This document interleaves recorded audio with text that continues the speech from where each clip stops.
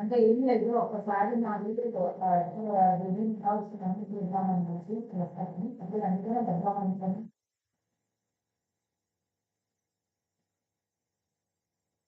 లేదు వస్తుంది అంటే బంగారానికి వస్తున్నాను అంటే బ్యాట్ మీకు ఎలా వచ్చింది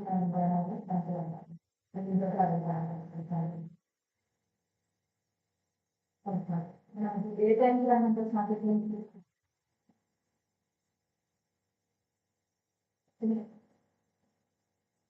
అంటే మధ్య మార్నింగ్ వచ్చిందో అయిపోతున్నాం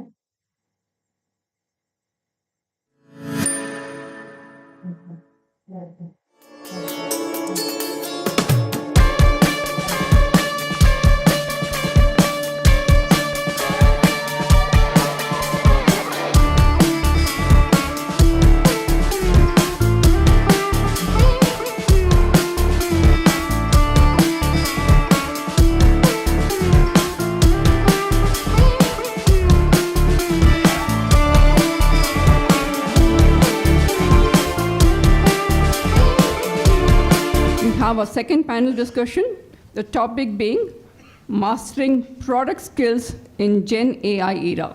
I invite Haripriya Shivram Krishnan, who's the moderator for this session. Haripriya, welcome.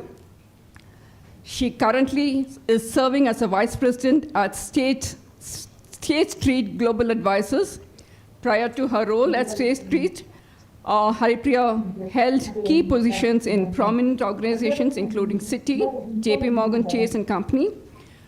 Extensive experience also includes roles at Sun Microsystems, TCS, ABN AMRO Bank, NV, where she honed her skills in areas such as trade, operations, GIS analysis, and quality leadership. With her wealth of experience and expertise in the banking and business strategy domains, we welcome Haripriya to the dais and moderate the session. Our other panelists are Trinath Reddy. We are delighted to have you with us. Trinath Reddy, a dynamic, multi-skilled individual and head of technology at KK HR. Having spent almost a decade at KK and companies like Technovent, he played a pivotal role in shaping the company's technological landscape. Our second panelist is Ashish Mittal. Ashish, I know you personally as well. It's wonderful to have you here. He works with Srinidhi group of institutions. He's heading the he's heading the HR department. He works as a chief HR officer.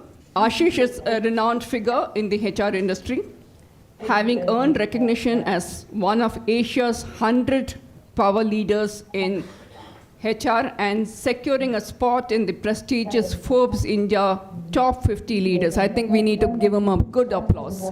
Also served as a general manager, head HR and deputy general manager in companies like Pearson, Infosys, BPN, Manipal International University. He has also held key position in Akshaya Patra Foundation and the Heritage Foundation. Next panelist is Professor Raghu Reddy. He is an accomplished professional currently serving as the associate professor and head of software engineering research center at IITH. With a tenure spanning 12 years at IIITH, Raghu has held pivotal roles including program head for MTech in product design and management programs, director and for PG certificate in software engineering for data science, as well as previous positions at prestigious institutions like Rochester Institute of Technology and Colorado State of University. With his extensive background and continuous contributions to the field of software engineering, we welcome you, Raghu. Our next panelist is Sai Satish Vedam, a versatile and accompanied product leader. He is a chief product officer and co-founder at the Institute of Product Leadership, where he plays a pivotal role in shaping product leadership and education. Sai Satish's expansive career travels around, includes a remarkable stint at Oracle. I wouldn't like to call it stint, a huge tenure, where he has held roles such as principal product manager, Director of Product Management, and Senior Director of Product Management, along with contribution to Sun Microsystems. Welcome to all of you, and Haripriya, I hand it over to you.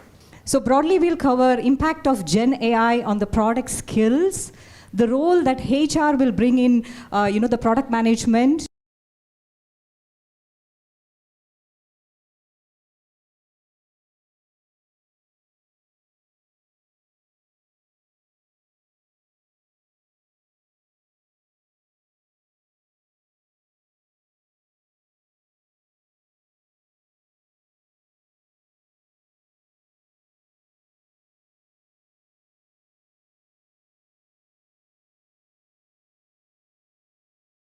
Integrating with product life cycle, how do you think the traditional skills will have to diversify to, kind of blend into the new one? So allow me for 30 seconds Sure. to just understand our audience. Perfect. Like a good product manager, you should really understand whose needs are you addressing and how you're going to do that. So a really quick question. How many of you here are in product management roles with more than 10 plus years experience or more than 10 years? Or at least you think you are in a product manager role? Now, I'll tell you why I'm asking that. Because we have very creative titles in India, isn't it? For product managers especially.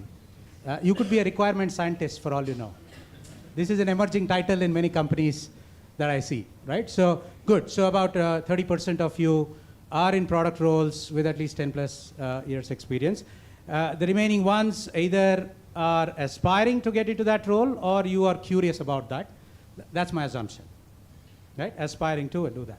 Okay, so now before I jump into and answer that generative AI thing specifically, let me here is the perspectives that I will bring in. There are 3 points of view that I will bring in, right? The first one is for all the programs that this IPL, not the other IPL, Institute of Product Leadership, works with lots of industry practitioners and leaders who are building products in various companies, building companies, right? And continuously we work with them. And one question we ask them regularly: what is changing in the landscape that you think we should bring about to help people get better at? This is a continuous question that I ask. That's the first perspective. The second one is the hiring manager's perspective. Because almost about 8 to 9 companies every month come to hire at IPL, and all of them are looking at different skills, and are they changing? So how important is generative AI? Are they looking for any of those skills right now while hiring? And the third one, my own journey, my own perspectives as a product coach, as an executive coach, who I work with hundreds of people in helping them transition into those careers. Now, fourth, I did not do deliberately. I have not consulted ChatGPT. Right? So these are the 3 points of views that I will try to bring in so that you know where they are coming from, right? Now, I'd like to jump in and talk about, before generative AI, what are the core product skills? And there are lots of competencies in that, right? And just to level set everybody's understanding, at least for the purpose of this discussion, I want to frame what product management is. As I said, there is lots and lots of definitions, lots of misunderstanding in the industry. I spent 25 years working as an engineer, 14 years as a product manager and product leader, and I work with hundreds of companies which are trying to hire, right? So when I say product management, I'm referring to role, not a title. And so what is that role? That role is very simple, very difficult to achieve, but very simple. It's an art and science of identifying the market needs and driving the team towards creating compelling, profitable, and competitive products. Now, there are a few key words here. The art and science. Second one is driving the team. Now, if you're a product owner, you might be thinking you own the product. And a lot of you may have heard of these cliches that product manager is the CEO of the product. Right? You are driving the team towards creating compelling, competitive, and profitable products. That's it. That is essentially product management. Now, in that context, what are the core skills? Market analysis, which has many competencies. I won't go into that unless you have questions, right? And because we want to see how generative AI now impacts or influences all these things. Strategic planning, product planning, go-to-market, and sales enablement. The go-to-market and sales enablement part comes at a product leadership level where you interlock with product marketing and do that. But the first three, market analysis, strategic planning, and product planning in the context of products are super important. So now let's bring in this new beast. The Gen AI. About, right? The generative AI. Now, I'm sure everybody has heard, and that's why you're all here. And I believe we are at a tipping point of the hype curve right now. Right? You guys know the hype curve, right? The next one is trough of disillusionment. I hope it doesn't fall into that, because lots, and I've seen in my own career 7 such disruptive things come. Some of them stuck around, some of them just went away. But this is truly disruptive. There's no doubt about it. Right? I hope you guys can hear me, right? Yeah. Now, if you look at every such skill that I talked about, there are 2 ways to think how you as a product manager can leverage this generative AI part of it. When I say generative AI, I'm not just talking about the large language models of text, but also image, audio, video, all kinds of content. Right? Now, you put this into 2 categories. One, you as an individual product manager working towards improving your efficiencies and speed up your creative process. Today, that's where the most use is. The second part typically is generative AI in the enterprise, which means companies trying to leverage that to build products to compelling experiences. Now that has a long way to go, and I have my reasons, and I'll come to that later, right? But every aspect, including market analysis, which basically involves customer insighting, validation, competitive analysis, right? Strategic planning includes product strategy, portfolio analysis, and these things, right? And the third one, product planning, which a lot of product managers in India are currently in, which is requirements management, requirements definition, user stories, prioritization, roadmaps, and design. This is a subset of the overall product management skills, right? Would you agree? The most of the PMs in India especially are in that product planning stage. Now, every step, every competency can be, 10x, 50x improved in terms of productivity and efficiency with Gen AI. I can give several, I'm sure panel has lots of examples to do that. Right? Thank you. Thank you, Professor. Professor Raghu, maybe I'll shift gears to understand. I know you're leading the product management and design at IIIT and has also been leading the data science and software work streams here. So if you have to pinpoint on the specific skill set or competency that you would require from the traditional, whatever we have seen, I think Professor Sai touched a bit, if you can throw some light with your experience. Thank you, Haripriya. So I guess, so we are in the zillionth Gen AI panel, and I'm sure out there in Mars, there's one more probably going on in terms of Gen AI panels. That's how it's become, right? So every other street you turn to in an IT city, you will probably find a Gen AI panel. Fortunate or unfortunate, I'll leave it up to you guys, right? I know he touched upon a lot, and I'm sure from a product management perspective, right? So broadly, if you look at a product, I would want to at least divide it from an engineering lifecycle perspective and a management lifecycle perspective. And a lot of talk goes on from a management lifecycle perspective, right? We also, as product managers, need to look at the engineering lifecycle perspective. And to me, there's a lot that will probably happen from an engineering lifecycle perspective, because unless you drill down to actually being able to identify what's the specific support, right, that's available. And when I say support, it's not just in your team, it's the ecosystem. What support does the ecosystem provide you? If you don't have it, your product is bound to fail. No matter how complex your algorithm is, or how exaggerant or fantastic your actual management life cycle is. It does not matter, right? Ultimately, you have to have the supporting ecosystem. And that requires a lot of tool support, right? So to me, a lot of skill set, at least from an engineering life cycle perspective, needs to go into building these tools and managing these tools, right? Don't look at it as a large product, right? Small products, whatever that might be, that's going to support. Because you have a life cycle where you're looking at a traditional engineering life cycle, going from requirements all the way to maintenance, right? And of course, at some point, end of life. And everywhere at this point, you'll have to look at what's the skill set needed to develop these tools and manage these tools. That, to me, is more important. Whether it be, let's say, I'm building a tool set for math, right? What's the mathematical knowledge that I need to build this tool set and use Gen AI to generate maybe a step-by-step solution for a particular math problem, right? Whether it's a SciMath or a Wolfram Alpha type tool, for example. Or maybe you're developing a product, I need to create design prototypes, right? What's the specific tool set that's needed? Because it's not just plug and play. You're typically looking at tailoring a particular solution, because it's not as if you're going to use ChatGPT as it is. It's not as if you're going to use Llama 2 as it is, right? Your large brain, which are the large LLMs, have to be transferred into a small brain. That's the skill set that's needed. How do I transfer them and apply it in the context of your particular solution? Generics, yeah, well and good, that ChatGPT can provide, right? But as managers, how do we bring that value? The additional add-on values is that transfer of knowledge to your problem, your product, your organization. Absolutely, and in the tea break, he also touched upon how engineering is one of the key streams, and it was good to know the statistics, 68% research still happening on computer. Thanks for that. I'll move into understanding the HR role. Mr. Ashish, your experience in HR spans across corporates, NGOs, which is very interesting, and also academia.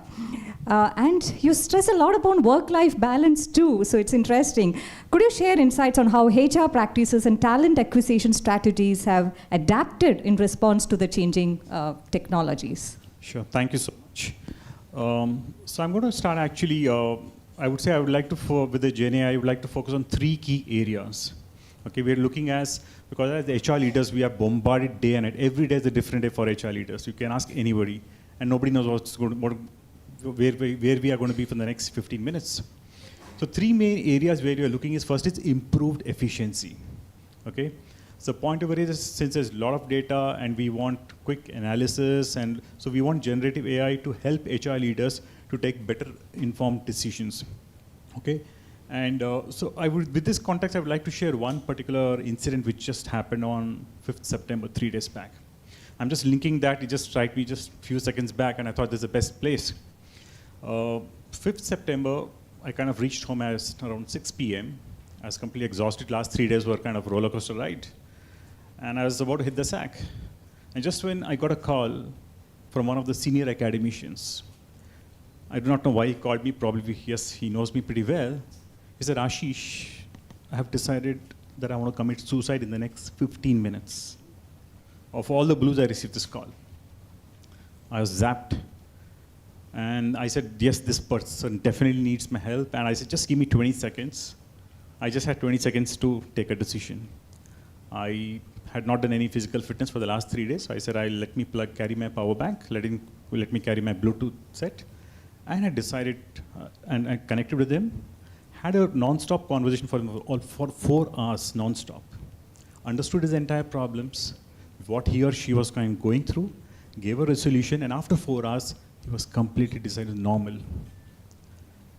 And the challenge didn't end over here. I had 2 more employees, major escalations. They wanted my time. I said, Ashish, anyways, I'm walking, so let me just continue my walk.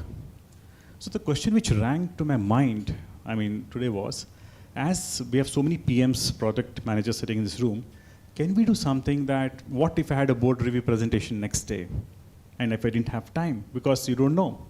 So can there some tools be developed which can actually help, we call it early warning indicators, wherein a person is not well, mental wellness, so that the right help is provided to the right individual at the right time. We're talking about Industry 5.0, which talks about technology taking care of human beings, right? So is there some kind of tool? Secondly, as HR leaders, we want all the routine works, redundant transactional works to be taken over by Gen AI so that we can actually focus on strategic areas. We can understand interacting with the employees, trying to understand their pain points, and trying to see that we can give our best. So this is one of the key things, and yes, so I would say a lot of expectations are there in terms of from Gen AI and from an HR perspective. We are looking how to make the life of HR leaders work at a very strategic level, removing all the transactional jobs out, you know. Thank you, Mr. Ashish. Mr. Trunath, I know Keka urges us to reimagine HR, right? So, we always talk about Workday, so I was just trying to understand how is Keka bringing a change. So, in your experience with HR technology, what innovative tools and solutions could help HR professionals in assessing the right candidates? So, at Keka, we have kept employee experience in the forefront. In fact, we go by for the love of employee experience. Let me take a simple journey of an employee where it starts, right from employee persona and from hiring manager persona that we touched, and the well-being of an employee. So in most of the cases, the tools, the technology where it can enable for a hiring manager when he gets to screen hundreds of resumes, be it 500, 600, because of the volume of resumes or the candidates inflow of the candidates that they are getting, they typically go with algorithmic sorting kind of thing where they add some blind rules key 4+ years of experience, or we should have so and so XYZ skill set. Rather in this era you can avoid or you can overcome those kind of bias, trying to understand the skills, the responsibilities that you need for a particular role and mapping with the candidate resume. You can analyze with the tools that we have today. You can analyze and summarize the experiences that he come from, rather doing blind check with the skills and the keywords that are there in the resumes. Coming to the employee well-being, if we touch the next aspect of it, which is the primary essence of function of the HR, there are many micro interactions that you get signs of an employee. If they are applying for a leave, how was their day? If they are just applying for a leave, we can simply check the pulse of an employee, a kind of a thing where you just rate. They're still, I'm happy, I'm not happy, it's not a right day for me, it's not a great day. With these indications, over time, it will be able to tell you the pulse of an employee, how they are feeling in an organization, overall, what's the happiness indicator in the organization, which will greatly help the HR personals to gauge the mood in the organization or the teams. Or if you further drill down, you get to know which teams are having more sort of issues or which teams are not feeling great at work, and how you can connect or align with your organization goal. So these are few factors where technology can enable and bridge the gap between the HR personals and the employees. Very interesting. I think a lot of personalization, we try and do that as well to get into candidates. Before we switch gears to understanding about the continuous learning, let me pause to see if any questions from audience. We can take one question from audience. Please go ahead. Why don't you call out your name and then ask your question?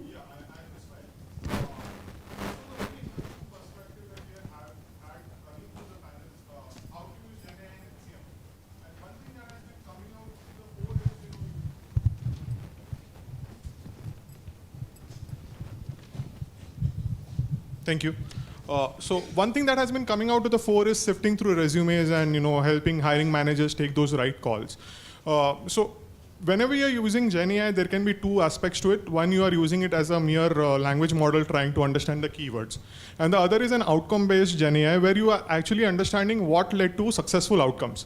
So when you're sifting through resumes, there could be numerous biases of hiring managers which might impact outcomes. So, like for example, there could be very well a case where certain kind of people from a certain colleges or...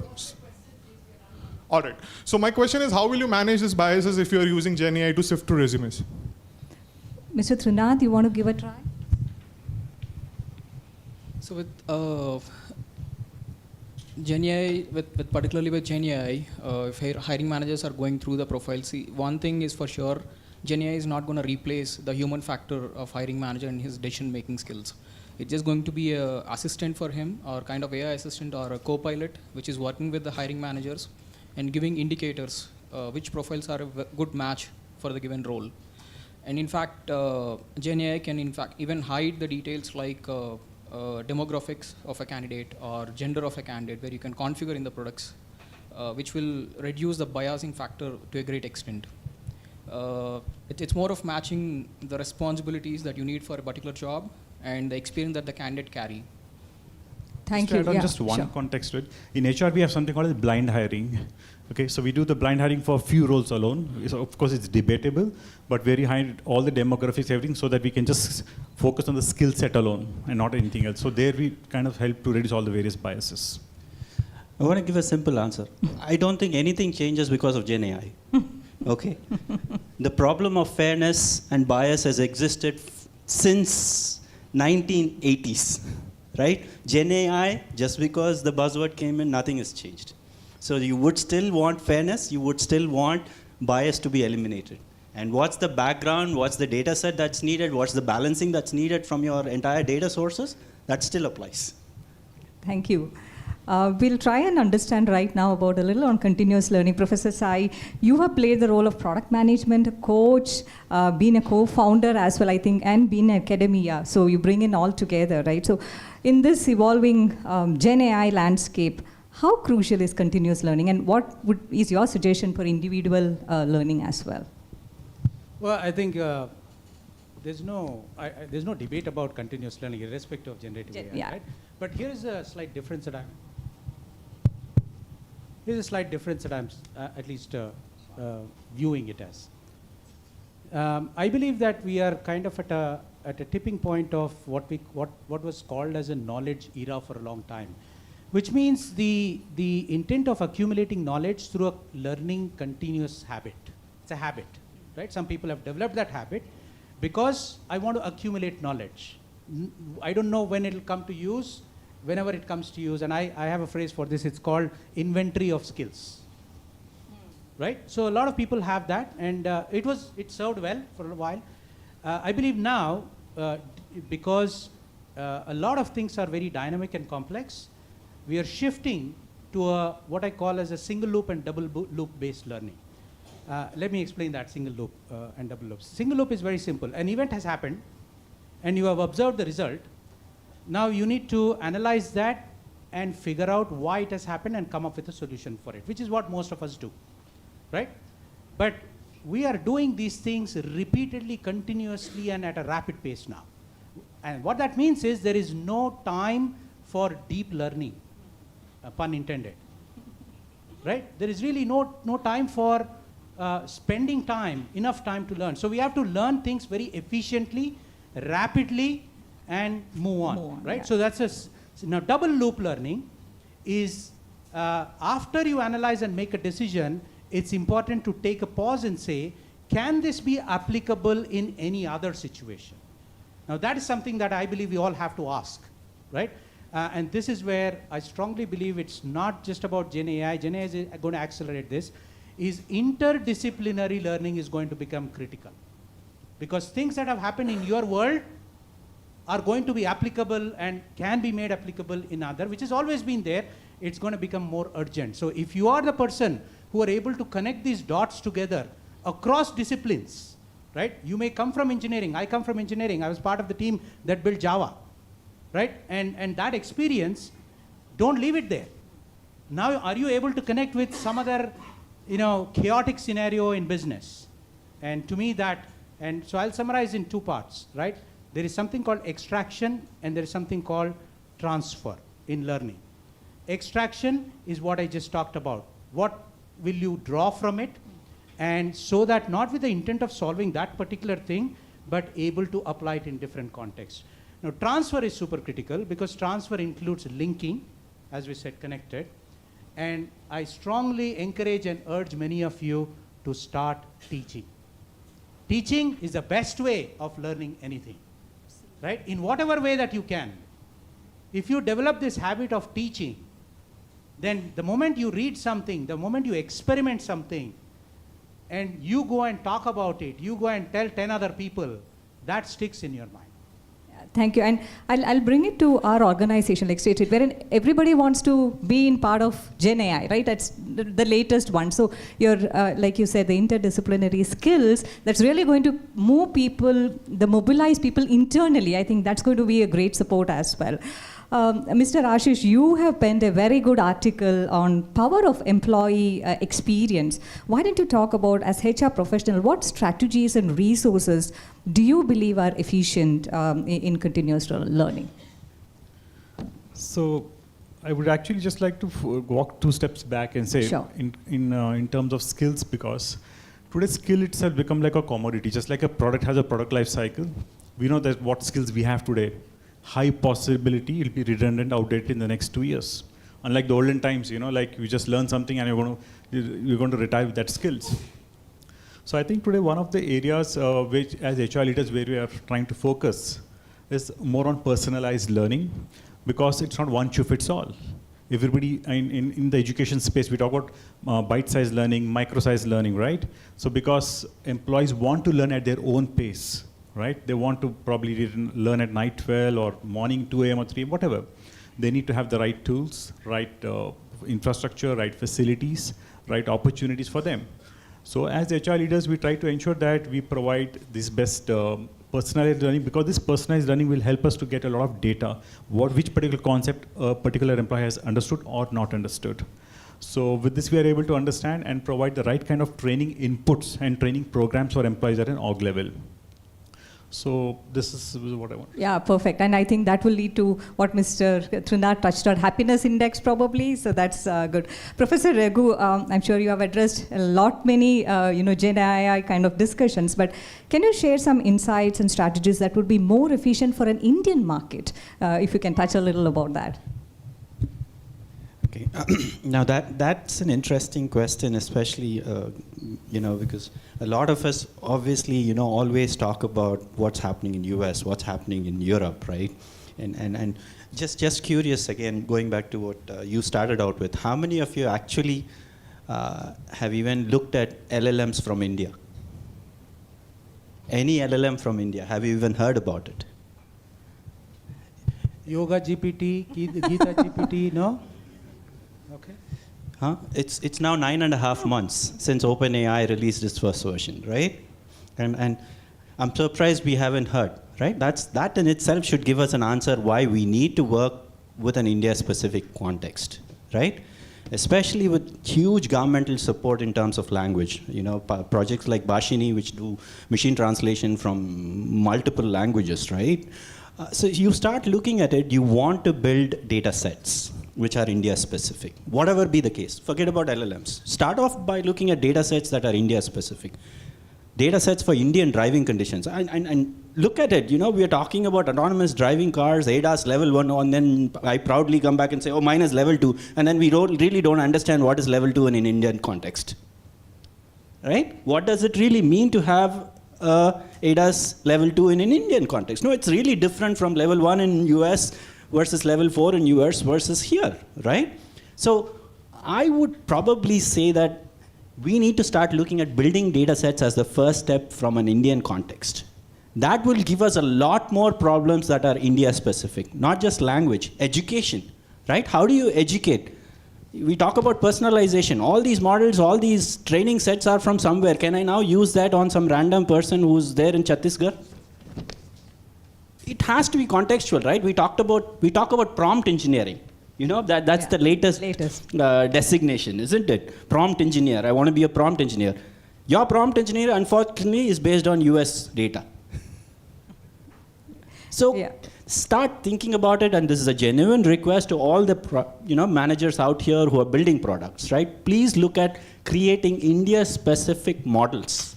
Yeah. Absolutely. I think tying it back to what Professor Ramesh spoke in the morning as well. Indians, instead of Bay Area, Indians for Indian market, right? That's something that he touched upon. Very interesting. Thank you. I don't know. Let me ask you and the audience here. In March, in one of the big forums of MIT, Ashwini Kumar gave a hint when the interviewer asked him, so when is India going to have its Chat GPT moment? Did anybody watch that? Or maybe I'm the only obscure guy who's watching this stuff. So he actually asked this very specific question. So when is India going to have its Chat GPT moment? And you know what he said? Just wait for 2 more weeks and you will be surprised. Hold on, that happened in March. And I was equally excited as you. I'm still excited. I don't know what about. Right? I'm sure there is a lot of stuff going on. But I think, everybody, especially in public domain, open source projects, these are the ones that need to contribute essentially, just to summarize Raghu's thing, number one, when we talk about LLMs, we are talking about 4 things: data, language, and context. 3 things. That's all. But we have to build these 3 things, and it's not an easy job. I know engineering head, a CTO of a company called Reverie Technologies, who's actually an alumni of IPL, but this guy runs an engineering team who's doing a real-time translation of Indian language websites. Real-time, through mobile apps and everything. Right? So some interesting work, but to your point, I think the responsibility is in all of us. There's nothing else. Absolutely, yeah. We'll do one last question to this panel. Trinath, maybe I'll start with you. What are the key insights you share regarding the role of bridging academia, bringing and building future product leaders? Where do you think we should, what we should do to be future ready, I would say? So I'll start with open source contributions. That's something that is going to help students and particularly academia to understand what's happening in the space. There are many interesting projects, and if we talk about if we speak about we have Swechha, which does a lot of events around. A couple of you might have heard about it as well, where they have been doing sessions on different technologies and primarily focused on the open source technologies, where gathering industry experts, students, and then encouraging them for the contributions. The recent projects, like they have been working on one of the transport module to help understand the timings of metro or timings of public transport, where they're building an app particularly for different metro cities. So contributing for these open source projects is going to greatly help bridge the gap between the needs of the industry and the academia as well. Perfect. Mr. Ashish, your thoughts on how do we, bridge the gap between, academia and the industry, if I may say? See, one of the biggest aspect is, today we churn out a lot of students, IITs, IIMs, or various universities. But how well are they kind of having an industry exposure? Because gone are the days of bookish knowledge, right? And we have ChatGPT and various tools. So I think the best way to bridge the gap is to give them real-time projects, and also have a lot of academicians do work in the industry, so that they are able to go and translate and add value to the students, so that the students understand the concepts and also how to apply these concepts on a day-to-day basis. So once these two are kind of mixed, that will really help the students. No, absolutely. I'll echo that. I'm also pursuing my executive MBA product leadership, and the product labs. That is one of the interesting things, wherein we learn experiential learning, a lot of learning. While in theory you can learn, and Professor Raghu, we just touched a little about that. So why don't you give your insights there? Okay, I guess as an academic I should have a better answer, right? Absolutely. So I'll first of all start by saying I don't think we should look at ChatGPT as a competitor. Okay, see, unfortunately what happens is, as academics, we are always afraid of change, right? So when things come along, technology comes in, we tend to fight it rather than embrace it, right? And to us, at least from IIIT's perspective, I can say, I think we encourage people to use ChatGPT. You want to write a programming assignment, it's not about finding the solution. Okay? In fact, a lot of instructors I know, for example, if you create a programming assignment, they would start off with ChatGPT and create the programming assignment, and then tweak it, because ChatGPT can't act on it anymore. Now it's about understanding the program and the nuances of the program rather than just trying to build a program, right? That's where you start kind of thinking about the mind and what sort of changes should somebody, learn as part of programming, for example, right? Going back to the whole real life experience, for example. So we have been running, at least I personally have been running a course which is taught to the sophomore students, second year undergrad engineering students. It's called Software Systems Analysis and Design, right? And the course fundamentally requires a 3.5 month, 4 month project that they have to do. And these projects have real clients. And when I say real clients, these are, projects that are actually elicited by industry people, including startups. They will propose a project, we scope it down in the context of what you can do in 4 months, and the student is expected to deliver, including deploy their particular piece of prototype as part of that project, right? Wow. And so this is built into their second year curriculum itself. So as a result, we don't think there is that much problem. They don't get scared of anything hands-on, right? So devil is in the details. You basically ensure your hand in addition to your brain also works. Absolutely. And Professor Sai, you keep encouraging to use ChatGPT. He would say, use whatever, but show me what prompt you used, right? So you may want to conclude on this topic. Yeah, no. I kind of straddle both worlds, and which is unfortunate in certain ways. But I think let's take two parties here. One, we said the academic institutions. Right. The other one is all our companies, industry where we work in. On the first part, I think I'm seeing changes, and I believe it's going to happen a lot more.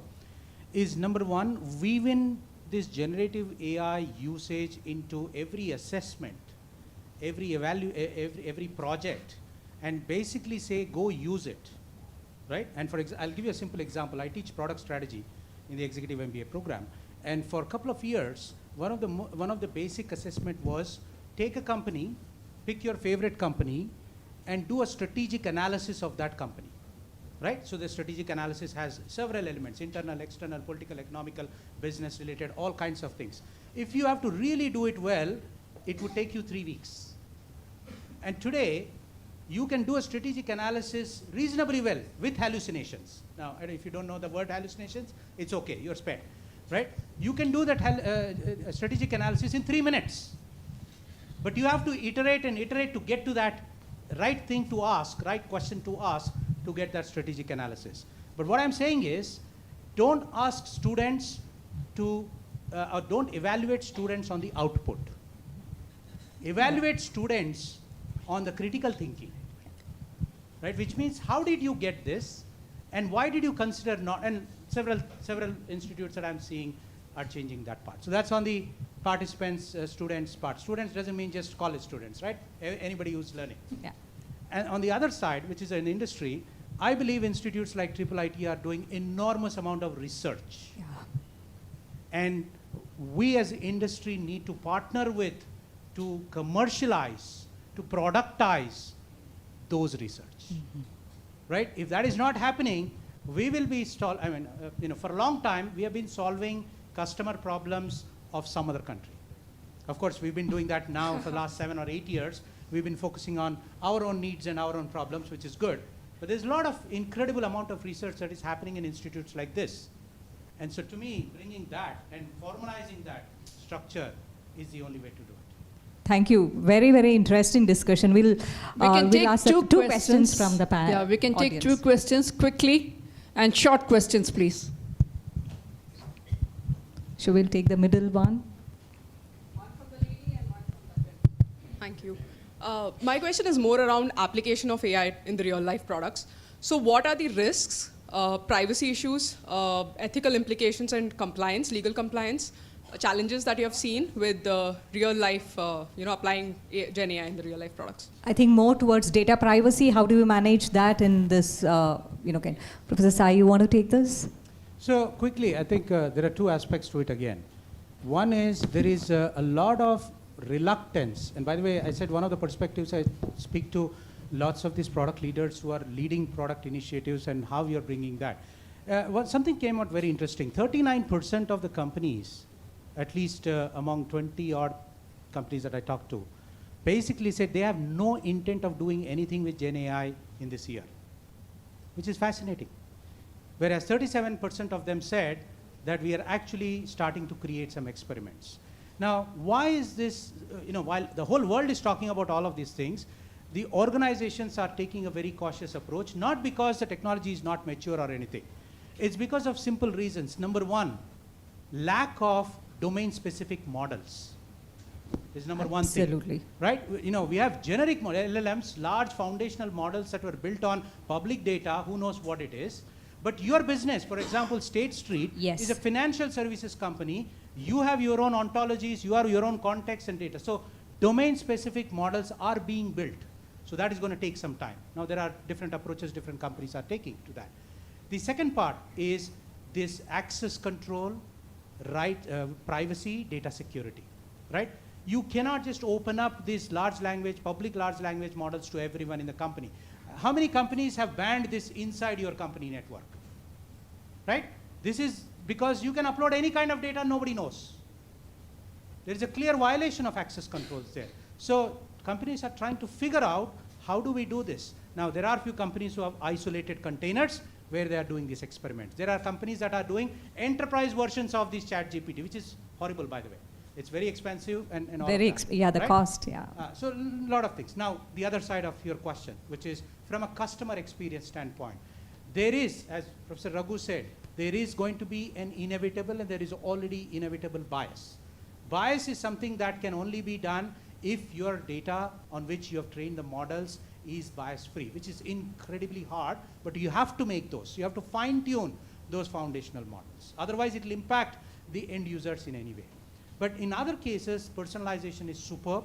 Now, data privacy, I work for a company whose CEO said 25 years ago, there is no privacy, get over it.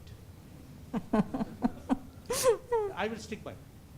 All right, we'll take one last question. Yeah. Go ahead. So my question is on the other side, like we know the advantages we have been speaking about, but if we take a look on the other side, like we know, like on the past election, in US elections, there was some bots which were on the Twitter, which were tweeting and all. So how do we see that in Indian elections as well, or we have the general elections coming? Oh, it's happening.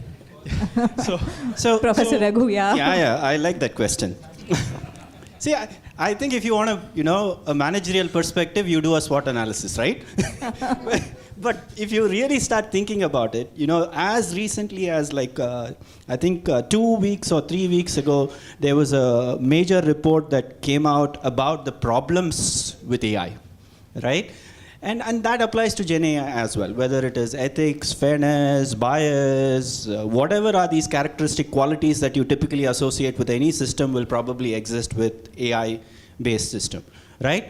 So how do you handle it? That's where the real question is, whether it is prompt injections or whether it is hallucinations or any of these new issues. Of course, the verbiage changes, right? But ultimately, what do you want? You want factuality, right? The new words keep popping up. Eventually, think about it. You want a system to be correct. True? It's not because of AI. Whatever be the system, you want the system to be correct. Now, can you reduce the probability of your output, wherein your output is giving facts or realistic enough that they are equivalent to facts? That's where I think research is probably going to go in, and a lot of this research is directly translated to whatever applications is being built, whether it is for politics, whether it is for Times of India or whatever, to give these election analysis, right? Ultimately, they are not building anything. It's people like us who are building things and they are using it, right? Unfortunate thing is they probably plug in data that suits them best. That's where the real problem is. Well, I love this because I actually have been part of a political party for a long time, card-carrying member. I have deep interest in politics because that's the only way transformative change happens, and I truly believe that. And I also work with lots of political consulting organizations to understand what they do. At least there's one company in Bangalore called Rajniti. This is a political consulting company. They are using AI beautifully. Now, how the output, what they use it for, I don't know. They won't tell you, right? We will only know after the results come out. But exactly the same tools that we are building, all of us are building, are being used for different applications, just one other application, right? If you have not watched the Cambridge Analytica documentary on Netflix, that will show you a lot of answers. Okay. So just one last thought. If anybody is interested in building a Play Store for LLMs, please come and talk to me. Interesting. Thank you so much. Yeah. I resonate with what you said. Teaching is the most gratifying job ever. I'll take 30 seconds to tell you an incident. When I was all of 10 years old, 6th class, my mother has always been a teacher all her life. And she said teaching is the best profession, and I mocked at her. And for the last 13 years that I've been teaching, every time I enter the class, I kick myself and tell, Mommy, you were so right. It's also a poor profession in this country. Very badly paid, yes. Ashish, I have a quick question for you. As with all the AI and generative AI, etc., the youngsters who are coming into the organizations, who've got lots of fire in the belly, but they have things to do quickly. So is it going to help them not do their jobs correctly? See, I'm just saying today it poses a lot of challenge actually. See, because everybody wants probably 2 minutes Maggi noodles.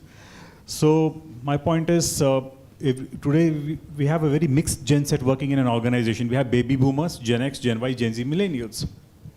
So people want to do a smart work, not a hard work, right? They want to smart work, just finish it off and present it at the earliest. So definitely it is going to put a bit of challenge in terms of how we are going to assess their quality of work, because it's not just a tick mark. And second thing, just slightly digressing, I would also say one of the biggest key challenges is from a talent acquisition perspective. Today, for one job we advertise, trust me, there are more than 1,000 applications. Few months back, I was very happy with my team. Oh wow, what a well-constructed CV. Right choice of words. 4 months back, I saw 90% of the CVs had the same language, ChatGPT. Same thing applies sick leaves today, right? I mean, your exit interviews, your resignation mails. It's all ChatGPT stuff coming. It's like so sick to read those mails because there's nothing personally involved in it. So I'm actually questioning myself as so many product managers. We should really try to see something, how it really helps HR, talent acquisition team to get the right talent for the right job. That's extremely important because with the use of AI, most of the CVs have the same buzzwords, same catchwords. We actually had this product many years ago before AI called bullshit detector. All right. I don't know if you know this, but I'll tell you. To stay informed about the startup ecosystem, subscribe to MyStartupTV. Hi, my name is Nakul Raut, and I'm a senior product manager at Pegasystem Hyderabad. Today, I attended a session here in the forum, and we talked about how GenAI can bring new opportunities and challenges, and how the product manager can use the GenAI for solving the bigger challenges for business in the market.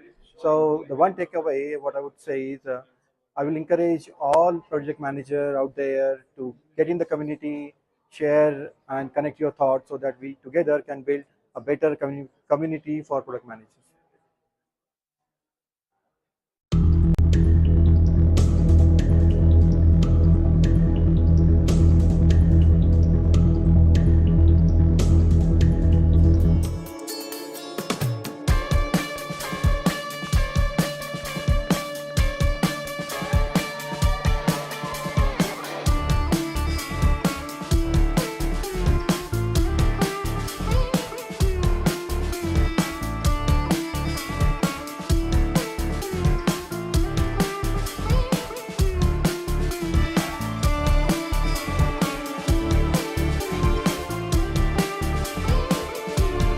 We have Abhilash, who will do the opening notes. Abhilash is a seasoned product management professional with over 18 plus years of experience, worked in startup to MNCs over these years. He's a patent holder and passionate about solving people's problems and creating great product and product communities for people. Abhilash, we welcome you. One of the product management professional with ADP. I'm also the co-chair of this event. We gathered here today for discussing, there's a lot of talk about AI and we wanted to talk about how AI impacts the product management professionals. So that's what this conference, why we started off here. I will brief about what is this Product Leaders Forum. Product Leaders Forum is a non-profit, volunteer-driven organization where we have thought leaders coming together from different areas, whether you are a developer or a product professional or an architect or any streams of your careers. We come together and become the melting pot of ideas. So we bring up something out of it, get together and grow as a group and as a community. So we become global leaders for global companies. Now it's our responsibility here, while we have ecosystem like ADP and T-Hub and our ministers who are supporting us in every way to get as many opportunities as they can for us, and it's equally our responsibility to make sure that we up our skills, up our levels, so we deliver greater products, greater value to the world, right? So Product Leaders Forum, The sole purpose is to cultivate this environment and where product professionals come together and grow together, right? And especially today, what we gathered here is we're seeing AI is taking over, right? AI is everywhere in our pockets, in our laptops, and everywhere. And while everything around is growing, and it's our dire need, and it's our responsibility also to see that we also grow it and see how we apply AI, not just in our lives, but also in our products that we build and the services that we provide, right? So today in this event, we are going to discuss a lot more about how are these trends shaping the industry. We have a lot of guests from distinguished guests from MNCs and a greater companies that are actually taking a greater initiative in this and proving them how to apply AI. So we are going to hear from them and learn from them. On the course of this conference, the speakers are going, and the panel will engage. So please feel free to ask your questions, challenge them, so you get better to take away from this conference, right? And I would like to thank Ranjan and our partners, MSR, and Ramesh Loganathan sir for giving us IIIT. It's a greater collaboration for Product Leaders Forum and IIIT to engage the way the academia is coming together. So there's a lot of research happening here, and it's an opportunity for all of us how we can use this research and apply. So it's a kind of a win-win for us to getting the research and also the application coming together and make greater things forward. Thank you so much for giving us this venue and partnering and motivating us. Thank you so much.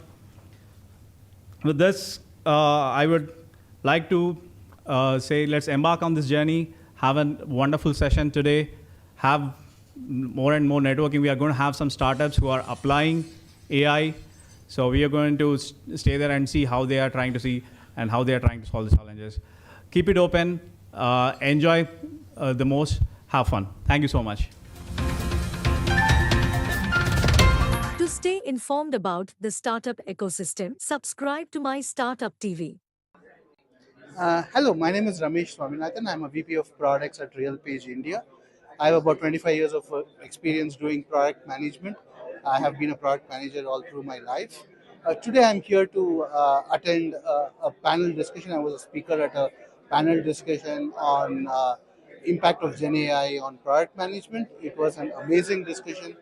I thought it was very short. It was a 45-minute discussion. We had a great conversation on how AI can play a role in the life of a product manager, how a product manager can use AI in bringing value to customers, and what are all the ethical and the compliance bar governance issues that as a product manager you should take care of when building products using Gen AI.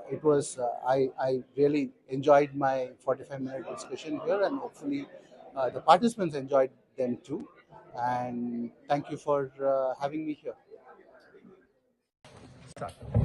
Hi, my name is Chandra Pakala. I am one of the founders at Subtle.ai. At Subtle.ai, we are trying to build a private Google for enterprise, where specifically around banking and insurance industries, where the applications have to be very secure and have to be able to work on offline. So, which is what we did in case of SBI, where State Bank of India is our first market success, where they said, look, our employees are losing around 30 lakh hours annually just searching for information which is there in the documents, which is already there. So we said, okay, how about ask an AI expert that would kind of understand all of that data for you, and all you have to do is ask the AI expert like you would ask any subject matter expert and say, okay, hey, this is my question, what do I do? And the AI would then give you the answer within a second on what exactly you're looking for. And I'm very happy that I won the second place here at PLF. Thank you. Hi, my name is Shravanti Upadrashta. I am founder and CEO of Gen CII Technologies, and I'm here to represent my company in the AI pitch competition at the Product Leadership Forum being held at IIIT Hyderabad. And my startup is about enterprise knowledge search, and we help enterprises improve productivity and efficiency by enabling the information access, their internal information access to all their employees. Anything else? Thank you so much.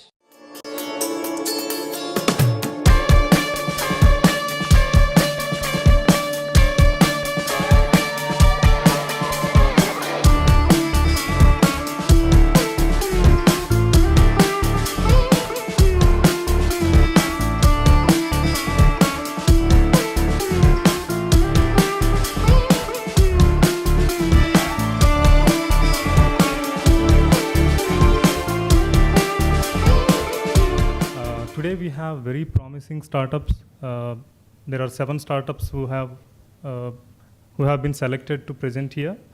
May I invite Shravanti Upadrashta and Ganeshwar Rao from Janjet Technologies.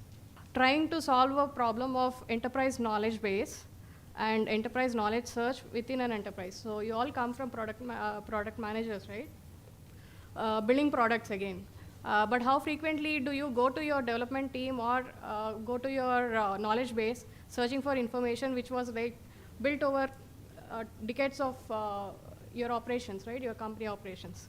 So we make that search easier for product managers, for developers, for customer support, for marketers through LLMs again.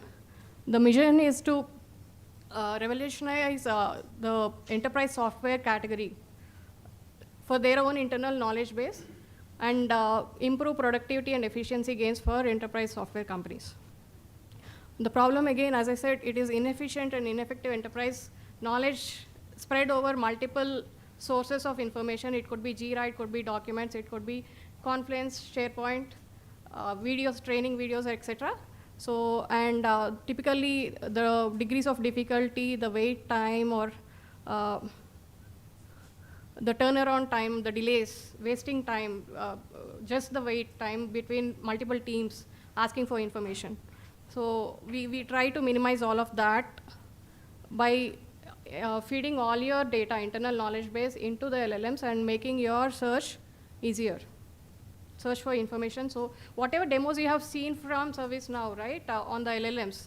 So we enable all of that for your own knowledge base, for your own enterprise, internal use, hosted on-prem. And our commitment, again, it's through strategic partnerships is what we are growing, and we invest in research and development heavily. The part of our team is IIT researchers. I'm myself pursuing PhD here at IIT Hyderabad, and the team is pretty strong in enterprise software development and also the Gen AI LLM space. And this is the market size that we are talking about, just the enterprise knowledge search market.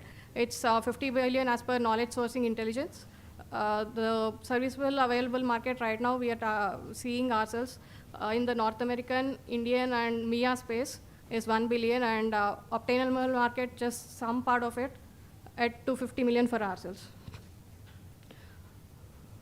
So this is the core team, as I said, and these are a couple of accolades that we have won over a period of time. Pretty recently, in last 6 months, I would say. So we are part of NASSCOM 10,000 startups, NASSCOM Tech.V program, Startup India certified, T-Hub incubated, Lab 32 program. We recently onboarded into the Lab 32 program. We are Udyam registration, MSME registered company. And we are also recently signed up as IBM Partner Plus and Microsoft Partner, just to showcase that we are a trustable entity and you can do business with us, even though we are a small startup. And this is what we want to, these are coordinates. So the revenue model is a combination of software license fee plus implementation or professional services plus the maintenance and support. I would say we are going back 20 years in terms of revenue model, leaving out the SaaS way of doing things. And what's your thought process behind that? Do you have any active customers right now? You're in this development of the product phase. Where are you? We are in the development of product phase. The product is being built along with the pilot customers. So we have signed up a couple of pilot customers, the product in the development stage, but tested along with them, being built along with them. What level of development Where are you in your development cycle? I would say 20% on the this thing. Okay. But the customer has signed up and we are building along with them.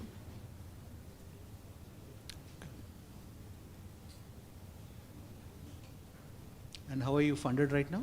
We are right now bootstrapped. Bootstrap.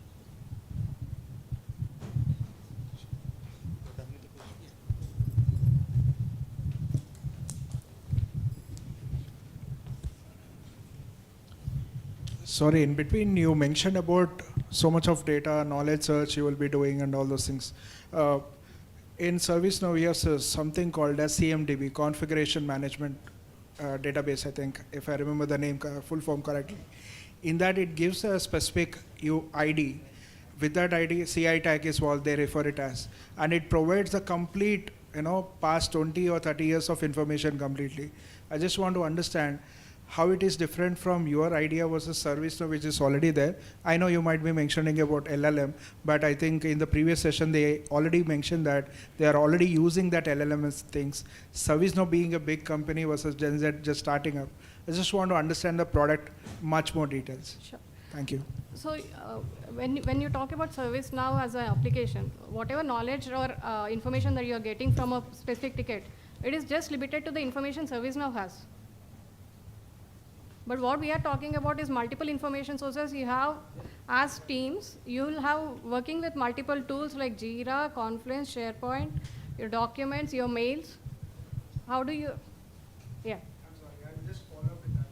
ServiceNow can be integrated with all those things what you do, because I did that in my previous organization. We'll have to take it offline. We are running out of time. Questions from the jury, please. I am told, I'm just following rules, no questions from the audience, only from the jury, please. I'm sorry.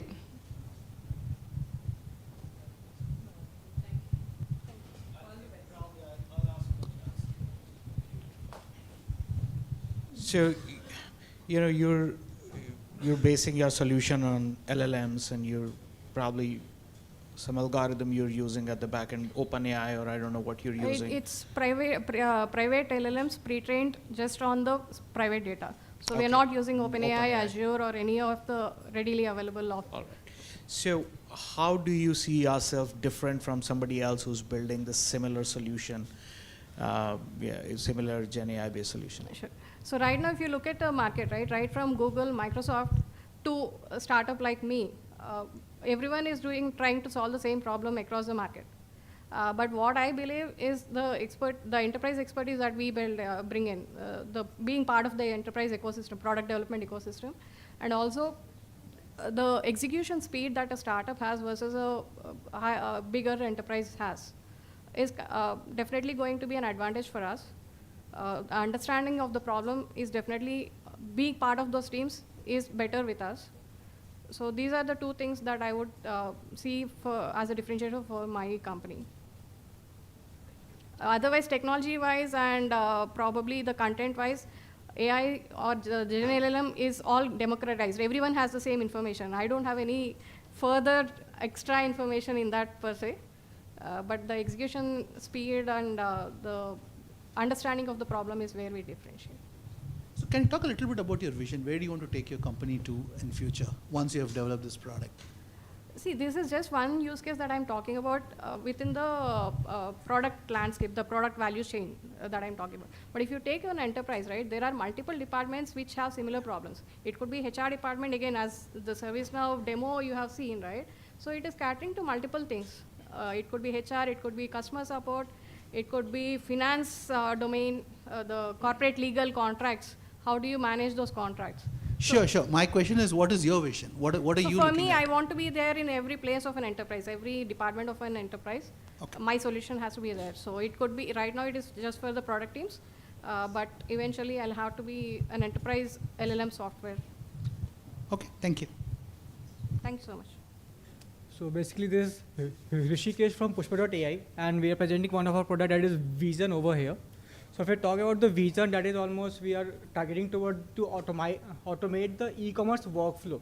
If I talk about the e-commerce workflow, that is If I talk about the pain points that we are trying out to cover, so if a person have to upload their product on the e-commerce website, they have to have a knowledge of SEO, they have to have a separate background to be removed, as well as they have to do multiple, almost have a content writer for the content description and all. So it took a very long period of time, sometimes 7 to 8 days to complete a total catalog to upload on a website. And each have their own standard. Amazon have their own standard, Myntra have their own. So based on that, it took a long time to upload the product over there. So we talk about the solution that is integrated with a single platform, that is a background remover, that is a smart tagging, visual search, and the smart recommendation. If I talk one by one through it, so image background remover, here almost you can remove the background and you can apply the background of your choice. As well as if I talk about the smart tagging, that is the thing where we are almost using the computer vision, we are analyzing the product, and based on that product, we are generating the tags.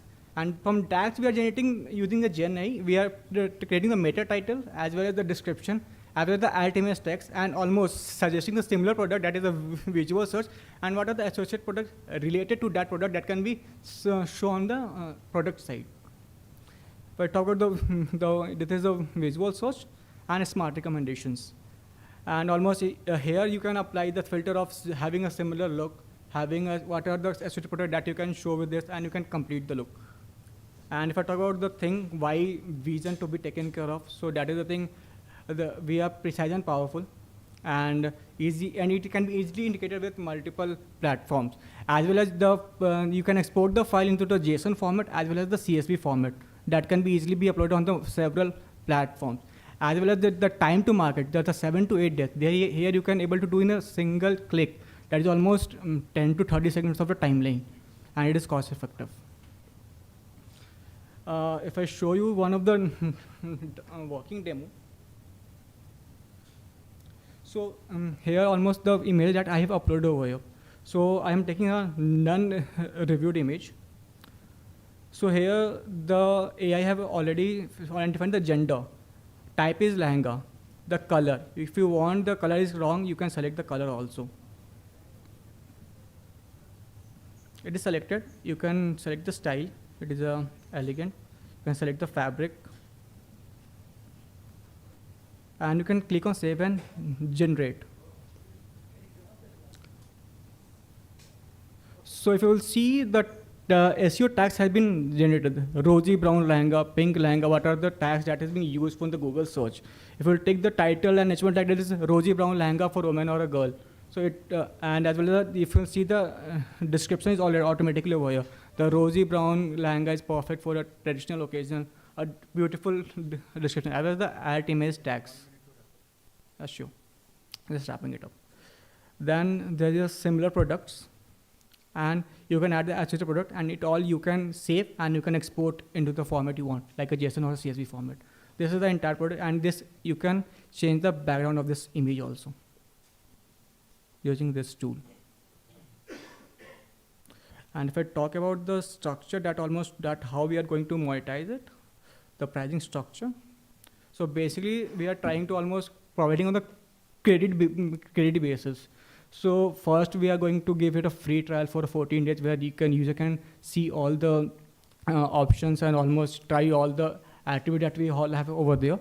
And if I talk about the professional, they are almost the pricing will be depending on the number of credits that they want. If the number of services credit they want are higher, the price is going to be decreased. Basically, the API-based calls, and the credits will be deducted based on the amount that they use. If they are generating it again and again, the credits rating will be the users will be higher. And if I talk about the business model that we are trying to get it into, so this is AI model that is trained on right now on the Indian data set. If you want to do it for a shoe, if you want to do it for a necklace, if you are going to do it for several other sectors like fashion accessories and all, so that custom model can also be trained, and based on that there will be a setup cost, and we can proceed on it. So thank you.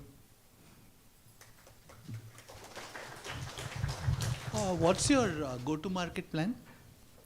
So the go-to-market plan is almost right now. Almost we have launched this product, and we are almost working with some of the small scale who uses to upload their products on Myntra and all. So if I talk about them, so we are still trying to understand what are their problem pain points, and we have asked them to use our product and send their feedback to us. How are you reaching them? How are you reaching those people? We are reaching for Instagrams and Facebook, because they have their own Facebook page also and the Instagram page also. We are reaching out to them and we are asking that what are their pain points which can be covered, and asking them the recommendation, what are the things that they want to improve in this product, the entire workflow. What's your TAM? So basically, if you will see the CAGR growth rate is of 10.6% of automatic cataloging, and almost the growth rate is almost for 2026 is almost $1.9 million in the market. So automatic cataloging. It is overall market. So basically, if I saw one more thing, that is almost, if I try to cover it over, e-commerce is a space where almost we are selling each and everything. And it is an AI-based model. It can be trained on each and every type of product. So if you can say right now we are doing for the fashion only for the dresses, it can be scalable to the multiple category, like almost even if you want to tag you can say food grains also, that can be also. Just in the interest of time, sorry. So who are your target e-com platforms? Amazon, Flipkart, who are these? So the target, they are not our, we are not targeting the platforms. We are targeting the sellers who are uploading their product on this platform. Which platforms? Myntra, Amazon, and as well as you can say Myntra, Amazon, and Meesho. Okay. And so it is not only for a single platform. The CSV format and the JSON, that can be also used to upload on your own website that you are hosting on different like Wix and Shopify. So entire catalog can be uploaded with. Do you have any customers, paying customers, right? So not exactly the paying customer. That almost we are doing this small contribution with the small sellers and all who are uploading their products using this platform. So they are using it today. What's the feedback? So feedback almost based on that, almost they are getting almost 80% accuracy in the Indian dresses, and in the Western dresses they are getting almost 75% accuracy. Then why are they not paying you? Why are they not paying you? Sir, we have just started. We have just launched this product, not the thing. We have just started this product. Okay. Can you run us through the competitive landscape? No, we have not presented over here. If we are talking about the competitive landscape, so StreamYard is our competitor in India, if you are talking about. But the thing is that they only provide the tags. Okay. But if they here almost not we are providing the tags, we are almost having a Gen AI which is providing the entire solution, the recommended product as well as the associated product, and as well as you can say the main thing that is most of them have faced while we are doing the primary research over there. That is almost they don't know how to write a SEO friendly content. Okay. And a beautiful description. When you say you just launched, how long have you been in the market? So for this product, almost it has been 2 months of time. Okay. And how many customers are using it? Right now, 10 of them are using it. Team? Team is of 13. Okay. You have a background, team background? No. Rohit Jain, Anurag Kushwaha. So if I talk about Rohit Jain, he is almost having 20 years of experience in marketing and operations. If I talk about Anurag, almost he is almost having building a scalable solution with the meaty and all, and he in the IIT Guwahati. Okay. And right now this is bootstrap time. You Yeah, have got any grants or basically anything? this is we are pushback.ai. Almost we have a running revenue stream from Pushback where we are providing the security and surveillance solutions, and this is the product that we have come up with almost using the same technology for the e-commerce market. Okay, so there's a parent company. Yeah. Oh, okay. Got it. Thank you. Thank you. Good evening, everyone. I'm Venkat. I'm the co-founder and the CEO of the organization. I'm from Adam State Technologies, a deep tech startup. A deep tech startup focusing on providing solutions. Focusing on providing solutions based on use cases and problem statements. That's our USP, because we want to be in enterprise space. So we have very strong background As I have already told you, we are AI, ML based solutions we are providing to the customers. And we have a strong team of about 46 based out of Hyderabad. We are incubated at T-Hub. And also having our on-site bench in Mumbai. We have strong partnerships with CII, Center of Excellence, NASCOM, TAIM, and of course T-Hub is our, I can say, pillar of strength, because that is where we have got the recognition. Why I'm starting with recognitions? Because I believe in stitching the alliances and relationships before really getting into deep-rooted presentation. Here I'm not doing any presentation, but I'm just playing a small video clip, what exactly we do. One sec. And these are the use cases. And this we have done a live pilot for ICICI Bank. They're aligning with us as their marketing and branding partner. And these are all the real-time minutes of the meeting, which we have tested with live customers, live meetings. One particular meeting is almost attended by 600 people from different parts of the country. And these are all the generated generative AI images which we have created using our own modules. And we are quite strong in LLM building. We do the pre-training and train based on the use case and integrate without touching the data through APIs. And we are quite strong in data platform, data engineering. But this is where our main customers like Skoda, in fact, Skoda is white labeling our product to monetize across the globe to their other organizations like Audi, Porsche, and all those people. Then another customer recently we have acquired is Honeywell. For the first time in the world, we will be providing them the cockpit management real time. So that even before black box provides you information, our model will provide the first-hand information. As I have already told you, we are completely based, we provide solutions completely based on use cases and problem statements. And we don't want to confine with one particular domain or one particular industry. So we are working with multiple diversified industries like automobiles in the form of Skoda, aviation, Honeywell, retail, and FMGC basically with Kevin Care. In fact, only yesterday we have signed the first contract. Our model is very simple business model. First we do the pilot in the form of POC, that's a free, just to gain the acceptance. During this particular phase, we do the discovery phase and understand and assess the gaps which they are having or the pain points which they have. Then we do the pilot. Once the pilot is successful, then the paid pilot, and after that, across organization implementation. This is the model which really works for every large enterprise organizations. How many customers do you have right now? Yeah, we have 6 paid customers. 6 paid customers. And any competition that you have in this particular space? These days, everyone talks about their AI-based, Gen AI-based.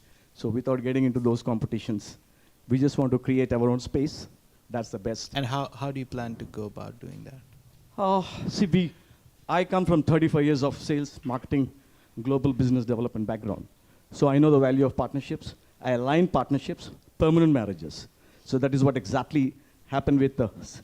First, it started with T-Hub, then CII Center of Excellence, because they receive a lot of problem statements from their members, and we are also a member, and we are their most recognized deep tech partner. So that is how we get a lot of inquiries, opportunities, pitching opportunities, and we compete with lots of other competitors, and we won the contracts. Yeah, so what's the plan? Where do you want to take it with this approach? Yeah, this approach is already taking us. We are entering global market also now. Our first customer, we have already signed the MSA. Still, we have to receive the contract. That is Health Ministry, UAE. So there we have done, in fact, we have addressed their last 2 years problem. That is conversation between Arabic doctor and patients from multi-Asian countries. So we have done the live speech-to-speech recognition, then translate into multiple languages. And it's auto. The moment I talk in Telugu, it detects in Telugu, and if the other person is Arabic, it translates into Arabic. How big is your team? 46 we are at this point of time. And founding team? Founding team 3. 3. I'm the one. I have retired actually, but my son pulled me here. So he's the co-founder, he's the CTO. So he's specialist in providing, in creating solutions. So he's a big solution architect. Earlier he worked with ICICI Bank as a consultant. And of course for Genpact, he's a strong DevOps guy. So that is where the patience comes. That is where the assessment model comes. I myself got white labeled by McKinsey. Yeah, you have no signs of being retired, by the way. As an entrepreneur, I can't retire now.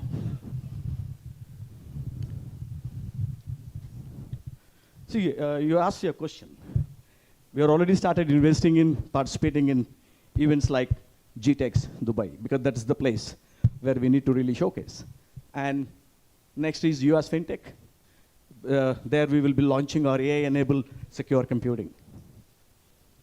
So only one question I had. What would you say is your core IP, if I have to say, in this organization that you have built over the past, how many years you have this company in? Core IP? IP, yeah. Yeah. Atomax, that's our core IP. Mm-hmm. Everyone says, yes, they have developed AI platform, but we have different. Like me, I'm a mad guy. So I want my team also to be mad. We believe in chaos engineering. So the core IP is Atomax, that's AI, NL, EU engine. That's our core IP. And the certification process is on. And we are getting almost HIPAA and all those compliances also we have been working. So a lot of investment has gone in. We are 100% bootstrapped till now. Thanks to our paid customers, L&T Finance, Tata Insurance. Now recently we have signed with Honeywell, then Skoda, that will be huge. And the next will be Vedanta for mining. So we come out with the different solutions. The basic model for us is, thanks to our experience and a lot of research, we have identified about 172 use cases across the industry, which is meant largely for the large organizations. So it has given us an idea, the sort of demand which need to be created from the market. So that has made our life very easy now. So pre-trained models are ready. That itself it comes with 60% of the solution. The remaining 40% during the training, while doing the model training. So we complete each and every implementation in maximum 3 months. Very good evening, everyone. Thank you, Pilaf, for the opportunity. I'm Swaminathan. I'm the co-founder and CEO of SmartTail. What we kind of do, we're a deep tech organization again, and what we kind of do is we deliver decision science very specifically to educators. Couple of accolades. We were awarded by NASSCOM's AI Game Changers in the category for education last year, 2022, and then also part of TAM, T-Hub, Karnataka's tech ecosystem, Startup TN, so on and so forth. So the beauty was, we are incorporated in Bangalore. We have the corporate office in Chennai, and though we were picked up by TAM in their second cohort, and then we are here. So a little bit of background about the founders. So I'm Swami. I'm engineer again. Did my master's in bits. Worked with Wipro for about 11 years, of which spent about 8 years in Japan, mainly enterprise solution architect. That was my predominant role, and building solutions. That was the thing that I was actually doing for quite some time. The other co-founder is Mr. Aslam. So he was again part of HCL, and then on to US, and then again handling big engineering teams. So in the interest of time, I'll jump right in. In what we do, in very simple terms, we mainly work with schools, K-12 to start with. Right now, we've started working with higher ed as well. In a single line, we grade the handwritten answer papers of students using artificial intelligence. So if you have a paper, if you have the test paper that is actually written in the class, say unit test, term test, all of the tests that, so I mean, at least the first few rows you will have kids for sure. The last few rows, I don't know. So all those exam papers of what your children are actually writing, that is actually now graded using AI. That's the solution that we have actually developed. So we have our own proprietary model for the handwriting recognition, and as well as for the grading engine as well. So this is what we have actually developed. Right now, we are in about 78 schools, 78 paying customers, including DPS Hyderabad, in Hyderabad, DAV Chennai, Doon Public School in Delhi, and so on and so forth. So we expanded all across India, right now venturing into markets like Singapore and as well as the Middle East too. So that's the solution. The core engine or the core entity of the solution is that when you give a simple sentence to a kid and then say, okay, write in your own words ABC, then he's going to use his own words and then write the same sentence. Now, how are you going to gauge, like, okay, this is what I'm expecting, and this is for which I have to give a mark or a grade. Now, how greatly can you actually give it? So that's the solution. And school is one of the most challenging sector. Very simple. If you do a mistake, the parent will come with the paper and ask for half mark more for their kid. So which means if schools are paying us, which means we are already accurate. As simple as that. And we are scaling pretty well. Recently, we opened a 30-seater office in Siddipet, the Siddipet IT Tower. We didn't come to T-Hub. Siddipet was a little cheaper, so we went there. And yeah, note to T-Hub team to make it a little cheaper for us. and that's whom we are. And I'll stop now. The business model as such, we charge the school directly. It's more on per student per year pricing. The pricing will vary depending on the number of tests. There are different models. One is for all the exams, another is for only chapter-wise tests, and so on and so forth. This will all vary depending on what they actually taken. It's more of quantity-driven, and then we charge them. Anywhere ranging from 800 rupees per student per year to about 1,600 rupees per student per year. That's the pricing model. We crossed about 1.25 crores of revenue from the time the product has been in the market. That's exactly around 16 to 18 months right now. And then looking at very positive growth and scale. So I'll stop right now. Any questions? Happy to answer.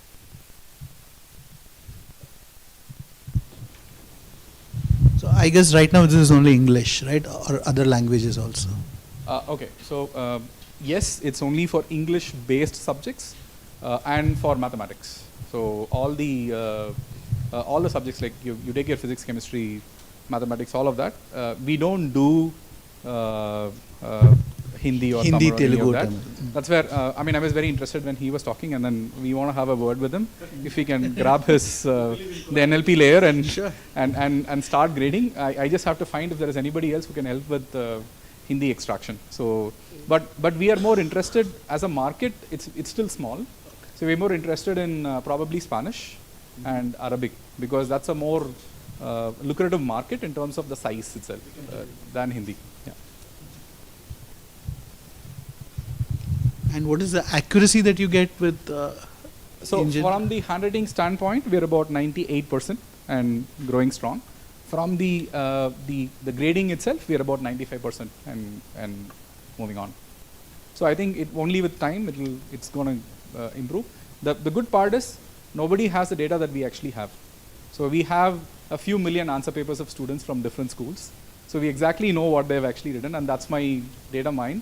So even if somebody wants to build, they have to still go and collect all the answer papers and then start understanding how children even write. So a simple example I'll tell you, which war happened between 1924 and 1930? Any guesses? Something like that? World War I? Yeah, great. So if you ask the children to write, this is the answer. One guy will write FIRST World War. Another guy will write 1ST World War. Another guy will write WW1. Another guy will write 1-WW1. Right? So I'm saying just with one single phrase, they will kill you. So I jokingly say this to all the teachers when I address them. In very simple terms, when we started working on this, we thought this is like an apple. What can children write? This is not a big deal. And we will just cut it open and eat it. And we will all be millionaires in the second year. Then is what we actually realized, that we were actually peeling onions. And literally it makes us cry every single day.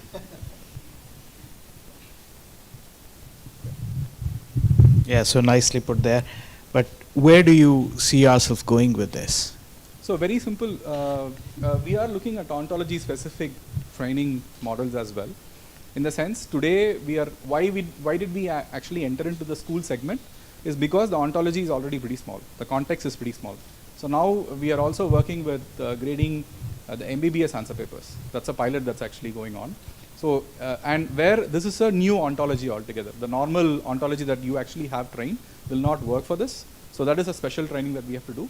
We can get into law, we can get into all of these places. So one is the grading engine itself. The other is how can we get into any sort of assessment. Sorry to interrupt you. Just in the interest of time, can you also talk about the revenue projections? When you say where you're going with that, what do you see, how you see yourself scaling up? I think we should be able to do about $4 million in the next 2.5 years' time. $4 million. Yeah. Okay. And so who all are the founders? So Aslam and then Kannan. So Aslam's background is as I was mentioning earlier. So he was from HCL. We both worked together in our previous organization for about 8 years together. So we were colleagues and friends. Then we started this together. Then Kannan is another co-founder. So he's from JP Morgan. So he was a senior VP at JP Morgan. So he takes care of the technology. I take care of the product. Aslam takes care of strategy and stuff.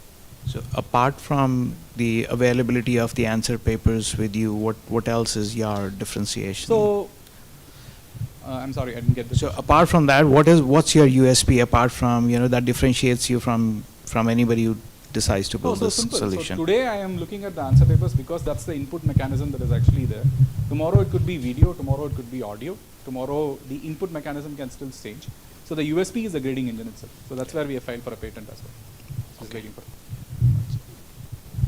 So I will also make a pitch before, so to reply to your comment that you made, okay? First of all, there's a lot of difference between Siddipet and Knowledge City, considering the area. And T-Hub is not a co-working space, it is an ecosystem. There's a lot more that we bring to the table, just than offering space. That was a joke. No, but I'm a representative of T-Hub and I need to make sure in the benefit of the audience. So, you get amazing mentors in T-Hub. yes, 2 of them are sitting right here. So, okay. Just to make the mood light. Just to make it very clear, nothing against T-Hub. I love T-Hub. Thank you. All go for T-Hub, please. Okay.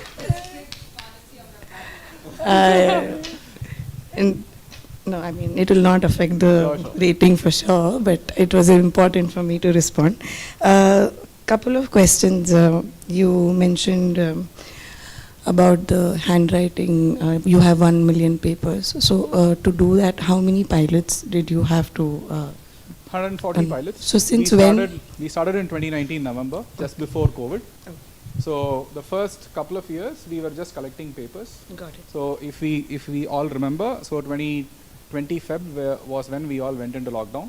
So this was just before lockdown. We were 4 months early to lockdown, and I think by then we had collected about 50,000 papers, 50,000, about 10 MOUs that were signed, and we just had a presentation. We went to the schools and said, hey, we will do this, but we want all your papers and so on and so forth. So after the schools opened up, once the curbs were all out, we went and collected all the previous year's answer papers. So now, then we started understanding how children write, what's the sequence and so on and so forth, what's the different ink patterns that they use, paper quality, which GSM. So there's a lot of analysis that was actually done based on these papers. And then right now where we stand is that, on an average, last month we graded over 1 million answers, individual answers. So about 40,000 different answer papers. So in simple terms. Okay, a very fundamental and a basic question. So how does the process of a school putting up on your platform, like how does it work and how simple is it? In terms of the sales cycle or in terms of not the implementation? So the exam is conducted right now. So yeah, and so then very simple. First is the question paper itself, the questions. And then if we are giving the questions, and we also give the answers saying this is the answers that we are expecting. The school says, they will say, okay, this is the questions and this is the answers that I'm expecting from the kids. There'll be some plus or minus modifications that will happen. That will be keyed into the system first. That's a pre-prep model. Then the exam happens. There are a few many instructions that we give to the kids saying, please write the questions on the left-hand side, write the roll number on the top, so on and so forth. Once the test is done, we have a multi-page scanner which can scan up to 60 pages in a minute. So you put the whole bulk of 60 pages in a particular scanner. So in 2 minutes for the whole class, the scanning is done. That one single PDF comes to us. We then identify this answer papers belong to student A, student B, student C, so on and so forth. Then we go inside and then dissect each and every answer out of the answer paper. Then we grade it against it. Then for the student, it's his paper, again, what's the points that he has actually missed and what's the mark that he has actually got. For the teacher, it's more detailed. It's more detailed in terms of saying, okay, against the whole class, say for this question, these points were answered really so well how by all the much time students. it takes from the day of your So from the time we get the answer paper to get back at the school, it's between 24 to 48 hours. Because sometimes the scanning is not proper. Sometimes the roll number is not written. Sometimes we also do a pre-check, a post-check on how the AS. Have you raised any funds? Yeah, we have raised about $1 million, and we're looking to raise about another $500,000 right now. Got it. Thank you. Yeah, thank you. Good evening, everyone. I'm Teja Kancharla. I'm the Chief Product Officer at UpSquad. At UpSquad, we have created a dynamic digital ecosystem for the organizations who are into the workforce development in the United States. They basically tries to enhance the lives by using a workforce development by upskilling, mentoring, and reskilling, so that they provide an opportunities. One of the key challenges that we are actually trying to address, we are addressing is the better they lack a lot of lack of engagement because they don't have a digital ecosystem in place.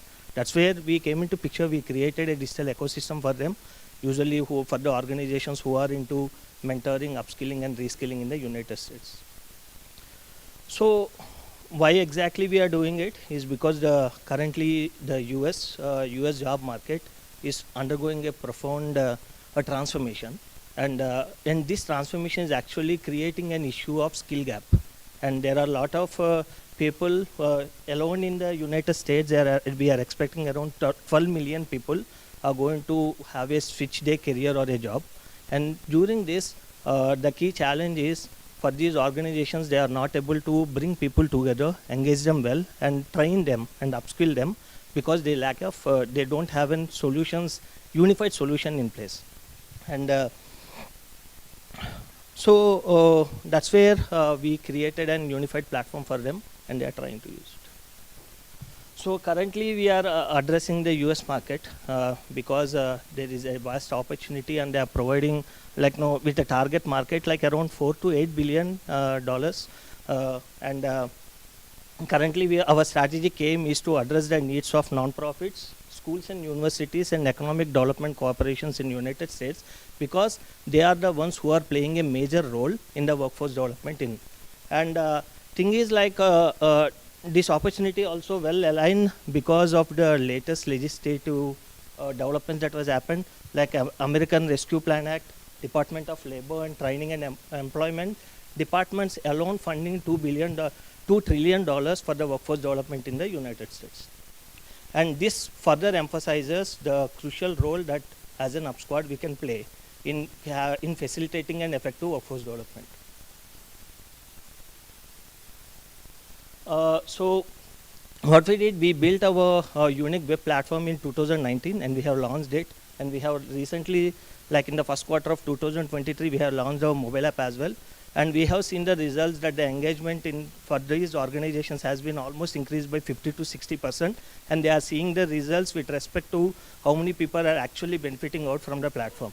Earlier, they have a challenge of finding out whether their initiative has really been successful or not, and at the same time, whether how much successful they are not able to quantify it. But because of a unified platform, now they have all the metrics in all the data in place, where they will be able to see how many people are actually gaining benefit out of this platform, as well as they are able to measure the success of the initiatives that they have taken. And coming into deep diving into a solution, as I said, we have a comprehensive custom branded digital ecosystem where we have all the integrations with respect to all the video platforms like Zoom, Teams, and things. And our customers need not to pay even a single rupee for any of the Zoom licenses. They can simply get it with our subscription. At the same time, we have our own personalized video platform where the organizations can actually share the success stories as well as the trainings and other aspects one-on-one. And we have our custom groups and messaging and personalized communication, social forum, events, as well as the job board. Earlier, each organization used to use Eventbrite for events and Indeed for jobs, as well as like Zoom for video platform or Google Meet for video platform. Now that everything is together, then they are easily able to use our platform and get benefit out of it. With respect to competitor landscape, UpSquad standouts, and it comes into the community management and workforce development.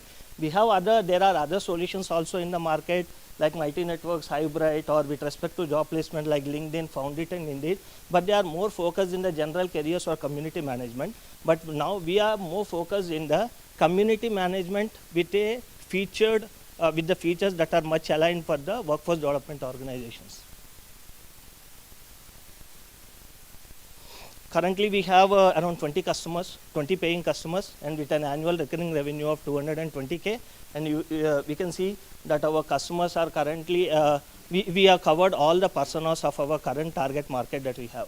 Like we have universities, we have economic development corporations, we have colleges, we have non-profits as well. Yeah, it's just 2 slides. And our revenue model is quite simple. It's a SaaS-based revenue model. Depending upon the size of an organization, we are going to charge them an annual fee. And we also provide a custom code for the organizations with more than 1,000 plus users. We have a free trial for the organizations to try out. And to startup journey, the key milestones is we have raised $1 million angel investment in 2020.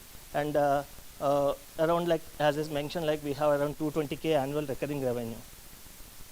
And our current ask is we are trying to raise a fund of around $2 million, where we want to allocate these funds into both sales and marketing as well as the product development. Those are the key things. And we are targeting around 400K annual recurring revenue by end of this year. We have few deals already in the pipeline, bigger deals like which pays like around 75K to 100K per year. So which we are expecting it to go around 400K. And by December 2024, we are expecting to gain around like 80 customers with annual recurring revenue of $1 million. And the key product enhancement that we are already making, which is in progress, is Open API integrations, which actually streamline the onboarding experience of our organizations. They can easily integrate with their existing systems that they are using. And also payments integration, which will give us an additional revenue stream.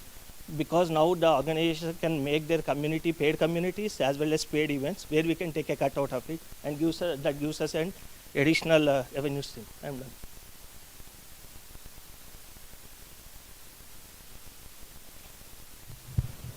Currently, we are a team of 7, 3 founders in US and 1 I am here. I'm taking care of product design and engineering from India. So we are building the product from India to US. And we are also part of the T-Hub. Next slide. Yeah. So this is our team. We have the people from product background, as well as data and analytics, finance, as well as engineering and sales. That's all. Yeah, I got stuck on 60% of your ask on sales and marketing. Why is that? Why? Because as we said, like our focus is into non-profits, universities, and where they are mostly dependent upon the funding from the government organizations as well as others. Usually currently now our closing cycle is like around 30 to 45 days. And also going into a lead and finding out the right contacts and the needs is actually taking time. So with respect to the sales people as well as with respect to finding out the leads and time, it takes time. And also we have, our product was almost well matured. So now we see with respect to the current needs of our customers, we see very less, but acquiring the customers is now key focus for us to raise additional funding and grow. So I'm a bit confused. Are you looking for working capital, or are you looking to spend that money on sales and marketing? So yeah, sales and marketing only, because current, as I mentioned, like we need more and more people to go because our closing cycle is more. And with respect to product, we are taking less. Okay. So what's your core USP? Your product does a lot of things. So what's the core? So the core, what I say is like, first of all, it's a unified platform. So it meets the immediate needs of all our the organizations who want to onboard.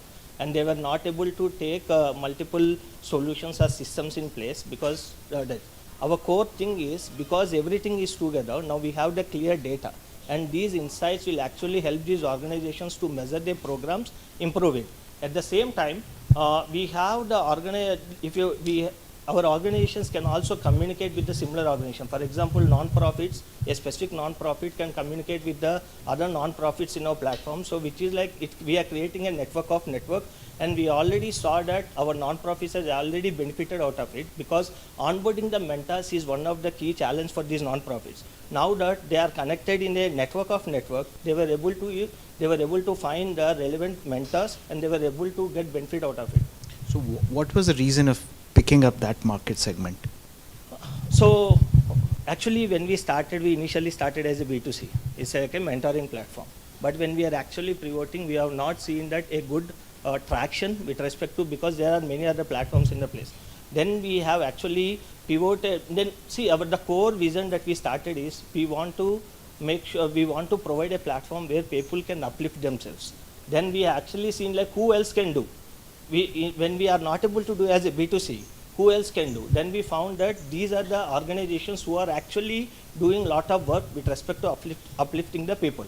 That's when then we pivoted into schools, non-profits. And when we are actually doing, we have one of our customers who is like Arkansas Economic Development Corporation, and they actually, when they're actually one of our paying customer, and they have opened up our connects with similar economic development corporations, and there were around like 9,800 economic development corporations in US, and they are very big, and the amount that they are going to pay will also be high when we compare to a smaller non-profits where we were not able to get the much revenue. So you showed your revenue projections. So how are you going to get that revenue? By selling into more of these people? Correct. Or? So currently we have 20 customers, and we also have a pipeline. We are targeting to reach 30. How's the pipeline looking like? Currently we have 30 open leads who are almost like 20 of around 10 to 15 are in a phase of 25 to 30 days. As I said, our closing time is very high, like around like 45 to 60 days sometime, because of lot of red tape with respect to approval. So yeah, selling into enterprises like that. It's very hard. You said you raised two questions. One is your company is registered in the US or India? Yes, we have registered in US. We also have a subsidiary in India. Because we are taking care of product development and design, everything from India. So we registered in India as well, but our core company is in the United States. Got it. And that 1 million that you raised was from whom? Hillett Cruz, angel investor. Okay, it's one person. Okay. We also raised small amounts like 100K. Initially we got a seed funding of 100K. Recently we raised another 200K, but they are from HNIs, not from investors. Okay, got it. And so those 20 customers all are in the US? Yes. And currently we are focusing only in US because there we find a market there when compared to other geographies, and we also have a strong team over there who can take care of it. There itself we have a lot of opportunity to explore, actually to expand. Yeah. Got it. And what has been your year-on-year growth? You said it's 220K right now. 220K. What was it last year? Like around 100. K. Yeah. And you're expecting to reach? 400K by December, because we have a larger deals now. Now we are dealing with economic development corporations. They are going to pay more when compared to universities and non-profits. And our plan is to go to 1 million by end of next year. Srivas Boga, I'm C1 founder at FatCat. At FatCat, we are actually revolutionizing how campuses manage their multiple operations and how students and educators share knowledge, leveraging multiple technologies like AI, ML, and data. At FatCat, we completely believe that the data that the campuses have has huge amount of value. So the problems that we are solving is like 1 out of every 8 students are dropping out of higher educational institutions. So to tackle this problem, government has introduced a system called outcome-based education. So to implement this outcome-based education system, campuses are struggling currently using their Excel sheets. And the agenda behind introducing the outcome-based system has left behind the Excel sheets. And when it comes to corporates, we are also able to see difficulties in kind of finding the right skill set that they require in the tier 2 campuses. And the solutions that we are offering is like we are going to give multiple performance-based analytics to higher education institutions to make better decisions. And we are completely automating and helping campuses to enhance their outcome-based education system. And we're also providing a platform between corporates and higher education institutions to make skill-based hiring much easier. To talk about the product, our software collects the vital data from the existing ERPs and LMS of a campus, correlates and converts it into relevant information that gives multiple decision-making insights and analytics to campuses, which enables them to manage or enables them to act confidently on their decisions. Looking into the product, how does it work? It exactly automates the entire outcome-based education within few clicks, and not only automation, it gives multiple analytics to improve the outcome-based system inside the campuses. And within few clicks, campuses could also easily download the reports, which can be useful to submit to their accreditation bodies. And since we collect a numerous amount of data of the students, we provide multiple student-based performance analytics, faculty performance analytics, and course performance analytics. We also provide AI-based predictive analytics of students, which predicts the likely performance of a student much in advance before he or she going to takes or attempts an examination. So we are going to shift the, so this is how we are shifting the campuses from a traditional way of doing operational analysis, which has less value, and we are shifting it to automating the analysis part and coming up with great strategies which has higher value.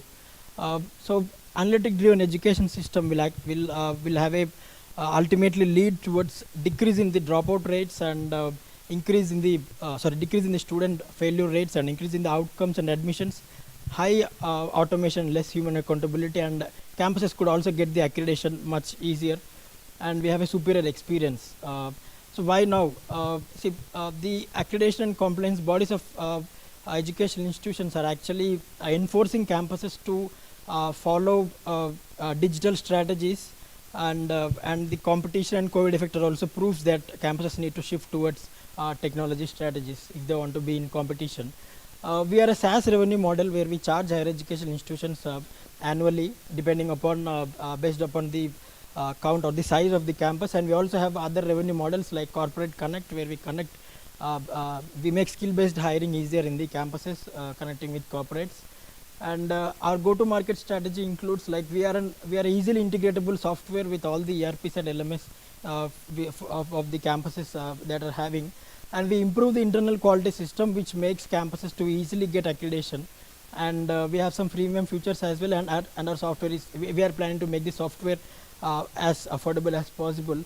And India is the third largest higher education system in the world, with almost 55,000 higher education institutes and almost 3.85 crore enrolls every year, and it is estimated to be 10.4 billion edtech market by 2025. And we have built the product and currently pilot testing the product in 3 campuses. And since we are doing sales, we got kind of very good feedbacks or very good response from the campuses while we are doing the sales. And in next coming 2 months, we are expected to sell some good number. We are expected to close some good number of sales and generate revenue as well. And all the systems currently are of ERPs or LMS. They are a kind of extension to the ERPs and LMS, which gives analytics pulling out the data. And none of the softwares will actually provide outcome-based education automation and enhancing the OBE system. We are 3 co-founders. I am Srivasu. I have 5 years of experience in entrepreneurship and 5 years of experience in designing as well. And our co-founder Sri Harsha, he has 5 years of experience in entrepreneurship and is doing his MTech in what we call product design and management course at IIIT Hyderabad. I think he's a student of the jury here. Yeah, that's it. Thank you.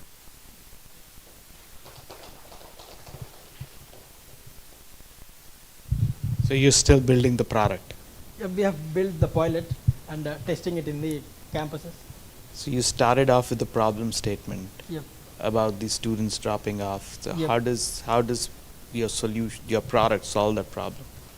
So this outcome-based education, it has been implemented to enhance the performance of students.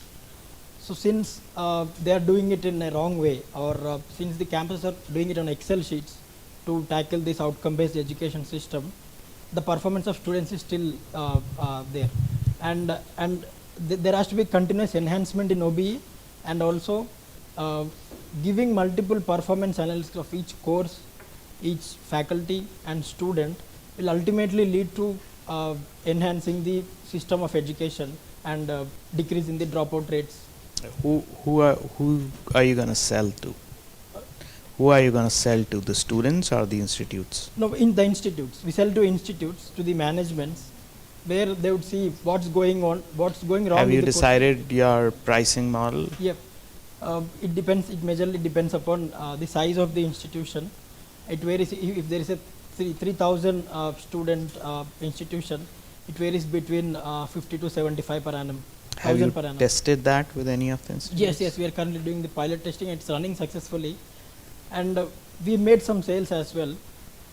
In the next 2 months, we will for sure close some good deals and generate revenue. Yeah, because we got a good response while we are doing sales, and there is a need. So who do you consider your competition? Like ERPs and LMS. But you said they are not your competition because they don't have what you have.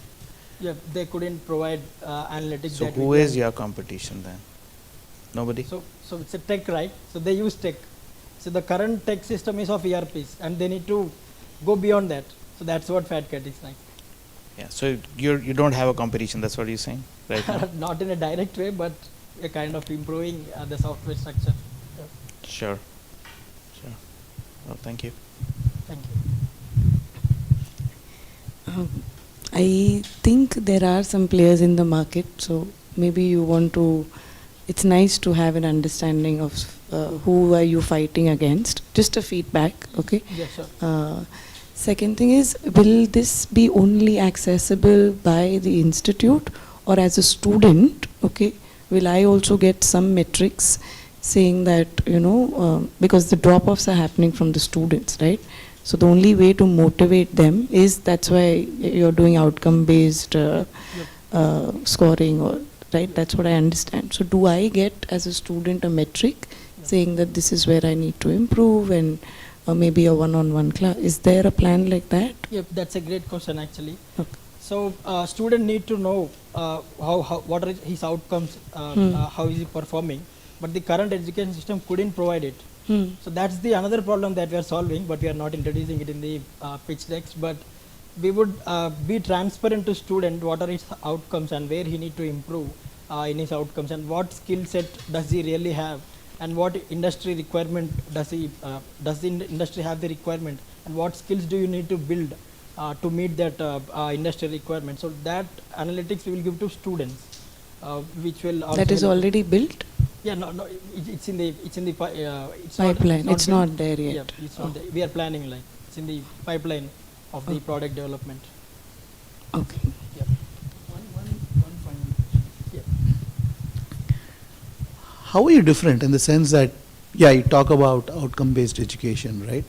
What is the final outcome you're giving to a university or an educational institute? You're talking analytics, right? Everybody has analytics. Every ERP system would have its own set of analytics. So just talk a little bit, 2 minute, not even 2 minutes, 30 seconds on what is the differentiator and how are you creating the differentiation? Is that based on assessments, student assessments that you're doing? Is that based on, just give me a feel of what that is. So I've told you the OBE system, right? So the outcome-based system has to be enhanced year on year. So that's what accreditation bodies would look at. Okay. So the current system of outcome-based education couldn't let you enhance it year on year, right? But our system could greatly help campuses to enhance their outcome-based education year on year. So that's where how with the analytics that we provide, like where does the course structure went wrong, or what's the skill set of the faculty, and what's the input that you're taking? That's your student assessments. Is that student assessments? Yeah, of course, student assessments. and based on And you're getting the student assessments from existing systems. existing systems of ERPs. Yeah. Okay. Okay. Thank you. Yeah. Thank you so much. Thank you so much. Sorry, and then yeah. Hi, so I am Sharath. I am one of the two founders at Subtle.ai. So at Subtle.ai, what we want to do is basically build or be a private Google for enterprises, specifically in banking and insurance sectors, where the application has to be very secure and has to work offline, which is what we've been able to do with State Bank of India, where State Bank of India is our first market success.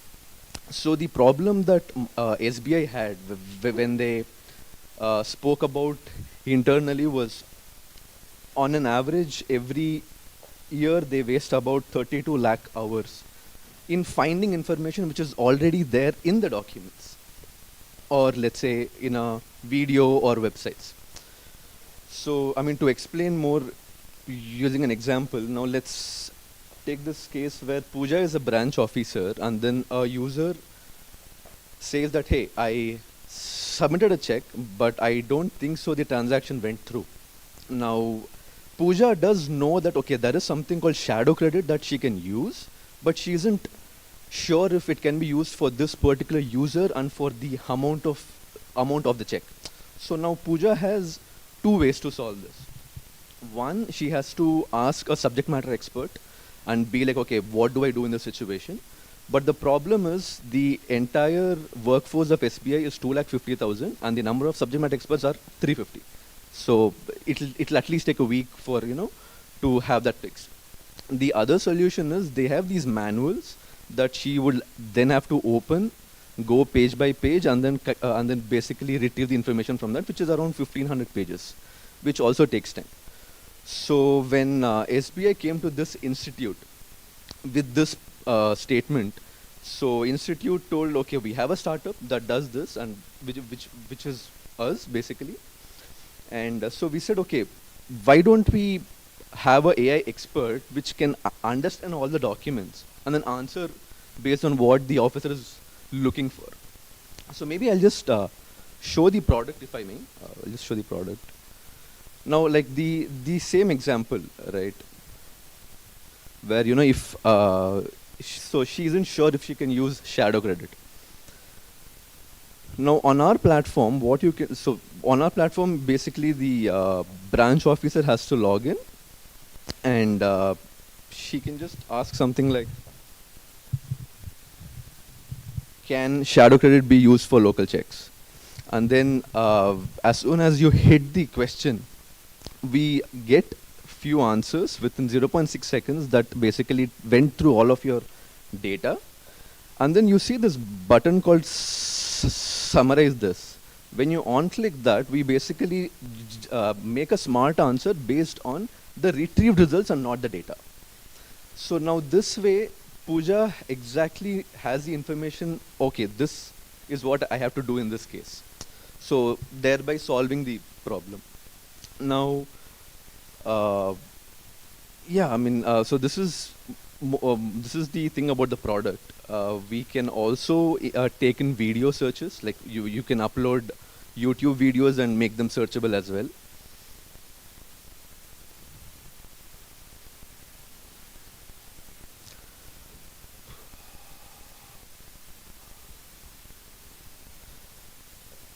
Yeah, that's more about the product. Yeah, any questions?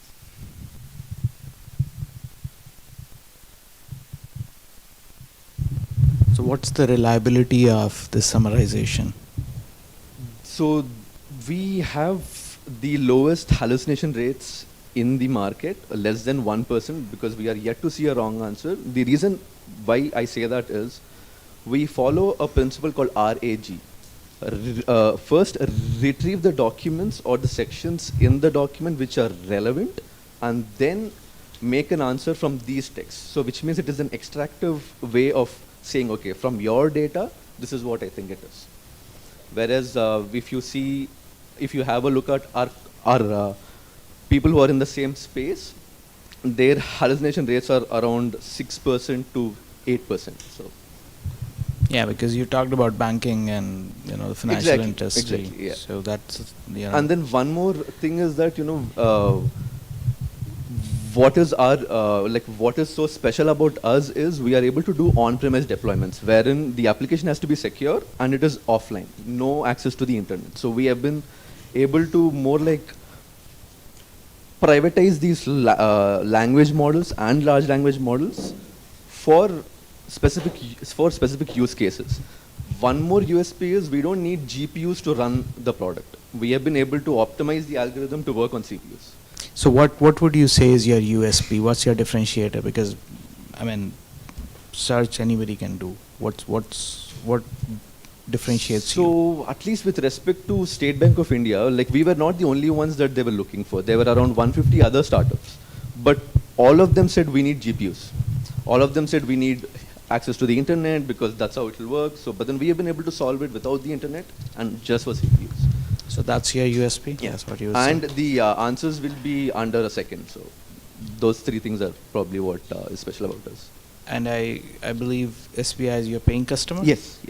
How many paying customers do you have? Right now 4. 4. And what's the revenue projection? How do you plan to scale? So we recently got an investment of 60 lakhs and we would basically use it to increase the team because we have been running the startup for 3 years with a very lean team of 8 people. So we would really want to expand the team. What's the founding team? So maybe I could show that because I have an interesting person in the team. So Prof. Manish is a NLP researcher and a prof in this institute whose research work of 15 years is what we have taken to build the product on top of. My other founder is Vishnu, who handles more of the sales and the business aspect of it. I deal mostly around the product. And Pranav, who started as an intern with us, now is a lead engineer and a very important part of the latest engine that we have built. And what's your vision for the product? I know we are running out of time, so I'm just... I mean, whenever any enterprise thinks of search, it should be us. Now, let's say as a person, if I want to search something, the first thing is Google. But for an enterprise, it should be us. And how do you plan to reach there? So right now, the plan is capture all the banking and all the banks in India because of SBI. So this is also something that we experience that just because SBI is our customer, it doesn't mean other banks will follow suit because their problems were different. So that's something we are taking into account and going aggressively on all the banks and then later maybe towards the banks in US and other parts of the world. Okay. Just one question. What's your licensing and pricing model? So with banks, they usually like to do an implementation fee first and then annual recurring this thing.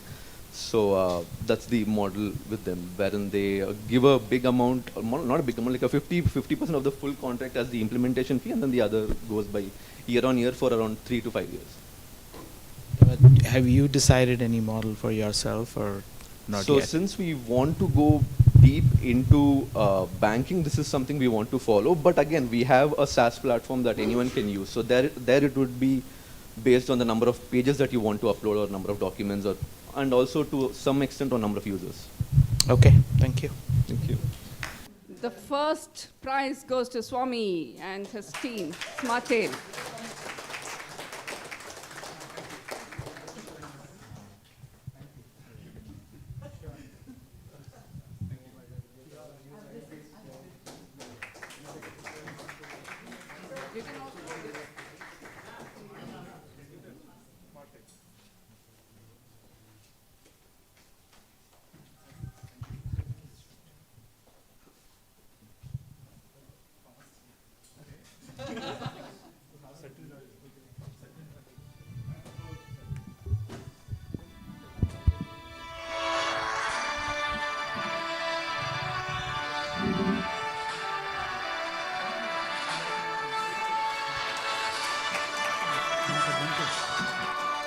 second prize goes to Subtail.ai.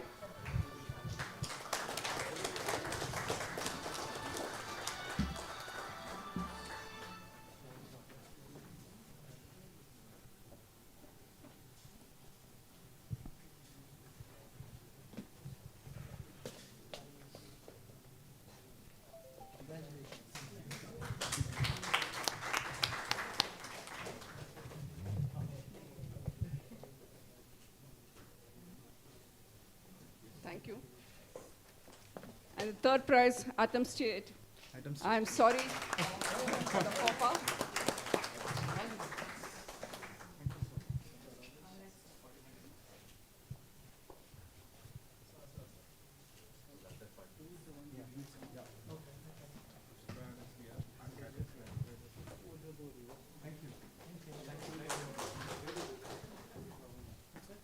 I request all the participants to come. UpSquad to come onto the stage.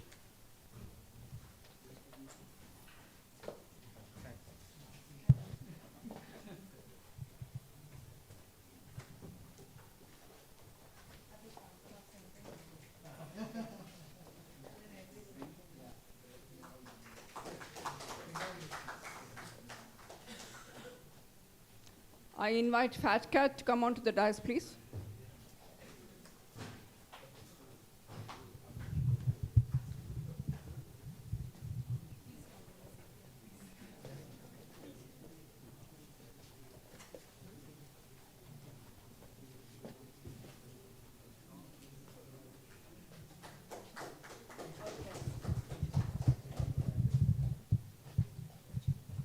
I invite Gen Z Technologies on the stage, please.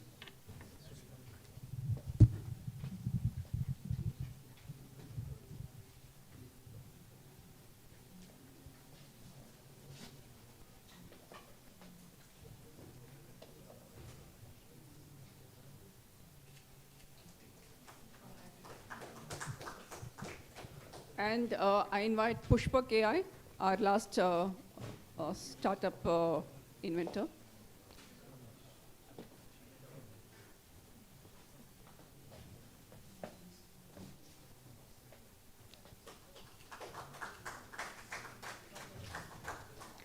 I request Abhilash and Sriram to honor the jury, please.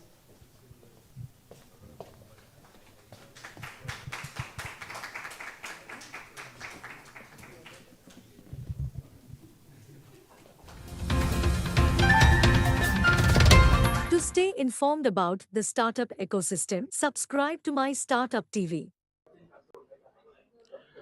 Hello, good afternoon.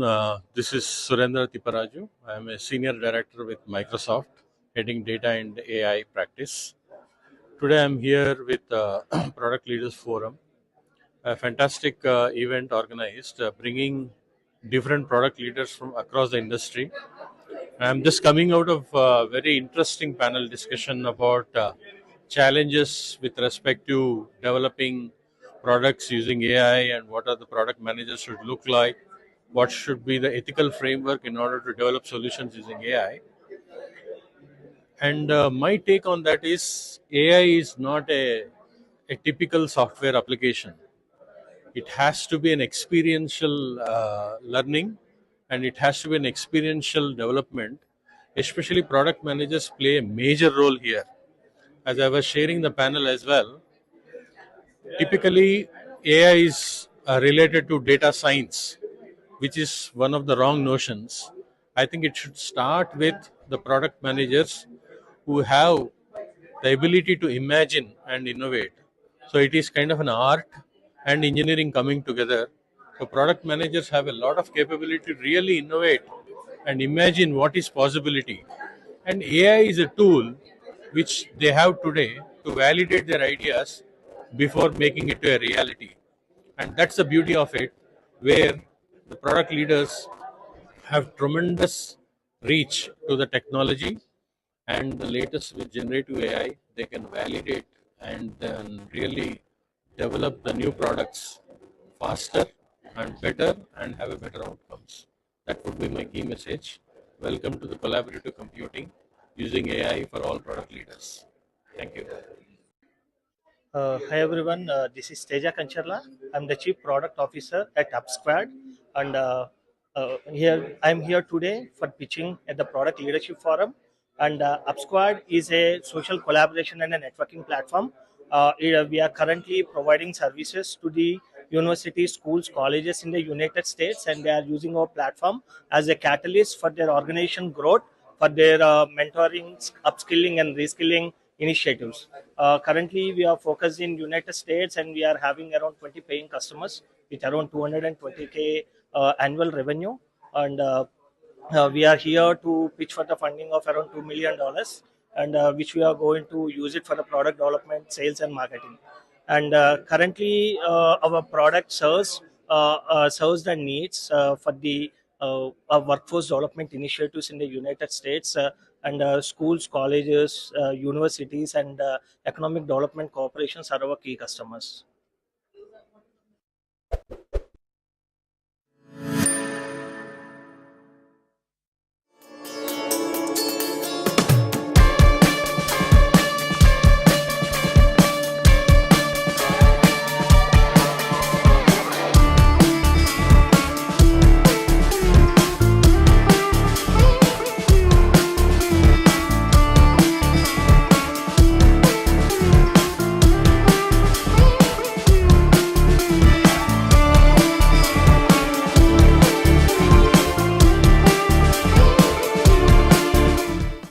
Our third panel discussion is Understanding and Overcoming AI Challenges. Abhilash is a seasoned product management professional with over 18 plus years of experience, worked in startups to MNCs over these years. He is a patent holder and passionate about solving people's problems and creating great product and product communities for the people. We welcome you, Abhilash. Surendra is a seasoned professional with over 25 years of experience, including an impressive 17-year tenure with Microsoft. His dedication to fostering innovation extends beyond the workplace. As an active volunteer for prestigious organizations such as IEEE Society, iFocus, and Colosseum. Through mentoring and his global outreach, Surendra has become a recognized figure in the industry. He is also the author of the book 7th Series AI and is on a mission to empower more than 1 lakh AI professionals. Welcome, Surendra. Nakul is an experienced professional with 18 years of diverse expertise, notably an outstanding 15-year history in product management roles. He directs his passion towards enhancing decision-making, use causes by utilizing AI capabilities within the marketing and debt collections realms to deliver personalized and relevant messaging. We welcome you. Our third panelist, Ramesh Swaminathan, comes with over 2 decades of unparalleled experience in product management. Ramesh currently holds the position of Vice President of Products at RealPage, showcasing a remarkable talent for effectively managing a diverse portfolio of enterprise products. Ramesh is a startup mentor and is a guest faculty at IIITH, teaching product management for the last 3 years. Our fourth panelist, Vijaya Anupama. She boasts of an impactful career that includes diversified roles at renowned firms like Nokia, Accenture, Intuit, and Harman International. Her thriving career as a product manager is currently anchored at Signify. She's a passionate leader, dedicated yoga practitioner, and an engaging storyteller. We are in a stage where we have the opportunity, but now how do we build on these opportunities? Or we call them challenges, but I will call them as opportunities. How do we use these challenges as opportunities and move forward? How much of these challenges are we already aware? And your expert talks or thoughts on how do we, make pace with it and then come up is what we're going to discuss. Right? Starting with you, Ramesh, because you've been with the academics as well as this, right? Once we talk about the first challenge when applying AI is the compliance, the ethics. How do we use AI ethically there's a lot of data into it. So how do we be in those guidelines and still be concerning to those ethical? How do you see these things could be impacting product managers and how they should be ready for them? Sure. Thank you. Thanks. That's a very good day. We have started collecting data. I don't think there's anything new. What has Gen AI or even the predictive AI before that bring in, right? The first thing that it brings in is lots of data. The ability for us to collect a lot of data, the ability for us to process lots of data is the opportunity that the technology has brought in, right? As long as we stay very close to the core data compliance issues that we have always seen, we will be good, right? The government is like really working hard to bring in legislations. We don't have any laws as such. I know US has something called AIA, which is AIA, Artificial Intelligence Act. It was, the act came in 2021. It's still under discussion. It's not a law anymore. Very similarly, EU has a similar act, which is again not a law as yet. It is still being discussed, right? But I think the fundamentals still remain the same. The fundamentals are, one is being accountable, right? Accountable to the data that you're collecting, staying true to the usage, how you're using the data that you're collecting, how secure is the data that you're storing, right? Are you protecting the PII information that you're collecting about your users? How ethical are you in using that data, right? Those are the basics. We have always, the industry has always done that, and it has to continue doing that. The second one, because of AI and Gen AI, I would say is what I would call it as explainability, right? If you are using data, if you are using transactional data, if you're using PII data for Gen AI purposes, you should be able to explain how you are using it, right? If you have collected data, you have used data, you have models that you have created, which is consuming the data, you should be able to explain how the data is being used, how you're using the data. The third one is all the consumer protection acts across the world, right? There could be new names that could come in at different points in time. You should be able to protect your consumers. The consumers of the data should be, the data collection part, the data storage part, the data processing part is something that you should be very clear on how you are protecting your consumers, right? The fourth one is auditing. Right? How can you create mechanisms in place that you can enable audit of how you're using the data, how your models are using the data. The fifth one is bias, right? The systems can create biases on its own. Your AI models will create biases. The AI models will drift. You being able to audit that, stay true to what you're trying to do, and ensure that you're clearing out those biases as the systems create those biases and start drifting towards certain biases is something that you should be clear about. As product managers, as you're creating products, as you're creating services for your customers, I would say these are the few fundamental things that you should be very clear about, irrespective of all the governing laws that's come up, right?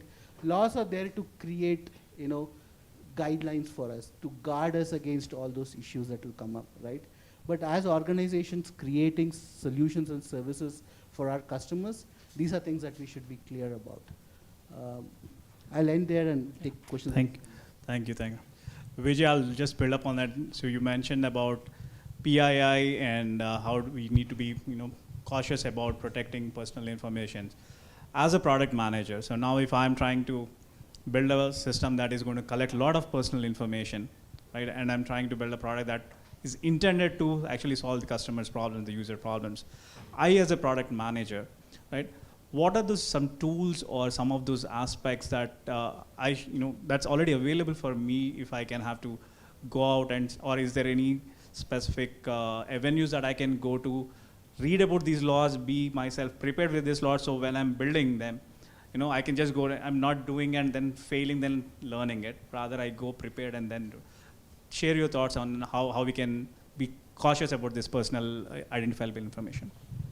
Okay, so good afternoon, everybody, and thank you so much for being here, taking time from your professional, personal time and being with us. if you look at the privacy part of it, you all are familiar with the security statements, right? It's mandatory, irrespective whether the government is asking you to have a policy in place or not. A security statement is a mandatory compliance document that you, as a person responsible for delivering a product in your organization, is responsible for. That comes from your business teams, which is from R&D. It all come together to have the documentation ready. Even if you're going to go and prepare and submit a tenders, unless your security champion comes and gives a go-ahead saying that, yes, the product I'm going to sell now is security compliant, and it's taking care of all that is needed to protect the data that's coming into your systems, your tenders will not go through. So whether government is implementing it or not, we already are familiar with the delicacy that is involved in storing the personal data, correct? Now, last month, the Government of India also proposed the Data Protection Act, which was signed off on 11th of August. Okay, and all the interesting part is it's not covered the AA aspects of it. They said the digital data policy, which is going to be coming in a 1 to 2 years time, is going to include AI. Right now, we're only focusing on how do we really ensure that the data that we are collecting, is it rightly encrypted or not, right? And are we giving right kind of access to the people who are supposed to be accessing it? And are we bringing in right kind of authentication factors for those who are accessing it, right? For example, I as a person working for ensuring for responsible for global markets for the product I am responsible for, I just can't download an email ID of my client and then just send it across, because that's a violation. So we have the security audits coming into picture, questioning me on regular basis, because we do a frequent product upgrade. So they come and ask us, show us if because of some feature development, are there any deviations that you're introducing as part of the previously baselined and approved security statement, where we're going to capture all the data, right? So we need to be particularly aware of it, and there is a reason behind doing this. Now, with Gen AI or anything related to the artificial intelligence coming up, the question is how, with human, I mean, no matter, this is what I strongly believe, no matter how many AI versions are coming through, we need to use them as our co-pilots, like our previous speakers mentioned. End of the day, it is a product manager's power to decide whether they want to give access of the sensible data to the AI systems they're developing. Okay, so it's a collective decision, and we as humans have a powerful tool called common sense. We need to use that very diligently to make sure that what kind of data you want to classify as what, and what is that you want to give out. Make sure it's your responsibility to see that right kind of access are there, you're retaining it as per the requirements of your customer, and right access controls are in place, encryptions are in place, both in static and in transit as well. And everything, and every company come up with their own ways of how they want to manage these tools. For example, in Signify, we have our own tools, but I won't be able to reveal the names of it right now. But yes, this is mandatory, and we all as responsible PMs here need to make sure that we understand the urgency and need of it. Not only just waiting for government to come up with the proposals, because then it's more going to be, hey, there's a government waiting there, it's going to penalize you, because there is also an exemption that's been called out, saying that if a company is defaulted twice in not meeting the guidelines that are part of the data protection, you will be barred from the business. Do we really need to wait until then? No. We know that something is coming up, you can't work without it, it's a need of the hour. But let's do what we can do as a project managers, prioritize using our common sense, and we can solve the problem together. Thank you. Thanks, Vijay. But you mentioned about how the data has. So now that is one of the challenge for doing it. But coming to you, Surendra, coming from Microsoft and being in the industry for long, because you've seen the industry evolving with and taking on a lot of challenges and catching up with these trends. What do you see as the challenge, your key challenges for whether you're a Microsoft level company or you are a startup? We have some startups here. What are those challenges any company would face, and how do you think that we should be ready with that, and how do you tackle with them? Of course, in applying AI. and before you answer, let me Surendra is also an author, as Shweta mentioned, on 7 Sense AI, and there's a lot of insights. So you could add on of your insights before we get to your book. So everyone is also looking forward to it. Thanks for that and putting me on the spot. Okay. Good afternoon, everyone, and it's really good to see. Good to see so many people, especially Friday afternoons, where like tendency is to head home. Heading to a conference is something really exciting to see. And thanks for having me here. Now, with respect to the question of what's the challenges? So more than a challenge, I think I put it as a preparedness. Be it a small company, a startup company, or a Microsoft, or any big biggies. It is about the preparedness. And the why I say the preparedness is, I belong to a division in Microsoft where we bring the best of product technology to the customer problems. So I'm not in the product development area, but basically in the consulting area. So when I deal with a lot of customers, and especially, let's take example of enabling AI, there is a kind of a immediate tendency, say that we have enough data, because we say that for the AI, data is the crux. And everybody claims that we have enough data. It's just like your solution has to work, okay? But more than many times I found that it is about the preparedness of do you understand your data? And what was the intention or intent behind those data, how it has been collected over a period of time. One of the examples which I share when we were like trying to enable propensity model for one of the banking, that banking customer has claimed that they have 110 years of data with them. So data is not an issue, just bring the best algorithm and solution and we'll make it happen. And apparently when we actually sat, the scores were pathetic and it was nowhere near any predictability. And then we went and start cleansing the data, okay?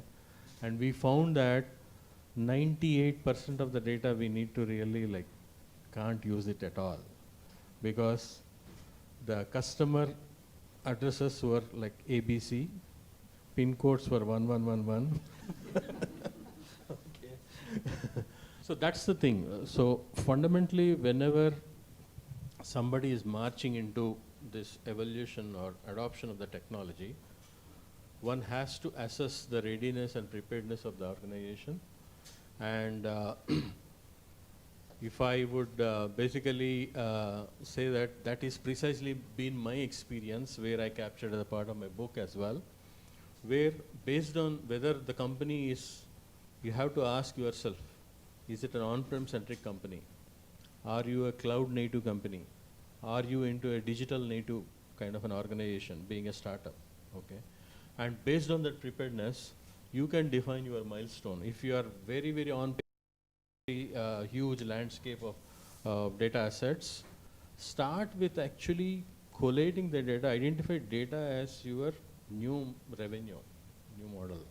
And one of the first steps is to identify the data and then identify the person and personnel who are actually operating with data. So I would basically recommend start with your operations teams, okay, and the customer-centric teams, and create your data platform. That itself is a big milestone, okay. True. And once you know that you have the data and the knowledge about the data, which is the metadata, that's where you can do wonders of actually going through them, enabling the search, getting the insights of past history, what has happened, enabling the BI. So I always call this as, like, first enable your BI, run the enterprise with BI, and then you evolve into AI, okay, BI to AI. Because as much as you want to run your entire organization with an intelligent driven organization, but AI always have one or two those hero use cases, which we call it. But first thing is need to be a data centric organization. That's where like you start your journey. And irrespective of whether it's a small company or a big company, that is where the journey starts. And I have basically over the period of time discovered this magic formula, which I'm going to share with you. Before starting any major project, any digital transformation, start with MVP and time box that MVP. And what's the time box?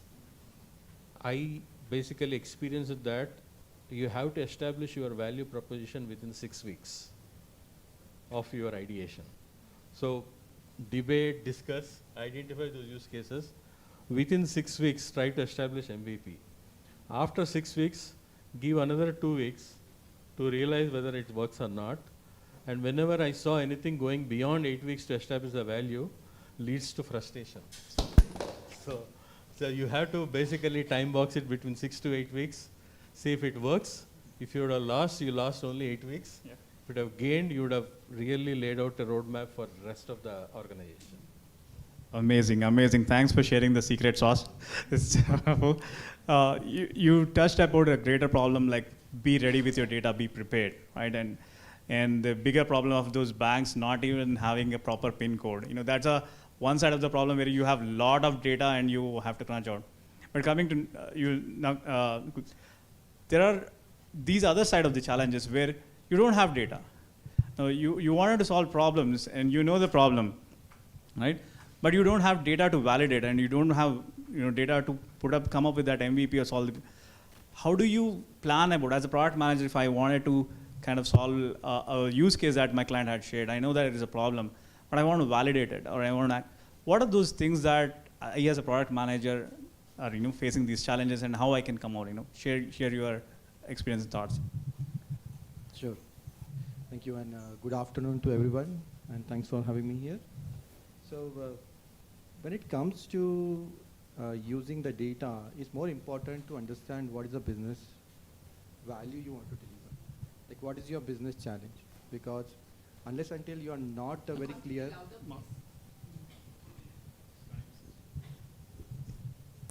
Hello? Yeah, it's far better. So unless and until you are not clear with the value that you want to put upfront for a business, or if you are not sure about the problem area that you're going to solve, you cannot narrow down on the quality of the data or data set that you want to use, or how that insight should be. For example, if I want to put an event next Sunday, where to put that event based on today's attendance, where I can get a maximum attendance again for that next event. So that kind of insight can be only built if I know what is my next move, what I want to achieve. And for that outcome, what are the data elements I want to identify?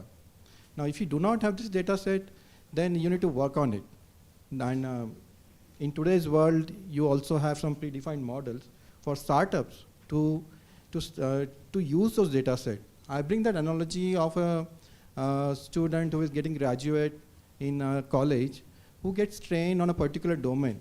By going to an academics, he learns some topics, and he gets some domain experience. But consider fine-tuning at the next level where he is getting postgraduate, wherein you already have a pre-trained model, in case a scenario is where you do not have a data set, but you know the problem area, what you want to solve.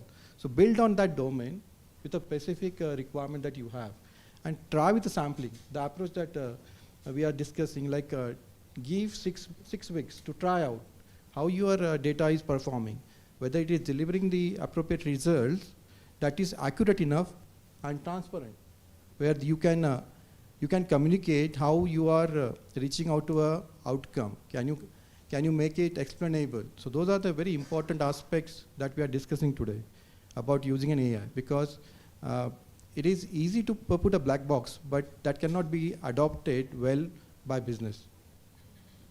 Thank you. Thank you. Can you hear me? Oh, right.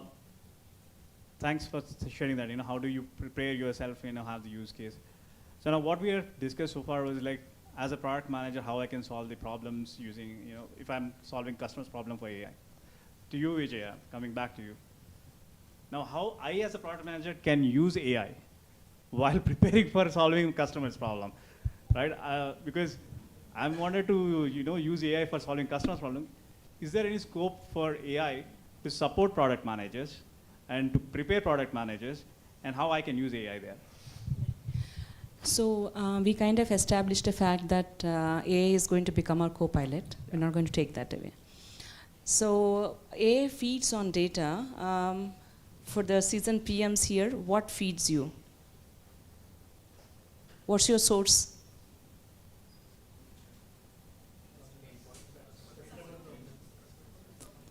Right.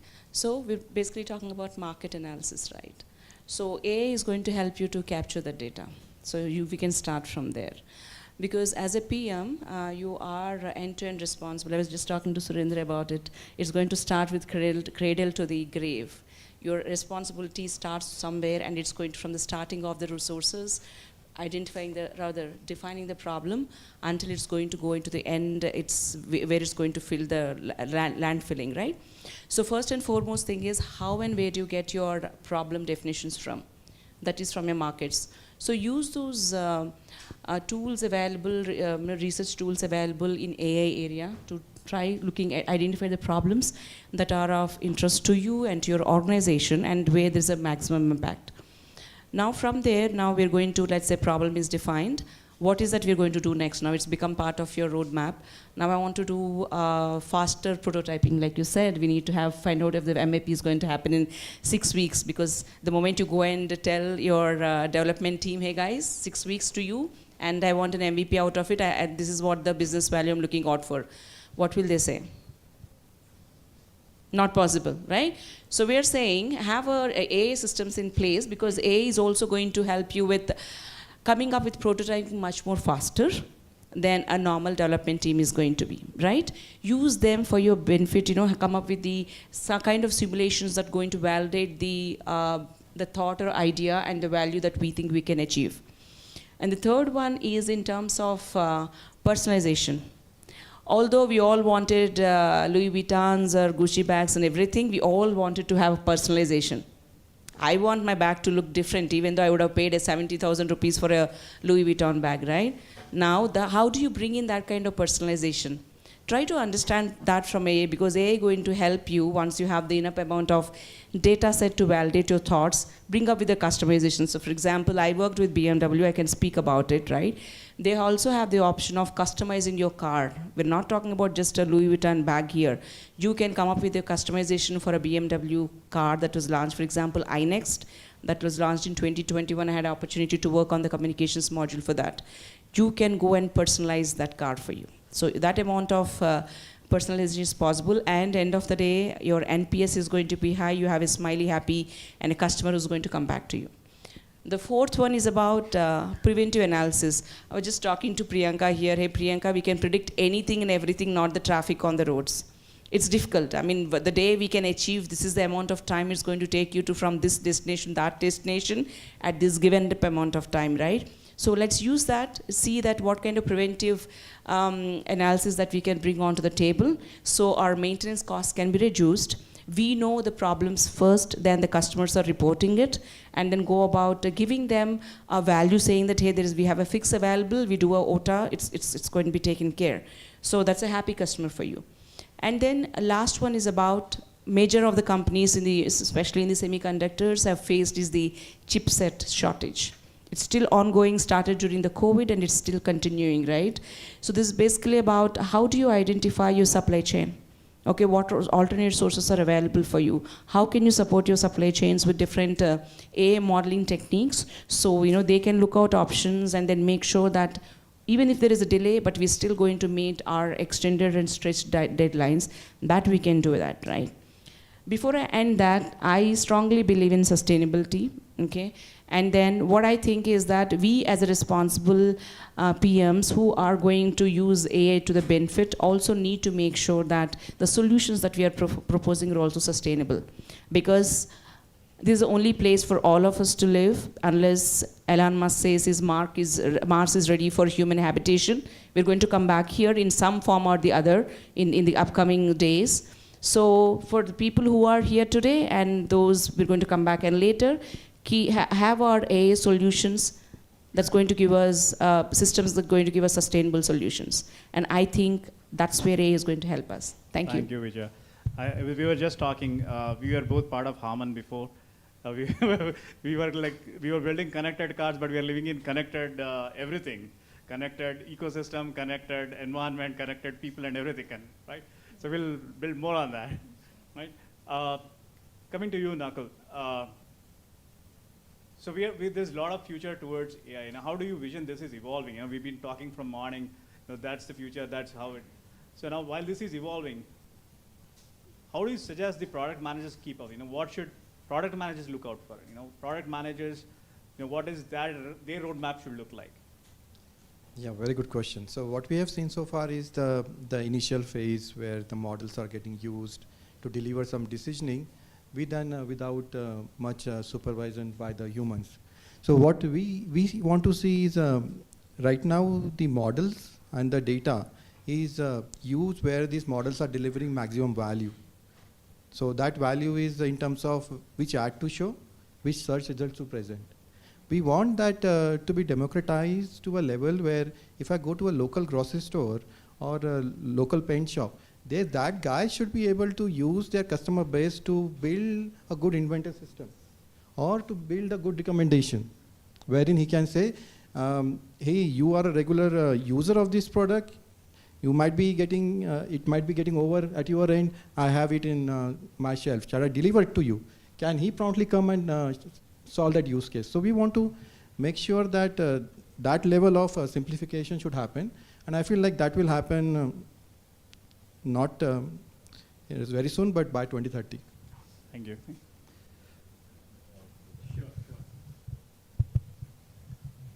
For both the questions which you asked, I just wanted to give one perspective over the years which I gained. The product leader or product manager, it's a very, very unique role. It's not engineering. It's not purely imagination. It's an art and engineering coming to the picture. And most of the time, whenever we say AI or machine learning, they just basically immediately structs to that, go to a data science. Okay. Right. Which is one of the most wrong notions to start with. It is not about the AI which is going to solve the problem. It is about what we want to achieve and what is the purpose it's going to meet. AI is just an enabler or a tool. And that's where the product manager can have his imagination and intuition to be bought in first, use AI to validate whether that intuition or the imagination which he or she is putting together is relevant or not. And today's AI systems, be it generative AI or any of those evolutions, can really play a major role in helping that validation. Okay. You can basically design something and put it through generative AI and then relatively say, okay, such a model already exists, such a design already exists, here is some things which you can assemble and improve upon it. Okay, that's the beauty of it. Okay. Thank you for jumping in on that. It's amazing insight. Ramesh, back to you. I don't want you to fall asleep.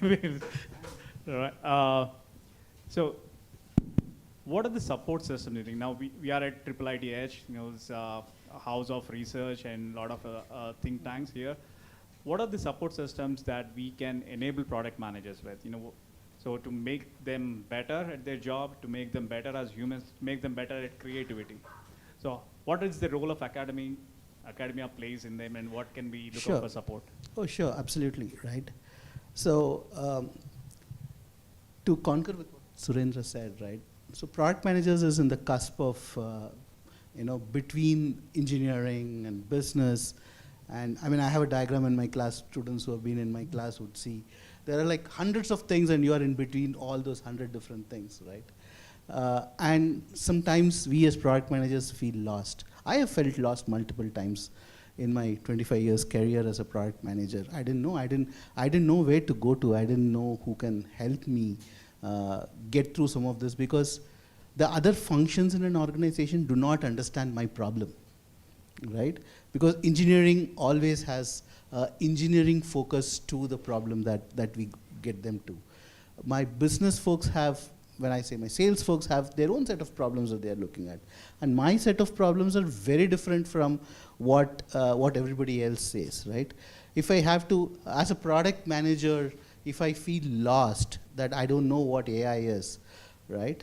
I don't know where to go to. There are courses all across the world, but for every course that you go to, you need to know Python, you need to know data science. I'm not a technologist, right? I don't know what to do with it. I'm not a technologist. Is it like, do I have to go in and learn technology first for me to learn AI? That's the question everybody asks. I know all of you have, some of you must have had those questions before. Some of you must get this question today, hearing AI every 5 minutes, during the course of the day. But what I would say, don't worry guys, right? I have seen this happen. All of us here have seen multiple technology disruptions happen. AI is one of them, right? That's why I keep telling AI is one of the disruptions. Very rightly so, AI is a tool, right? Surendra was very apt when he said, guys, AI is a tool, trying to solve a problem. Are you clear on, have you defined the problem correctly? Have you defined what is the customer value correctly? That's what matters, right? And there is a lot of support systems available today. There are, I would definitely say, look for courses, AI courses that is non-tech, right? AI for, there's lots of AI for business courses. There's a lot of free small modules that's available on YouTube. That's how I learned. I didn't do a proper course to learn AI or what AI can do, right? I learned on the job. I learned talking to my engineering teams. I learned doing things on the job. So when you're defining requirements, you're not defining an AI requirement. Please, that's not what you're doing. You are defining a requirement that's solving a customer problem and creating customer value. AI, or whatever it is, are tools. Every technology you use is a tool. And that should be very clear in your minds when you're working through your day-to-day jobs, right? Use technology as tools, and tools are to enable you to complete a business function, and your role as product managers is define what that business function is, right? And there are AI tools available out there. There are ChatGPT is going to help you a lot. There are lots of those ChatGPT tools built today, which is going to help product managers. One of my product manager, I have a big product management team at RealPage. A couple of them are sitting here, right? They have shown me that they can write user stories using ChatGPT. They can give a requirements to ChatGPT, and ChatGPT gives you a user story. Perfect, great, right? Makes my job easier. Maybe as a leader, I can hire 2 less product managers now. Putting jobs at stake. So to get back, is that going to take away a job of a product manager? I don't think so, right? Because again, AI needs people to actually work with, right?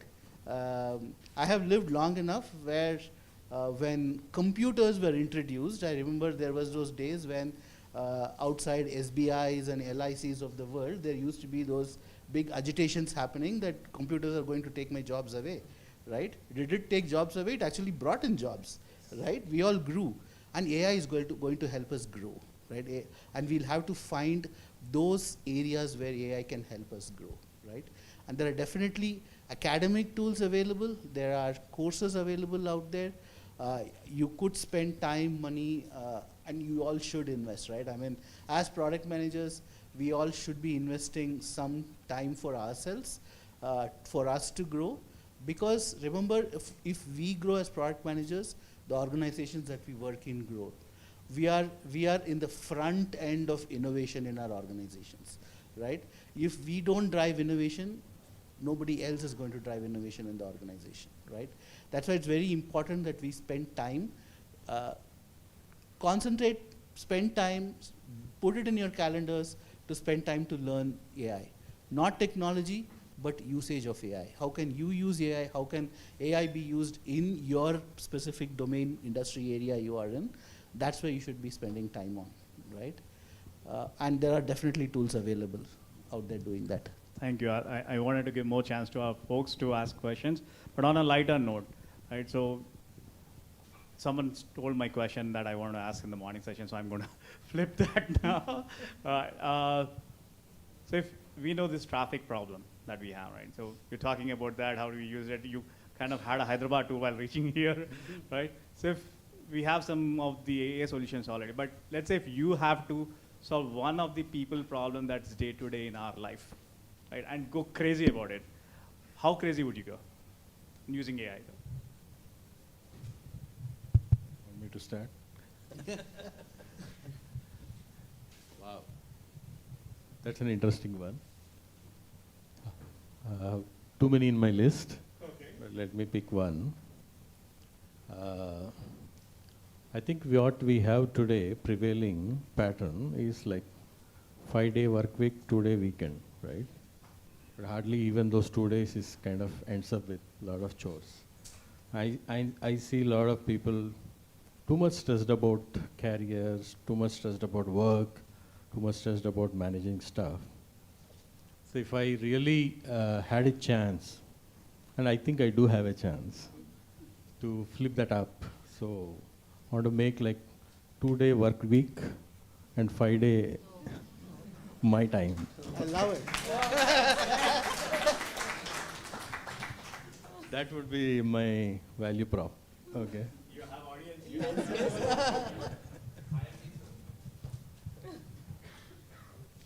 If I want to give it a try, it's like what you learn always, like when the things are not in abundance, you should use it wisely. So when we see like people are adding to congestion, it's mostly because sometimes you see people breaking the lanes or honking a lot or not following the best practices for driving.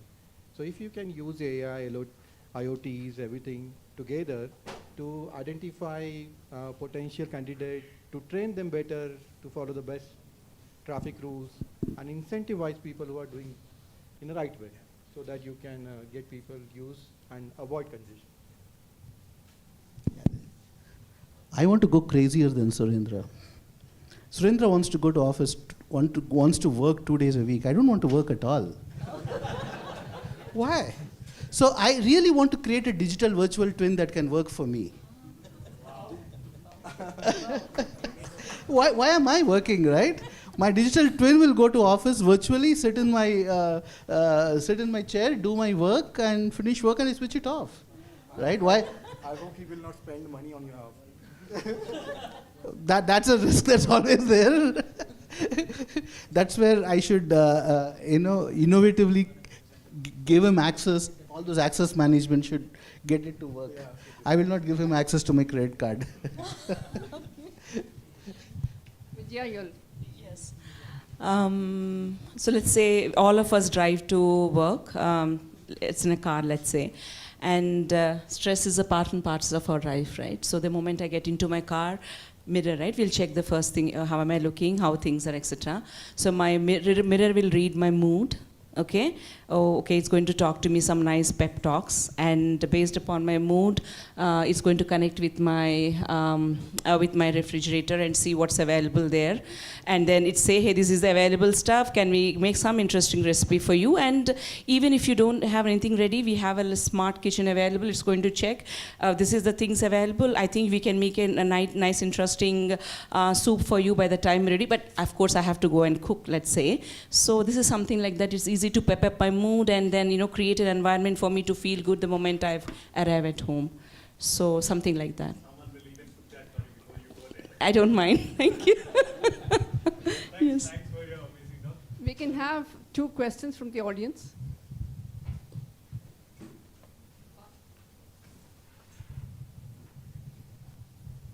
Hello everyone, this is Ananya. I'm from ADP, lead product managers.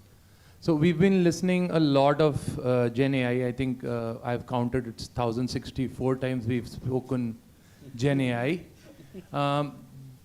What makes me believe, or rather it's just a thought and probably a mind share more than a question. Aren't we as people or product managers trying to force fit solutions by Gen AI? Like even a simple use case that can be, say, as simple as an Excel macro or probably putting a VLOOKUP. We are force-fitting higher-ended solutions, costlier solutions while we are building for this. So just a mind share around that. No, I 100% agree with you, right? That's why I was very clear when I said value, define benefit, right? all the tools that we are talking about are tools, right? We should be very clear on the value that we are creating on the usage of tools. These tools are insanely expensive. We think it's cheap, but for us to create, for us to deploy, for us to maintain these tools over a longer period of time is extremely expensive, right? And that's what we should be very careful about. Value, value, value, right? Define your problem, define what value you're creating out of your problem, and any tool that we talk about, any shining new object that we are creating in this world, today it's Gen AI, 3 years from now it could be something else, right? But as product managers, and remember the other side of the coin, right? If it's your engineering teams will want to use some of these tools because they are engineers by profession, right? They want to use the latest shining tool in the products. Your sales team wants to use them because it sells, because that's the word everybody uses, right? I have the product that is powered by Gen AI or whatever AI tools that's out there today, right? It was something else 3 years ago. It was something else 10 years ago, right? So everybody else wants to embed that new tool into your product, into whatever they are building, so that they can sell well, they can talk well, they can experience these new technologies. But our role as product managers is to create value, right? We have to define what value is very clearly. Use technology only when you're creating value, not because there's a new technology out there. Okay. So sometime back, there was an app on iPhone to switch on your light. It was selling at $99. Yeah. Now it's absolute. So that's where, if you're not building a proposition that is ready to, can be adopted, it cannot last for longer. I agree with you, Surendra, that I don't want to work for 5 days a week. I want to work for 2 days. I can use that 5 days creatively, doing so many things. And I agree with you, Vijaya, I hate cooking. So if something helps me in my kitchen to cook, I'll be the most happiest. We can take one last question. Any questions for the panelists, please? One last question. Your last thoughts, one last lady.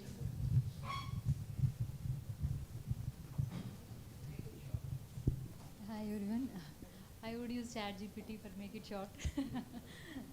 So, what kind of relationship do you think we should have between data scientist and AI product manager? Let me take a shot at it. Yeah. It's a very important question, and it's very essential to understand where the data science fits in on overall game of things. So I was actually debating on this and did a lot of kind of brainstorming with a couple of folks. There are, if I would say, there are like 4 segments. And those 4 segments are actually influenced by different people in the organization. One set basically are the market researchers, stakeholders, management team. I call them as decision science team. They are the ones who make the decisions, help us make decisions.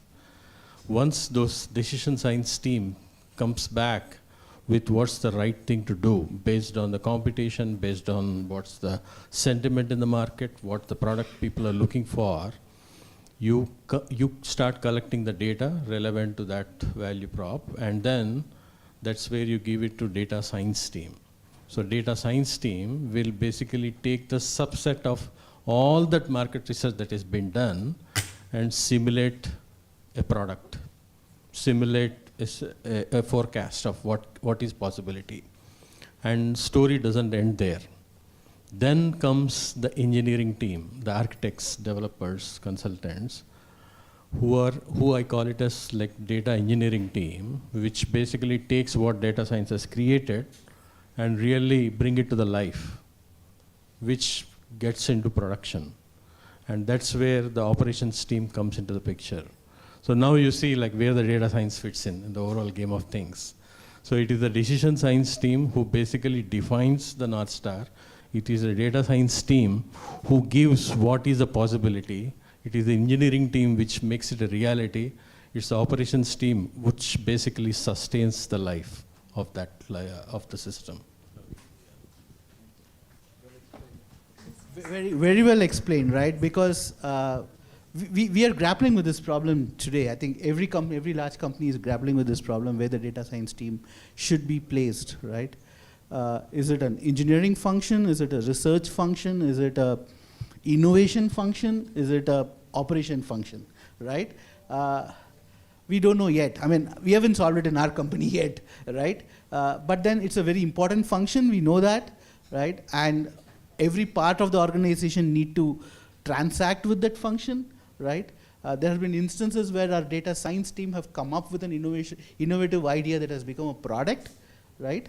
While there are cases where our data science team has been a solution provider for a problem that we have created, right? So it's a mix of all, but I like the approach that Surendra mentioned. There is a structure to it, right? I think that's really amazing. Thank you, Surendra, for that.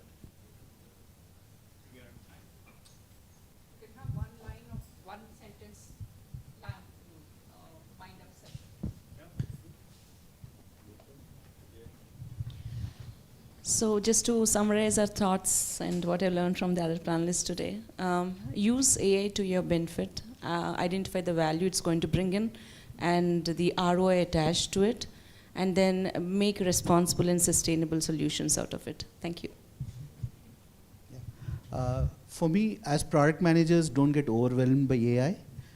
Don't get overwhelmed by all the right attention that all kinds of AIs are getting at this point in time, right? Try to maximize the usage of it. Try to figure out how it can make your life easier in your day-to-day jobs, one. And two, how you can use these new technologies to make your end users' life easier. Value creation is important, and it's your job to identify how you can create value from the technologies that's getting created. That would be my takeaway from this discussion. Thank you. Thank you. So human decision-making capabilities and the intuitions that we have cannot be replaced by GenAI. But you can always use GenAI to speed up the way you are making decisions, to speed up the way you are doing the subsets of activities which are related to product management, be it risk analysis or presenting the status of your projects, or summarizing where you are in your journey. So that kind of things you can see how effectively you can utilize. Great thoughts from the panel, and if I would basically put my kind of thought behind that, I think this is the realization of something called collaborative computing, where it's not about one software company creating a solution, you using it. It is about everybody has to collaborate. AI cannot succeed without adoption, without collaboration. So it's your idea, my idea, leading to a better outcome. So this is the phase. We're all part and parcel of this collaborative computing. Thank you, everyone. So my takeaway is what you all gave me. I probably would summarize, but you are all summarizing it. Whether it is 6 weeks, the secret sauce, or whether it is how academics can, keeping up to the speed, keeping people at the center, and also being, in the ethical lines and guidelines. Great thoughts. Thanks for sharing this. This is an amazing time that I spent. We'll take on more from here. Thank you. You've been an amazing audience. Thank you so much. Thank you, Abhilash. To stay informed about the startup ecosystem, subscribe to MyStartupTV. Hi, my name is Vijaya Annapurna. I'm the Global Product Manager at Signify. I'm one of the panelists today on the topic Challenges and Opportunities for AI. The key takeaways for me are use AI as your co-pilot, use your art of priority and common sense as powerful tools to really come up with what's really needed. Identify the value the AI is going to bring onto the system, and come up with sustainable and respectable products to the humankind. Thank you so much.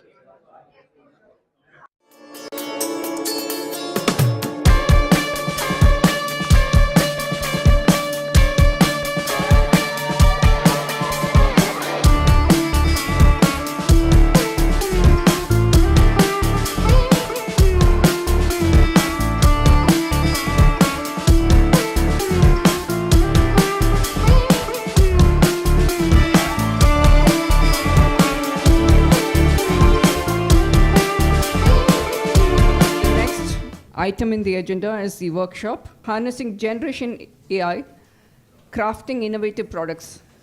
We request Jeba to come onto the dais. Jeba is the Senior Director of Engineering in the Advanced Technology Group at ServiceNow.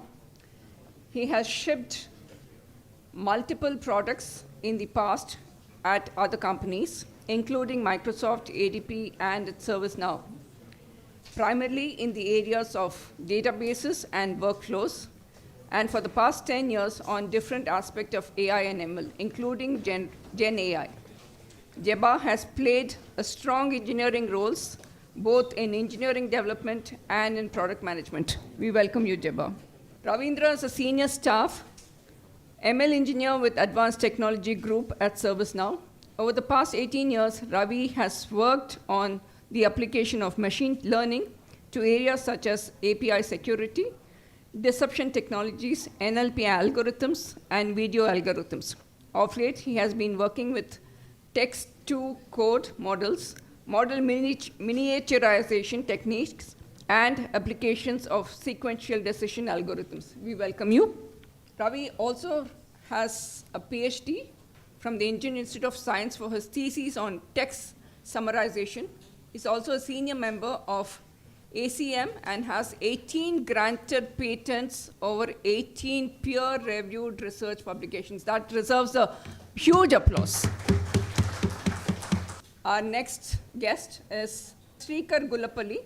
Srikar is a software engineer working in Advanced Technology Group at ServiceNow. During his tenure of 3 years, he has been actively involved in developing various software applications and machine learning-based products. Currently, Srikar is focused code explainability models and researching on various fine-tuning techniques to further improve the performance of these products. So today's session, we're going to talk about how Gen AI can be applied. So let me just run you through a very quick agenda. And first of all, thank you for the opportunity to be here. It's an honor and a privilege so that I can speak in front of everyone. This is something we've been working on. This is my team. We've been working on Gen AI for quite some time, since the day ChatGPT was launched, in a way. Like November 30th was the day, and then things changed in our company totally. So today, what we would do is it projected? Not yet, right? I'm not sure if the demos are going to be very visible. So I'm going to be doing a lot of use cases, running you through a bunch of different use cases, especially for PMs. So I know some people talked about, hey, you know what, are we force-fitting? I think we need to do a lot more research before you can think whether it can be force-fitted or not. But I do agree, there are some scenarios. People who don't understand enough of Gen AI, they think, oh, Gen AI will solve the problem, but it may not be a Gen AI problem. So these are my colleagues who are going to be speaking along with me. So today's agenda is, first is general introduction of Gen AI, and we'll spend around 30 minutes on the use cases with some prompts, right? So we'll go into maybe Azure OpenAI, and we'll talk about whether, some of the use cases, scenarios, and then we'll also talk about whether there is an inherent intelligence in GPT or not, or is it just a play of words? And then we're going to talk about some scenarios of what we've been working as a team, and then from ServiceNow, some of the things which have been shipped. So you will see things which are not shipped, which are in the pipeline. I don't think we can show it to you right now. The other thing is, how do you think of use cases, right? So for a PM, so we're going to talk about how to think about use cases. And when you think of a use case, when to use a prompt, when to use prompt engineering. And the other part is, how would you fine-tune a model, right? Or anyone in this room can open up your laptop if you connect to your thing. So that's your last part, right? So we're going to show you how to download a model and then how to do it from scratch. It's about 15-minute session, so anyone can do it. I'm not sure of the network. So the thought was that you will be able to open up your laptop, download a model, and then experiment with like a sentiment or ask a specific question. So that was the thought, but I don't think we have enough network to do it. But if you have a 5G network or a 4G network and you have a laptop, you can connect to it and then just go after us. And then you'll be able to run it on a CPU or a GPU on your machine. And then we'll leave out enough time for Q&A. So where is Gen AI right now, right? So if you see Gen AI, I know there is a lot of talk for the last 8 months, 10 months. You see that generative AI is right on top, right? Which means it is right on top of the hype curve. But right below it, like following the generative AI, you will see there is a casual AI, AI simulation, AI engineering, data-centric AI, a bunch of things which are following up and trying to climb the hype curve. So it'll take some more time for the generative AI to be mature enough and then fall down. So is it mature enough right now? I don't think the kind of questions which are asked, people will not be asking now. In a matter of 2-3 years, I think more people will be understanding the Gen AI a lot more as Gen AI matures. So, how many people have heard of this music LLM before? Okay, one person. So let's show a demo. It might be a little boring for you.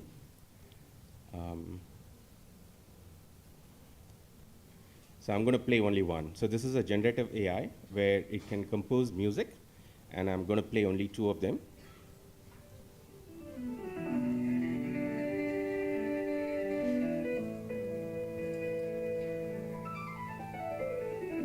Right, and then it can do like a piano.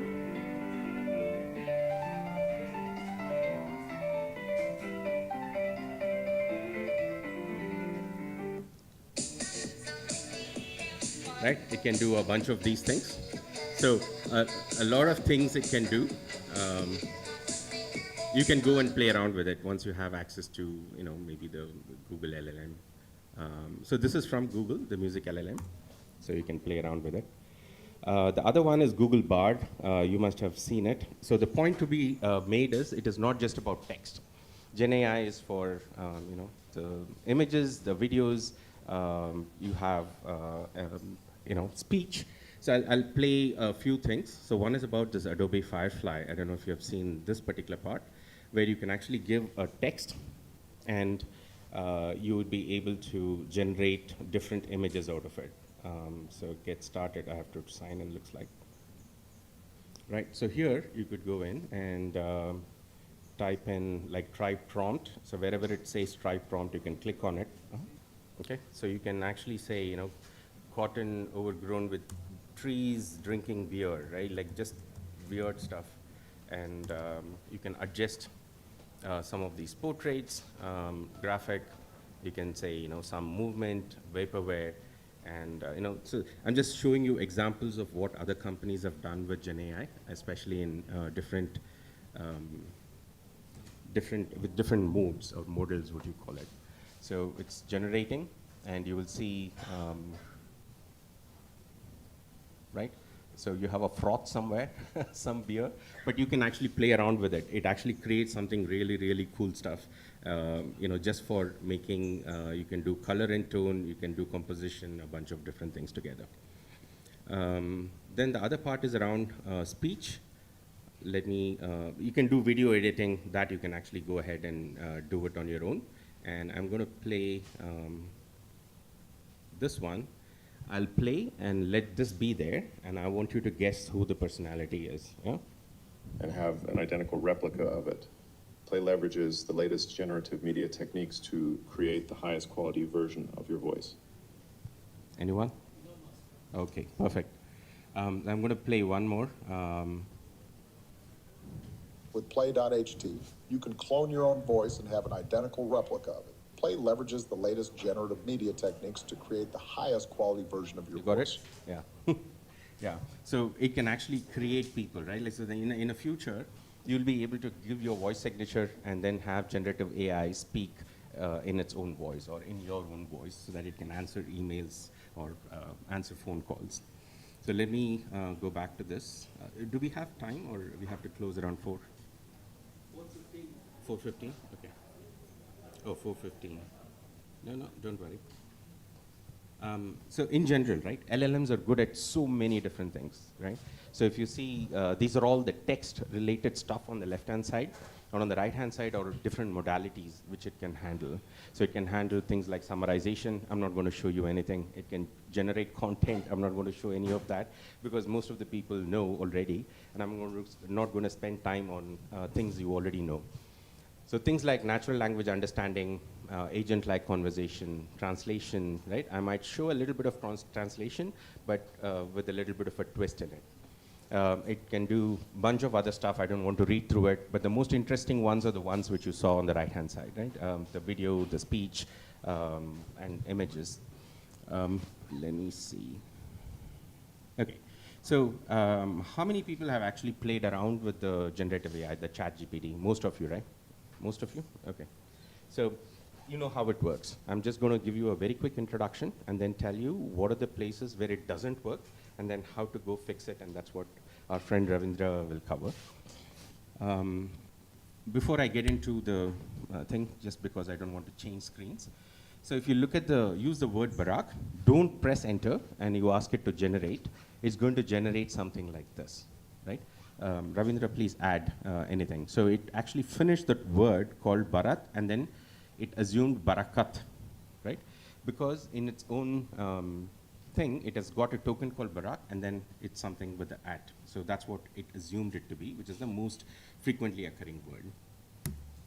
Now the next one, you use the word Barack and press enter this time, and then ask it to generate text. It generates an entirely different one, right? So the only difference was in the previous one, you did not press enter, right? No space. But then here there was a /n, and then the entire meaning changed. Because there it was trying to complete. It found the first token Barack, and then it added a 80, right? So here it just started generating with the /n, and it knows that Barack is a full word. And same thing with the uppercase B. Entire meaning changes, and then it starts producing something entirely different. And here, so there is a hyphen, and then it changed the entire meaning of it. So if you see, just with little bit of a change of what you could do with lowercase, just with a /n, without a /n, what it produces changes entirely, right? And just because of the understanding of the tokens it has. Now we're going to go through and then see some of these things as to how it works, just to give you an intuitive feel for how it is picking up and how can you produce multiple scenarios after it has completed the sentence. We'll show a demo. So what happens here is I'm going to change something called a full spectrum, and let's try something called product leadership forum, yeah? And then I press enter. So if you see, it says the leadership forum is the leading forum, right? And it gave you some color coding. So the reason for this color coding is that if you click on this, it's actually picked up the highly probable ones. So after the leadership, right, if you look at the probability distribution of the next word, it was forum, product, etc., right? But then it picked up the 99.56%, which is the highest, and therefore you get a red and green in color. If you click here, it picked up 0.16, right? And that's why it is red in color. However, I could actually go here and then say forum was the highest one, right? Like if you see this is the forum, I could say, hey, what would it have produced if I had a word called forum here and then say submit? So it'll automatically change the word, right? So there are infinite number of possibilities from each place. So it actually predicts the next word, right? So from here, it predicted held, but then it could have predicted for, it could have predicted designed, right? But it picked up the held at that point in time. Now, if you look at all the possible combinations of all the possible words which could be generated at each point, you will get an infinite number of possibilities which it could generate, right? So that's the beauty of generative AI, but it is also the flip side of generative AI because it is not deterministic. Now, you could also play around with it to say, I want a better deterministic solution. Then you can actually go and change the temperature to 0, and it will pretty much generate exactly the same text every time. So if you want this, you see this? Most of it is greenish in color. There was no red because it was trying to pick up the highest probability word at every point. Now, let's go back to this. Let's do some fun stuff, yeah? So let me do, for example, a poem completion, right? So complete the poem, Twinkle, Twinkle, Little Star. Now, if you click on it, it just pretty much gave you the poem, which it already knew from its knowledge. Now, we could also do something to the effect of, right? Write the poem in the style of Eminem rapper, right? So if you see, it started writing its own poem in the style of Eminem, right? So that's the beauty here of what it could do. But I also wanted to show you before I get there, since we are at poems, so it'll and it actually mixed whatever was from its knowledge. So if you see, there was a twinkle, twinkle, little star, how I wonder what you are. It actually inserted the word. For the next paragraph, it started developing its own.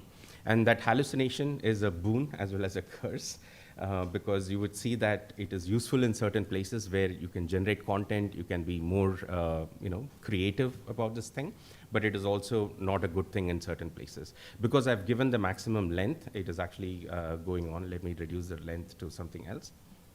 Now, increase this to this. But before here, I wanted to show you something else before I jump in. So I said, hey, you are a songwriter in Telugu. That's the persona I'm giving. And then you can write songs given on a topic given by a user. And I said, can you write a song about Telangana and its food? So it wrote something here. But in between, it understood from its language that it has to write chorus and a verse, so it introduced all that stuff. And then I said, hey, can you translate it into Spanish for me? Okay, so it translated the entire thing into Spanish. And it is a pretty good translation, right? Like if you look at this, it's a pretty good translation word by word. Then in the end, I changed my mind and I said, hey, sorry, I meant English, right? So which means it translated everything in English. Right? So you can actually ask for something. So it solves a lot of problem in an enterprise, especially if you're a multi-location enterprise. So you can ask a question in something and it'll answer you in a different language. And I think our friend Shrikar is going to show you a quick demo of that, of what we have done in ServiceNow. Okay, so now we are getting into a new thing here. Okay, I'm going to go from here. So the size changed, so I'm not able to see everything on the screen. That's fine. So let me show you. So this is the same Telangana stuff, right? Where this is another time I tried it. Then let me go to completions. So a lot of people asked, right? We're going to talk about a bunch of different things. So it can understand patterns, right? So this is what I want to do. I want to go one step at a time on what GenAI could do, right? So first we saw completions. It was able to come out with its own content. It can create KV articles, it can create poems, it can create marketing content, etc. You can extrapolate from there. So the next thing I'm going to show you is the pattern recognition, right? So if I say India is New Delhi, and then what is USA? Sometimes it could hallucinate. It gave the right answer, right? So you could actually say, you can do a complex pattern. For example, you could do something like this, right? Where I'm asking a capital and the population and say, for this country, tell me what the answer is. Now it's going to say USA, and it hallucinated, right? So it said it's New York. But if you keep asking, it will sometimes come up with the right answer. So this is the flip side I want to show you, that it is possible that it hallucinates at some point, and you may not know what is the right answer. So if it gives you an answer, it may not always be the right answer. But let's say if I did this and then say something to this effect, okay, again hallucinated. So you can never be sure, even with the temperature, right, that you will get the right answer to that question. Okay, so that is done. Now let's go back to general knowledge. Yeah? So here I said, hey, who was the first Prime Minister of India? And you give it and then says, oh, Jawaharlal Nehru was the first Prime Minister, which is the right answer. Now I can go in and say, who is, what is the capital of Spain? Things like this. So you don't know whether it is hallucinating or not, but I'm taking it for face value right now. Now we're going to do something different, which is who was the first Prime Minister in India who was a pilot, an author, a lawyer, and is a living person now? right? So we are trying to inject some things into the prompt itself so that we, disturb its activation layer when the input goes in, and it's going to come back and say the first Prime Minister was Narendra Modi, who was a pilot, who was an author, who was a lawyer, and is a living person. Right? So what happens is you've tried injecting certain things in the prompt to make it think in a certain way, right? In fact, the probability starts coming from here, right? It starts building. He can explain it a lot better. The first Prime Minister of India, so your probability distribution starts from there, and then all of a sudden it starts losing the attention for a pilot, the author, a lawyer, etc. So a lot more attention is given to what it saw first. So even in your prompts, if you want to do certain things, make sure that you put some of the strongest words in the front. He will talk about some of those prompt engineering techniques when we get to his session. Then I don't want to do some of these things, summarization. Now, another example of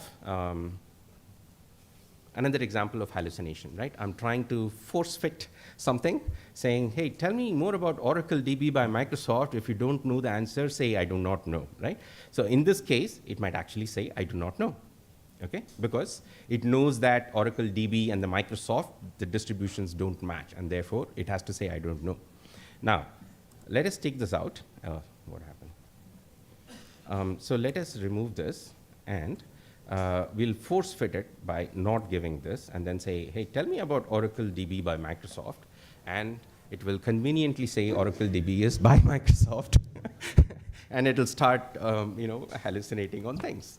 So let's go back to something else. Any interesting ones I have here?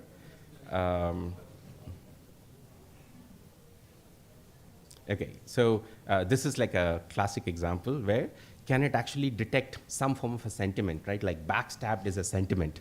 No journalist will write something called a backstab. So let's see what this actually does, right? It understands synonyms. So if you see, it will talk about OpenAI, what OpenAI has done to Microsoft, and it has automatically explained a bunch of different things over here. And these are the places where it thinks it could have backstabbed Microsoft. Interesting tool, but you have to play with it with care. I don't want to run through this.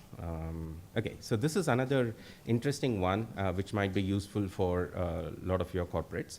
So if you want to produce a summary, for example, this is a system message. So you're an expert in creating surveys, and right? I'm giving it, so this is almost like the chain of thought, right? You're saying step 1, do this, step 2, do this, step 3, do this. Then I come here, what happened here? Okay, let me clear chat, using the previous one. Now you're saying I'm a customer service agent for exhaust fans, and I need to send out feedback from the customer about the lost call and the service provided. Could you generate a survey for me?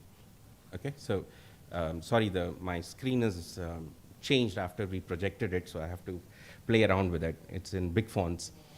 So this is like identify step 1, identify the purpose of the survey, and it has asked survey questions, right? So how would you rate the overall experience?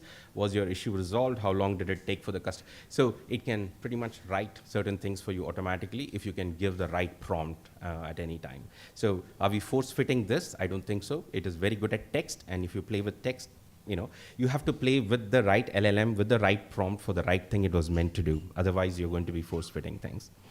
Okay, so should we try and do a long document Q&A? Let me try. So this is nothing but I have a 70-page document, right?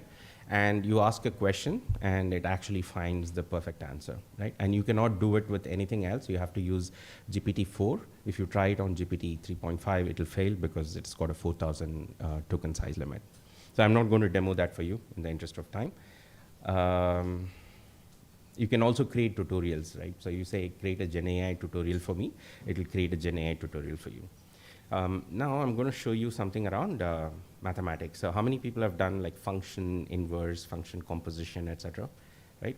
So I'm going to take this function. So given a function f of x equals blah, find g of f of x and then f of g of x, right?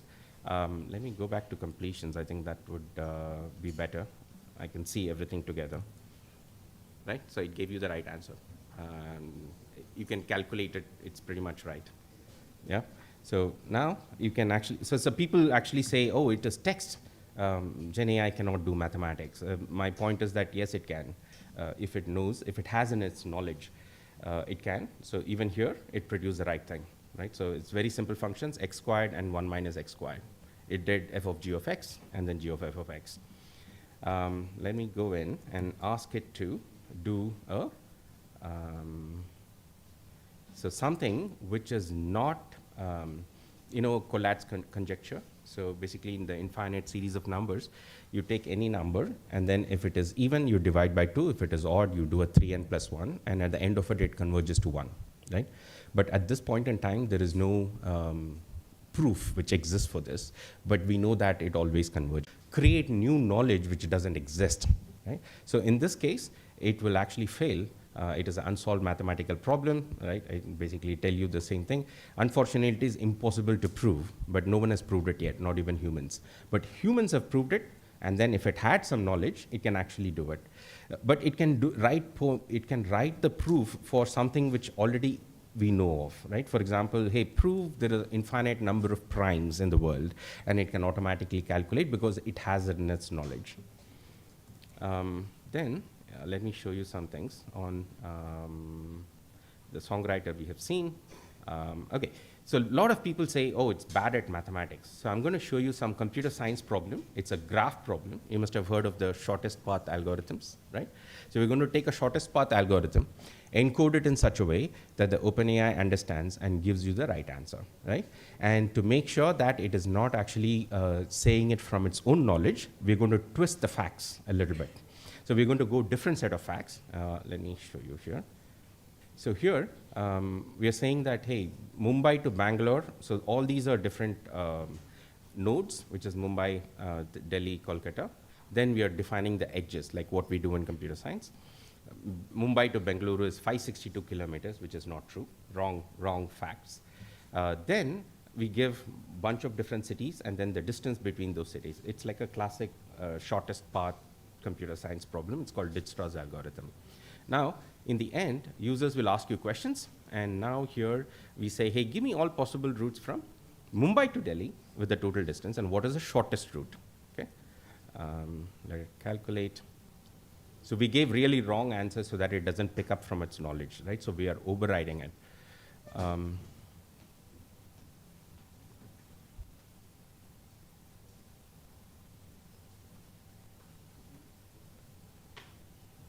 Sorry, I think it understood, it is still doing the survey part, so we haven't saved the changes. So give me a minute, we will redo it.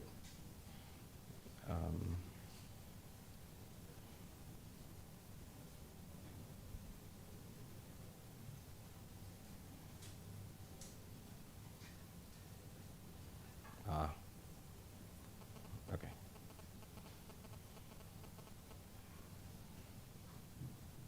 Okay, now we're going to run this.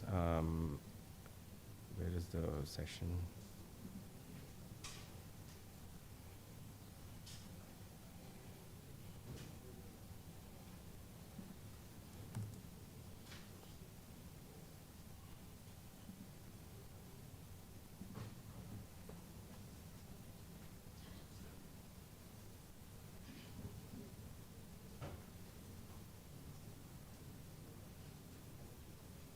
So it did the algorithm and then said 1849.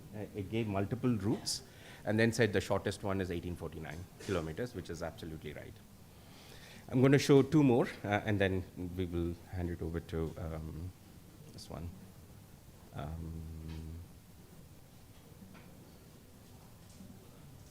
Okay. So we'll go here. Sorry, this is a little painful to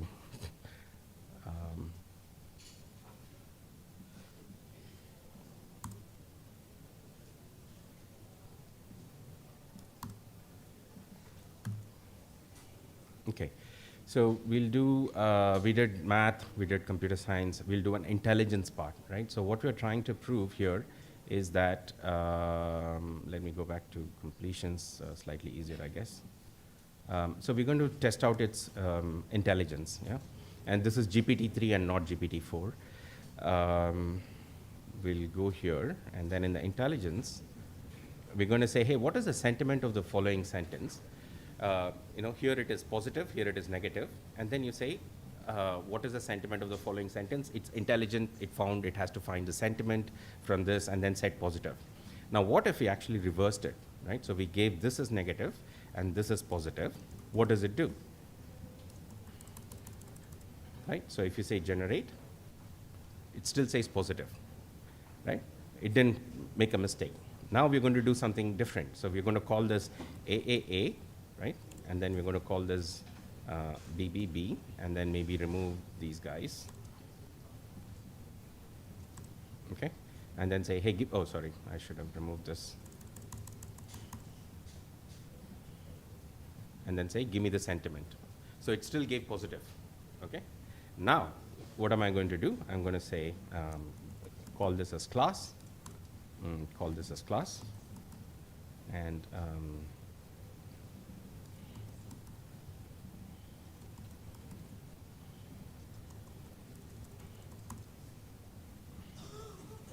okay, now it gave out CCC, but then it actually thought it was the sequence, right? So it thought it was a sequence. Now what we're going to do, we're going to do a different thing, which is take this out and go back in, and in the interest of time, I'm just going to run it very fast. Okay, so here, I'm doing the same thing, but then I played around with the last part a little bit, and now it gave AAA, okay? It's just to do with the way I wrote the prompt here, right? This last sentence. So this made the entire difference. So how you write the prompt is going to be super important, right? And that's what Ravindra will cover. But last one, because you're all product managers, I'm going to do a slightly different one. It might take a little bit time because this has changed the entire resolution of the screen.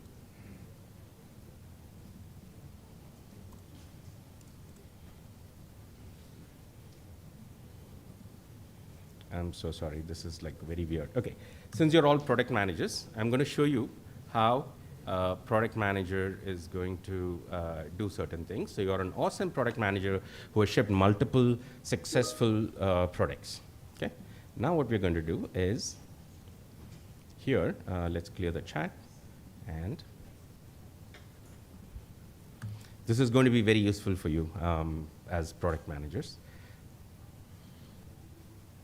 So you can say, can you write a few epics to create a second-hand car application? So for people who are from ADP, and this is one of my favorite questions, interview questions, where users can upload pictures of what they want to sell, and buyers can choose and interact. And let's use GPT 3.4, and let's play. Oh, it didn't change this for some reason. Sorry, it's something else is happening.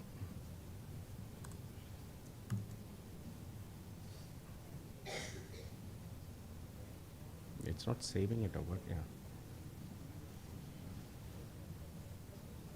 I want to show you, you as product managers, how easy is it going to change your job?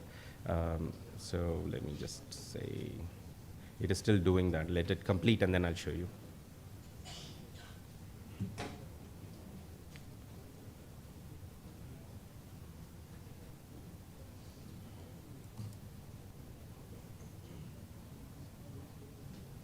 Okay, so you're going to write epics for a second-hand car application. So the persona it's playing is an awesome product manager. So if you see, it has wrote down all the epics. Epic 1. It also wrote the sign up, login, forgot password, everything for user authentication, and this account manager. Then the story 2.1 is the second one is car listing management. Okay. And then it started create car listing, delete car listing, view car listing, car browsing, etc., and then it wrote everything. Okay, now I can say, can you write, so though it gave me, okay, So can you write stories, more few stories in detail, yeah, for the first epic? So if you see, it's going to write, the user authentication was the first one, right? So it started writing sign up, and then it started writing an acceptance criteria, right? So you as product managers, if you have something in mind, you can pretty much write it. It's a login for the second story, the acceptance criteria, and So I hope everyone is a product manager here, right? Yes? Okay. Now you can also do a bunch of different things, like forgot password, etc., etc. You can ask it to write the acceptance criteria for the first story in detail. Okay. For the first, no, it didn't pick up the right one.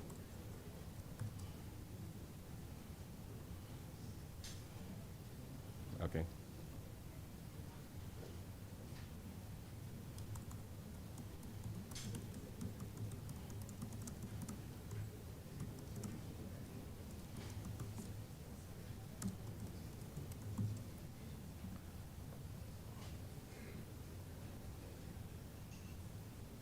Okay, so for the first sign up, it wrote. It actually wrote all the acceptance criteria, required fields, password confirmation, validation, everything. Okay.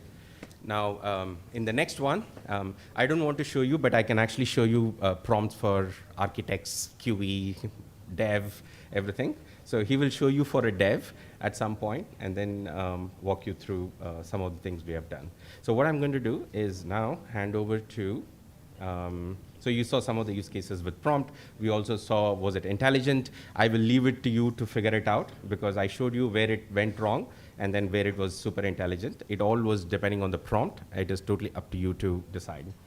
So at ServiceNow, we have done certain things, build our own LLM. Sometimes we use OpenAI, but mostly we're trying to build our own LLMs. And we, our thing is slightly different, right? It's basically for a workflow. It's a service management company. We handle service management for IT, HR, CSM, etc. So we handle how LLMs can increase the productivity of an end user, increase the productivity of an agent or a worker, and for the BU developers, right? So that's what we're going to do. And I'm going to invite Shrikar to actually give you a very quick demo of what ServiceNow has shipped so far in these areas, right? How do you increase productivity of people?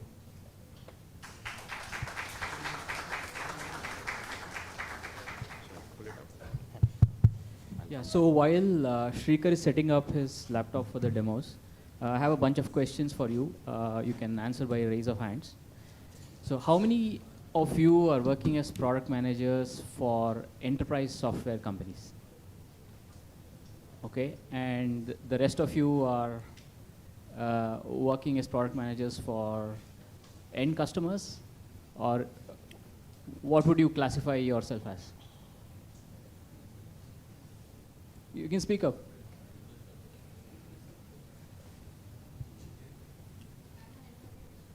Entrepreneur? Okay. Okay, so the reason why I'm asking these questions is, I want to get back to what Jeba showed at the beginning, right? So he showed the word Barak and how it completed. So one of the key aspects of these large language models is the notion of probability, right? So anything which is probabilistic is non-deterministic. So a lot of our enterprise software, at least the legacy software, are built around the notion of being deterministic. So if I go to, let's say, the search page and I ask for something, I expect that same document to come back to me every time I search for those words, right? Imagine a language model which will give you completely different answers every time you go and search. So what happens to the end user experience? So that's one of the key aspects that one needs to consider when you're using generative AI in your product definitions. So the second question, So the second question which I have is, how many of you are under pressure to use generative AI in your product roadmap? Raise of hands. So management actually tells you to use generative AI. Okay, so how confident are you? Like, are you really confident that generative AI will, you will be able to roll out a successful generative AI problem statement for your customers at scale? Or do you think, there are some things that you need to do and you push back on the engineering to figure those things out? Are you scared? Are you uncertain how these problem statements pan out in the real world? Yes? No? Yes? Okay. Yeah, so this is one of the key aspects from a product design and management point of view, to understand what these algorithms do behind the scenes. You don't need to code. You can let the engineering teams figure those things out. But while you sign up to roll out some of these features, probably you should pay attention to the notion of probability, the uncertainty which is out there, and how you can kind of find alternatives to solve some of these problems, right? Sometimes we use the term guardrails. So guardrails are basically a fancy way to say that you're going to force the output of these algorithms into a particular fashion so that it at least looks realistic to customers or deterministic, right? So Shrikar is going to show you a couple of use cases that we will be rolling out to customers in a big way. So they're already controlled go-to-market use cases. There's a lot of engineering which has gone behind the scenes in order to make these happen. And once he's done, I'll go into a little bit of theoretical aspects around prompts and maybe show you a very simple Python notebook to introduce you to what the developers feel or what the developers do when you ask them to solve some of these generative AI problems. Okay, Shrikar. Yeah, thanks, Ravindra. So, yeah, we'll take a look at how ServiceNow has approached and the kind of problems ServiceNow has solved. So the area we will focus on today is incident management. So let's say Alex is an IT agent. Now he starts by looking at what are the incidents that are assigned to him. Now what is an incident? It's in PM's language, it's a ticket. So it's something we raise. Let's say my laptop is not working. I raise a ticket to my IT team. But what happens behind the scenes? So that is what ServiceNow solves. That is IT service management which we ship. So let's say the first, I have a bunch of incidents assigned to me, I'll open an incident. Now, so this incident was, somebody else was working on this, Alan was working on this. It was assigned to me right now, to Alex Ray, and I have no details about what happened on this incident. Ideally, the flow is I'll have to go through pages and pages of the activity that happened on the incident. But is it more productive? No. That's where ServiceNow shipped a summarize capability, which is totally powered by GenAI. So Alex can click on summarize to get a holistic view of what happened on this incident. So this incident, I'll just read it out. So it's an issue with MacBook, it's frozen, cursor doesn't move. And Alan has suggested something, and now Alex wants to know what happened with this. So let's look at the summary. The summary is the user reported that their MacBook is frozen, accurate. And the actions taken were, we asked the customer to force quit all the applications and ask the customer to restart their Mac. And the incident is still open, which means both of these steps didn't solve the incident yet. Now what can Alex do now? He can take a look at some of the resolved incidents that were very similar to this particular incident. So let's look at one of them. Even these are recommendations which are powered by, again, not powered by GenAI, but something out of the box shipped by ServiceNow. So let's take a look at a resolved incident that is already, So somebody else has worked on it, very similar. MacBook is frozen, cursor moves, but the applications don't respond. Now again, I want to look at what happened in this incident and how did they resolve. So I can again click on summarize. So now we see that, again, it's MacBook is frozen, but the actions taken were the PRAM has been reset. So this could be one of the resolution steps which I could propose for my actual incident. So I could just simply copy paste from here and modify some of this, of course, but suggest this as a resolution to the customer. Yeah, so I'll just perform a PRAM, post comments, and hopefully this will help the customer with their issue.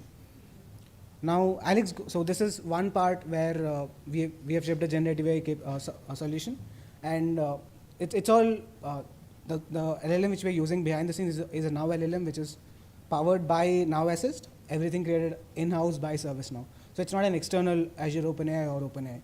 It's a LLM built by ServiceNow for summarization. Now, Alex looks at the different incidents that are assigned to him today, and he realizes that there are a lot of issues that are related to Mac frozen. And he finds it fit to create a knowledge article so that it helps other agents to figure out how to solve this particular issue. So what can Alex do now? He can simply open knowledge articles and just add we have a option to generate a KB article. So I'll just, let's say, steps to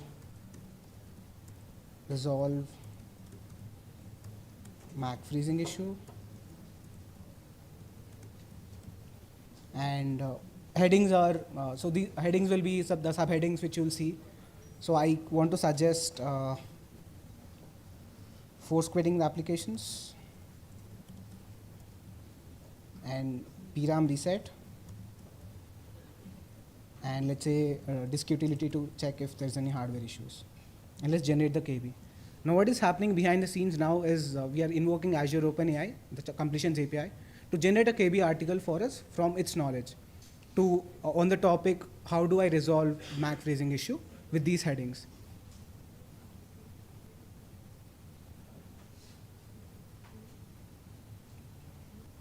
Yeah.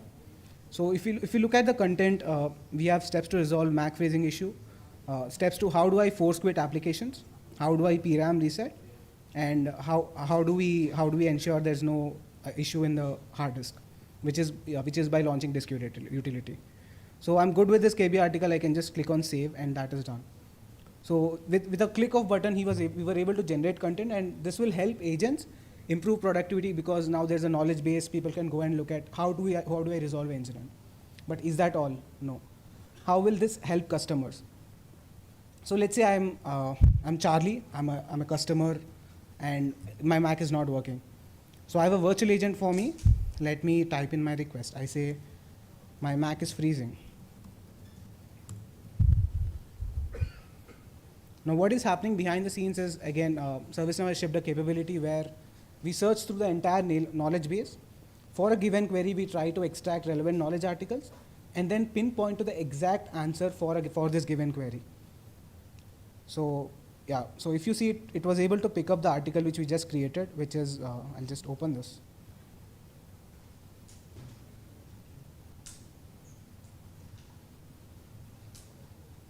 So you have to force quit, you have to PRAM reset, and you have a disk utility, and all of this, we have steps for all of this. Now, user can try some of this, and this will help us deflect incidents. Maybe this will just help the customer, and there are no more incidents. So incident deflection happens here. Now, is this just for incidents? No. So customers could also search for policies. For example, there's HR policy about my sick leaves.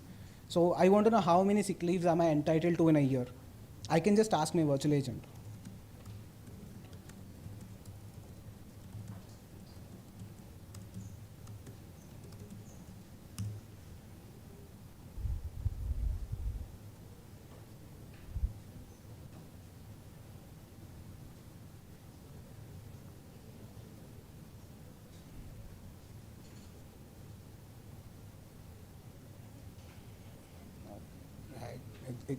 It takes time.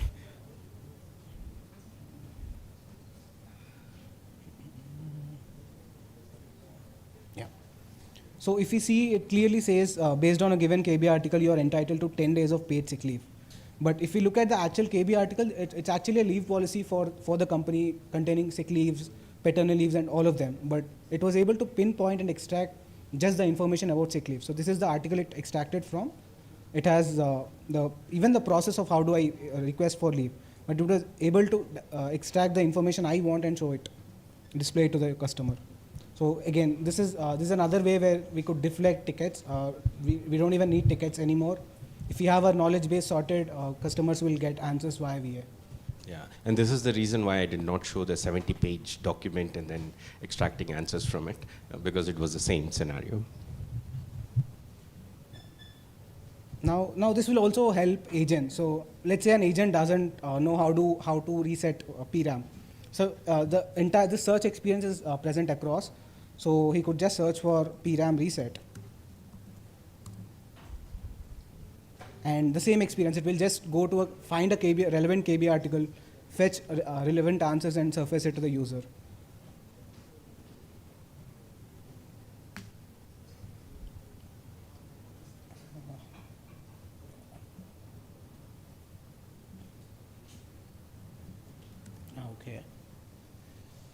Yeah, it was able to pick the article, but I got it wrong. That's fine. But yeah, this is one of the experience we shipped, and this will also help agents to extract pinpointed answers. Now, so these are the 3 experiences. Moving on to the last experience for the developer. So let's say there is Fanny. Fanny is a French agent, and she has a bunch of incidents open. She opens one of the incident and tries to look at the details. Now, they're all in English, and she doesn't understand English. So ServiceNow has already shipped a capability where you could very well translate, and it would give you a French translation. And I could work on this incident. This is workable. But all my incidents are in French, and I don't want to every time go and click the translate button to show a French translation. So I request my administrator to write a script to just give me give me an info message of what is the description in French. Now the admin understands. All we have to do is write a simple business rule.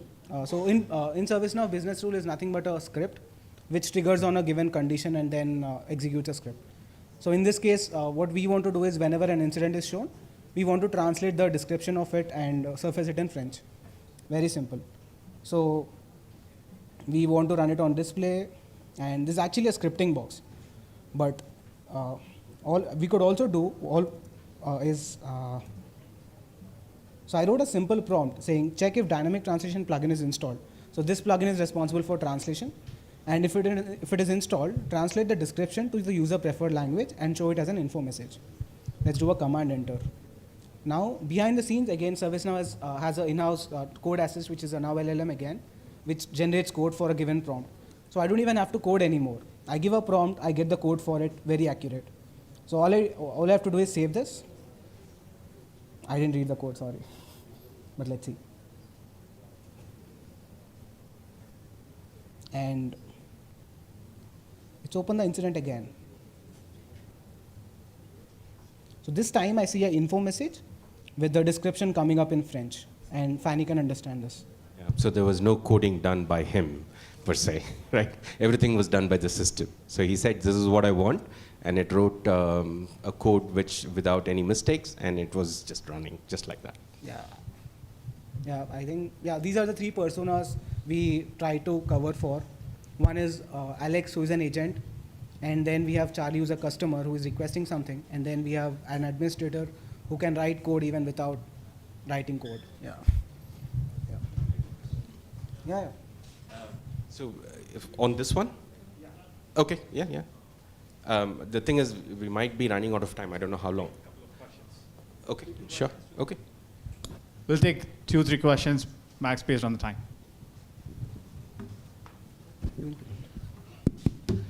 So firstly, thank you for the demo. Excellent presentation. Thank you so much. Many congratulations on that.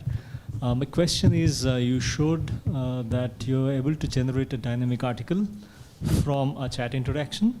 My question to you is, would it be possible for you to use that for training of the LLM and be able to answer in details from that knowledge article as well? So dynamic training of your model from the data generated by your customer.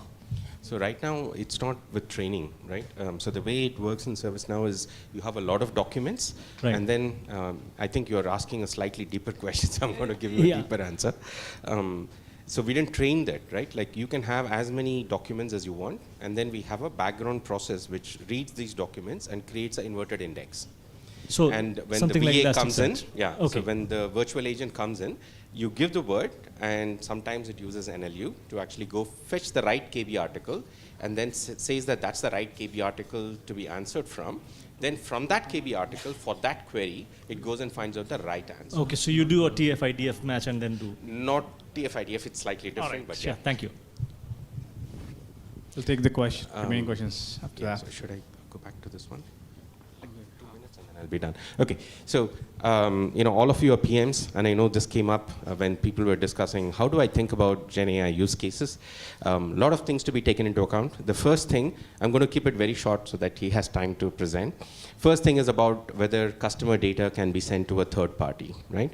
If customer data can be sent to a third party, then you should actually do prompt engineering. You can use OpenAI, Azure OpenAI. Second is, are you trying to send data out, or are you trying to receive data from there, right? Are you trying to generate content? If you're trying to generate content, then you can pretty much use Azure OpenAI for it.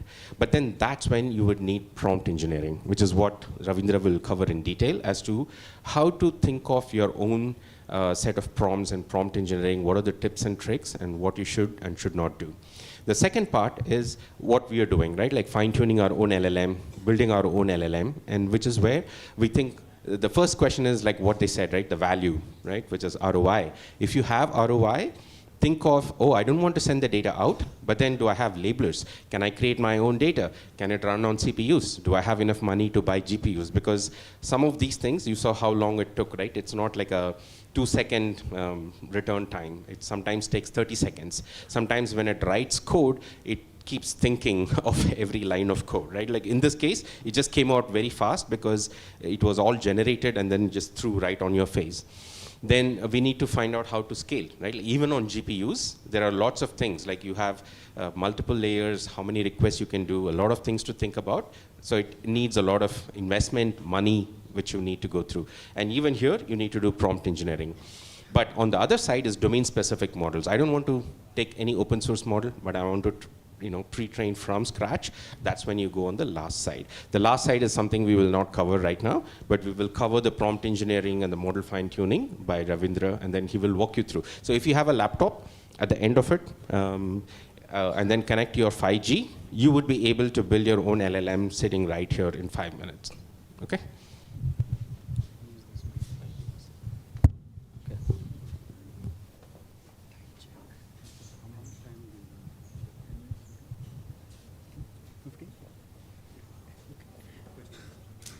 No, I'll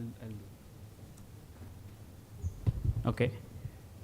Thanks, Deva, and thanks, Shrika, for all the demos. So what I will do in the next 10 minutes, I'm going to squeeze my presentation a little bit for want of time, is I'll talk a little bit about prompting. It's a little bit of theoretical subject. It's actually a very complex subject, but I'll try to keep it at a very high level. And what I would like to do is draw your attention to the influence of how you instruct the language models and the behavioral language models based on how you instruct them. And that's very important because we saw already that these are stochastic in nature and they're going to produce non-deterministic results. Okay, so those of you who have been working or dealing with machine learning know this, this evolution of machine learning algorithms, right? So initially we had this concept of supervised learning. So we would take data, then there would be labelers who would give you the left-hand side and the right-hand side, and then you would train a machine learning model. Basically, it is more of a fit. Given X and Y, try to find the relationship or equation that matches, which generates Y from X. So then what happened was we started going into something called as masked language models. So the moment we went into masked language models, what we would do is we would kind of mask certain portions of the language. That mask means imagine you drop a particular word or a phrase from a sentence and let the language model figure out what that missing word is. So that is how these language models begin to learn. And then once you do that, you basically teach them language. That's how you teach them language. That's how children learn language. So they will use one word, they will use another word, and they'll try to fill in the middle word based on patterns that they're seeing. So similar ideas were used to create these language models. And then you would have to do supervised training on them. The reason why you had to do supervised training is it learns the language, but it doesn't learn the task. So it's that for the reason of the task, you would want to do supervised learning over it. Then came the final stage, that's the state of the art, that's where we are as of today. It is called as instruction fine-tuning. So you instruct the language model to produce a very specific type of output. So Jeva showed you so many different examples, right?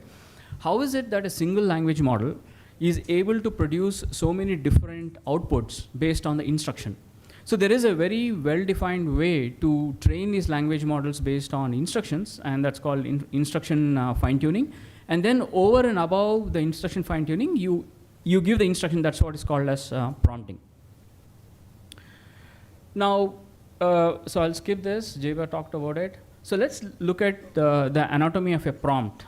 So I've taken, there are lots of complex prompts. The most complex prompts are called as the chain of thought prompts, where the language model tells you how it is arriving at a particular output. It feels like it's thinking. In reality, it's very dumb. The language models are really dumb. They don't have any intelligence in them.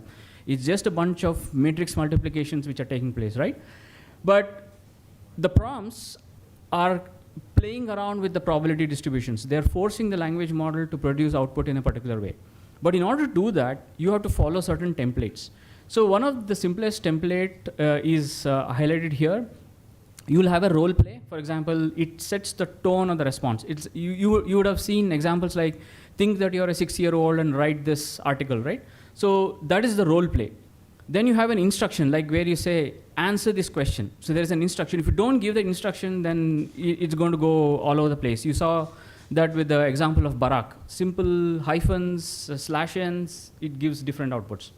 And then you have something called as a context, where you tell the language model to produce output from a very specific context. So here is one example.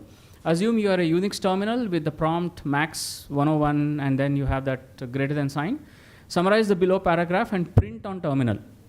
So I have given a paragraph. So this paragraph, which is given here, called as context. What we are telling the language model is, you don't bring things out of your memory. Don't bring things out of what you have learned. Use this very specific paragraph, and based on this paragraph, produce an output. And the way you do that is by giving this instruction at the top. So you have a role play, you have an instruction, and then you end up getting the response. So if you see here, it has actually used this max 101 greater than, like typically the way we find it in our terminals. So it's used that output, and it has gone and generated a summary out of the big block of text which is out here. Now you can extend the prompts. You can give a format specifier. So you can say, hey, you print it in a JSON form. Now these are very important for us because a lot of enterprise data is stored in databases. So we pull data from databases, then we process and then push it back into databases. So we want the inputs to be read in a particular format and the outputs to be generated in a particular format so that we can again write it back into databases. So the format specifier is very useful. Then you have an audience specifier. Usually we don't use this in the enterprise. It's more like, it's fun, but it's very difficult to create these audience specifiers. Again, write it for a 6-year-old is like an audience specifier. And then we have scopes.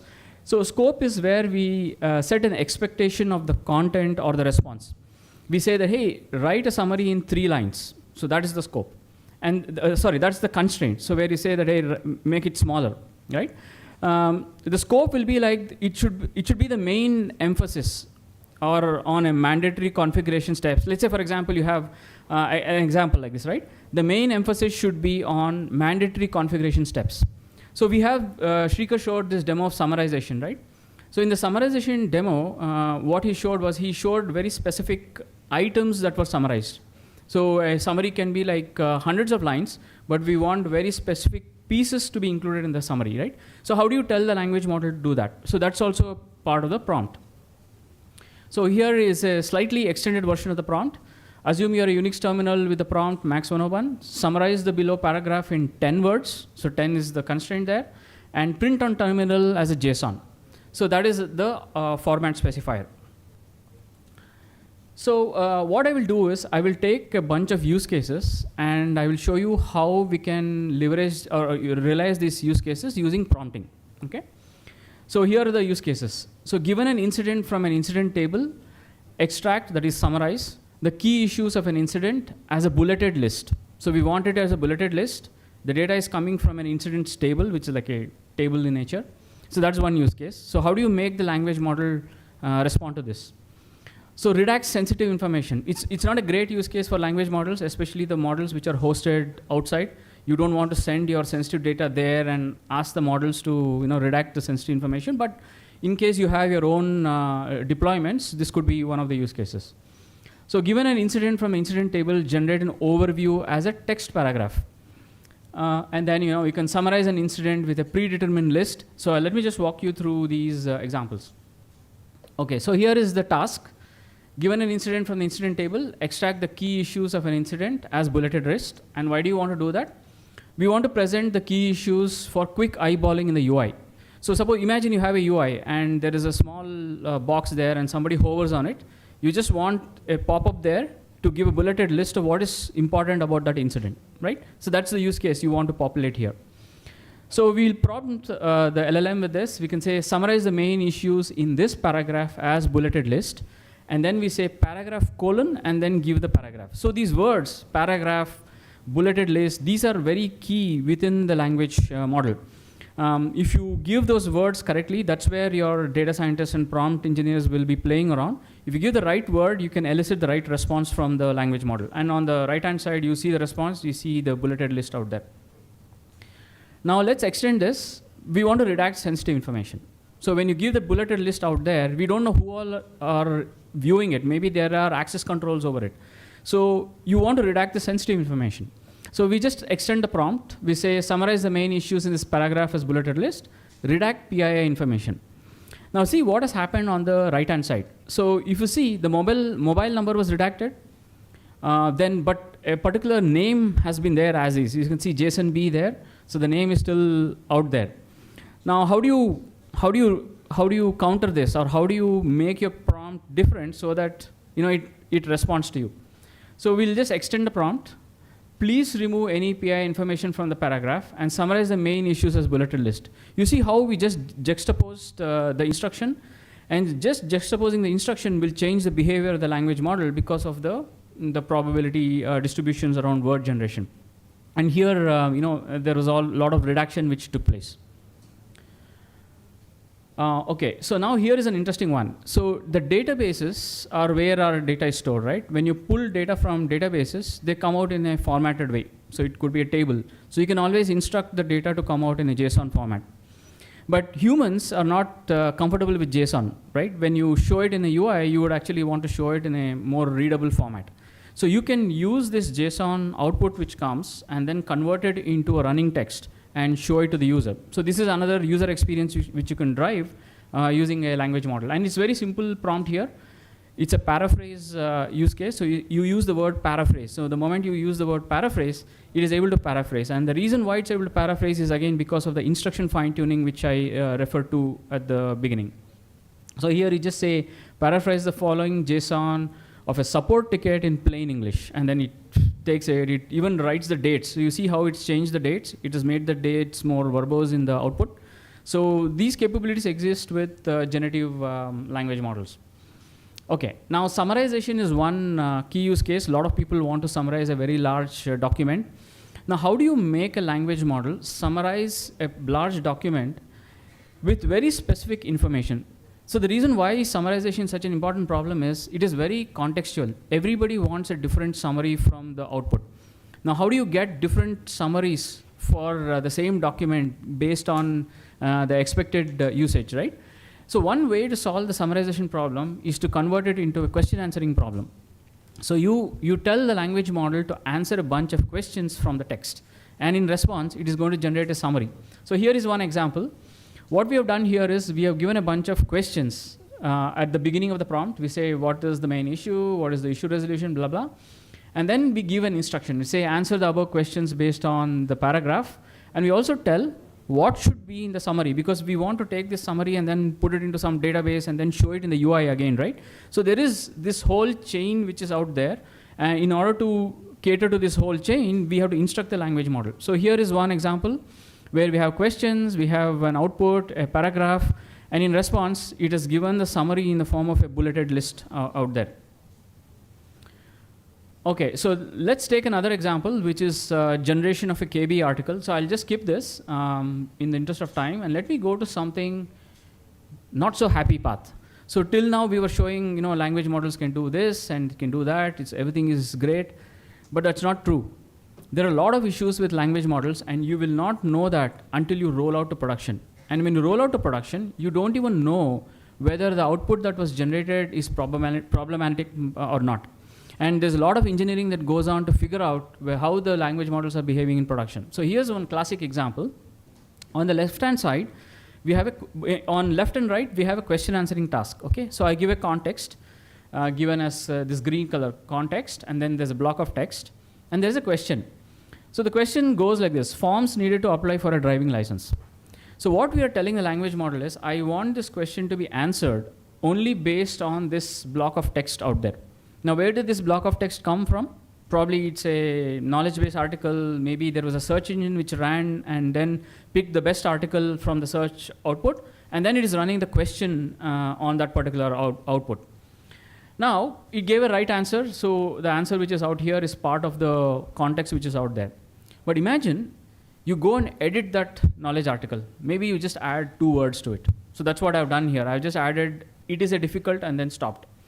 Now, why would this happen? This happens because many a time these articles are very large and the language models cannot handle full text. So what we do is we do truncation. We take that block of text and just cut it. So imagine here it is cut at this particular red color highlighted words. It is a difficult. Now the same question, just because the article was edited and it was truncated, now completely gives a completely random answer. Nothing that it has answered has come from the text which is given out there. It has started to hallucinate and bring the answer out of its own pre-trained knowledge. Now, how do you fix this? How do you know something like this is happening? And this is where it becomes very hard to define problem statements based on generative AI. And that's where this whole concept of prompting comes in, instructing the language model to produce a specific output comes in, and so on. So I just changed the prompt a little bit. I just said, answer the question below from the given context only. So that blue color instruction was given. And once that is done, you get a different answer. It actually started to answer from this block of text. So there are numerous situations and examples like this where language models produce completely bizarre output, and designs of prompts, and there's a lot of work that needs to be done in order to make them reliable. And that's the reason why I was asking questions about how reliable should your system be and what happens. Are you scared of the output from the language models? Okay. So I will just go through a very quick, where is this? This one? This one, right? Okay, so I'll go through a very quick Jupyter notebook. Behind the scenes, what happens? Let's find out if they want to do it on your own. Do you want to open up your laptop and then do it along with us? I don't think they have the. I don't think we have the time. Okay. Yeah, so they didn't bring a laptop. it's fine. That's fine. We can share this notebook.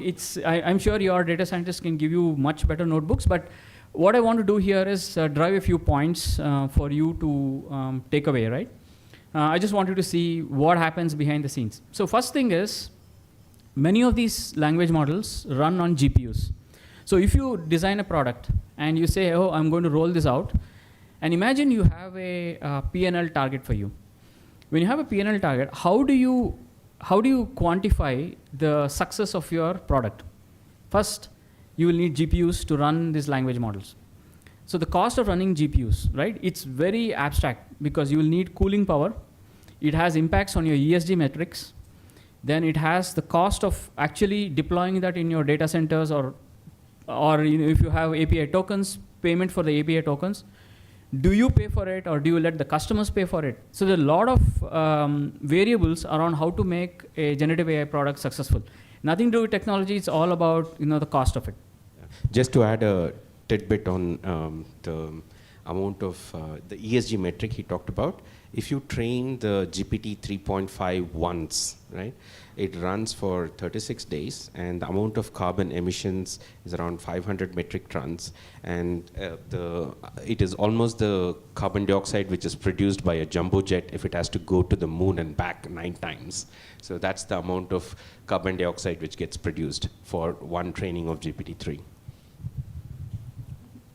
Yeah, so you got to look at the specifications. So many a times, these GPUs don't have enough memory to hold your language models. So Shrikar showed you the demo where the code was generated, right? So it is 15 billion parameters in size. Okay, it's a model that ServiceNow has created, ServiceNow research team has created, which we have used. It's 15 billion parameters. So for 15 billion parameters, to hold the model, you will need at least 60 plus GB of RAM inside the GPU if you want the 32-bit representation, and half of it if you want the 16-bit representation. Now, NVIDIA is going to charge you, the GPUs that most commonly used, is going to charge you a lot of money for the higher end GPUs called A100s and H100s. Now, if you go to the lower end GPUs, the cost is lower, but at the same time, your response times also fall. Okay, you need to plan for this in terms of when you're rolling out a generative AI product. So that's one aspect of it. The other aspect of it is, what models do you use? Do you always hit OpenAI? Sure, you can hit OpenAI, provided your customers agree to send their data to OpenAI. So that's one of the key blockers for many of these generative AI use cases. Okay, you decided to build your own language model. Fine. So if you build your own language model, what model do you use? Of course, it's the problem that the engineering team has to figure out.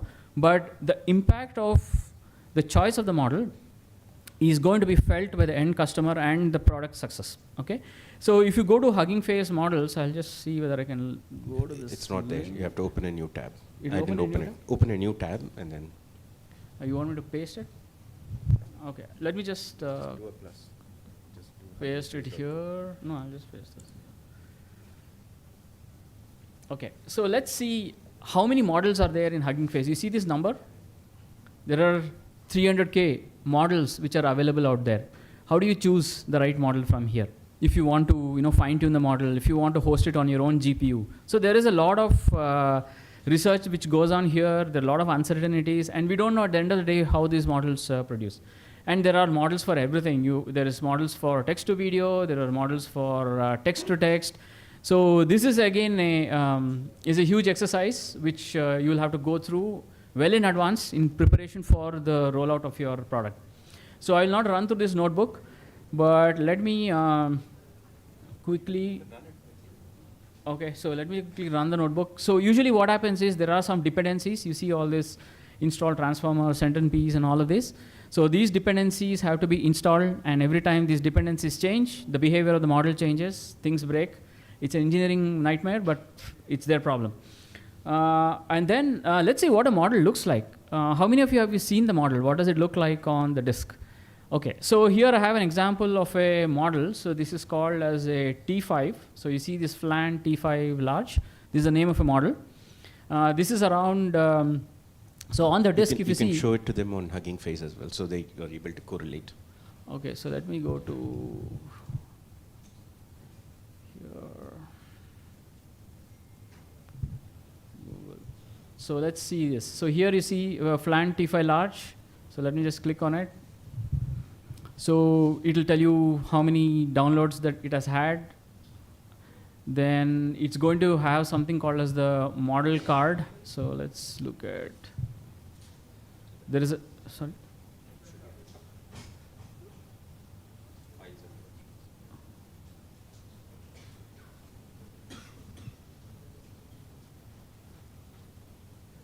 Yeah, so you can see that it's around 3 GB in size. So that's the size of the model. But what does the model look like on the disk? So the model looks like a bunch of files. So here I've taken the smaller version, which is 300 MB in size. So it just looks like a file. So what this also means is once you roll out your product, you can change the behavior of the product by just replacing this file. No more engineering to be done. However, every time you replace the file, your behaviors change. The model starts doing different things. So that's where the determinism is suddenly gone from your system. So you got to watch out for this. Okay, so I have a few examples here just to see how this such a small model behaves. So I have one exercise. So it says answer the following question. There's a question, and we are basically asking for an answer. So we can run that and see what happens. I don't know whether I have time to run it. Okay, let me just run. Let me just run some of these. So I'll have to start all the way from the start. So you see here, you see this allocating and connecting. So what is happening here is because I'm running a Colab notebook, it is actually trying to get one GPU for you to run the model. So let's see what's going on here. Yeah, so Google gives one GPU, the T4, for free. So if you log into collab.google.com, you get one GPU for free, and you can do a lot of experiments there. Yeah, so here there is a GPU which is allocated to you. Okay, then it's still downloading all this. Are we running out of time? Okay. Yeah. Okay, so right. maybe we'll share this notebook with you. You can just run it. You can just take it to your Google account and run it there. Just have to just click these play buttons here, and then you're going to get the output. So where you can actually play is by changing this. You see all this red color text. You change that and see how it behaves, and you get a feel for what happens to these models and how they behave. Yeah. So you'll be changing two things. One is that model name which you saw. So cut and paste anything from Hugging Face, and then change the prompt, and then you're good to go. Those are the two things you need to change. So do we have time for questions? If there are? Yeah? We are having a break? No, we'll have 2 questions. 2 questions? Okay.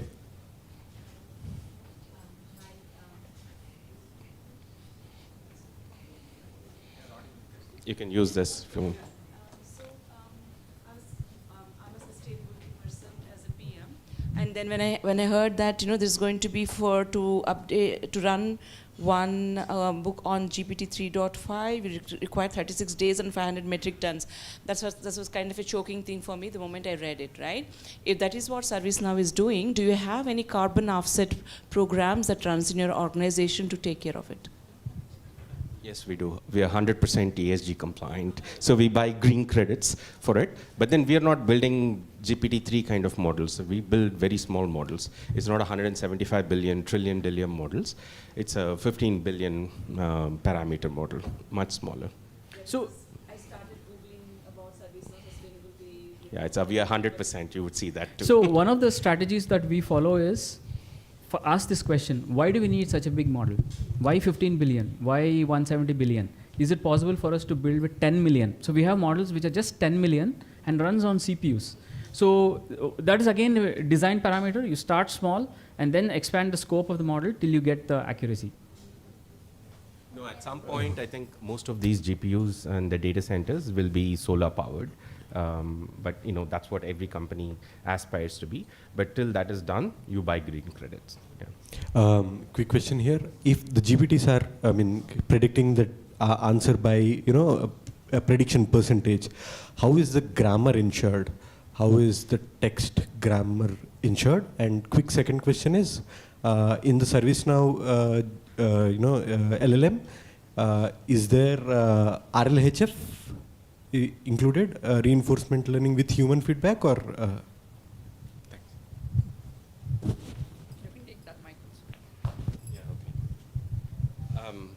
Yeah, so the first question was around grammar, right? So that's what language model is. So he talked about masking and how it learns.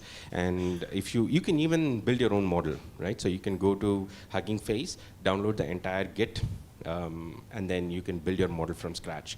And when you give all the data in, it has taken what Wikipedia, all the news articles, books, everything. So with that, it is able to learn the grammar, right? So that's how GPT-3 is trained. GPTs are trained. In fact, even our model was trained that way, right? So once you put that in, and he talked about different mechanisms. So one of them is the masking mechanism. So you mask it and then it starts learning. And your second question was around RLHF. Yes, we do. So let me add to that. In reality, grammar is actually a rule. So English or any language, it actually imposes the rule. We don't create random word sequences. We are forced to create word sequences in a very specific fashion, right? It's been done because if you create words in a specific fashion, what you create can be understood by the other person. So actually language is a rule. It's just that it's hard for us to express that rule if you take a board and have to write on it, it's very hard to express. So that's where the language models learn those rules inherently by those training examples that you give. Yeah. So if you look at the way people solve language, I'm not sure if you were there like 20 years ago or something, where we had to write grammar rules, right? I'm not sure if you have done that. So you write the subject, predicate, whatever. You have to write a series of rules, even for translation, right? So you have to write the rule for English, the rules for French, and then see how the each sentence, grammar in each line of the grammar maps to one. So you need to write a transformation layer. Now, all that work is done by the LLMs. So LLMs, if you give English, French, English, Spanish, French, all different languages, just dump in data, and then it just learns automatically, right? So there is no, grammar to be written. You don't have to scratch heads. You don't have to hire computational linguists for that particular task. So today, computational linguists are needed for defining the data problem, right? Like if you want to fine-tune a model, you need a lot of data, and that's where the linguists and labelers come in. To stay informed about the startup ecosystem, subscribe to MyStartupTV.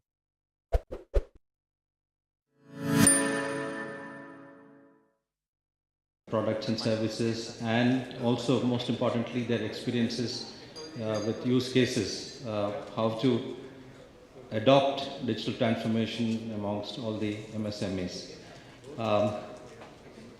We are already talking of I 5.0, and we all would be wondering, we have not yet been done with I 4.0, and 5.0 is being mentioned in most circles here. We heard in the morning session a great deal about sustainability. So all that is happening is we are trying to integrate I 4.0 with making it more human-centric and making sure the man and machine coexist, and sustainability as the other aspect. So it's an integration of I 4.0 and I 5.0. So I don't want to steal the thunder from our speakers here. We have Mr. Tushar from Mahindras and Mahindras. We have Atom State represented by Mr. Venkat, who's going to talk is about AI and ML applications and how to implement them in our businesses. And we have Karthik from CADFEM, which is a global partner company for ANSYS. Some of you would be using ANSYS software. ANSYS also has been on the forefront of startups funding. We're going to hear all about this. Over to Mr. Tushar to tell us all about digital transformation and to what extent M&M has benefited by providing end-to-end solutions. Over to you, Tushar. Thank you.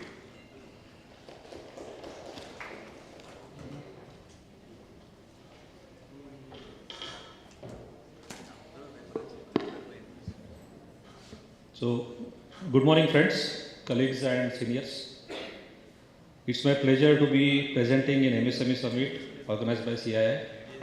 Before I move to my presentation, first of all I will like to thank to entire CII team for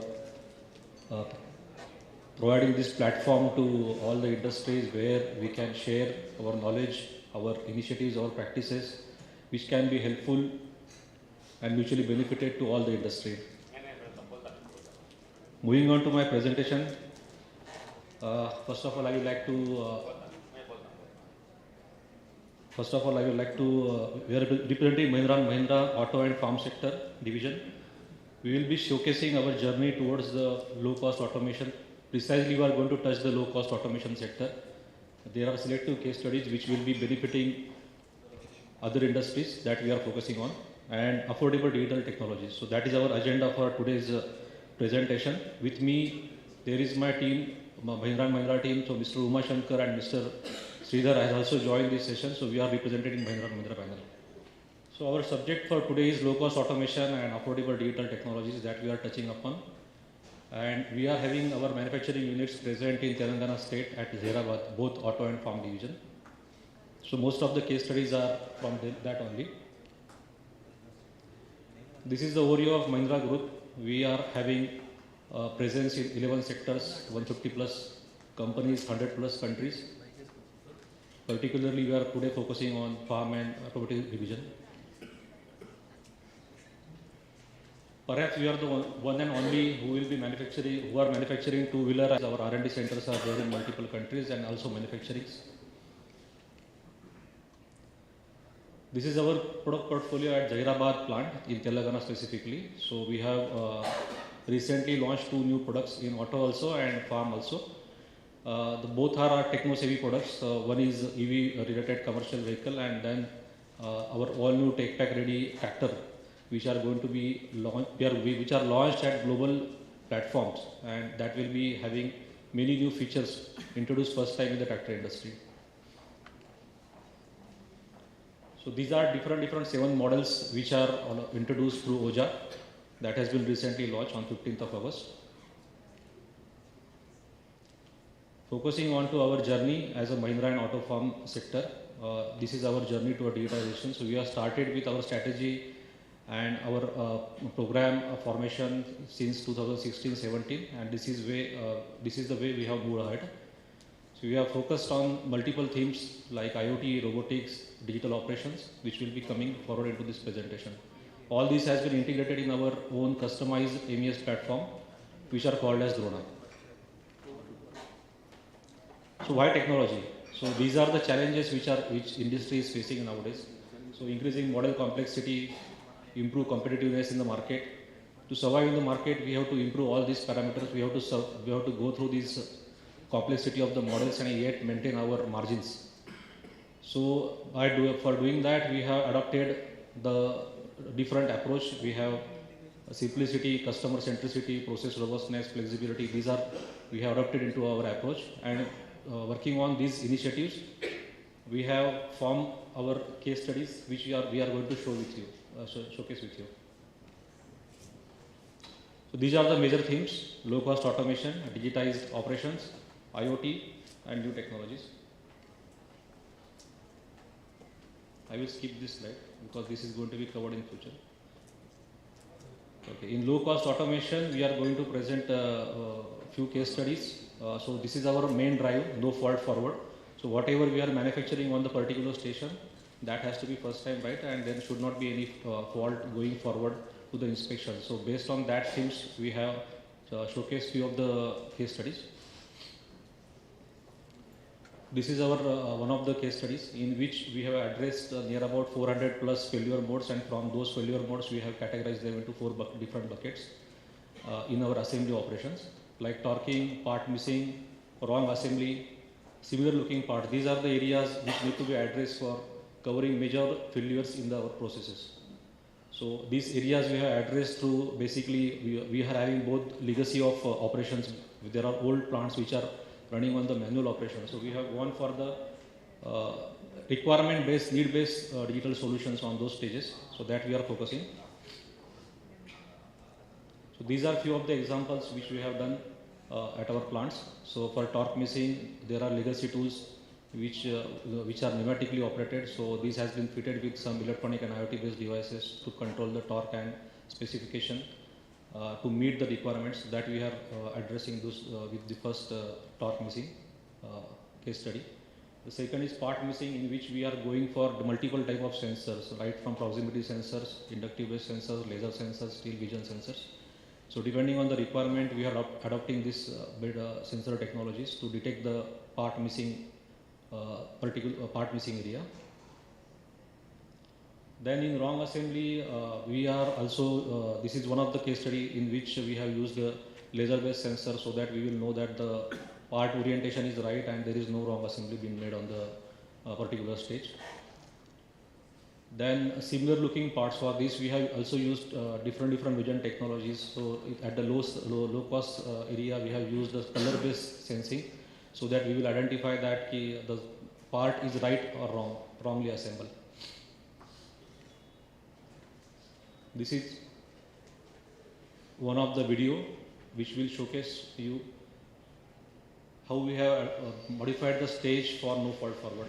This is a piston and ring assembly. After this assembly, this part has been checked for multiple parameters before going forward with different technologies, like from scanning, from vision sensing, sensor-based sensing.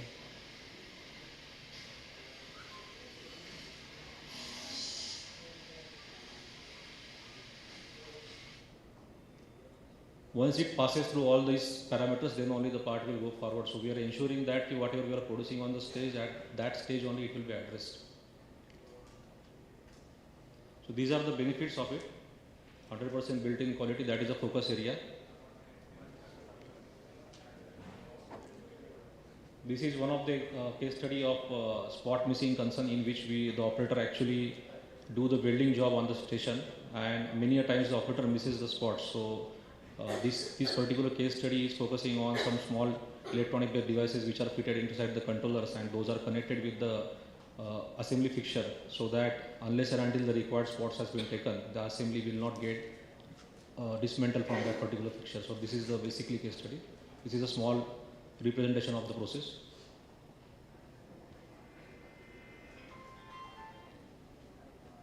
Once the operator will finish the entire spotting, then only the part will get disassembled from the stage.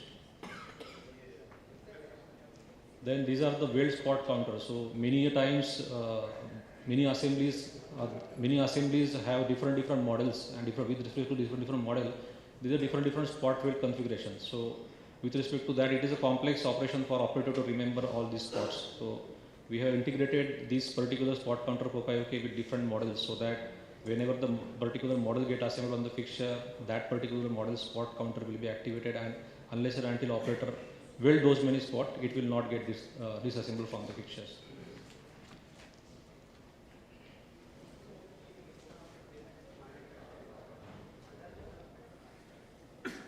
This is to address the model complexity that is getting added into the portfolios.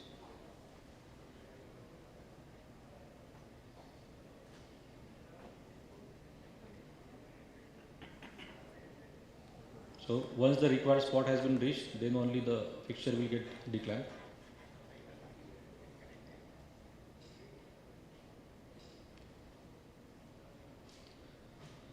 So the benefits of this is again no fault forward, so 100% built-in quality. This is one of the case study for IoT. This particular case study, nowadays we are having a lot of technologies available inside the tools, where we can connect the tools with the softwares and we can have the data for the traceability.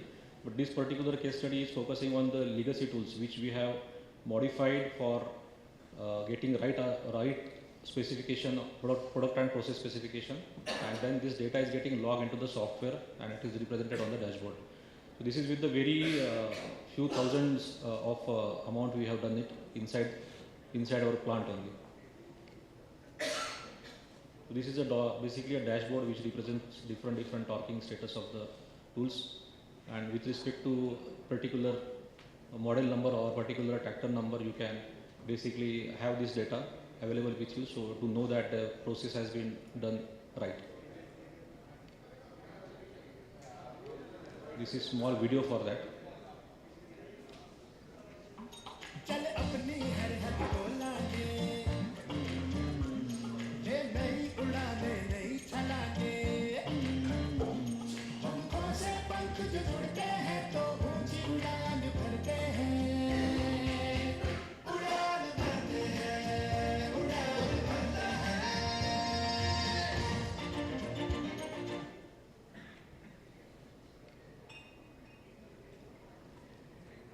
In new technology, we are actually now focusing more on vision-based systems. Wherever the sensors will not work, so we are focusing to go for vision-based systems. And also at new production lines, we are also focusing to address critical stations with robots and cobots. So this is one of the examples which we are working in Zairabad plant only. So this is cabin assembly line, so in which the electrical testing of different lights and different indicators have been done by the vision cameras. So this cabin is being tested by cameras, and the data has been stored into the softwares for future traceability. So with robots and cobots, we in Mahindra as entire AFS, we are having 500 plus robots, 50 plus cobot installed. So whatever new lines are getting installed, on which we are also focusing to go for critical operations like hemming, sealant, and then painting. For those things, we are choosing the critical operations, and we are selective in our approach to go for the robotics and entire automation. This is one of the video of painting robots facility installed at Zairabad.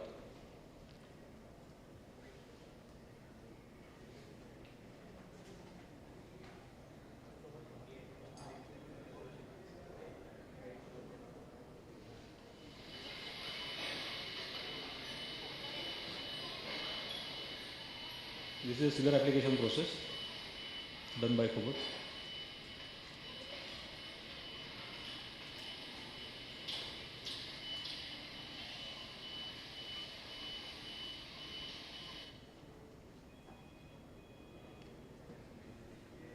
So these are the initiatives, or I can say key automations, which are helping us to make a first time right product and no fault forward.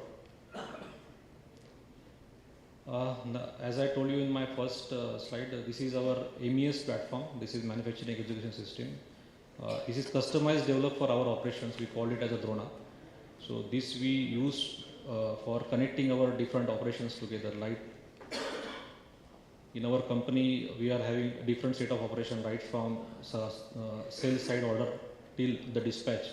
So to have the entire visibility of the processes and to swift decision making, and also to manage the operations digitally and also effectively, this platform has been developed. So many of the tools like process data, many of the product data, as well as the operation data has been logged onto this platform. And from this, we are having a visibility of entire process and what is going right or what is going wrong into the operations. So I will leave you with, this is my last slide, I think, and I will leave you with small AV after this. So 2-3 minutes AV is there. It is self-explanatory. You can easily understand.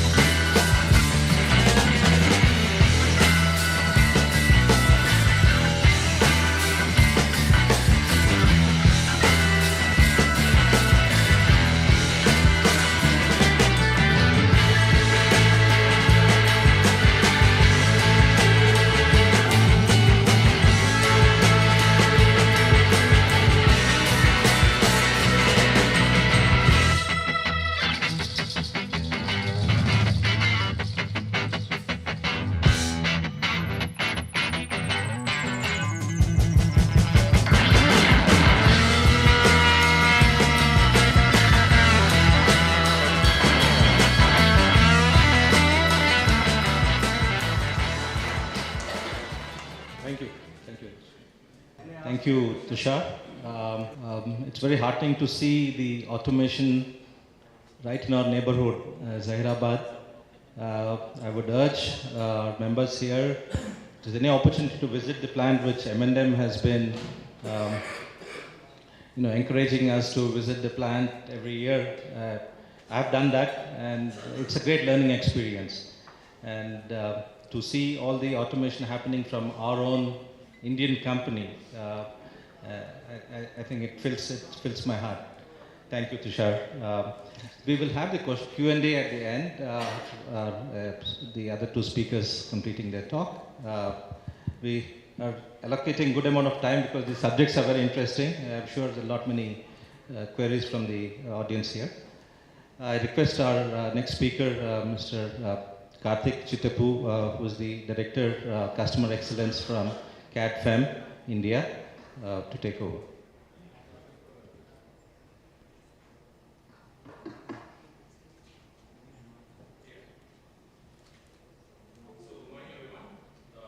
First of all, thanks for inviting me for this conference, and it's my pleasure to give a small update on, what are the new technologies or digital engineering in terms of simulations. Okay, can you go to the first slide, please? Oh, I can go. Yeah. So I come from a company called CAD-FEM, and I think the name itself says much about digitalization, right? So it's the CAD, which is a virtual designing of yours, and there's the FEM, which is a virtual simulation of your products. How many of you are doing a product development using simulations here? Okay, only 3 hands I see. Okay. I think we'll see why it is so important for MSMEs, to do a simulation-driven product development. And we also talk about digital engineering in a very broader sense, not only just in terms of product development, starting from the conceptual phase to the in-product phase, where we are talking about ADAS, digital twins, and other things. Okay?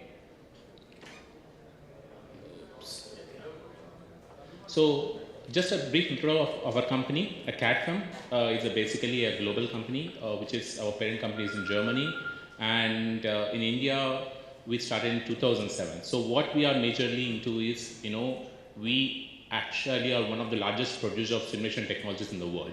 Okay. Along with it, we also kind of have 40 years of experience in terms of rapid product development and also innovating for a lot of our customers. Especially we deal with a lot of MSMEs in both India as well as Germany, Southeast Asia, and all other countries. And also we deal with a lot of bigger customers, starting with like Bosch or let's say Grundfos and other companies too.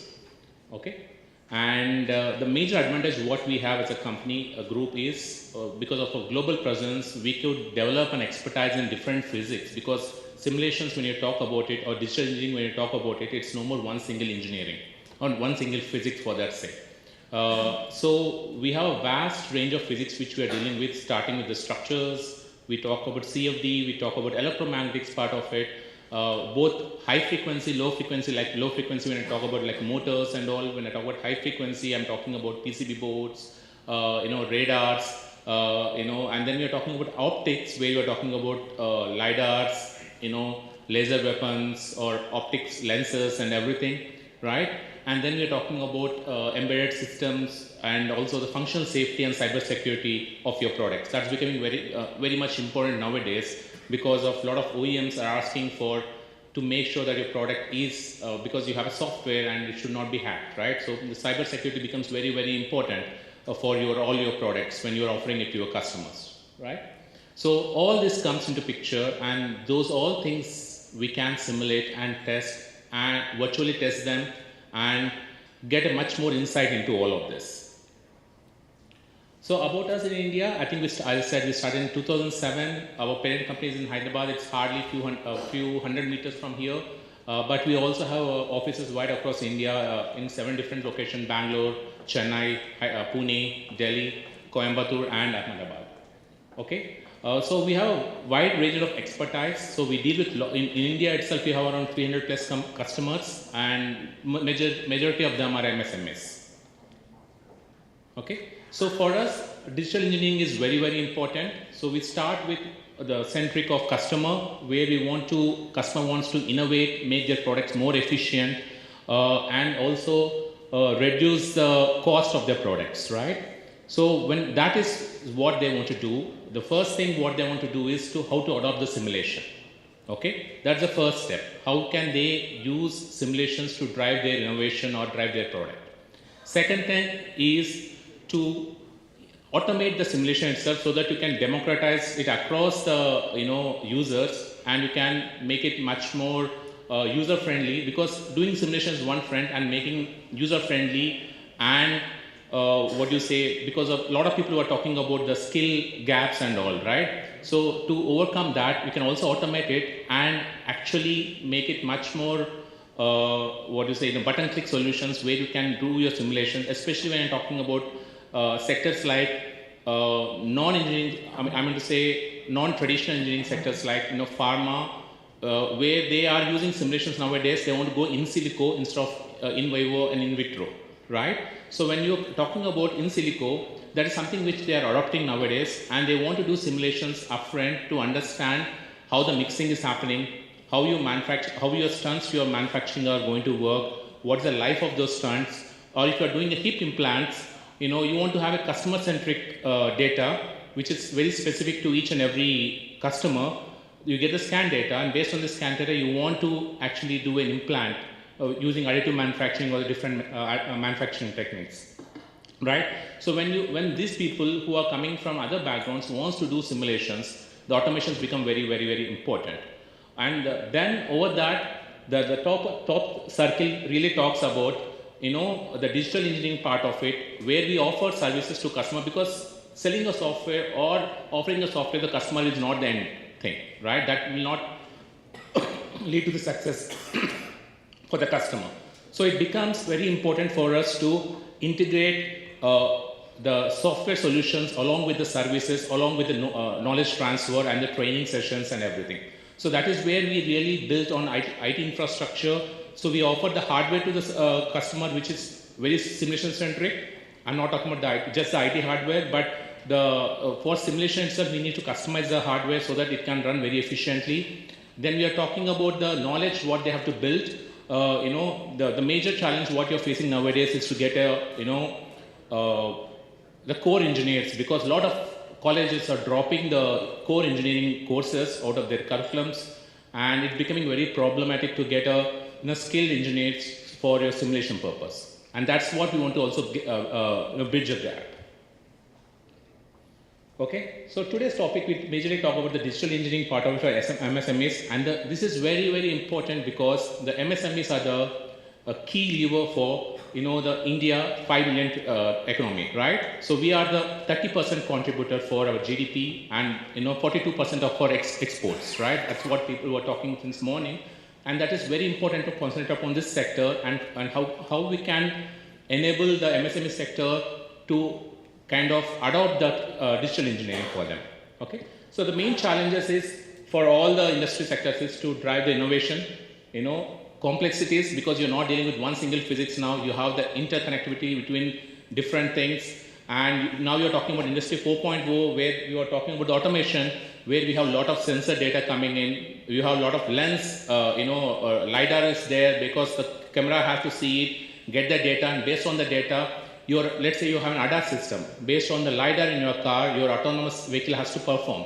If a person comes in front of you, based on the LiDAR sensor, it has to take the signal, capture it, and based on that, it has to apply a certain force on your brake so that it stops at a safe distance from the person, right?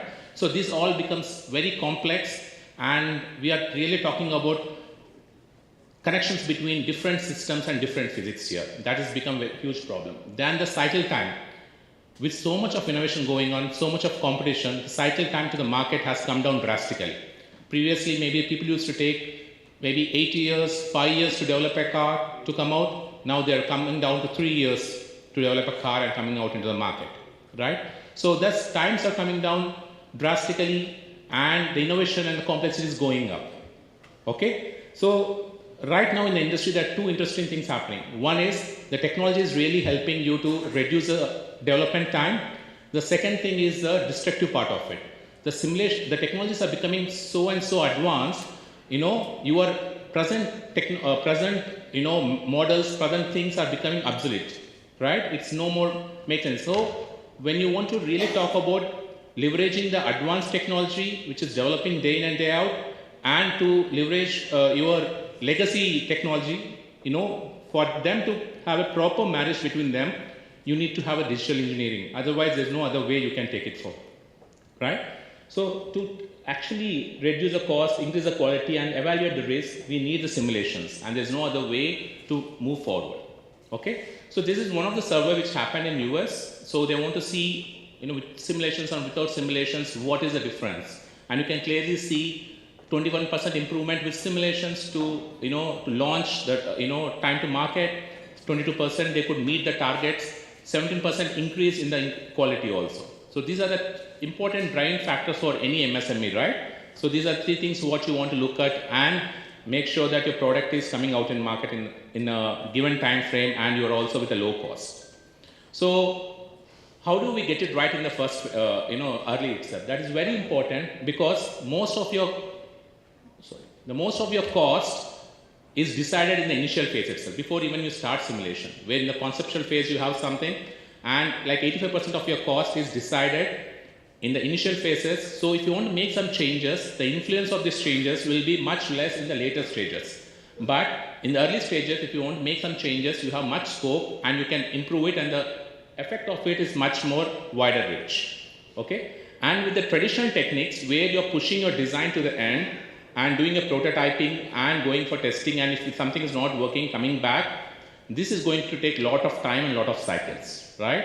So what you want to do is you want to implement the simulations in the first phase itself, so that you can understand your product much better, optimize it, innovate it, and then you can reduce the cost and everything. And then once you finalize your design, then you can go for your prototyping, when you are much more confident that it's going to pass and go forward, right? Nowadays, simulations are becoming so, realistic that people want to reduce testing drastically, just to one test, maybe 2 tests at the end of it.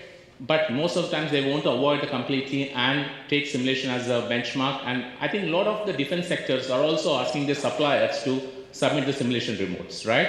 That is becoming much more important nowadays. And I think a lot of the OEMs, automotive OEMs, aerospace OEMs are also asking you for these reports to be submitted, so that you can make sure that your product is compliance to their requirement and everything.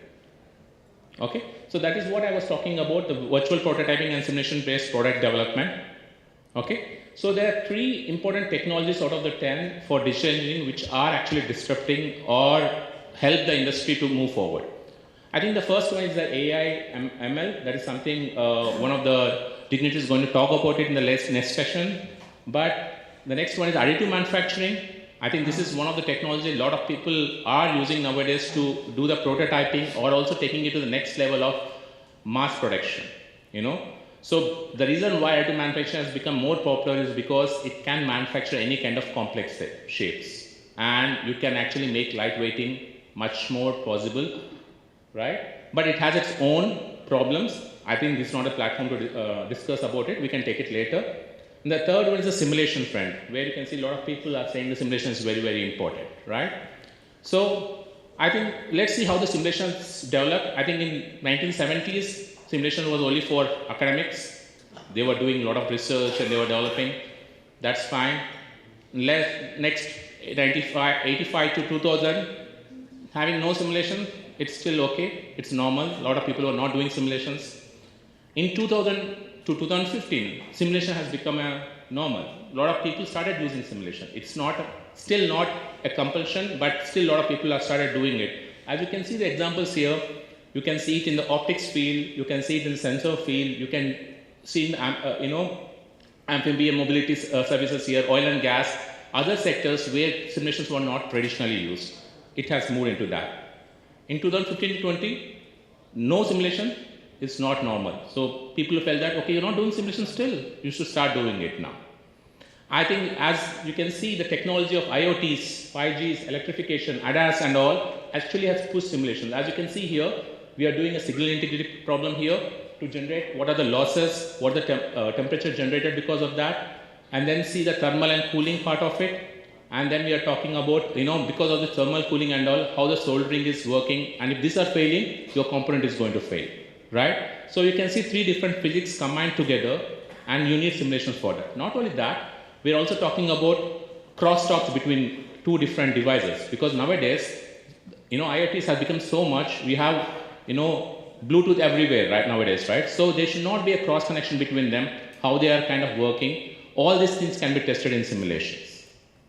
Okay, and e-mobility, I think this is where a huge chunk of MSME customers are supplying to this, where they're talking about motors, batteries, the charging systems, So the motors have become very important, and we have a lot of motor customers itself in India whom we are dealing with, who are using our softwares to develop their motors and innovate with respect to characteristics of the motor, improving efficiency. The noise has become much more problematic because sustainability and environmental norms have become much more stringent nowadays, right? And the fatigue failure of it. The first thing is to get the efficiency map of the motor for different frequency rotations and all. Then we are talking about the noise levels. When we are talking about different frequency with respect to different RPMs, where the noise levels are, how is it generated, and everything. So this, because all of our OEMs are actually concentrating on this and keep asking us how we can do NVS simulations for our motors and everything. The same thing with the chargers, the same thing with the batteries. The batteries are much more problematic because you have to do the, thermal runoff tests, because a lot of blast, fire is going to happen because of batteries nowadays, and this is becoming more problematic, and the battery management system has become very complex, and that is very important to be handled. So you need to do a system simulations to understand that part of it, right? And you need to have an IoT platform to sense lot of, if you are talking about Ola, Aether nowadays, you have a lot of performance monitoring systems where you can monitor how your battery is performing, how many kilometers it's going to give more, and a lot of other things, right? So this is where the technology is being driven to, and it can adopt it so that, based on the performance of your batteries, it can automatically adopt and make sure that your battery efficiency is pushed forward, right? And make it more efficient and efficient. We are talking about the manufacturing sector, where you want to, just manufacture this kind of structures, where you can go with additive manufacturing, where you can get this kind of complex shapes which can be manufactured with additive manufacturing like this, and we can see better, cheaper, and faster you can get it. With less volume and mass, you can increase your stiffness of your structures. That becomes very important. We're talking about medical. This is a very simple example where you have a, you want to have a kind of make sure that your teeth are properly aligned, and you go to a dentist, right? That becomes very important. Your space is not symmetric, but the loads they apply internally are symmetric. And they need to understand what forces should they apply so that your teeth are properly aligned, so that you don't have this distorted figure in your after the whole teeth are aligned properly, right? So this becomes very important to be tested. So you can do simulations for that front also, where you can take the customer specific data and do the simulations and understand what kind of force you have to apply and which positions you have to apply so that you can get a proper jaw alignment, right? We are doing it for, we have our own wing of medical, for medicine. We do a lot of simulations for doctors, for, plastic surgeries and other surgeries, so that, people can use simulation for that front. Okay? And now in 2020s and moving forward, the simulation is becoming a must. As I said, a lot of customers are asking for it, OEMs are asking for it. Starting with a simple example like this bottles, it becomes very, very important. We have a huge customer whom we actually do a lot of simulations and a lot of automation for the bottle suppliers itself, where they want to see what is the buckling force, manufacturing of the bottle, sustainability of the bottle, environmental effect. They want to reduce the plastic usage. All these things are coming into picture. So you can see there is a structural problem, there is a molding problem, a manufacturing problem, there is a thermal, there is a cost influence. So you want to see different physics combined together. You can combine all them in a workflow and then do a simulations to understand what would be the best design, best settings of your manufacturing so that your cost can be reduced starting from the material to the manufacturing itself. Okay? So with digital engineering, you can see the traditional technique, you take 50 months to develop your product, that can be got down to 36 months or even less. as you move forward and make improvements in your processes. Okay? So with that, I'll come to the product side of it, where ANSYS is leading in this part of it. ANSYS is a tool what we are using in the background to do the simulations for each and every physics. ANSYS is leading in terms of every physics what you deal with, whether it's structures, electrical, CFD, optics, you name it. We are the leaders in all the physics, and we deal only with the simulations. We are not into any PLM or any CAD or anything. We purely do on the simulation. That is our core bread and butter, and that's where we concentrate upon. And as you can see, as you can see, we are dealing with the physics in the bottom. As you move up, it's becoming more and more complex. We are talking about system software. We are doing a system level simulations. Then we are talking about system of systems. This is where defense sector is talking about. Now they have a satellite, they have a radar, there is a flight, moving, or missile coming in, the projectile and all. So they want to have a communication between system of systems, and they want to actually simulate this kind of war scenario to see what is happening. Let's say there's a missile coming in, they want to shoot a laser to destroy it, right? So at what time they have to shoot it, and what, how much intensity they have to shoot so that the missile can be destroyed. All these things have to work together, the systems have to work together and can lead to this, right? So this becomes very important for us to take it to that level of it, and then you can see the solutions and the industries on the top of it. So traditionally we are talking about previously the simulations are only used in the design phase, optimization phase. That is fine, we are not using it in the requirements concept, preliminary design or any other phases. But as we move forward, as the requirements move forward, it's becoming more and more complex, and we can't work anymore in silos, right? So we need to, when we are talking about interdependency on the different departments, and we can't move forward and backward, and we can't just maintain it over a paper and kind of communicate it over just the documents. We need to have a proper models which we can communicate with in each stage and make it digital thread like this, which is much more convenient for the customers to develop it and move forward, right? So the first level is the virtual simulations, what we talk about. Then we are also actually moving to the next level, which is called digital engineering, where we have a lot of other things involved, not only just for the design phase itself, to the whole development phase, from the inception, product requirements to the end phase of it, So this is the V model, what we talk about the product development. So we have just to go back, we have the first one is the requirements, then we have the system, subsystem level, and then the bottom is where traditionally people used to use simulations, where is the component level of it. But nowadays it's no more like that. We start with the requirements, we generate the models with the requirement. So we have the model-based system starting from 1. So we have the models with the requirement level, we can take it to the system level, then get all your requirements for the system level and check them. Then go to the next level, which is the subsystem. Once you cross the subsystem, you go to the individual component level, where you work in the silos on different physics. Again, you integrate them in the subsystem level, validate it, take to the system level, integrate with your software, everything, check whether it's compliant with your ISO standards and everything, and then you take it to the next level, which is again the system of system levels or digital twins in product. How many of you heard about digital twins? So I think it's a very fancy word people are talking about nowadays, the digital twin, and this, I can just tell you very simple, people can say digital twin as a CAD itself is a digital twin, because it's virtually or representing something. It's called a digital twin of your design, right? Yeah, I'm done with it. So the next point is, I think it's very, that is something which people are getting confused with, but digital twin is much more broader in a sense, where people want to do a predictive maintenance than go for a regular maintenance. And that is what we really talk about here. The simulations are no more used in only one phase, but you can use simulations in all the phases, starting with ideation, design, manufacturing, in product, in process, and everything. So where we are talking about ADAS, which is in your product, it is sitting. Simulation sitting in your product, based on the data you get, it reacts and applies a force on the brakes to stop the car.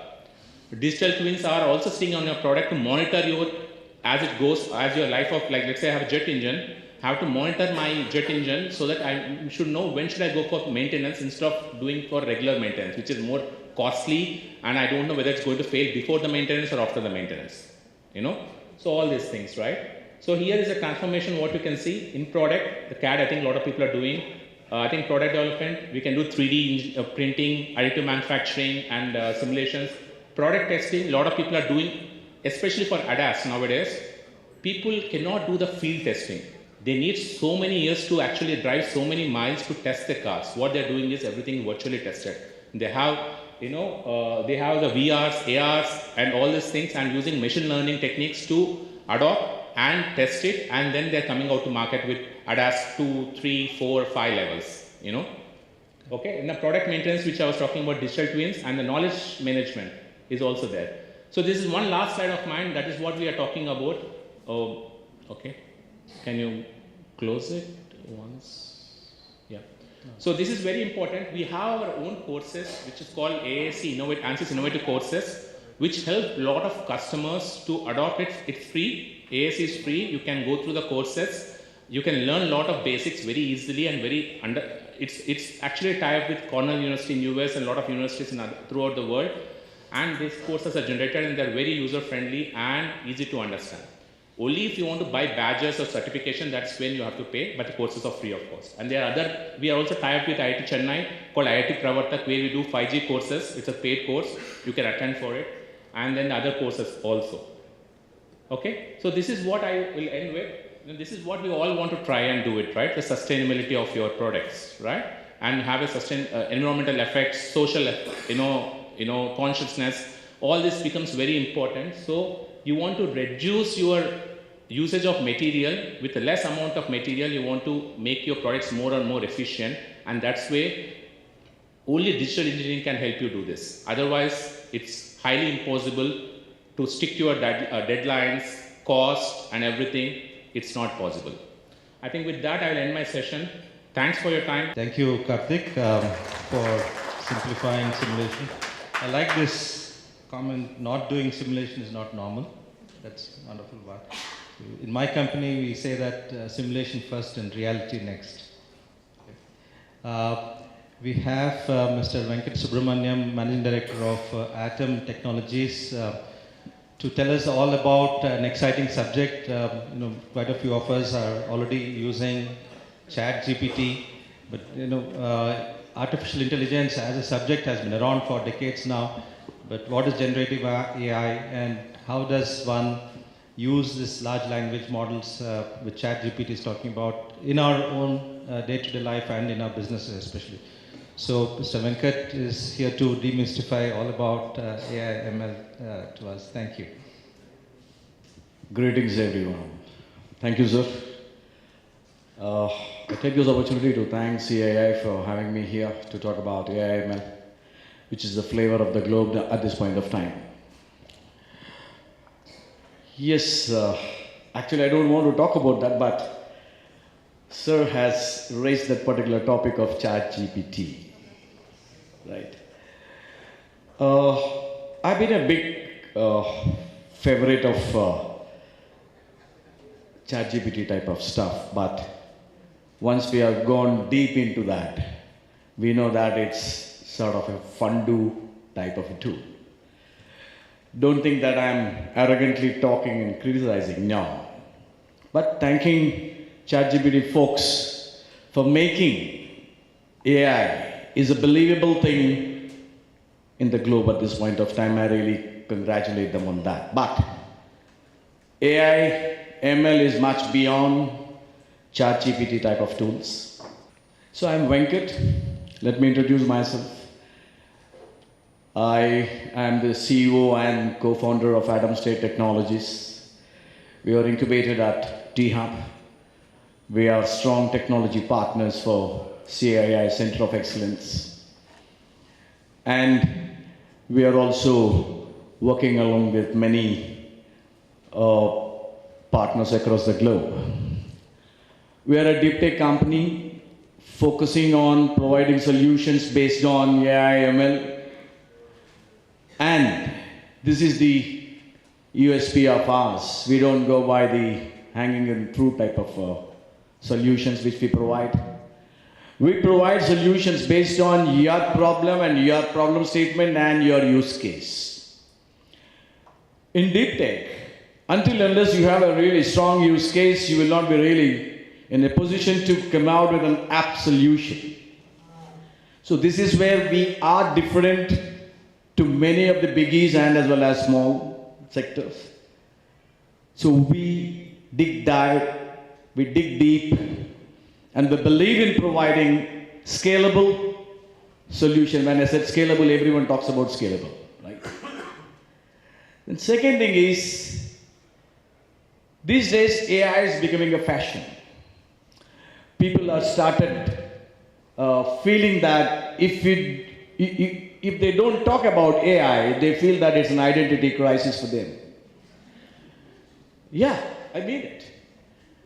Suddenly some organizations I have seen, they've changed the name xxx.ai. But I don't know what sort of AI they are bringing. And it means they are misleading the people. So this is where we have to be really cautious. Unfortunately, even some of the biggies and established organizations also got into this rut. But our strong background is DevOps. So DevOps teaches to say no. DevOps teaches to say no to automation. Where to automation? DevOps teaches to fail. So you need to experiment by applying chaos engineering and fail. Because until unless you fail, you will not really learn and scale up. So coming back to the key topic, artificial intelligence for MSMEs. Yes, that's the very, very important. Fact of the matter is, today morning, one gentleman was talking about 2+ crore MSMEs. And if these MSMEs alone support startups like us, half of your costing will be reduced. Let me underline with reading that. Lot of myth is there in the market.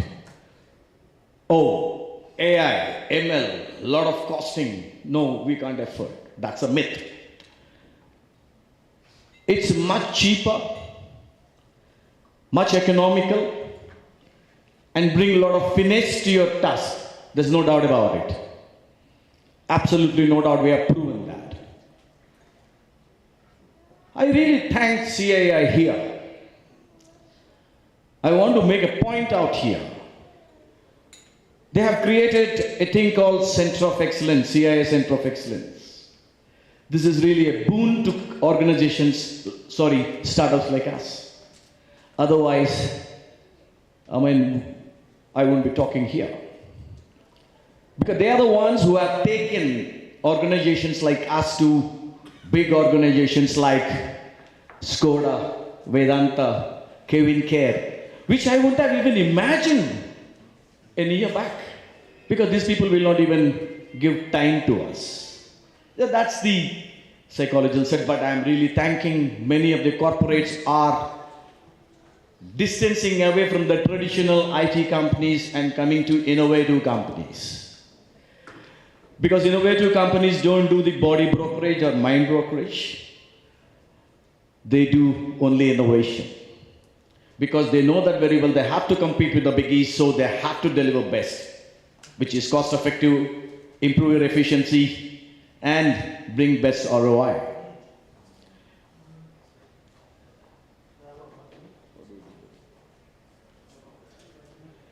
So, artificial intelligence should be taken as a use case based solution. For example, this gentleman is sitting like this gentleman is sitting like this, that gentleman is sitting like this. I have a use case here. I have a use case. I don't want to talk jargons here, but I just want to give a live examples. Mr. Riddiger is sitting like that. Maybe if I have an application here, I would have tracked him and said, your posture is wrong for your health, for your back. I will not take much time. I will not be involved in too many meetings to discuss that. It's just a small WhatsApp message report will go. So this is the use case. Why AI? Can anyone tell?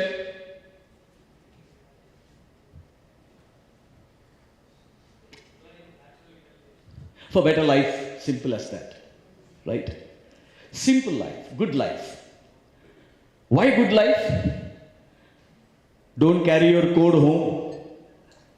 Finish your thing fast. 6 o'clock you go home, your wife is happy. If your wife is happy, your life is happy, right? So, AI is for better life. So you need to really identify whether it is manufacturing or for aviation sector or retail. AI is not specific for one particular domain or industry. So that is what our USP is. We remove all those blocks. So we go by the use case and understand what exactly the customer is having a problem. We don't even bother about what he is looking at, but that's our strength to identify and tell this is what you have to implement. So, look at his use case, be honest. So when we do the discovery phase, because we don't just like that provide a code to you or a dataset model, we really do the discovery path, understand the gaps, understand your limitations in terms of manpower and skill sets. Since morning we have been talking about skill sets and all. Yes, agreed. But skill development comes from here, not from teaching.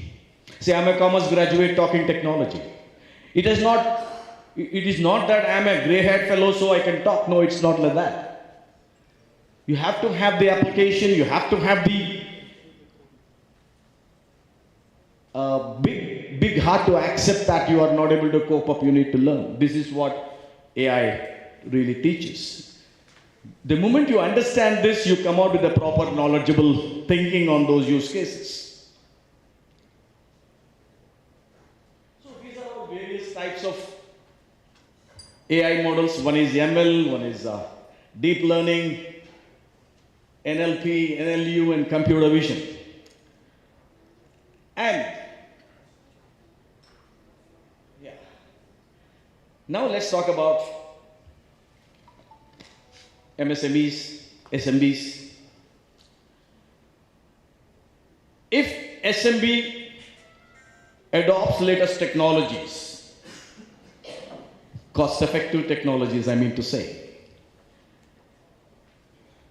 India's economy will really zoom, no doubt about it, because SMBs and MSMEs are the backbone of Indian economy. There is no doubt about it, because it generates more revenue than biggies. It generates, of course, collective, and it generates plenty of employment. By the way, if I adopt AI, I may lose the job. Please remove that from your mind. Absolutely not. It in fact complement you and make you to reach dizzy heights. There's no doubt about it. Your performance will improve. So AI is the way of living, way of understanding, way of moving. The moment you learn AI properly and apply properly, you will be the first person to apply on yourself about your body language. For example, if I am talking, one of my team members is sitting there, he might be noticing what is my body language, and by evening he will give me the report. Yeah, see, that is how, right? Why the biggest use case which I am going to take, see, these are all cross industries, right from individuals, professionals like doctors and chartered accountants, scanning centers and labs, even auto platform facilitators, strong engineering industry, banking industry, finance industry, aviation. We are there everywhere. So what are the benefits? These are all simple gyan, but definitely efficiency will be improved. Once the efficiency is improved, the productivity will be improved. If the productivity is improved, you are in business, otherwise you are not in business. As simple as that, because this is a competitive global world now. This is where AI play a major role. Cost reduction. Staggering cost reduction. For example, I know many of you are developing your own products, spending a lot of money on advertisement, marketing, and those marketing agencies and the advertisement agencies take your entire property to give something, and that too in time. You cannot depend on any, just like that, any Tom, Dick, Harry type of ad designer. You have to spend a lot of time. So sometimes it may take even 3 months to come out with one ad, which has to be given in social media or in the print media. But with AI, we can generate an ad 30 seconds. Without a photo shoot, without a director, without a camera, without a script, and the fancy models costing, tantrums, right? So, by applying a strong prompt engineering, which is the most important element in any good generative AI content or images, anything. This is the biggest advantage for SMB sector. And today morning, one of the gentlemen was talking about common platform to reach out to the marketer. Yes, that was a humongous platform. But with AI, collectively 5 or 6 SMBs who are interested in technology can join hands together and may appoint people like us to come out with a platform where it will be friendly to really publish in social media marketing so that that becomes a platform for the buyers and sellers. Really, you will be eliminating a lot of middlemen here because you are directly trying to reach to the customer. Obviously, you will get away with your 50 to 60% costing, middlemen, commission, and improved in decision making. This definitely improves because it improves your IQ. Because you will start thinking a lot when you are learning AI. Until unless you know what is your problem, you will not be in a position to communicate the so-called consultant or an engineer that this is my problem, right? So enhanced customer experience. Absolutely true. In fact, we have got the great customer experience and earn customer delight with Skoda, with ICICI Bank, because which they are usually doing a particular task, which is taking about 8 to 9 months. What we have done is we have delivered that and they started marketing in just 15 days. The advantage is that since we understood the problems, we done a lot of research for each and every sector. So we have done the pre-trained models. So when we go and solving the problem, we just train the model based on the use case and the requirement, so the delivery time is very quick. Until unless your delivery time is quick, you cannot go to the market quick. The situation is like that. Yesterday's newspaper is today's waste paper. At least yesterday's newspaper can be archived some reference purposes. But some of the products and the applications which you are thinking and taking time, by the time you launch, even before the launch, it becomes obsolete. We have seen that. That's the reason why 90% of the apps are flops. Second thing is market insights and trends. Yes, this is where AI will play a global role, major role. You will understand the insights, the market dynamics of today and tomorrow. Way that boss give me the market demand after 6 months. It gives you an insight. What are the challenges? Data quality and availability. Yes, data is the crux. Data is the problem everywhere.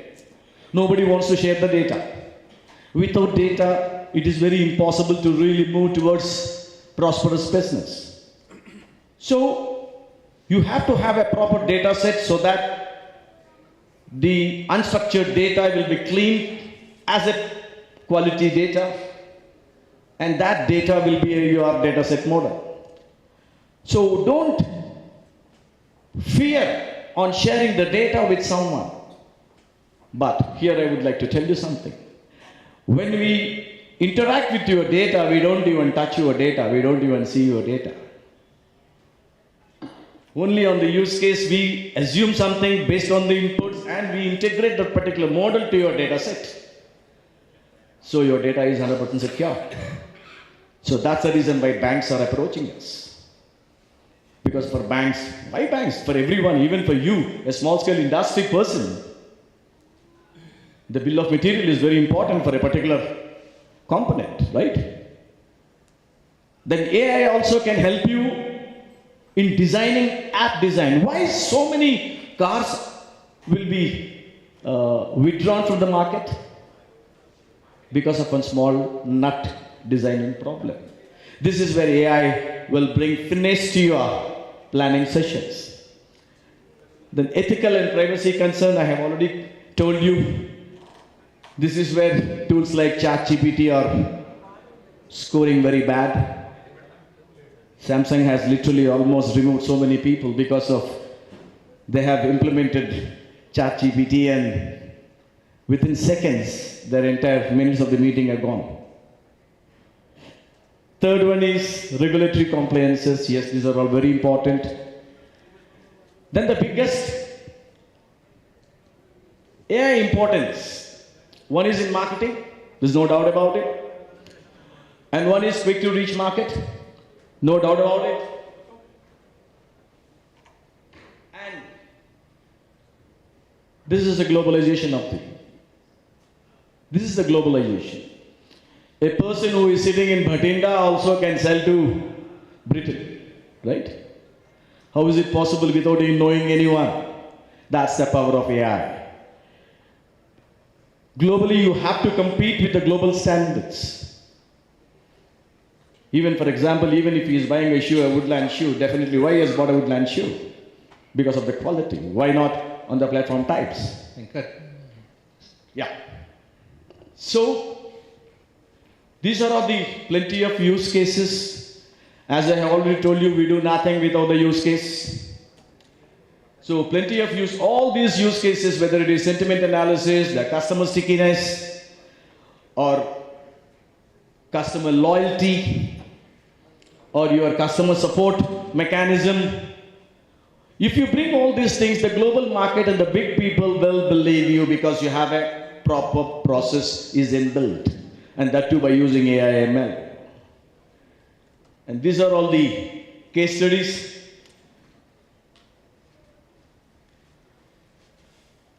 Call center operations is another one. We are making inroads into the global market. It's a real-time 24/7, 365 days. How do I improve the efficiency of my customer support team engaging with the customers? So we come out with an analysis and pinpoint this is where your people are failing. That's the reason why customers are changing the loyalties. Then of course, marketing team, it's a boon, literally boon.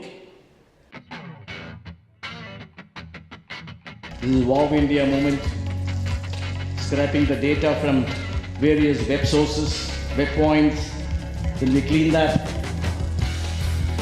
And this is a snapshot of a sentiment analysis of a political party. And this is the completely 100% true generative AI images by giving a prompt into it.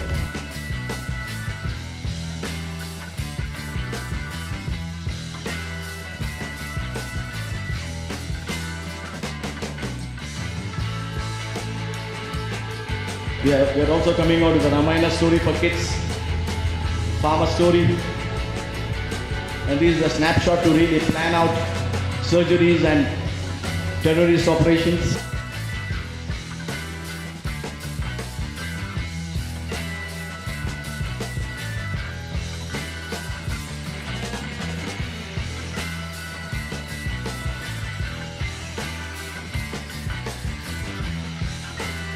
And that's for the Skoda we did it. In fact, that small jingle has won us the contract. Because they have been spending about 3.5 billion for the global advertisement. And now it will not even cross Indian value 2 crores. Thank you so much. And thanks again for everyone patiently listening me, and thanks for this opportunity. Thank you. To stay informed about the startup ecosystem, subscribe to MyStartupTV.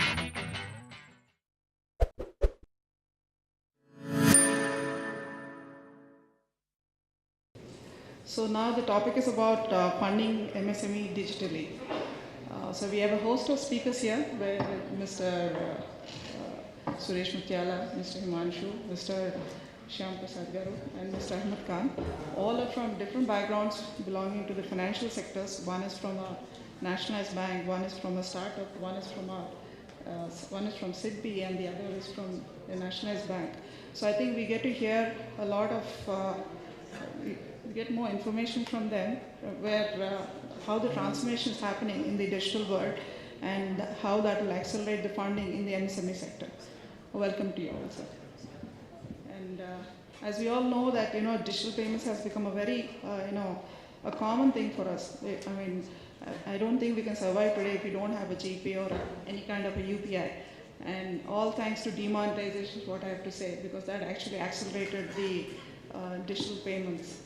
And I know a number of factors also have helped in bringing in an ecosystem where the digital payments have become so successful. So let's try to understand how we can utilize these, the interfaces and all, which will help us in ease of doing our business in the MSME sector. I would like to invite Mr. Suresh Mutyala, sir, to share his knowledge on this.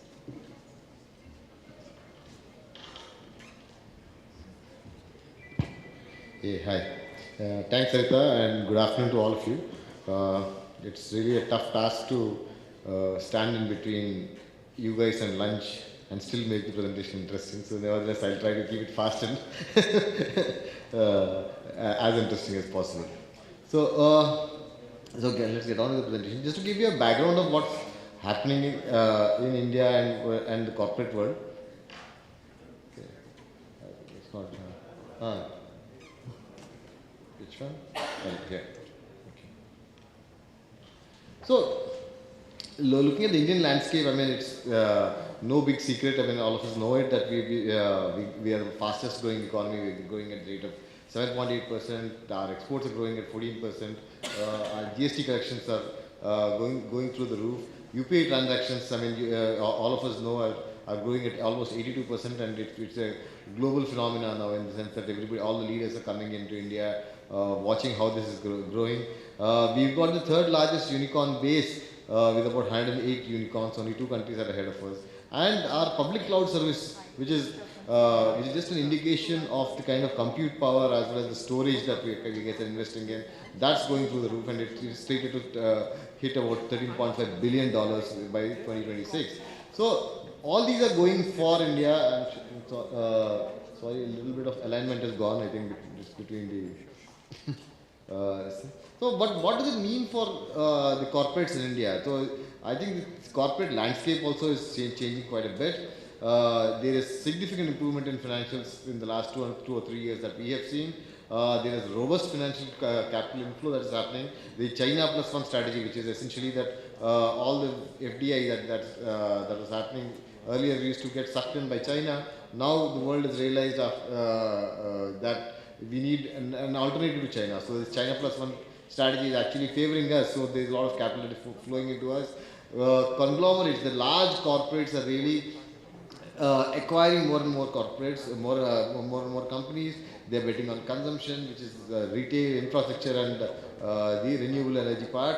And thereby, so what does it mean for SMEs is that there is a shift in focus from just chasing working capital earlier to building efficiencies in supply chain, both upstream and downstream. So this is also resulting in delivery efficiency that is happening across, and then there are new solutions that are coming in from fintechs, and large corporates are also eyeing end customer facing businesses, because today digital also implies that you can cut off the intermediary in between and directly face your customer, so that you can actually have end-to-end flows.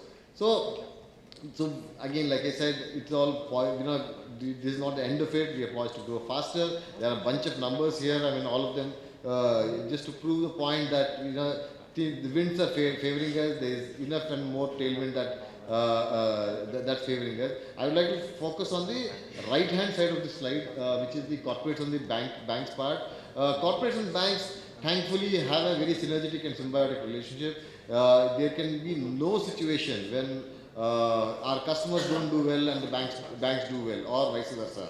So banks and their customers go hand in hand. So you can see that while the corporates ratios are all improving, the banks ratio also simultaneously improving. So debt to equity is improving, debt to assets also increasing, cash to asset ratio is also improving for the corporates. Thereby NPAs and the provision coverage ratio also for the banks also improving quite a bit. So these are the foundations of a very, very buoyant economy, and we are bound to grow better. So the MSME landscape, again, this is no secret. The contribution of MSMEs is very, very large. They significantly contribute about 30% of India's GDP, 44% of the exports, as well as 45% of the manufacturing output of India is contributed by MSMEs. And hence, the India growth story is fairly robust. The MSMEs is also growing fairly fast. In e-commerce, they are growing at a CAGR of about 20%. Credit to MSME, which was earlier a big question mark, that's also growing at 12% year on year. And the government has also infused about 90 billion rupees in the CGTMSE scheme. And digitization is happening quick and fast. I go to my first slide where I said that the public cloud consumption of India is growing at the rate of 23% per annum, which means that it would not have happened without MSMEs adopting digitization as a means to grow. So today 72% of the payments are done digitally. This also has ramifications in the credit cycles that you would give out to your vendors, or you would make payments to your suppliers too. And 53% of the MSMEs are also adopting digital sales platform, which means that again MSMEs are also reaching out to customers directly. Again, the intermediary is cut out here, and even the government e-marketplace, which is GEM, their transactions also stood at about 15 million. So all things are very favoring well. Just to again give you some numbers on why we are still poised to go greater. I'd like to focus on the smartphone users. The number of smartphone users by 2028 in India is supposed to be hitting about 1.23 billion. Why does this number of 1.23 billion, why is it interesting?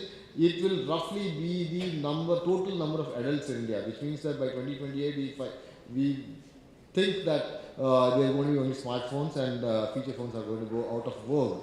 Even as of now, almost every adult in the country has a mobile number, which is a mix of, I think 60% of it is smartphone and 40% is feature phones. So digital payments, again, while the whole globe is supposed to grow, is slated to grow at 12%, we would grow at 35%. Even as we stand today, 1 out of 4 digital payment transactions that happen in the world emanates out of India. So that's the kind of contribution that we make. All of it is propelled by the internet penetration, which is again propelled by the cheap data. We are one of the cheapest countries for data. I think only Israel beats us in terms of the cost there. And earlier, about 20 years back, there used to be this huge debate. How will we bridge the India-Bharat divide, the rural-urban divide, or so to say, etc. But I think internet is breaking that barrier also down. So today, 40% of the smartphones are actually bought in rural India than urban India. And if you look at the sales figures of either Amazon or Flipkart, they actually, during their Big Billion Day sale or the Great India sale, etc., most of the sales are actually recorded from Tier 2, Tier 3, Tier 4 cities. So it's no more just an urban Tier 1 story. So this is going really, really deep. And hence, the India stack, which is on the outer layer, which is the digital public infrastructure, this again being a buzzword of late, which is a combination of your Aadhaar, of your UPI, ONDC coming in, etc. So all these government initiatives are taking shape, and there is a middle layer where there are corporates like yours or MSMEs or corporates which are innovating in the market and to fulfill a customer need, which is really at the core. So all of this stands on 4 basic tenets, which is presenceless, which means that the customer need not be present physically. Earlier, for everything and anything, I'm sure banks also been a party to it. We used to call you to the bank, make you sign 4 papers, if not more, and then only process your transaction. Today, all these authorizations are happening online. Then it is paperless. Their digital records can move from one place to another. Earlier, I'm very sure all of you have noticed how photocopying shops have gone out of the window, in the sense that when we were studying, you could find a photocopier shop around every corner, right? Today we don't even, we have to search for a photocopying shop. So that is because nobody is wanting any paper these days. It's all digital records. And we've democratized payments thanks to UPI and other payment systems that we've implemented. And also consent, which is the latest one off the block, the account aggregator as well as the other initiatives also have made consent also digital. So all these things are again favoring us, and hence we also come out with digital solutions to cater to every requirement of a small and medium enterprise. It could be just a simple bank account to manage their transaction. It could be payment collection solutions. We have got platforms like e-bank guarantee, easy pay, etc. I'll cover that in a bit. Working capital solutions. Primarily for lending today, many of the MSMEs are actually pre-approved, so it's actually a matter of 2 clicks before you get your working capital there. The bigger one is the import and export services. Earlier, import and export services meant that you need to have a dedicated team sitting in your office to track remittances. The moment the remittance comes in, somebody has to actually go to the bank, do all of that. We've digitized all of that. It's all online. So I'll again touch upon that in a bit. Then reconciliation services, or even we also understand that sometimes you're also looking for platforms for growth to find customers, etc. Those solutions also there, and there is personal banking. I'm sorry for the misalignment. I'm a little upset there, but that's all right. So we've got a whole gamut of solutions catering to every requirement of an MSME, and all of this is not again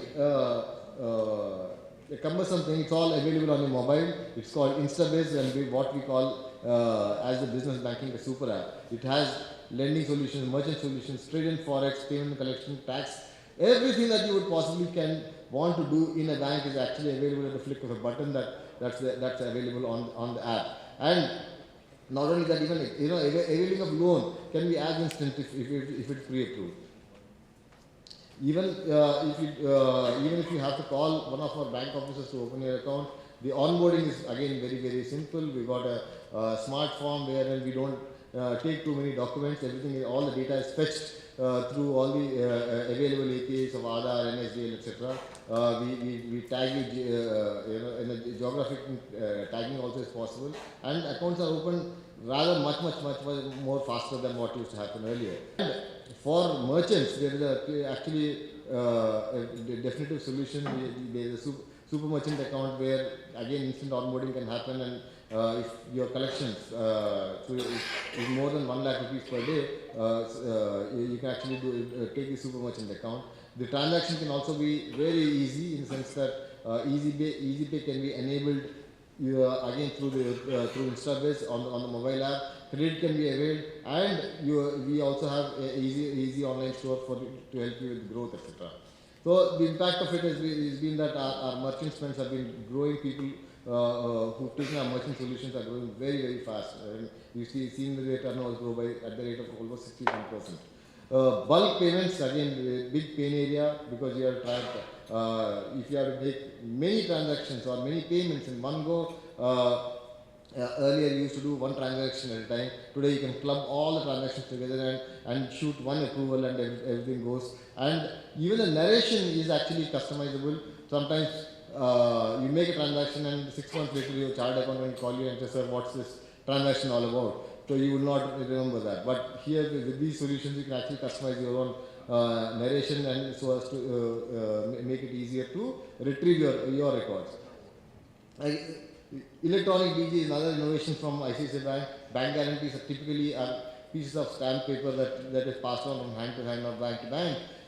We've digitized that also. You can initiate your bank guarantee electronically. You need not go to any bank. I mean, you can upload the format and then the bank will transact it. And if the beneficiary is also willing to take it through the NESL route, we can also provide that so that everything is paperless end to end. There are instant lending solutions also that we offer. It could be pre-approved, it could be do-it-yourself journeys. All can start from our mobile application as well as the corporate internet banking that we have. And we try to make it as easy as possible. In fact, people who are registered with GST and the GST records are available online, those can be pulled instantly and an instant approval can be given. I mean, even if you do not have any relationship with the bank earlier. Yeah, these are steps that are involved in availing that. Cross-border transactions, like I was saying earlier, when there was a remittance, I mean, you have to classify that remittance, go to the bank, submit papers, and then wait for the right time for the right exchange rate, in your opinion, to hit upon, etc. And all of it used to take 2 to 3 days. Today, it's all really online. I mean, so 95% of inward remittances for ICICI Bank customers actually get settled online, which means that the customer does not need to visit the branch. All the declarations are taken online, and if KYC compliant, we actually credit the customer immediately. You can even give these options of you can choose a target exchange rate also in some of the cases where we give you you can say that okay, when the rate hits this exchange rate at let's say 83.85, you please convert my money. So you could even do that. So all these solutions do exist. Again, we made it very, we are one of the first banks to actually digitize most of these import and export transactions.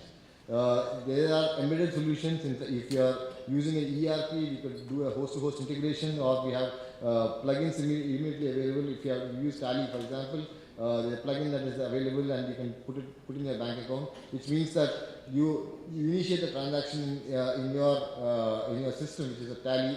The bank automatically takes the instructions and executes the transactions and makes it easier, which was earlier 2 different systems which do not talk to each other. The benefit of it, the big benefit of it is, one, we need not do the same transaction twice, once in Tally and then another time in the bank account.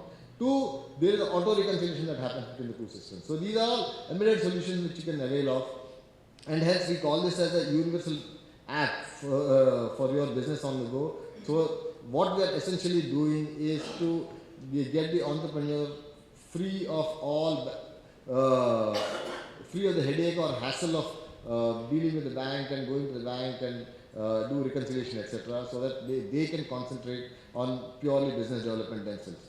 And not only this, even your personal financial needs are available in one click. Okay, so we have iMobile for, I think the alignment is all gone. So all the tiles. So we have iMobile for personal banking requirement, which is rated as one of the best banking apps that's available today. And the testimony to that is that we have a bunch of awards, and we are not the only award. We keep receiving awards, but we always continuously strive to cater to your requirements. So that's all I had to say. Thank you. Thank you, Mr. That was a very informative session. So in fact, we have covered a whole spectrum of finance, from B2C to B2B to instant OD and import and export finance. I haven't found a point where I can ask you a question now. Thank you so much. Respected panel members, team CA Telangana, and participants, and all MSME entrepreneurs. Good afternoon. I know it's lunchtime. Good afternoon. Yeah. In Union Bank,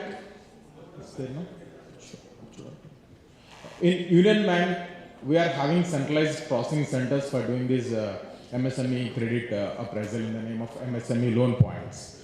So I'm heading one of the MSME loan point in Hyderabad. So the initial process, whenever any MSME client comes to us for this loan, so the initial thing is that we'll have a one-to-one interaction. So we'll discuss with them what's their credit requirements. So we are working on a brick and mortar system. So customers looking for MSME loans, they approach our branches.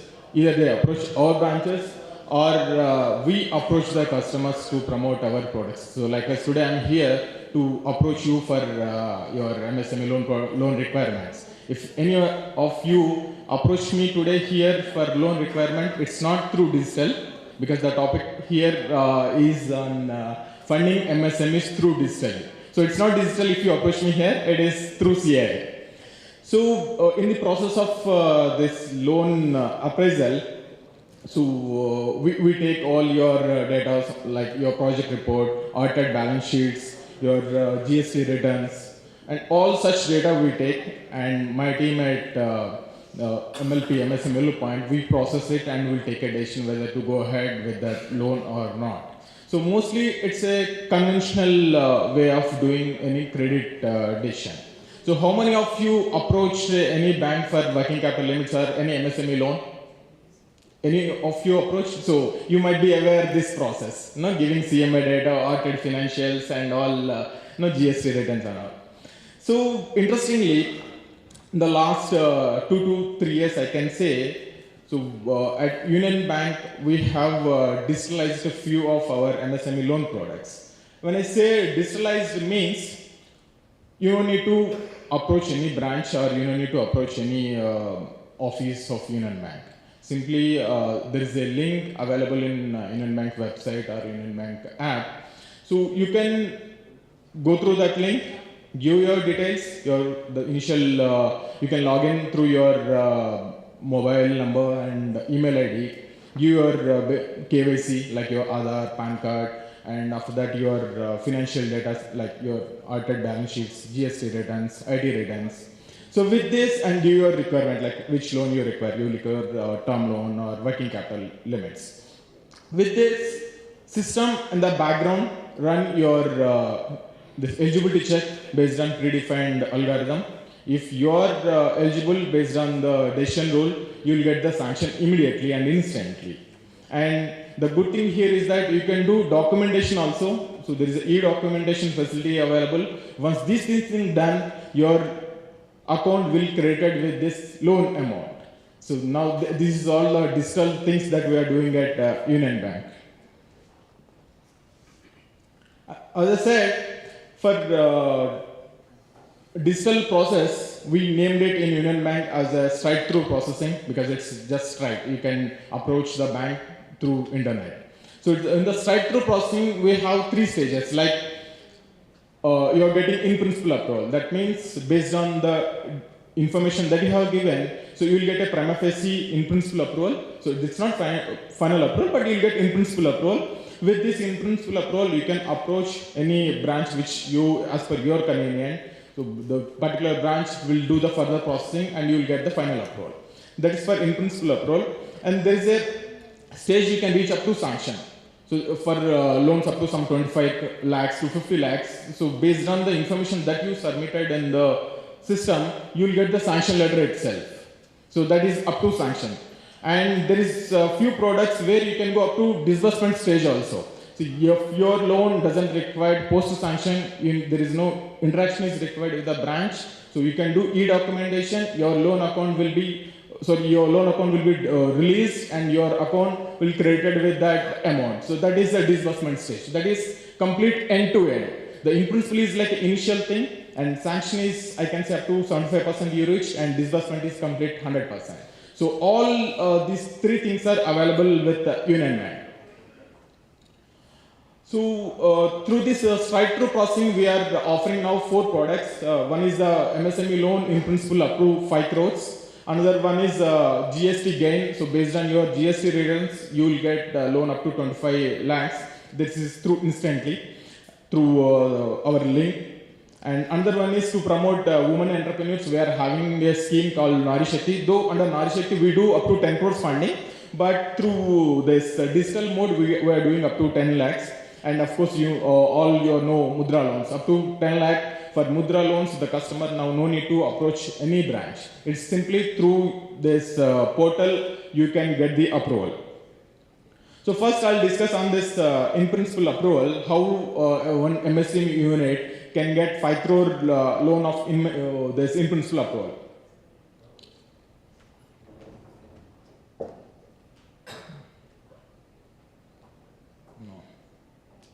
What up?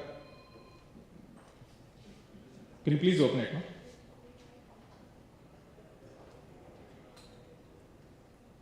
No? Go to the third slide. Yeah, thank you. So in principle, up to 5 crores for MSME units. So this is the link for MSME units. It's available on MSME Union Bank website.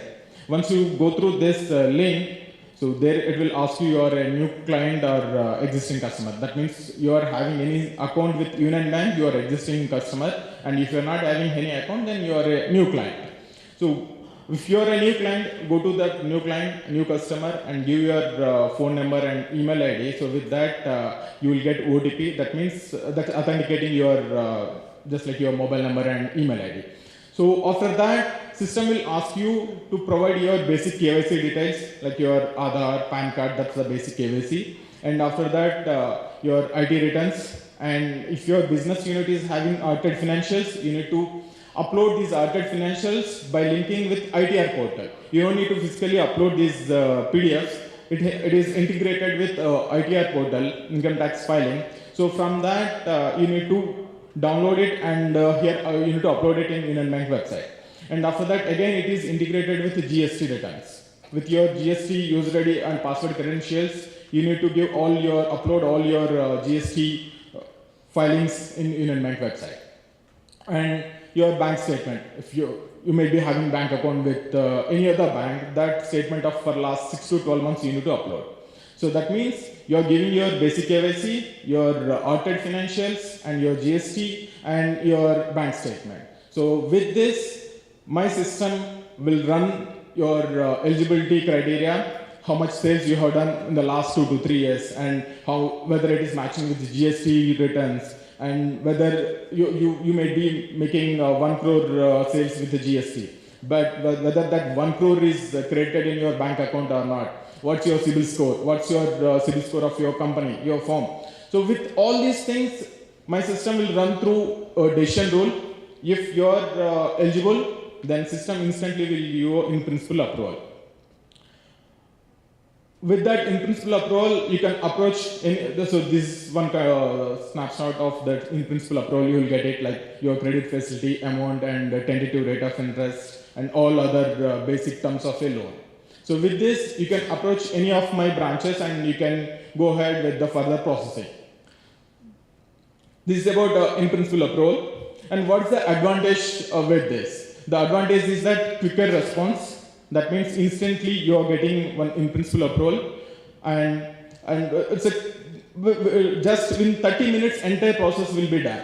So you don't need to approach any branch by sitting in your factory, in your firm, in your office. You can do this, and within 30 minutes you will get the in-principle approval.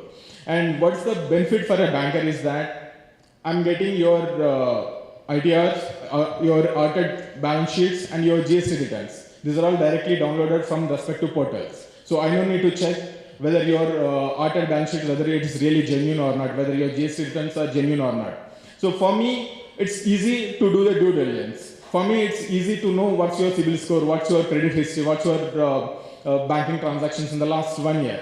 So it's easy for a banker to take a decision also. So that's all about getting an in-principle approval. And another scheme is in the name of Union MSME GST gain. It's simply based on your GST returns, we fund working capital limits. Actually, under GST gain, we are doing up to 5 crores. That means manually, if you approach any of my branches, we'll do 5 crore.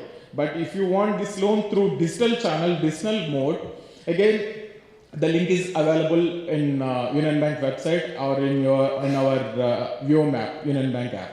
So with this app, in this scheme, with the link, maximum you will get up to 25 lakh based on your GST returns. So you have to upload, so the remaining things are same. You have to, once you enter into this link, you have to give your basic KYC details, upload your financials, and upload your last 12 months GST returns.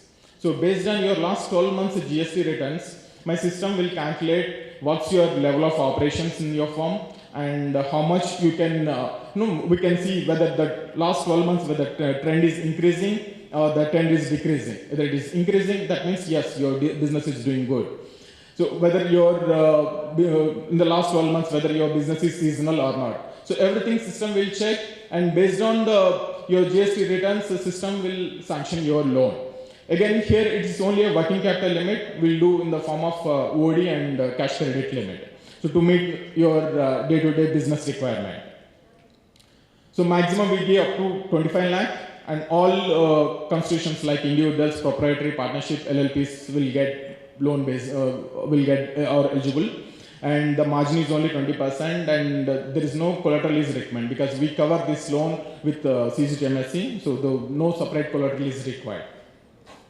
Those customers who want 25 lakh loan, working capital limit, so they can avail this scheme. So we have another two products in the name of MajorSunilShetty and Mudra loan. In these both loans, we do up to 10 lakh. Again, the link is available in our Union Bank website. The process is same for all these products, though the amounts are varying. So you have to log in with your, register with your mobile number and email ID, upload your KYC and all your IT returns and bank statement. System will do the calculations and give your eligibility. So these all things are available in Union Bank website. Definitely, I hope you will enjoy these credit facilities. Thank you. Thank you, Mr. Shampasakar. I have a small question for you, sir. Yeah. So in the Union MSME GST game, you had mentioned, So we had mentioned that you can approach through the portal and obtain a loan up to 25 lakhs. But so what would be the turnaround time for any of these sanctions? Turnaround time you are asking through digital mode, ma'am? Yeah, through digital mode. Everything will be completed in 30 minutes. No. What you're saying is you get the in-principle sanction. No, in-principle is for 5 crore. There are 4 schemes. Right. If you want a MSME loan up to 5 crore, so the first one is that where you get in-principle approval. That's only for the first one, not for the rest. No. For all the schemes, so everything will be completed in 30 minutes. Max time is 30 minutes. For that, if you want a loan up to 5 crores, initially you will get an in-principle approval. And after that, since it is a bigger amount, so with the in-principle approval, you can approach any of my branches and you can go for further processing. Exactly. So for GST gain of 25 lakh, so everything will be done through internet only. You don't need to, yes, everything. Okay. So everything will be done in 30 minutes. Okay, that I understand. So my question again is, in the in-principle mode, suppose you have a sanction letter, say for around 4 crores. Yes, ma'am. Okay. Once you approach the bank, how long will the bank take to process Yes, ma'am. So it depends upon the quality of the data that you submit. See, most of the time what we see is that the data that you submit, like CMA data, project report, and say for example, you are approaching a bank for a term loan. Say for example, you are establishing a manufacturing unit or some service unit. So you approach a bank for term loan. So we need to know, for the basis for the term loan is that project cost. So we need to know what is your project cost. So arrive the project cost, we'll ask you all quotations, like what machinery you are going to purchase. So it's all the data that you submit. Once we get, and if you are offering any property, see up to 5 crores again we'll do under CGTMSE, we don't require collateral. And you want lower rate, you can offer collateral. If you are offering collateral, then we need, we engage this work for legal and valuation work. If legal takes time, then if legal and legal reports, valuation reports, and CMA data, project report, quotations, everything available, mostly it takes 7 working days. 7 working days. So you mean to say the in-principle sanction letter will actually verify the credentials of the promoter? Yes. But again, it's all based on the rest of the documents? I can say, ma'am, if you got an in-principle approval, means it's half done. So your 50% of the work is done. Okay, subject to other documents. Yes, so it's like you got the you can avail this 5 crore loan subjected to fulfillment of all other terms and conditions. So I can say it's half work done. Okay, thank you, sir. Yes. Thank you. So now I request Mr. Ahmed Khan to take up give us presentation. Thanks, ma'am. Thanks, CII, my esteemed panel, and dignitaries and guests for giving me this opportunity. I would say this one slide alone summarizes the spirit of this summit, and I'll clarify that in the next couple of slides. SME 360 Accelerator. I mean, let's begin with the theme of the summit itself, making MSMEs future ready through digital transformation. I think it largely can be summarized with these two approaches. I mean, one is afford digital funding, and thanks to my colleagues before me who spoke in length about the digital funding spectrum, the scope of the products, the timeline, the quantum, and everything. So I'll go keep it a little quick.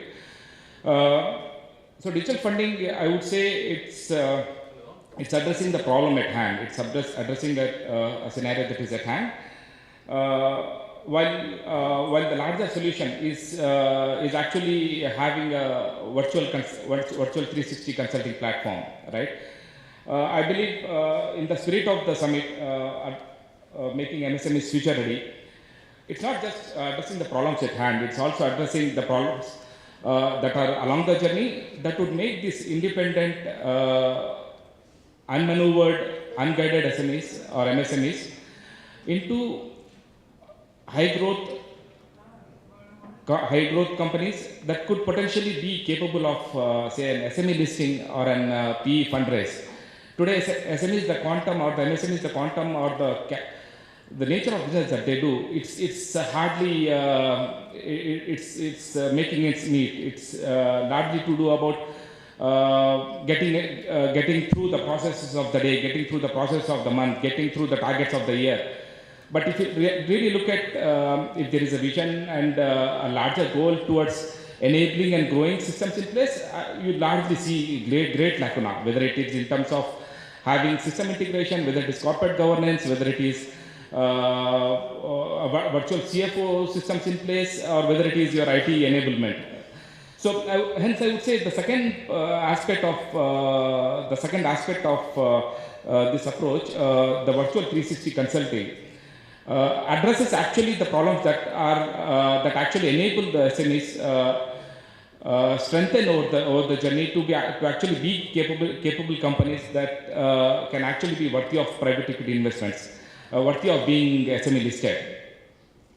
So I would talk about the first context on a very brief, since my previous counterparts already touched base upon it.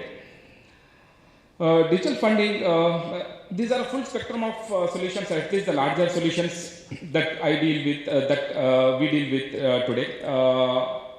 The ones on the left side, the secured and the unsecured funding structures, my colleagues have already touched base upon it, hence I took the benefit to rather focus on the right side of the subject, which is structured debt. Structured debt today is largely, I would say, these are customized solutions.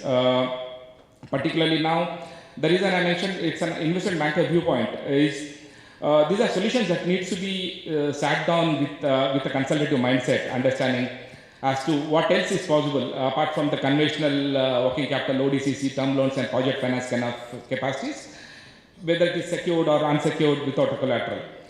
Now today, across the MSME space, I would address this structured debt offerings, whether it is venture debt, revolving credit, RBF, invoice discounting, NCDs, PO financing, bridge financing, acquisition financing.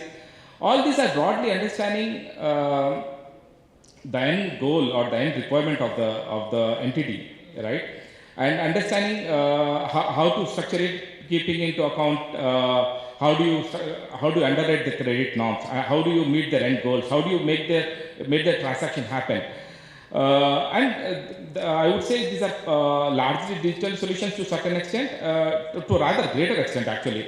But the fact that today these solutions are being deployable to the market, even the thought of even having the solution deployed to the market is by the fact that these are supported by the digital evaluation mechanism behind it. I mean, the various evaluation mechanisms and KYC authentication mechanism that the bankers spoke of earlier, this take a little above it, so that you can look at the entity with a more broader and a more introspective mindset, right? So otherwise, the solutions are pretty much self-explanatory from the nomenclature itself. So I wouldn't dwell on it more. Because again, the entire funding aspect or doing the fundraising alone is part of fixing the problem. It's part of addressing the problem as of now. But the larger aspect that responds to the spirit of the summit is actually a consultative approach, hence SME 360 Accelerator. Before I say what happens under this SME 360 Accelerator, I would say what is it all about. SME 360 Accelerator is, in very simple terms, a unified holistic platform that is all about the entire spectrum of business consulting services that an SME and MSME might need. Right, from covering from incorporation to business advisory, to legal, to corporate governance, to virtual CFO services, to the end milestone of fundraising, to an extent of even listing. So today, this is a first of a kind pilot or an accelerator that we're doing in the Hyderabad ecosystem now. With the collective guidance of T-Hub, all the major trade bodies, CII, HICIA, and all the major trade bodies and the business forums put together. Because today, individually in silos, we are not able to address the end-to-end solution that an SME might need, that actually builds them from being an independent and unguided entities to actually grow into high-growth entities that could be funded or listed. So hence the platform, this broadly talks about 4 pillars of support. Business consulting, it covers all aspects of your incorporation, to business reports, to due diligence, to your valuation aspects. Strategic consulting is all to do about business growth, BD, business growth strategies. You know, how do you access new markets? How do you take to new markets? How do you enter new product areas? I mean, it's a very detailed scope of an exercise. Mr. Ahmed, a small request, could you actually finish your presentation? Yeah, this is my last slide. Virtual CFO advisory is the crux of this consulting, from the point of view that one large element that SMEs lag, because of which you can call them independent entities or unguided entities, is for the fact that they don't have a full-time CFO on board. They need a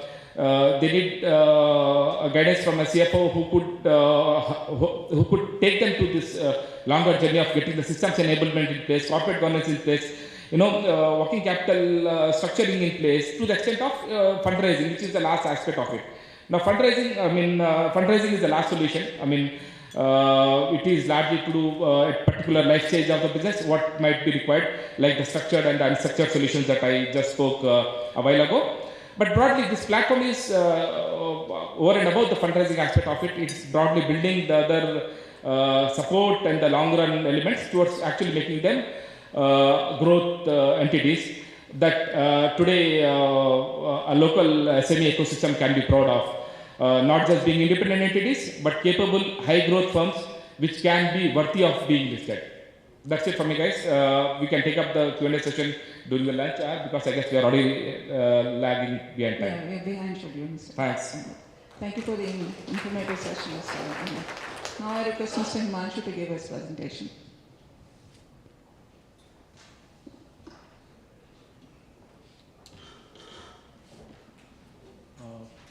Thank you so much. Good to have the presentation up. To start with, I'll just give you a broad outlook of what SIDBI's been and what SIDBI's been doing, although most of us do know what it is. We have been around for more than 3 decades. Largely, we are a refinancing agency. We do a lot of institutional finance. Our institutional finance book stands at more than 3.5 lakh crores today. You think of a bank, most of them are customers, including the private one. We do a lot of direct credit. A few of our customers are here. We have a lot of stress off late. Of course, we've been doing green finance for nearly 1.5 decades when we started with JICA. But green finance has taken a new fillip with the Prime Minister announcing Panchamrit. We do a lot of work on cluster development, venture capital, guarantee programs, policy advocacy, and of course, we'll talk about the digital initiatives which SIDBI has done of late, so that it comes in with the theme of the program. A small snapshot of where we stand. Today, we started in 91 with a balance sheet of around 8,000 crores, and today we closed at around 3.75 lakh crores. We aim to close this year much higher. We are a AAA rated institution established by an Act of Parliament. We have more than 95 branches. Very lean organization with only 1,000 employees. And we are 100% owned either by Government of India or Government of India owned entities. Just as a snapshot, I wanted to leave this thought behind with people that green finance today is something which is very important to us. We have been trying to embed the green finance culture into our clients, and we also work on the Green India financial systems along with the Shakti Foundation and the AFD, who are an international partner, for shaping the dialogue with IBA, with RBI, and with the Government of India. We have a lot of international partners there. We have done a saving of around 1,800 gigawatt hours per annum through our interventions so far. Some numbers are there. We have a solar mission where we want to actually put up 2,500 solar rooftops every year. We also have a specialized scheme for financing EVs and EV-related infrastructure. We bring out Sustainability Perception Index in collaboration with one of the finest agencies in India. And we also run the GRID project, which is largely concentrating on switching fuels and other things to make it greener. Then we talk of, as I come to what have been the digital initiatives that SIDBI has done so far. We've been largely, all our digital initiatives have been based on utilizing and anchoring on the various digital public infrastructure which is available, the identity rails, which is Aadhaar, PAN, KYC, bureaus, e-sign, GST, ITR, the payment rails, which is UPI, RuPay, NASH, Bharat QR, Aadhaar-enabled payments, and now, of course, the data sharing rails, which come in form of the Open network and account aggregators. So we talk a little bit about the various digital platforms which SIDBI has created as a public good. We started with the Udyami Mitra platform, and today we have 160,000 bank branches, 160,000 bank branches on the platform, and 200,000 community centers which are integrated on the platform, which can be approached to getting in-principle approvals for small loans through the platform.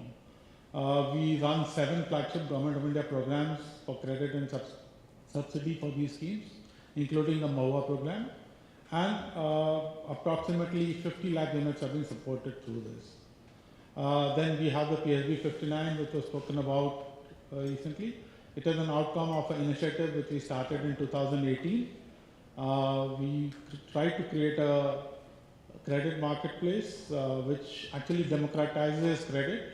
So you, as a customer, has a choice, where you want to pick up your credit from. This provides quick loan offers and then more than 30 lenders. And you will be actually surprised to know that in the last 3 years, this has done 55,000 crores worth of sanctions. 55,000 crores, not a small amount. And out of this 55,000 crores, and these are MSME loans, nearly 42,000 crores have got disbursed. So, there's a lot of talk that you get in-principle approvals, but a lot of them fructify. Then, of course, there's the RXIL, which is the TREDS platform run by SIDBI and NSE jointly, which addresses the delayed payment of MSME, which MSMEs have been facing of long. On the platform, nearly 25,000 crores of worth of invoices have been discounted. We have purchasers as well as 2,000 MSMEs on the platform. The latest initiative which was done with the Ministry of MSME is to actually create, formalize the informal sector and created the Udyam Assist platform, which allows the informal units to register and obtain a Udyam Aadhaar. As we actually progressed, and SIDBI did a lot of things on microfinance, and then we saw that the cost of credit to people who are seeking microfinance or moving up the chain from microfinance was too high, and we thought that we should come out with a scheme where we can actually reduce this cost. So to make affordable credit available to the informal micro enterprises, we do loans up to 50,000 to 500,000, that is 5 lakh rupees on these, and these are totally platform-driven digital loans. There have been more than 1 lakh beneficiaries so far, and 85% of them are women.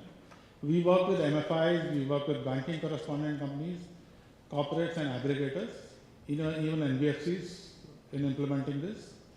And this is largely a digital process where application, credit appraisal and documentation is all digital.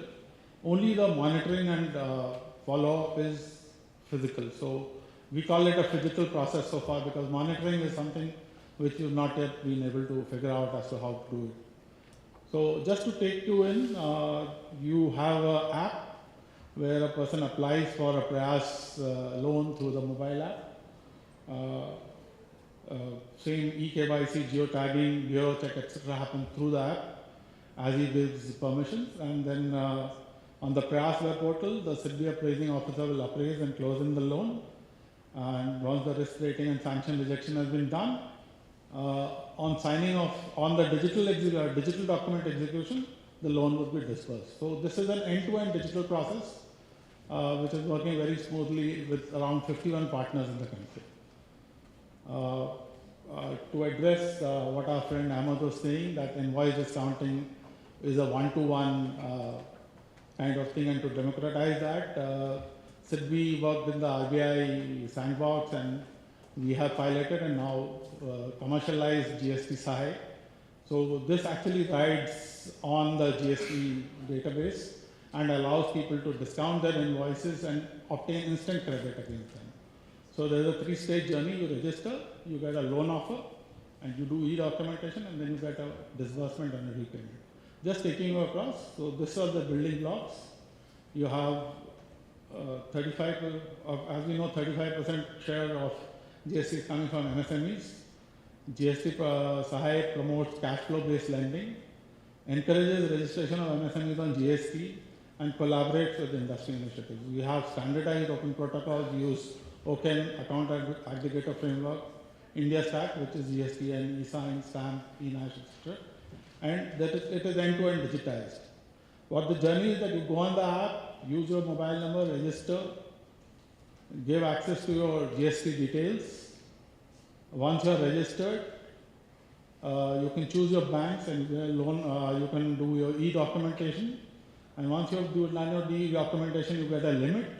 And on the basis of that limit, you can discount your invoices and you get disbursement into the identified account. The repayment is through e-nash.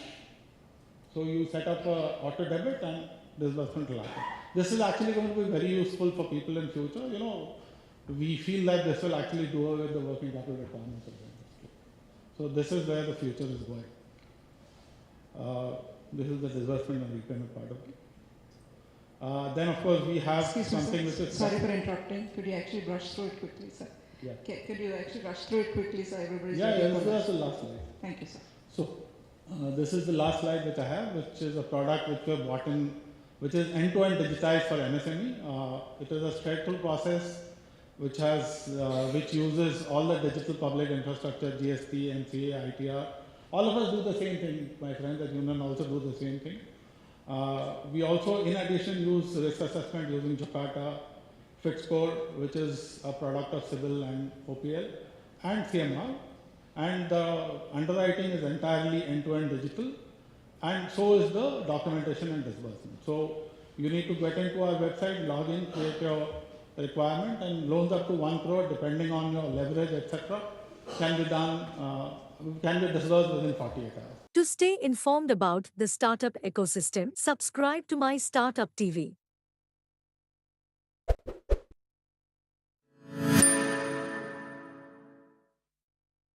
We are going to talk only about MSMEs. We are not going to talk about how India is shining, how the world is doing a roaring business, and how we should actually work for our pie in the sky. No, we will only talk about here and now and about MSMEs. Second, we are not going to talk about jargon. The huge tectonic shift in the landscape of MSMEs is going to be extremely beneficial in orbit shifting our economy. We are not going to talk about those things. Okay, that's jargon. 3, we will actually talk about your questions. So it's going to be very, very relevant. It's going to be probably addressing some of the concerns that you may have, and collectively we can find some solutions. And the topic is what are the challenges in adopting digital technologies by MSMEs? As simple as that. We'll stick to challenges and probably come up with some solutions here and there. So that's going to be broadly why you have to be part of this session. We will exactly take 30 minutes, not more than that, because one of our panelists will have to catch a flight, so there's no other option. This story everyone knows. What is a micro, what is small, and what is medium? I'll skip this thing. If your plant, equipment, and machinery, everything put together, investment is not more than 1 crore, and your turnover, annual turnover is not more than 5 crores, it is micro. And then if it is 10 crore investment and more than 50 crore turnover, it is small. And of course 50 and 250, this is what everyone knows. I'll skip all my slides and I'll go directly to, everyone knows these things. We have done very recently 2 action research projects. One is Digital Street. This is adoption of digital technologies by street vendors. So there are lots of learnings out there. That is one. And second, the ongoing project is called Digital Green. This is adoption of digital technologies for environmental sustainability. Bearing the sustainability in mind, how do we adopt and be conscious of the offshoots of using these technologies? I think these are the broad 2 areas in which we have been researching. The first one is already over. We have submitted the reports to the stakeholders. The second one is still going on. We have partnered with a German NGO, and we are doing this research in various cities, Hyderabad to Delhi to Rajasthan, that is Jaipur, to Bangalore, Pune, Dehradun, Ahmedabad, so on and so forth. I'll talk about very few. I'll skip all these things. These are just backup kind of material. I'll just go to thank you slide so that you listen to me. See, the challenges that we are facing are multifold. The challenges that we are facing are multifold. First, in terms of adopting technologies itself. A lot of these people, when we have spoken to garment manufacturers, when we have spoken to micro level entrepreneurs who are into supplying to these garment manufacturers, who live in Bangalore, who live in Tirupur, who live in small areas, Nalgonda, and all these locations. Most of them do not have the overall bigger grasp of what they should be conscious of. They are more worried about movement of their product and a cross movement of money for their product. I think this is in simple language what they are worried about. The large numbers that we project, we have to look at the percentages of the segments. And the largest segment that we have here and we have to worry about, like in agriculture we say, there are a large number of small acre holding farmers. Similarly here also micro is going to be very large. But if our solutions or talks are not focused on these large segments, it's again going to be off the mark. So when we spoke to these small people, when we spoke to these entrepreneurs, they understand what we are talking. It is not that they don't have any understanding. Are they ready to adopt? They may be ready to adopt, but the dominance is in terms of the areas of, being manageable, having a manageable cash flow. I think that's where everything works around. If it is working very well with respect to their market, if it is working very well with respect to their produce, and if the intermediaries are rewarding them suitably, I'm sure then they will be able to focus on these things. The theories that we carry from here and we teach them in terms of, say for example, mobile broadband. Everyone knows mobile broadband.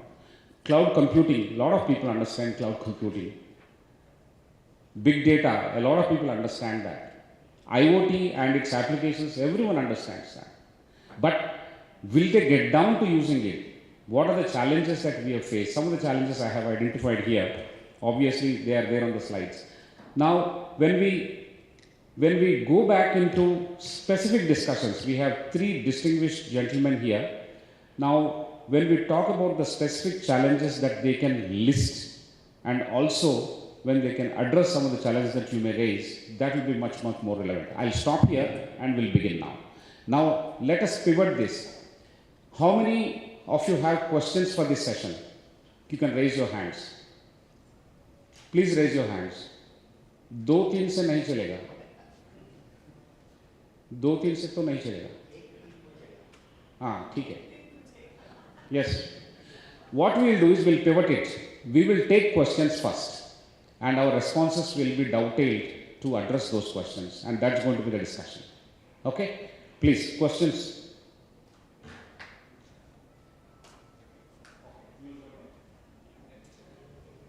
Yes, Divakar.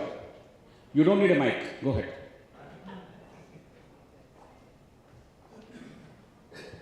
Yeah, great session since morning. There are a lot of metrics have been spoken. We have 7 crore MSMEs, and there is a distinguished micro, small, medium, and all that. And we have 5,000 companies which are listed in stock exchange. Out of that, 1,200 to 1,300 companies contribute to 90% of market capital.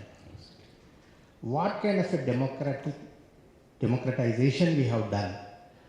If you see the numbers, it should be allowing and enabling MSMEs to really get into that number of listed companies. So past 60 years, what we have been doing, are we happy what we are doing? What should be done? Okay, good framework related question. We will respond. I think we'll give that to Satya only. Yes, Satya. I'm just paraphrasing the question. So, from this session's perspective, if I paraphrase your question, that how can the MSMEs, or what stops the MSMEs to get into, to leverage this market capitalization part? Because as you can see, only 90%, out of the 7 crore, only 5,000 are listed, and out of which only 1,200 contribute to 90%. So why are we missing out? Can digital help there? Can I put the question like this, and then we will try to answer. As we said, we'll take all the questions first. Yeah. Yes, ma'am. Yeah, absolutely no.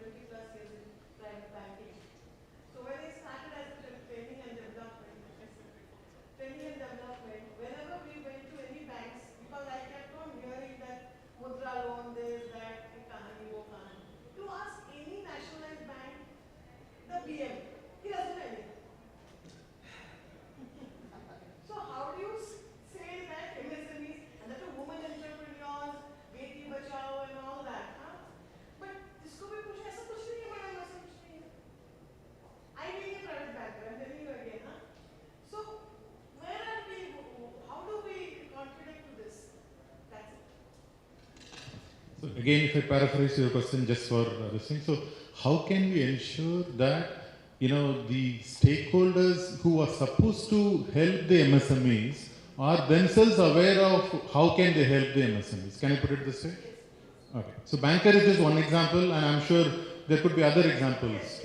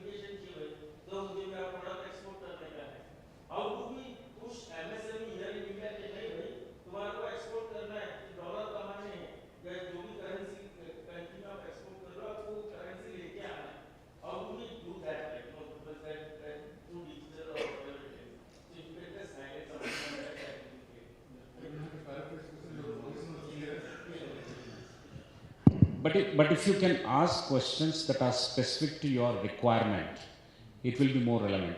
So much so, we will respond to only those questions. Otherwise, we will talk general, you will talk general. How do you motivate me? That type of question I would like to have. मेरा business ये है, मेरा factory यहाँ पर है, मेरे यही दिक्कतें हैं. How do you solve this? That type of question is expected. Okay. Please.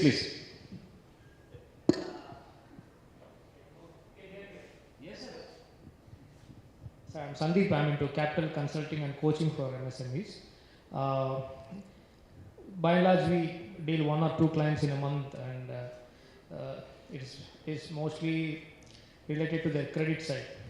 By the time they come to us, they'll have one project report which says bankable project report, but their business is not bankable. So when we try to make them that it's a longer turnaround time, is at least a quarter, half year, and all. So in this context, how you can help me, how digitization or anybody how can you reach out to, I was asking Malvika also that you have to productize your service content, and so that then you can, so similar, anything of that sort that can help us. The question is difficult. You want to paraphrase it? Okay. So the question is actually very difficult, given that the problem itself is very difficult. Am I right? This question you can ask to all the panels. Wonderful. While we are compelled to focus only on the topic, you can talk anything other than the topic. Superb. Yeah, we'll come to it. So, I have exactly the question that Sudhakar Rao sir was telling. So, I have a factory in Adivatla. I make defense and aerospace. We make systems and subsystems for fighter aircraft and missiles for DRDOs. Customized. Now, it will not be out of way to say that I am not making enough money. I would like to export, but I don't have a product. I am making customized systems for them. So how can you help me?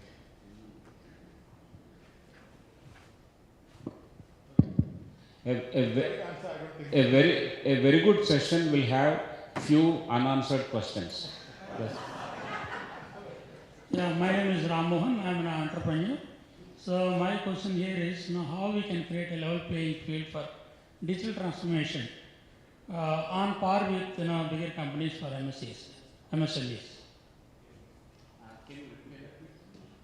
So what I mean to say is that so today all the large companies can afford to have all the digital transformation tools. But when it comes to the MSME, one is affordability, another is their knowledge to acquire those tools. What kind of tools that they need? It's largely a function of affordability. Yeah. Any other? Sir.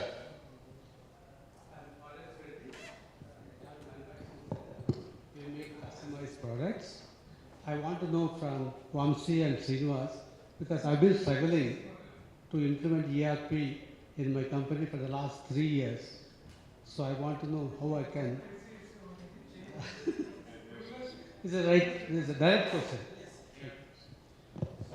Any more? Yes, sir. For MSMEs, I take the liberty on this point. What is, from your view, that MSME has to be successful for year-round actually order processing and profits? What are the best solutions you imagine and think of? Good. Thank you, sir. Any more questions? Yeah, we will try and respond to some of these questions, and if you have not responded, you can understand that we don't have any answer. Okay? Yeah, please. Street vendors. Oh, good. I'll give one or two examples. That will come last. Okay. We will do like this. All the questions have been noted by all of us. Satya will respond to at least 2-3 questions. Is it okay? Yeah. And then we can keep on adding. But very quickly we'll try and finish. Yeah. You have 13 minutes. Yeah. So I'll take the liberty of answering in any order. I hope that's okay with you. But we will again check back, where we have answered and not answered. We'll check that. So I think I'll start off with the question that somebody talked about, creating an awareness to do things, as well as the affordability part. So I'm going to take that together. See, one of the major challenges today for an MSME is that, is digital transformation required for me? If the answer is yes, then what is that I need to digitalize or digitally transform? And how much it will cost me, and how should where should I go? Who are the people who can help me? These are the broad things that typically anybody who starts a digital journey will have, right? So, and there is already a lot of confusing words like digitization, digital transformation, and so on. And each one is valid from its own perspective, but they are also very different from one to another, right? So, one of the things that somebody has to, what we see, when I represent a center within CII called CII's, Center for Digital Transformation. It is done with Tata Communications, so it's called CII Tata Communications Center for Digital Transformation. So we work with MSMEs just to help them on some of these things. And the awareness creation is the first thing that has to be really focused on. Like, what is that you need?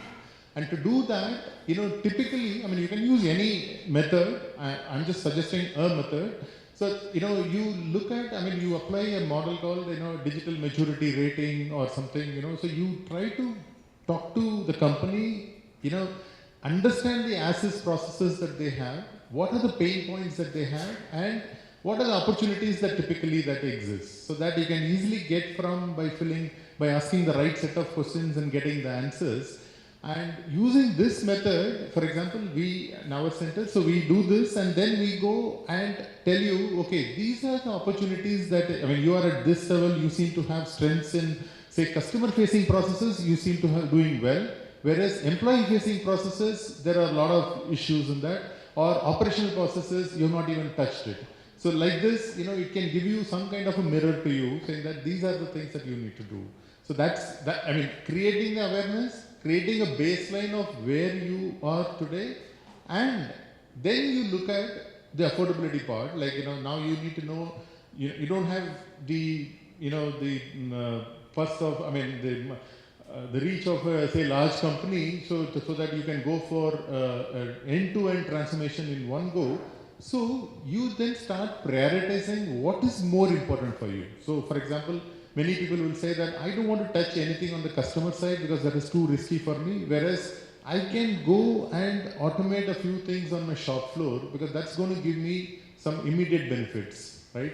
So that's something that, there are many methods by which you can do that, to see what is that you require on the, prioritization, and show some immediate successes, because your management, whether it is a owner led one or is it a corporate led one, in both cases, you need to be convincing somebody saying that it is worth investing money on this. But for that, it's like a chicken and egg situation. So, you need to show some, quick results, the low hanging ones, right? And that's where I'm suggesting that, you go for some digital intervention on the shop floor side. It's going to improve your efficiency, it's going to improve your productivity and so on, which will then open up your purse for other these things. I'll come back to some of these things once again, but if somebody wants to add. Yeah, I can add. So many points were raised on how do we push MSMEs to contribute more? How do I become a bankable business so banks will give me a loan or capital? Why only certain percentage of companies are profitable while rest of them are not?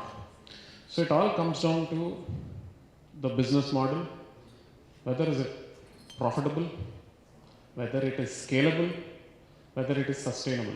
Anyway, I'm deviating slightly away from the topic because the forum is more on adoption challenges of digital technologies. But so first, why that skewness in some success, some not success is probably there's a problem in the business model itself. Now, there's a specific challenge someone raised about defense and aerospace who make customized solutions, but you're not able to become profitable or you're not making.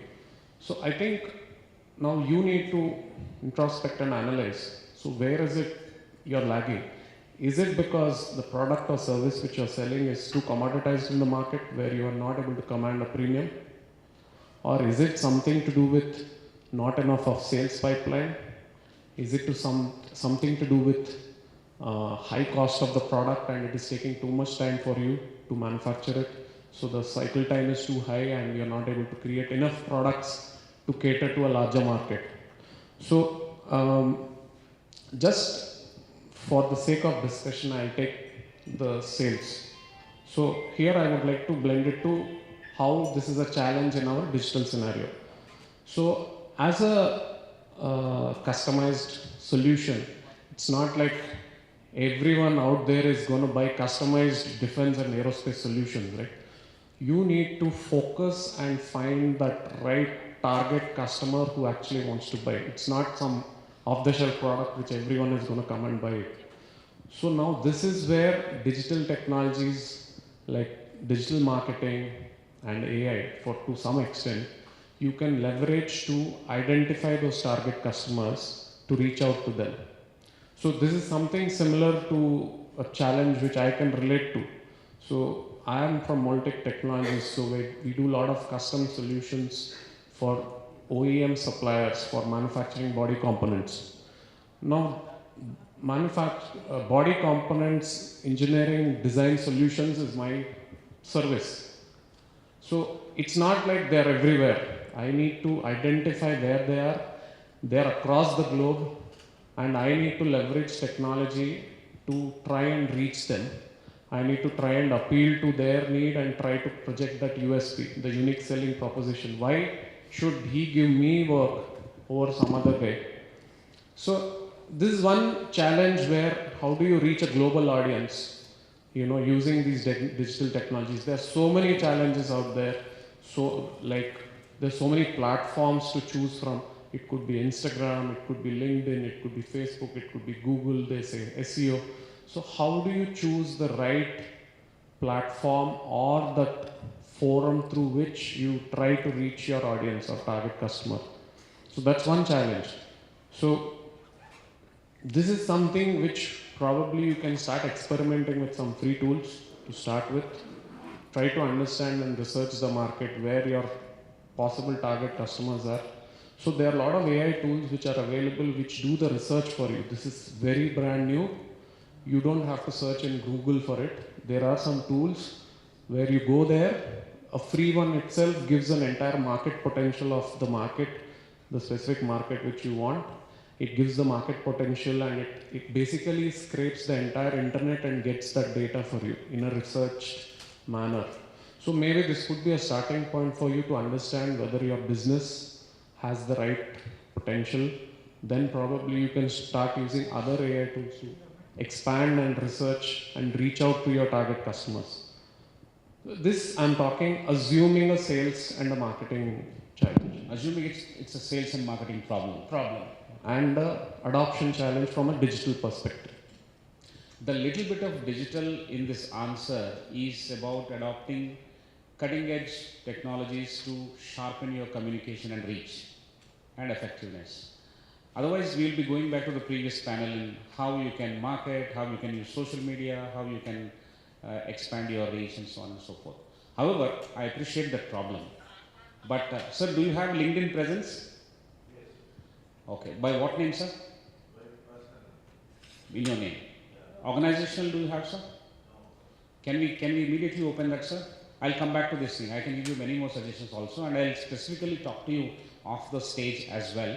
But in the meantime, we'll request Srinivas sir to help us understand the hurdles in the journey of adopting, implementing, improvising ERP for smaller organizations. Over to you, sir. Good evening. I'm Srinivas, Managing Director of Equic Dice and Molds. This is about a 35 years old company, and we have started implementing ERP way back in 2002. So we had, so basically like what sir said, we were also making the tailor-made products at that point of time, and it's very difficult to sustain. I can imagine your problem as my problem when I was in 2002. We had no other baskets of money invested in any of the branches where we have been investing towards in tool room only, where tailor-made products only can be made. So we are specialized, good name and fame everywhere in making manufacturing dies, but ultimately the bottom line counts. So in that transformation, but every die is a challenge, everything is a different one. So if you have to make a car engine die, it is different. If it is motorcycle, it is different. So we have to account properly how we are going and what is making us to put in this situation where we are not able to progress, neither we are able to. We have to make progress means we have to make the bottom line. So if the bottom line is not there, definitely there is no meaning in staying in that business, and we all get disappointed. That point of time, we had the same situation. We thought how we can transform. Luckily, we had a friend who was working in the similar platform that point of time on Oracle-based ERP solutions. We called him, we interacted, because luckily the whole team of our management is technocrats.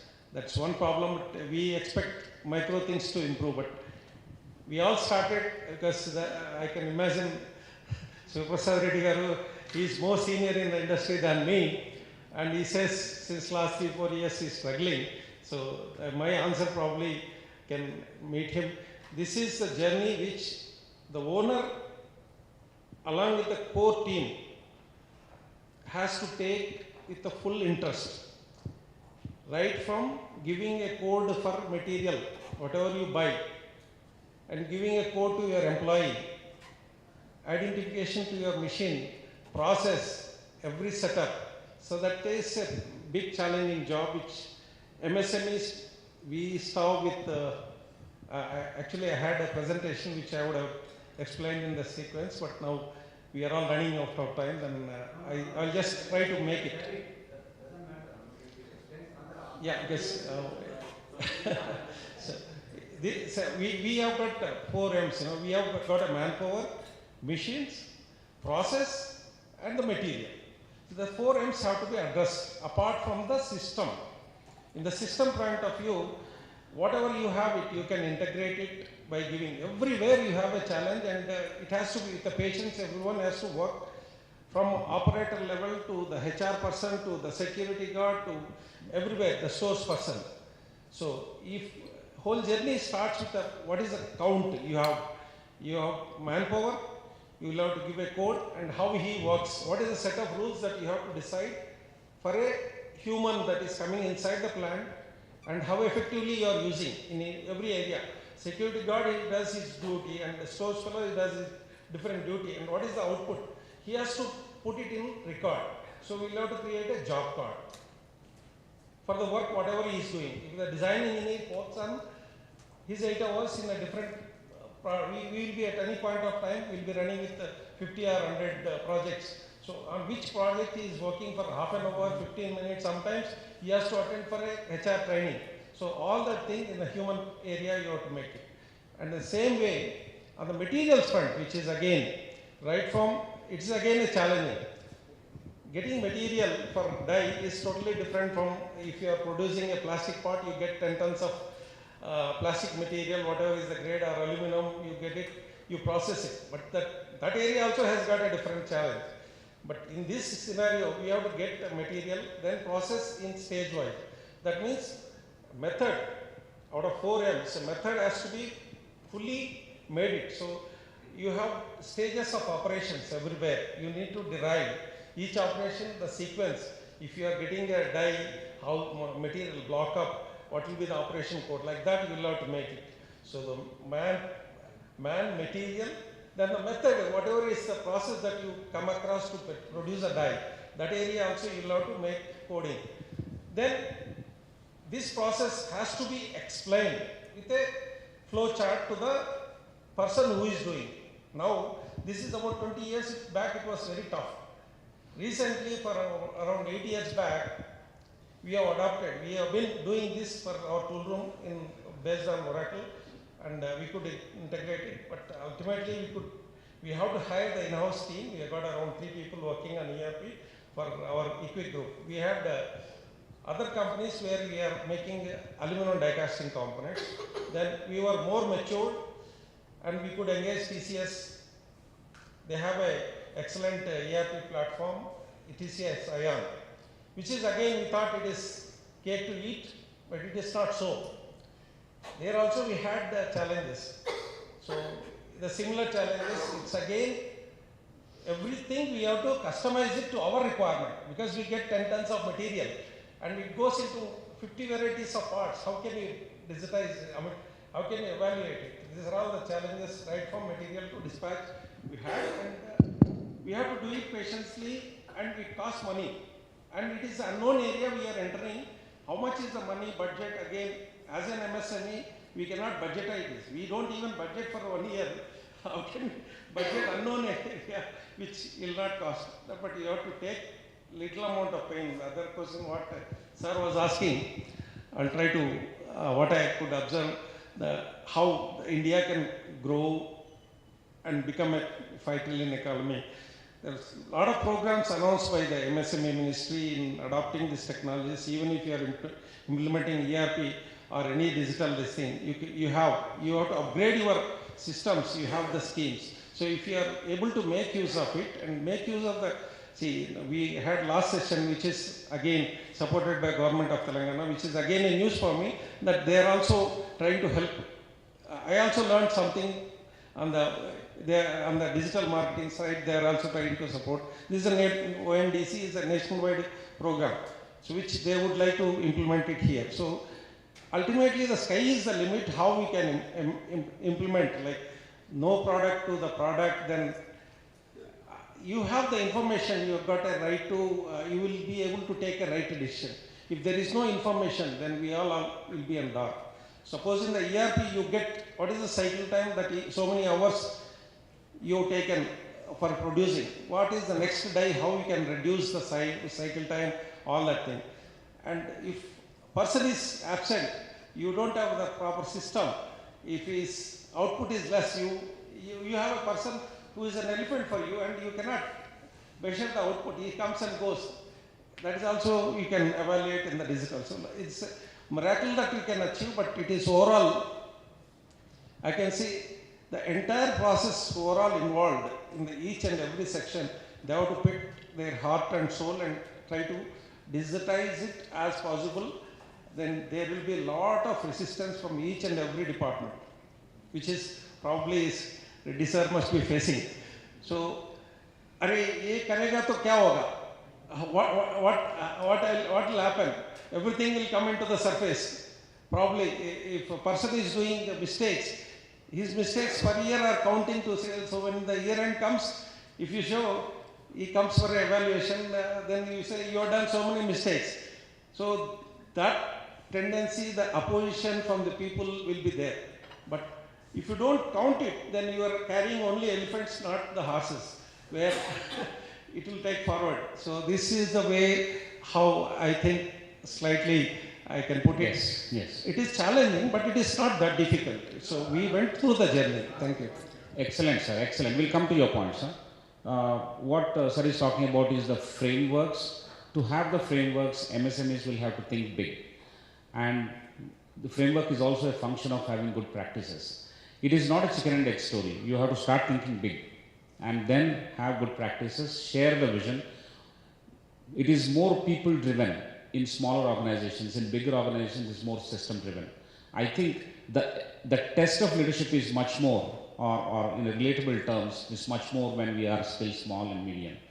And I think on an everyday basis, we need to create a shared vision organization rather than thinking less or thinking small and having disjointed connections within the organizations. I have some examples, I'll give it to you also. But I think Vamsi wanted to add a point or two. He has been championing the digital transformation in Moltech and several case studies that he has got. Maybe one or two examples you can add to ERP's journey. So I will just add on to what Mr. Srinivas has been explaining about ERP. So there are other digital initiatives which I am doing, but since we are talking about ERP, I will highlight more. So let's assume, so someone asked a question about affordability and knowledge of the tools. I think right? So let us assume you have the affordability to buy the ERP tool. For now, we'll talk about affordability anyway later. You know the knowledge. So you know which ERP tool to implement. Now if you Google, actually there are hundreds of ERP tools. So first to identify the right ERP tool itself, we get confused. So let us even assume that you know what ERP to implement. So now as a business, so I think here most of the audience are just about to start their business, or they have started and they want to take off. So you also need to look at the future, where now once you come out of the survival mode, you become sustainable and you now aspire to become a successful and a stable business. That is when, like Mr. Sudhakar has mentioned, you need systems. So when your company is small, you as an individual will be running around all the departments and you are managing everything. But as your organization grows, that's when the systems and processes become very important. Now, ERP is one such tool, a digital tool, which helps you manage your whole company by managing the information in your operations. So what happens is now, you got the tool installed, but how do you get the buy-in? Now, many of your team members, like Mr. Srinivas mentioned, they don't like the tool. They may be feeling insecure that, my boss is setting up this tool so he can get rid of me. Those kind of things happen. So, apart from the tool, now these are those advanced challenges which are not digital. These are more people and the thinking and the perception. So here, you as a leader have to have that broader outlook, and you need to have that holistic view of how do I manage these stakeholders. And for you, the clock is ticking. The sooner your ERP gets implemented, that is when you actually start realizing the value of that tool. Till then, it is a white elephant and it's just bleeding. You have to run your existing system, you have to run the new system. Everyone is all getting frustrated, blaming the system. The old system, some are blaming the old one, some are blaming the new one. So, having a very holistic plan, having a step-by-step approach, try to think of it as an investment. When you look at a tool and you're considering it, try to think of it as an investment. The minute you think of it as a cost, you try to reduce it, you go for the lowest, cheapest tool, or you try to see if you can cut somewhere by not hiring some expert to support you.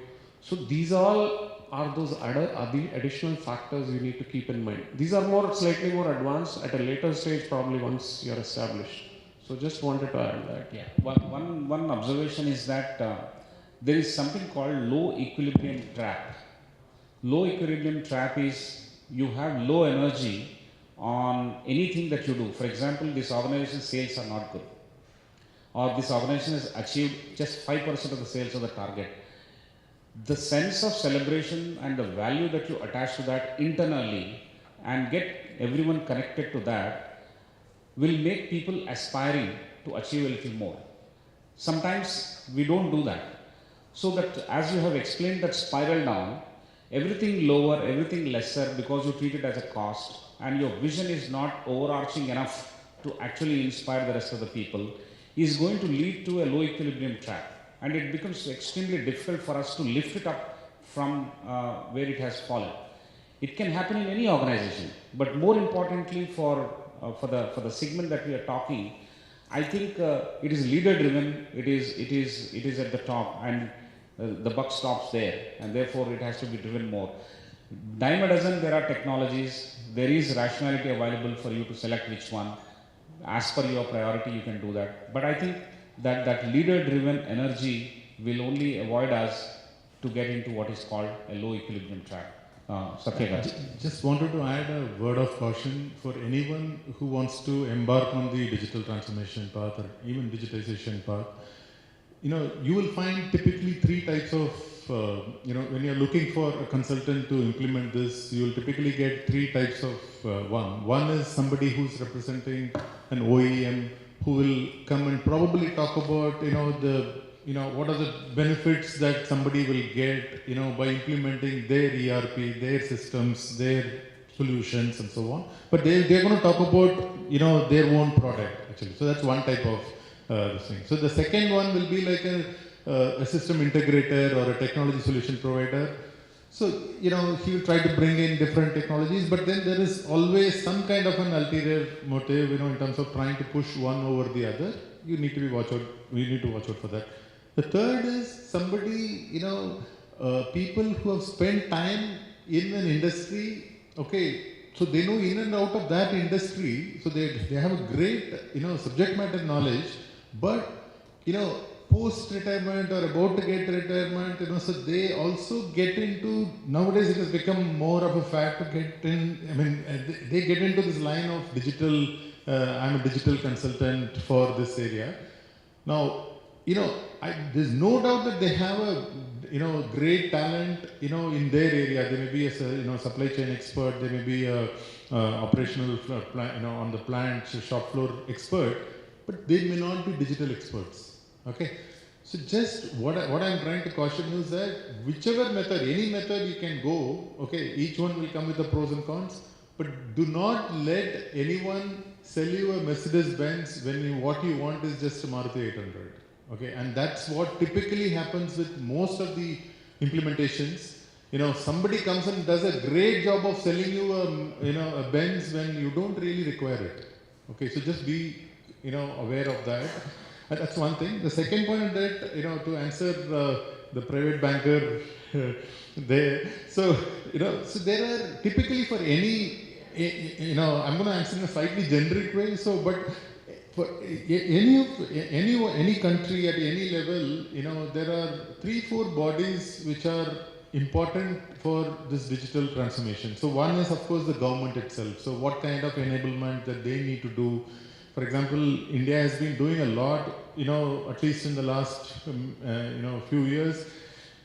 I was so lucky to be present when Mr. Nandan Nilekani from Infosys presented before, B20. So he talked about the digital journey of what they are doing for everybody, including MSME, the Aadhaar infrastructure that is today underlying can be utilized for a lot of other things. So he talked about. So that they have a role. And, for example, Singapore has a model called Go First Digital kind of a model where they help you on planning, execution and awareness creation. So they talk about, so India also should be doing more or already doing more. So that's one thing.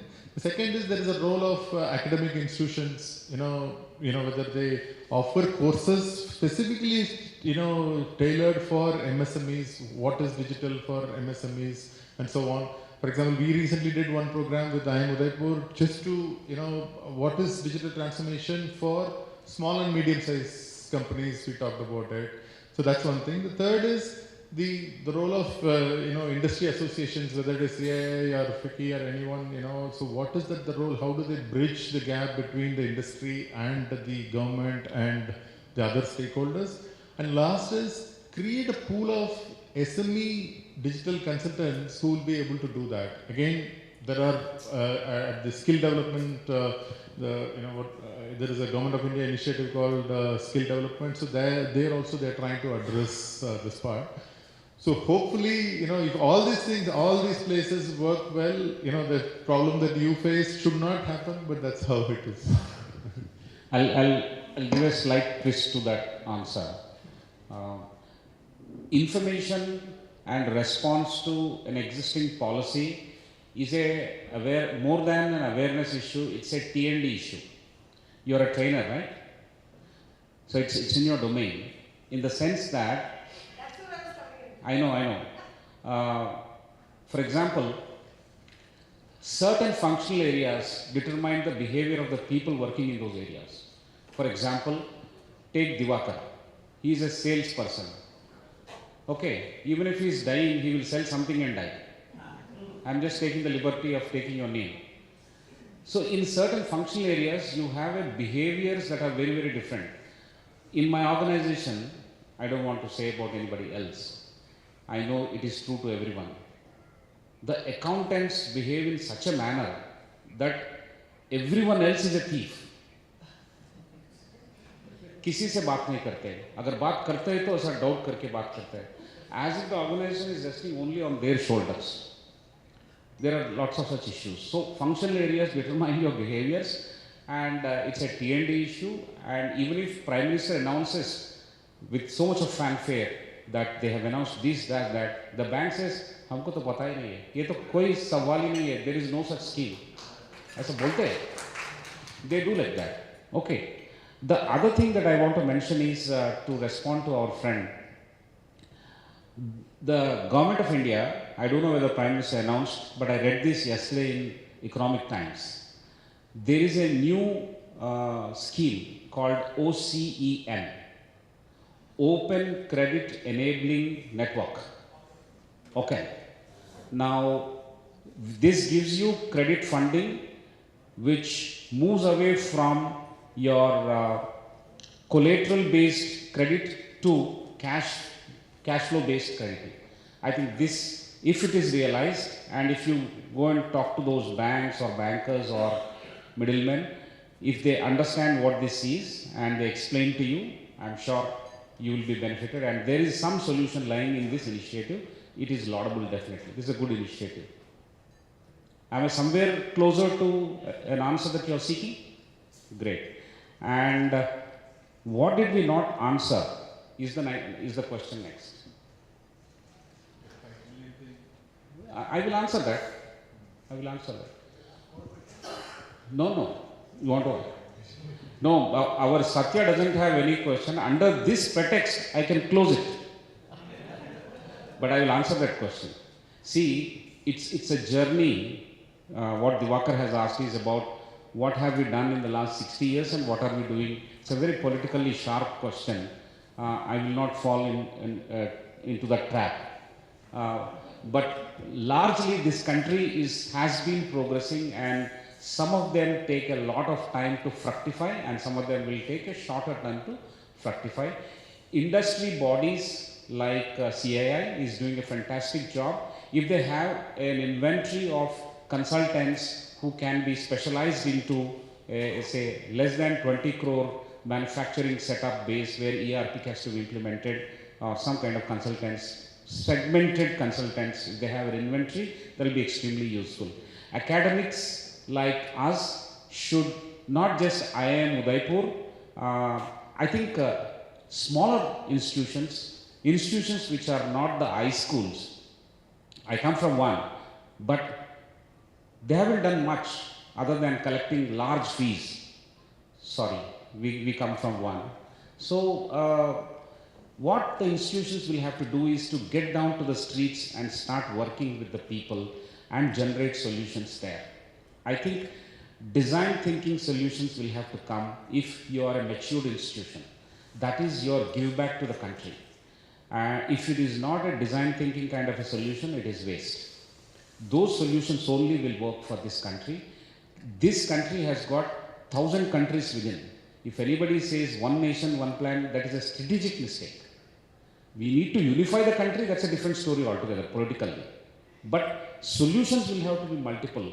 Understand the reality, which is plural, and then give so many solutions to so many segments. Get down there. Otherwise, in the ivory towers, if we strategize and try and attempt some generic solutions, it will not work. We have to go. What we have done is on the streets. For street vendors, somebody has asked the question. The street vendors, we have done, I was explaining to my colleagues, I'll just take half a minute. We have taken one example of the Sunday Mela in Sanat Nagar. Every Sunday they have a street vendor sitting there. It's a designated place. So some of the students have come up with this solution after interaction and all those things, that they have similar kind of products, and there are 4 people. They come from one kind of an organization. They are brothers or related people.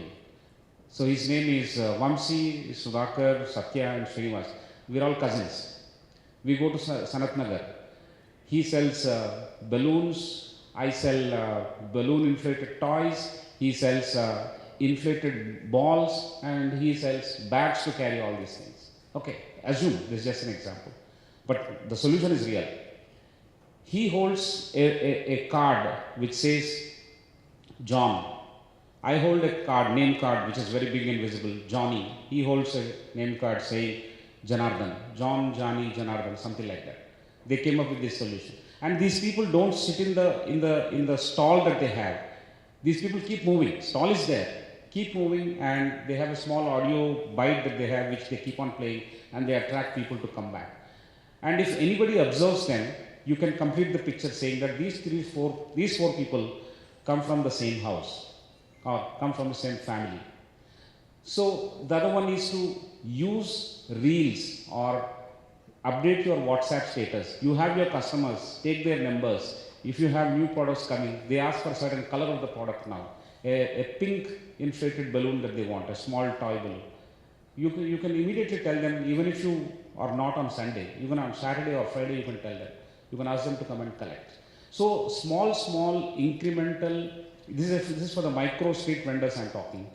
Today they are earning 2,000 rupees. Tomorrow, by using these small technologies or adoption of these practices, they may take home 2,500. That makes a very, very big difference. It may not mean anything to us, but to them, 2,000 to 2,500 is a big jump.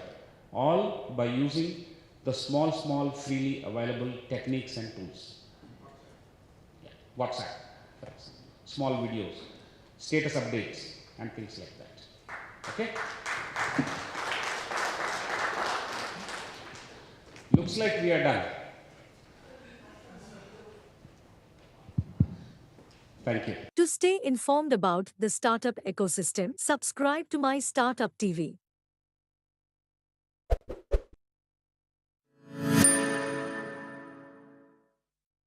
So this session is a very important one, transforming MSMEs through digital marketing and e-commerce for enhanced efficiency. So MSME is a very important sector, as we all know, which makes major contributions to the country's GDP as well as employment. In Telangana itself, we have almost 26 lakh MSMEs according to Ministry of MSME annual report, and more than 25 lakhs are actually micro units. So it is actually important to understand what are the factors which slow down the growth of MSMEs. And there was a study by Boston Consulting Group in 2016, which we referred, and there were some conclusions that they came out with. One was that they listed a set of factors which slow MSME growth. A couple of them were like lack of financing, policy, and other factors. But the topmost factor which was identified was lack of technology. And they summarize that the tech leaders, they actually have an annual growth rate, revenue growth rate of about 28%, whereas tech laggards have only about growth rate of 13%, which is a major gap. And they also, put forth some case studies which showed how technology helped MSMEs in making, a big growth transition. So we all know how the pandemic, made MSMEs realize the value of having an online presence. And in fact, now when we conduct online awareness sessions about, becoming digitized or whatever, the question is not why we should do it anymore. The dialogue starts on, how we could actually become digitized, or how we could come onto more and more platforms and be visible online. So even before COVID started, our department was actually, we started working on this initiative called Digitizing MSMEs, in which we selected a set of IT companies from across the state, companies like Now Floats, O2O Now, Zoho, Microsoft and others. And then we approached a lot of these local industry associations. And what we started doing was conducting awareness sessions in their industrial parks in and around, and helping MSMEs to understand how important technology is, and you cannot be left behind. So there were some positive reactions, and then we started expanding this to our district levels, conducted pakwadas in 2017-18. But there was some hesitancy, we realized. MSMEs, not many of them were coming on board. And we realized that cost was a very major factor for them in becoming digitized. And some of these solutions were maybe too expensive for them. So then we started looking for more solutions which would help MSMEs to, have a one-stop solution for them, where they could get all their major digital needs fulfilled. So then we, came across this platform, Global Linker. Malvika, my colleague, is here from Global Linker. And then we created this Telangana State Global Linker portal, which is actually a one-stop solution for MSMEs. They create websites, e-commerce stores, they conduct awareness sessions for MSMEs, and a lot of bunch of services which Malvika will talk about. And this was actually like a turning point for us. And today, actually, I'm happy to share that we have 14,000 plus MSMEs registered onto this platform. And many of them actually really benefited during the COVID period. We had some other associations as well with SAP India in December 2020. And through their SAP Ariba Discovery platform, MSMEs were able to again connect with global customer markets. And then we also tied up with Meesho, and they already have a big customer base across India of 11 crores people. And the benefit that they offered was that MSMEs can actually transact or be part of Meesho platform without having to pay any commission. So that is why we are actively again promoting this portal across the state.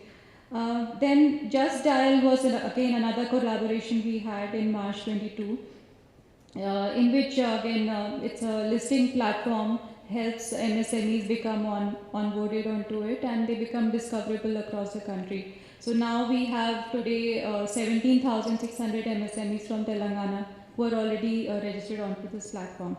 So with this brief overview, I would now like to invite my colleague, Mr. Nitin Nair, who is the Senior Vice President for ONDC. You've already probably heard him in the morning. But Nitin has been working with the government of Telangana closely to popularize ONDC network across the state. And he's been actively participating, visiting us many times to conduct various physical and virtual workshops, organized in collaboration with the government and Global Linker. So over to you, Nitin, now.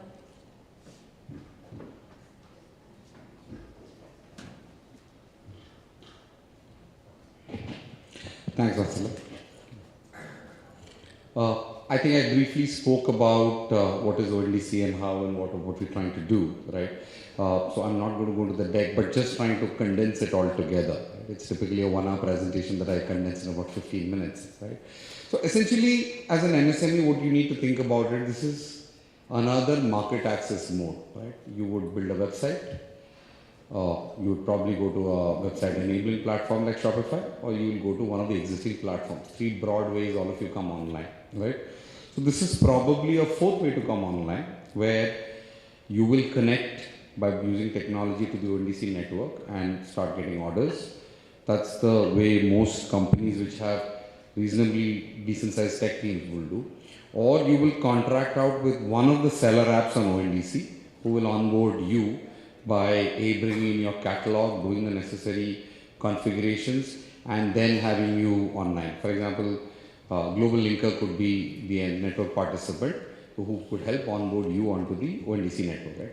Once you come on board, a buyer searching on any buyer app for whatever products and services that you wish to sell will have visibility on your product services catalog, and then an order flow will happen. So think of it as a market access channel which enables you to be discoverable by the entire universe of buyers, which continues to grow on the ONDC network. Today we have about 100 million potential customers doing about 1.5 lakh orders a day. As the buyer app ecosystem expands, there will be more and more buyer apps coming in. So that's one way to look at it. The other 2-3 ways that as an MSME you should look at it. The second is we are also doing B2B, right? Which means a lot of the presentation I spoke in the morning largely concentrated on the B2C part of the business, right? That you look at B2C buyers to come in and bespoke buyers buying individual items in small quantities. Versus we've also enabled B2B where you as a MSME can both be visible to customers who will acquire your products in large quantities, and therefore the buying experience is very different there. And you could also become a potential buyer, for example, your raw material inventory.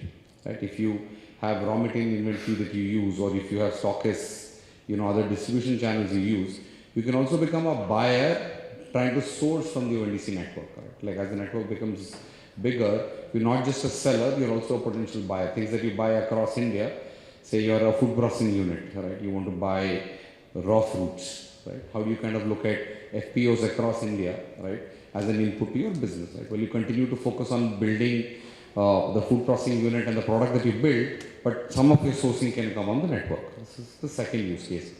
In this, we're also, we've just started exports. The first golden transaction happened earlier this month, where we've now started to power exports. So we've onboarded our first international buyer app. It's a Monetary Authority of Singapore, which is the RBI equivalent in Singapore, invested company called Proxera. Proxera is going to bring, for example, demand from Southeast Asia. Like if you are a company that has products that are of interest to buyers in Southeast Asia, right? Proxera is enabling those buyers to find you as a seller, right? So some of the other more nuanced use cases. I would conclude by saying that, over and above what I said earlier, essentially think of what UPI did to payments, ONDC is endeavoring to do to commerce. One big difference, of course, is UPI's payments via, transaction, which means there has to be a goods or a services involved. Everything eventually will be on the ONDC network. It's just the order and the sequence that may vary, right? You may see about 10-15 domains that are live, right?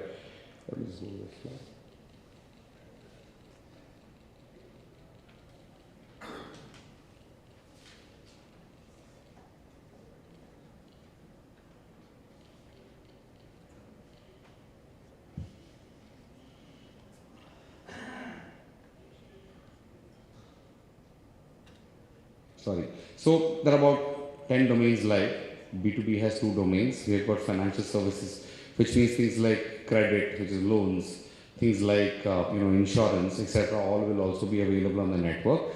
And while there are comparison engines which are very B2C centric, there will also be things that will be slightly more B2B focused, and therefore provide you the opportunity to be again buy stuff that you don't buy online today, right? So broadly B2C, B2B, exports, and the ability for you to become a buyer also, right? That's the broad set of things that at least today we envision as things that MSMEs could benefit from. Of course, depending on your domain, is the domain live today, when is it coming, all of this may vary slightly, but I would urge you, if you're already in a domain that's live, to come on board. Ideally, use one of our seller network participants because that makes you go online quickly. I mean, unless there are any specific challenges, you could be online in a couple of days, right? It's just about building a catalog and then just going live, right? And like I said, you know, and if you're in a domain that's not live, please just keep track of our website. You will hear a lot of public announcements as we do our first transaction. Most domains, you will hear communication from ONDC, and as your domain comes live, please join us. So we look forward to having as many entities from CII Telangana, the MSME entities, joining ONDC network, and you know, getting the best out of it, both as a buyer and as a seller. Thank you. Jai Hind.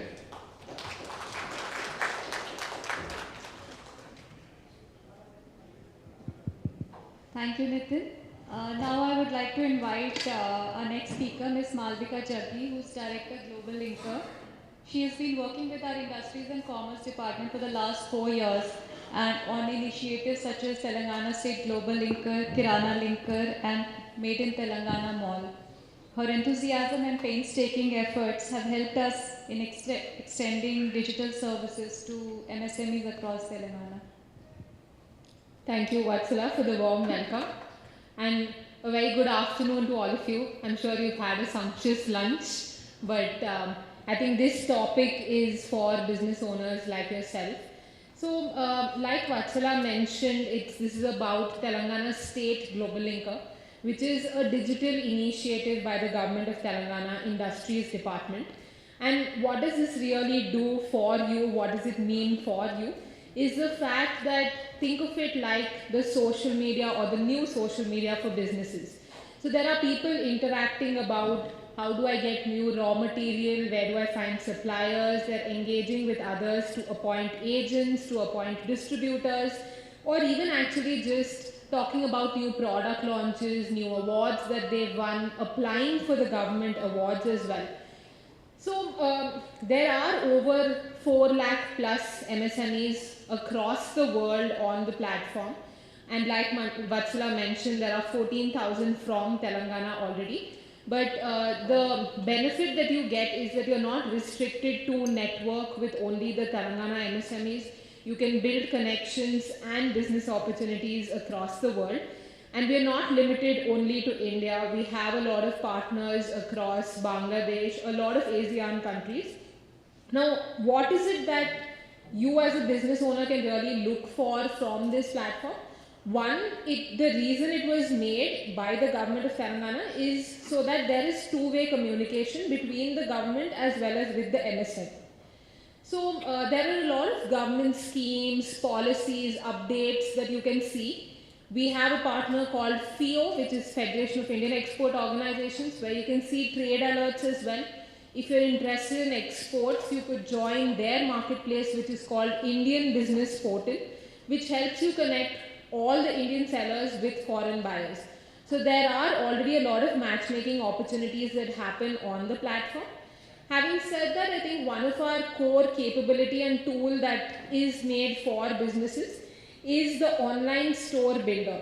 Now, what does this do? Now, we all have been in traditional businesses and we all now understand the importance of digitizing. But how do you digitize your business? You can't just one fine day go and say, okay, I'll be on Google listed and I've digitized my business. As a buyer or as a consumer, how am I able to discover your business? So either you have a website or that website is also made into an integrated e-commerce store.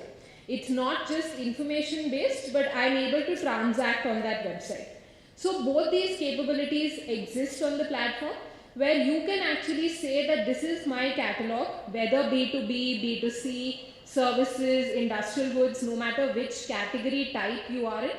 You can just say that this is what I deal in and create your entire catalog on the platform, absolutely free of cost, powered by the government, with integrated logistics and payment gateway providers. Now, what does this mean for you? So let's say you get an order, you've created your entire store or your e-commerce website or your digital catalog. There are many terms, but you got your first order. You don't have to worry about how do you do the logistics. We have pre-partnered with local, domestic and international partners, right from Dunzo, VFast, VamaShip, ShipMax, ShipLite, as well as international Aramex.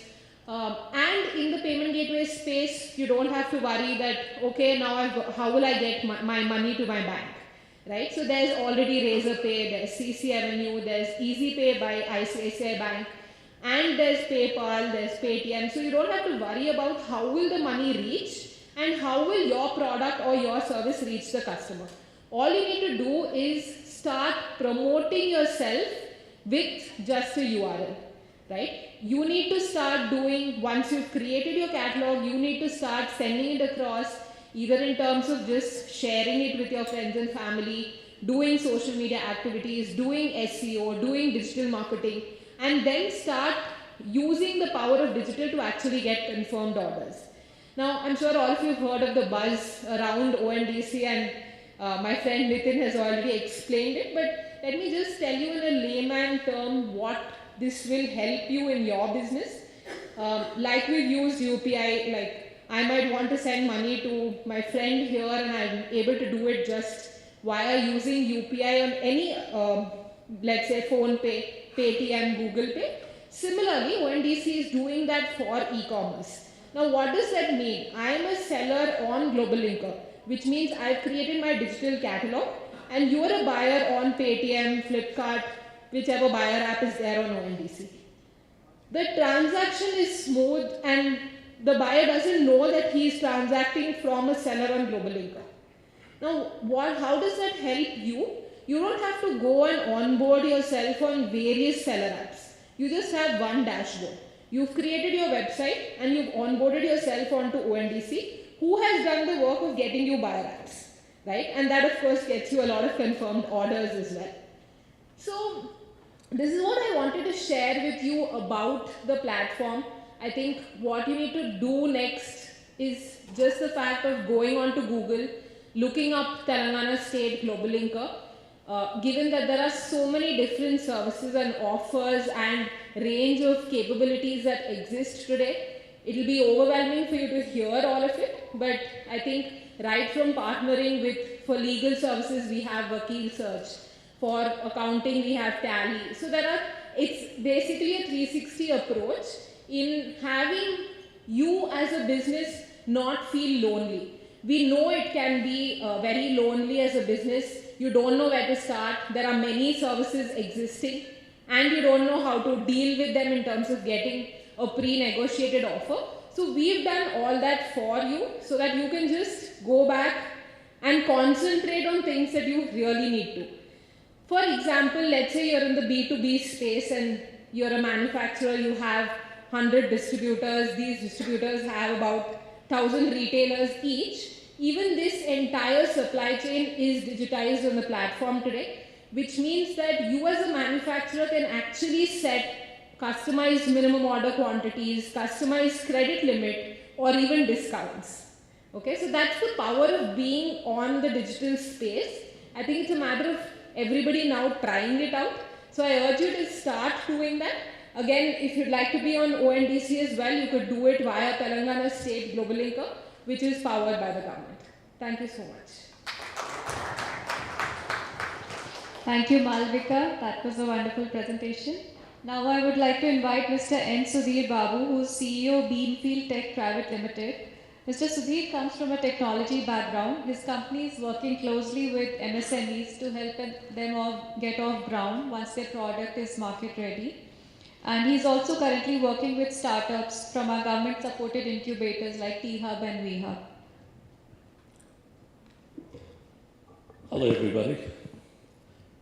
So before I get started, I'll just tell you a little bit about my own journey because almost 23 years back, I was a student in the US and I decided I'm going to open my first e-commerce site as well.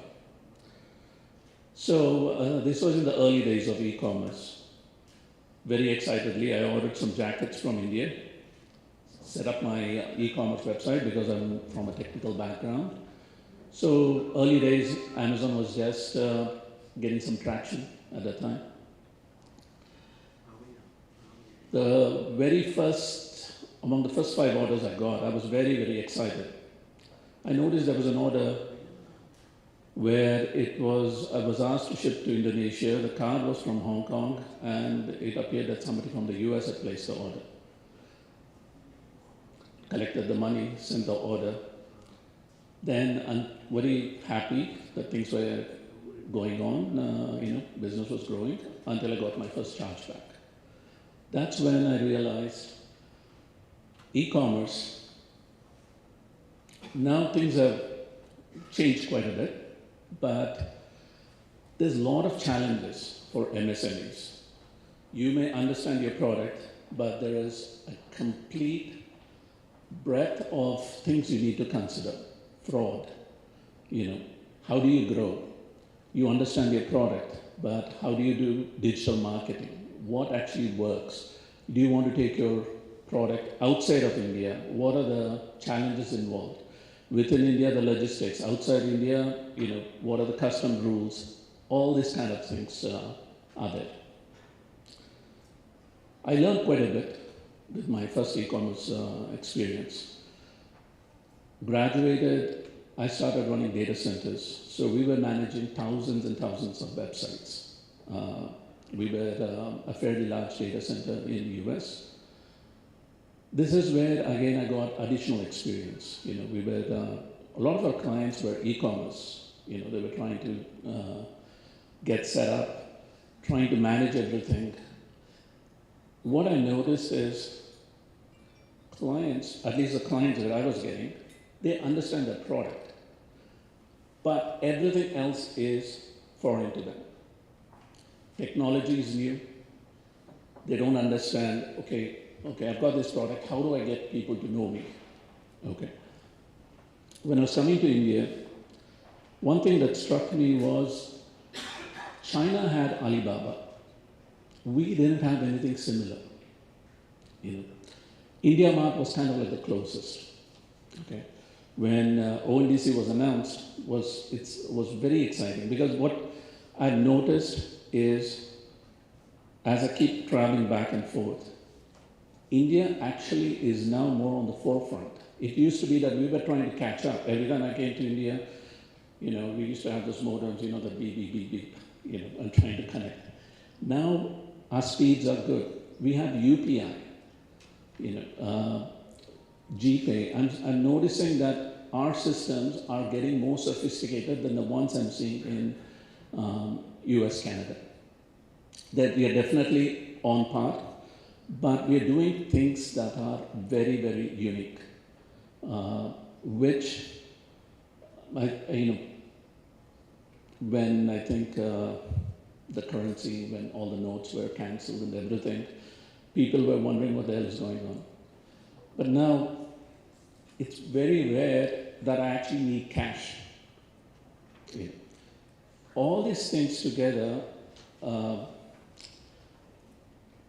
I got together with a few of my friends, colleagues. We were looking at what the challenges are. What are the challenges? What can we see?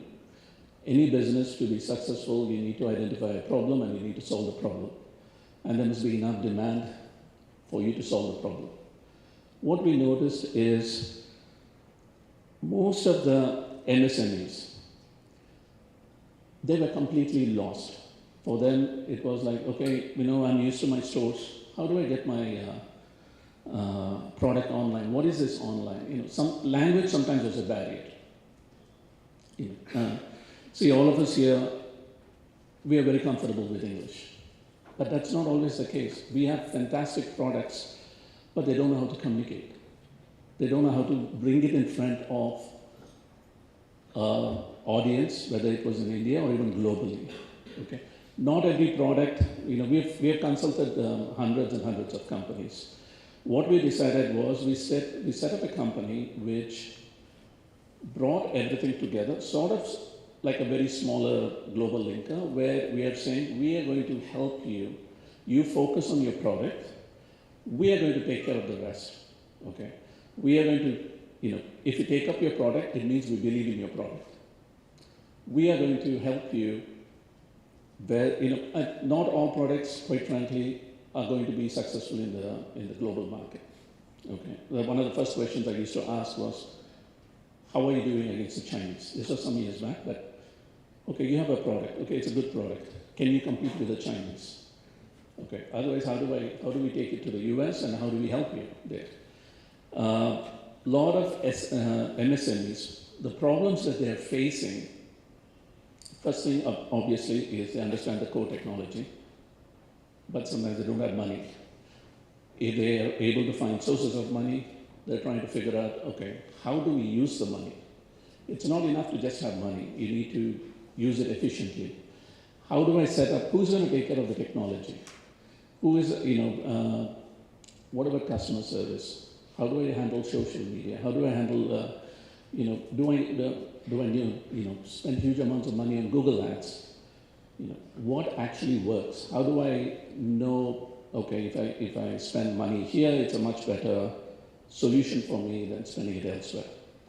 So the common problems, lack of access to finance, limited technological adaptation, inadequate skilled workforce. When you're a small company, you can't hire the best. You wish you could, but the reality is they cost money. It's better to come in and instead of getting somebody full-time, getting in the expertise that you need from a company that is going to do these things for you, that is going to partner with you, rather than treat you as a vendor. The other one would be regulatory compliance. The fifth one, limited market access to information, to marketing, to supply chain, even understanding where the technology is going. In US and Canada, what I see they have a limited workforce. So what they do is they focus more on kind of do it yourself. You have your Shopify, you have WooCommerce, you have Wix, you have a number of technologies, but the thing is you have to sit down and do it. Here we have a lot of people, and I often found that even people from US and Canada, they're like, you know what, yes, they're making it simple. Yes, I know it's click, drag, drop, whatever it is. But the thing is, I still need to learn these things. And it takes time for me to learn these things. I wish somebody else would just do it for me.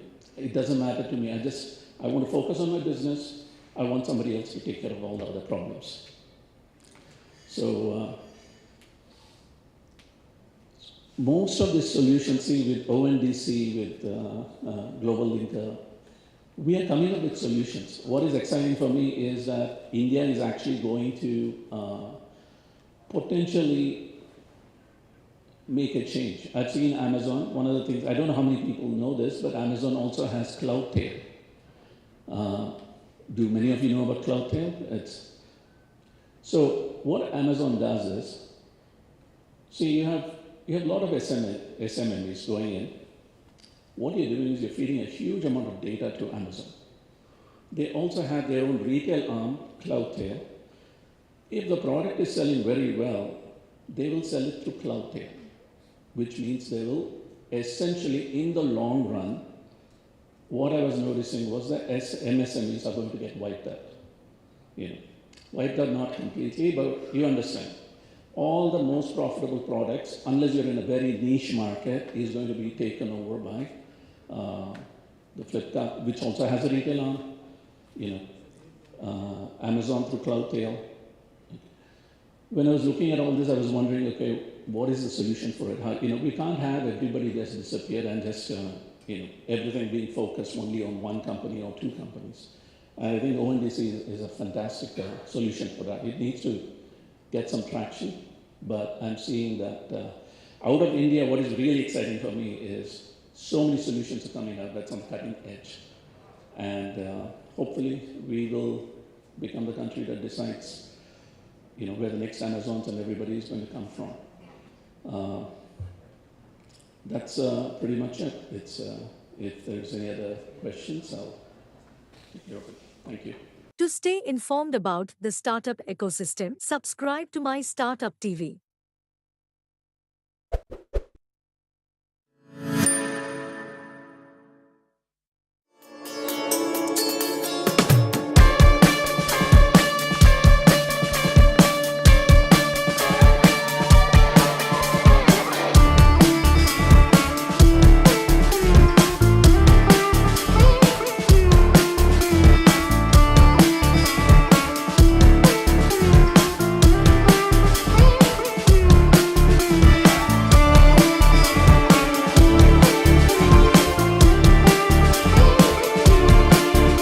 topic for the panel discussion is artificial intelligence for the real world. I request the panelists. Krishna Chaitanya Puttugunta is a prominent figure in the world of AI, AI-based operation management solutions for fashion and lifestyle brands. As a co-founder of Zaperio AI, he has played a pivotal role in revolutionizing the fashion industry by introducing cutting-edge technology into the creative process. With over a decade of industry experience, Krishna has been at the forefront of developing innovative solutions that empower designers and brands to harness the power of generative AI. Through Zaperio AI's platform, he has enabled designers to seamlessly create custom products and models, ushering in a new era of creative and efficiency in the fashion and lifestyle sectors. Krishna's passion for technology and his commitment to driving change within the industry make him a true visionary in the field of AI-powered AI-powered fashion management solutions. We welcome you, Krishna Chaitanya. Dr. Venugopal, our second panelist, is DGM AI/ML and working with ZF Group. Dr. Venugopal is a seasoned advanced analytics evangelist with over 18 years of experience in various industries. He's a data scientist, economist, and techno-functional consultant, known for covering business problems into analytic solutions. He specializes in manufacturing and market intelligence. Enabling organizations to excel with analytics, driven by his passion, he's established centers for excellence in disruptive technologies like AI and ML and blockchain. His expertise includes generalized linear modeling, time series modeling, and deep learning, and he's a proficient in various data science and engineering tools, including SAS, Python, big data tools like Hadoop and Hive. Currently, he serves as DGM AI/ML with ZF Group. We welcome you, Dr. Venugopal. Som Sundar, our third panelist, Som Sundar Konduri, is working as a senior director with HR BP lead. Som Sundar, you come on. You and I work in the same HR space. He works with ADP. Som Sundar holds the esteemed position of Senior Director and India in HR Business and Business Partnering, HR BP, and a lead at ADP. With an extensive background in HR, Som Sundar brings a wealth of experience in his role. He is instrumental in guiding ADP's HR strategies and initiatives in India, ensuring that they are closely aligned with the company's overpowering objectives. Som Sundar's leadership and dedication is elevating HR process to make HR practices make him a key contributor to ADP's continued success in the ADP market in India and abroad. Our fourth panelist, Amit Sharma, is the Senior Director of Data Science with Global AI Accelerator, GAIA, and a leadership team working with Ericsson.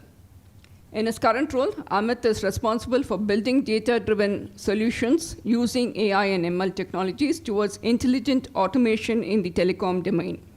Prior to this, he was leading AI/ML capability for ADP in the HR/talent domain.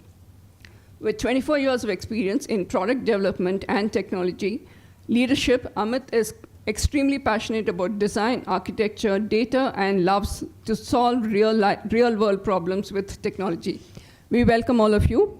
I'm Srilata Shankar. I'll be moderating the session. I am an HR and L&D leader like Som. I have been working in various companies, banking, telecom, IT, and ITES. I also teach HR at MBA colleges. I conduct soft skill workshops for MBA colleges, engineering colleges, and corporate companies. I do a little bit of content writing. I've been dabbling with poetry for the last 5 years. I've written about 37 poems so far. I hope to publish a book soon. I have a creative side to me.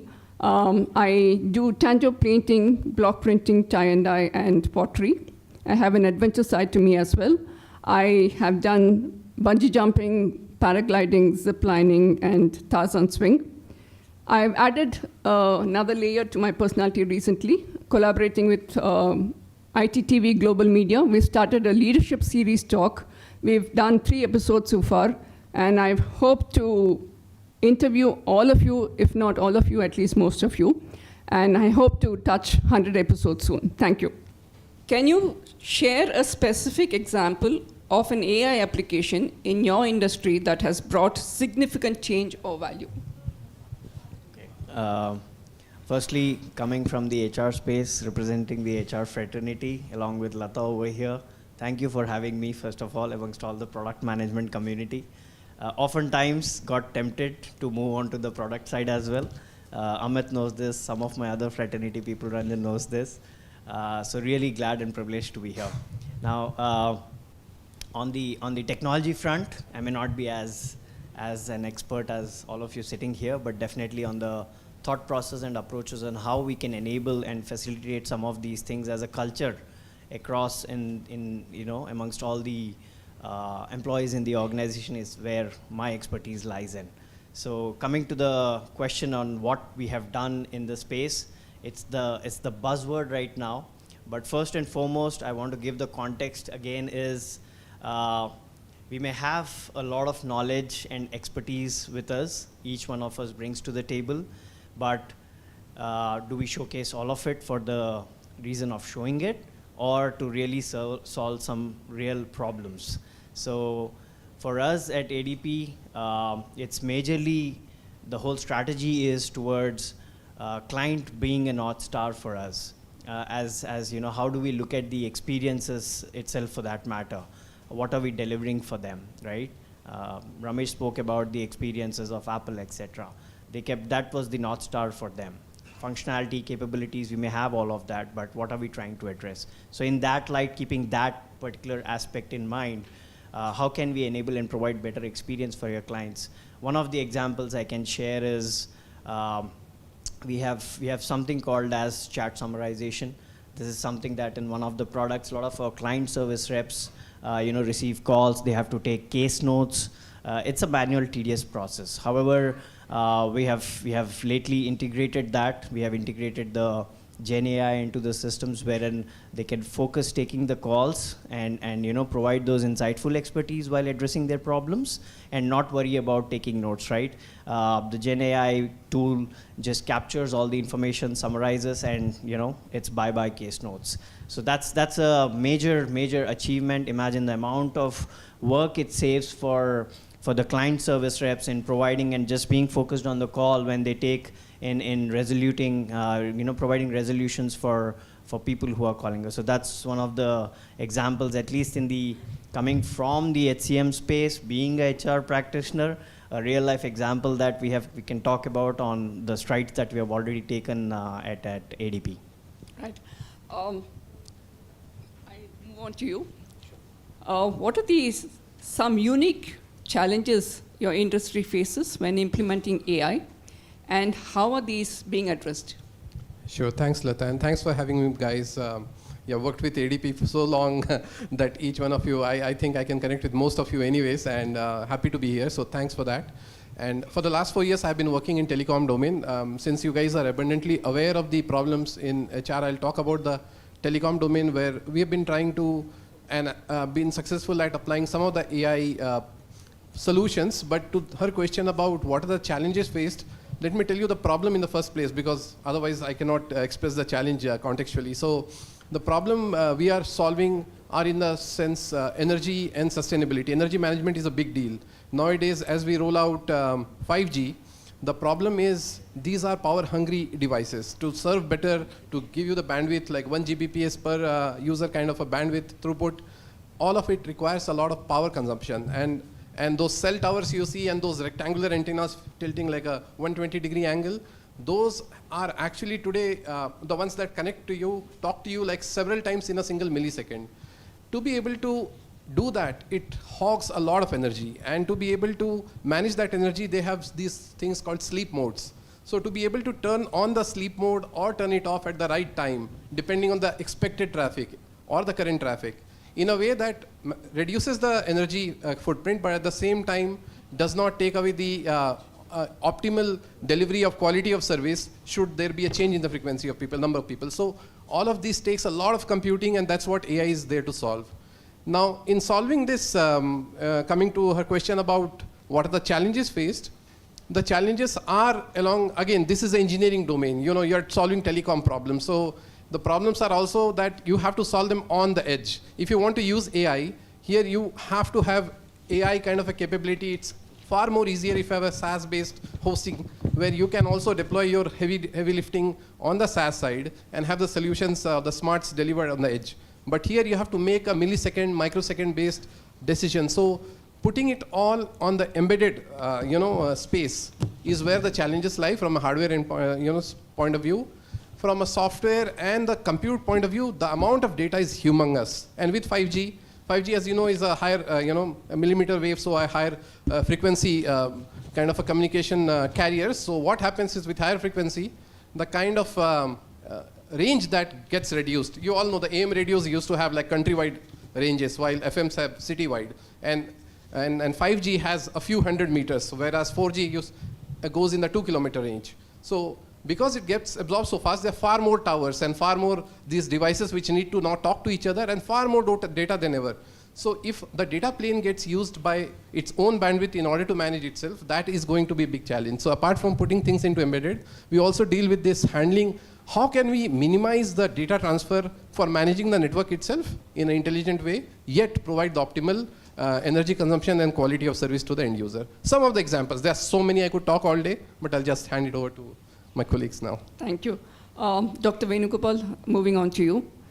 In view of in your view, what are the gaps between the potential of AI and its current real-world impact?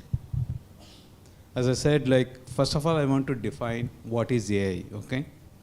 AI in a nutshell is called a paradigm, okay? So everything starts with data, okay? You have a data, and then the data has to be used for your decision making. So in the process, the first step here is, the first and foremost step is data management. You don't get cleaned data like what you get a textbook data kind of thing. So the first and foremost thing is the data which has to be managed, okay?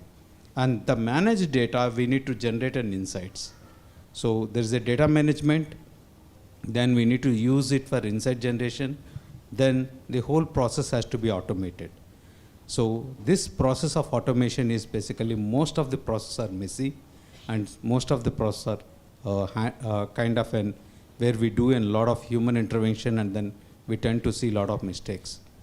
Then the third and important point is in automation side of it. Then the fourth point here is, once you have that, you should also have a predictability of the data. The data what you have should able to predict something in the future, or it can predict if it is a time series kind of thing, we can predict a future, or if it is a cross-sectional kind of thing, we can use the next happening event across the similarity kind of stuff. And once you have a predictability, that predictability should lead to a concept called, what you call it as, it has to use for a decision making. So if you put all these 5 things together, I call it as a paradigm, okay? Predicting, okay? And then using for results orientation, and then it will be used for all these 5 things will put as a PAIA RIDAM, okay? So that's the AI is. And if you ask the particular question about what are the real life use cases of AI, so there are 2 aspects of AI, okay? And this is a context of product management. So there are 2 concepts again here. The first concept is AI product manager and using AI in product management or product development, okay? How can you use, what is the difference between AI product manager and regular product manager? So AI product managers are basically, they generally come from a statistical background, okay? So which uses a data and then try to make some decision making from that. For each and every action, there will be depends upon data. Okay, and what this AI used for a product management and product development, that's a different paradigm. There are a lot of AI tools where your decision making becomes very informed. Okay, most of your decision making has to be informed with the data, or it has to be backed with something. So, and now with the evolution of generative AI basically becomes most of your tasks in product management very useful. So that's the kind of thing. Coming back to your question, madam, how does real life AI is different from the generative AI? So in real life, you think that everything can be possible, okay? I think if you talk about something like for example, you ask me how an AI will be used, okay? So think back to the ages when you have to depend, when you are driving, you have to depend upon someone, okay, where you have to ask a lot of people, you have to talk to a lot of people to reach some place. Now you don't need, right? Everything comes from how much of time it takes, and you can give more predictive kind of thing. So that's AI will make your real lives, okay? At the same time, the products which we are trying to build, like I would like to give one highlight about the product which we are trying to build. It's called ALI, Application Lifecycle Management is a concept most of you are familiar with, but we are trying to add that management with an AI and make an application lifecycle intelligence. So when you have an applications to build, this all your applications to be an AI driven. It talks about your past experiences and past failures. That past failures will basically help you to predict the next products and next applications what you are trying to build in a more intelligent way. So these are the few things which you can use. And also we have come up with a product called CVT, which is Computer Vision Toolbox. It's a computer vision is a popular tool. We uses an image data to find out some things. But how this computer vision toolbox are used here is, we are trying to predict any kind of an, it's a detection is different, and prediction of that particular products, whether it's going to be failure or something. So what we are trying to do use here is, we are trying to use a concept called the composite AI framework, and which is kind of thing like we are trying to use the different data at one go to answer a lot of things. Like we are using a process data in a manufacturing as well as the image data, and then what we will do is, if you are trying to run a process to make a product, that particular product, whatever we are trying to build, it has to be defect free. At the same time, the process has to be streamlined. Thank you, Venugopal. Yeah. Paucity of time, I'm sorry. Please keep your answers short. Krishna Chaitanya, my question to you is, what does your organization take into consideration to ensure that AI projects lead to tangible beneficial outcomes? Sure. If you can hear me, I'll do a quick introduction of what we do. I'm the founder and CEO of Zapero. What we basically do is we try and use generative AI to augment the creative workflows of designers in the fashion industry. What we've seen, I mean, it's been a couple of years since I started, working on this startup, and I have a business and an engineering background in the past. What we've seen is, if you see the fashion industry, right, the bottleneck there becomes the creative people. You find a lot of cool people doing all sorts of, design work, and it becomes a very solid, concrete workflow, which is difficult to disrupt. I mean, because it's difficult to program creativity, right? It's a thing of heart. I mean, it's all about arts. It's stuff like that. What we've seen a couple of years ago was that generative adversarial networks, computer vision in general, has the potential to disrupt this creative process. That was the use case we started to pursue, I think, a couple of years ago. We've seen that design is a critical component in this industry, and we thought that building a SaaS product that can sort of mechanize this process, there is some merit to doing it. I mean, end of the day, I'm sort of walking you through the journey of an entrepreneur because that was the use case we pursued, right? What we've realized is while there is benefit, while there is merit to building such a product, monetizing that is very, very difficult. And we started digging deeper into the industry that we were operating in. A lot of people were happy to have AI produce interesting designs. I mean, what you would call prints. I mean, some of you are wearing fabrics which have printed artworks on top of them. It could be a women's dress or a top, etc., right? The industry in general sort of took that with a lot of excitement when we pushed forward, let's say, generative AI solutions as services, but monetizing it was difficult. And then as a company, what we've done is we've expanded our business scope much deeper. So we are now building a vertical AI. So it's no longer just design randomly, but design in the context of the market. For example, in the industry, one of the biggest problems that the fashion industry faces is dead stock, right? There's a lot of hue and cry about the industry being one of the biggest polluters, right? There's a lot of fabric being used up that's not being consumed, that finds its way into landfills, etc. Sustainability is a big problem in the industry.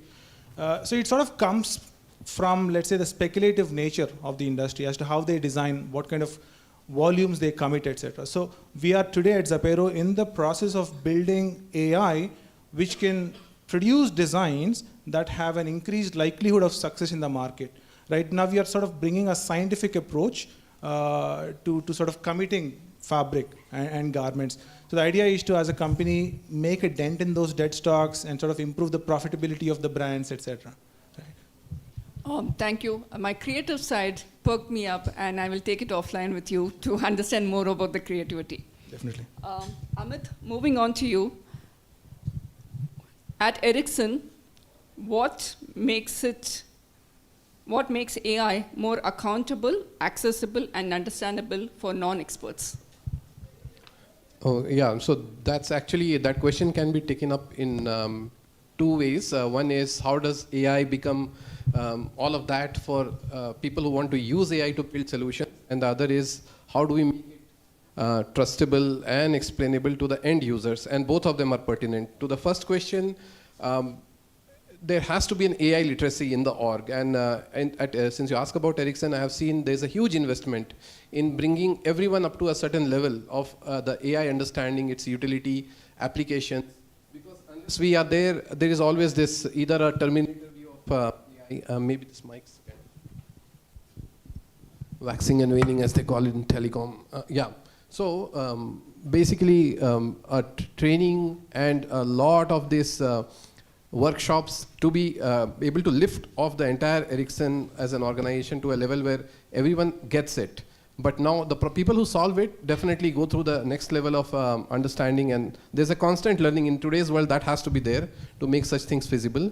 And obviously there has to be a research angle to everything an organization does, in AI at least, one who's figuring out what is possible and the other who's actually doing it there and now. So the engineering part where me and my team are.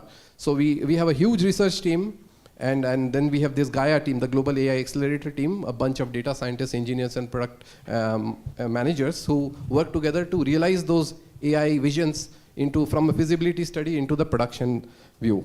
To the second part about explainability, trustworthy AI, reliable AI, explainable AI is like no more a wishful thinking, it is an ask. And given the privacy and the GDPR constraints about how's your AI telling something, what is the action I need to take, even from an actionability, accountability standpoint, these are becoming almost like an essential ask in every solution we give. So nowadays we have started thinking about this aspect right from the day we start building the solution. And sometimes, even if it comes at a cost of a little lesser accuracy, we prefer the simpler and more explainable models, because as they call it the Occam's razor, we go for a simpler solution, even if it means a little, dent in the level of accuracy. At the same time, one more thing we do is to build the trust in the client, we have to have the expectations set right. Many times, product managers will find themselves promising the world, curing cancer and whatnot through AI. So that's where we have to set the right expectations and say that what works, it's a probabilistic thing. It will not work every time. But over a period of time, we promise you this kind of a ROI. For example, if we are into predicting a server failure, over a period of time, we'll save you 60% of your revenues or the cost that goes into fixing, because we will be providing predictive maintenance. Last but not least, UX, which even from my experience in ADP into building the AI products and in Ericsson, we have to keep it simple. Sometimes we get overwhelmed and just throw in all the gauges and meters and whatnots into the UI. The users don't need it. They just need to know as much as they need to know. So exploratory, analysis is what they need to find out, and progressive disclosure, like we call it in the UX parlance, right? So that's what we follow. So I'll stop here. Right. So moving on to the HR space, which both of us belong to, how is AI being used in ADP to improve the management and development of human capital, and what is the impact that you have observed on an employee's growth and productivity?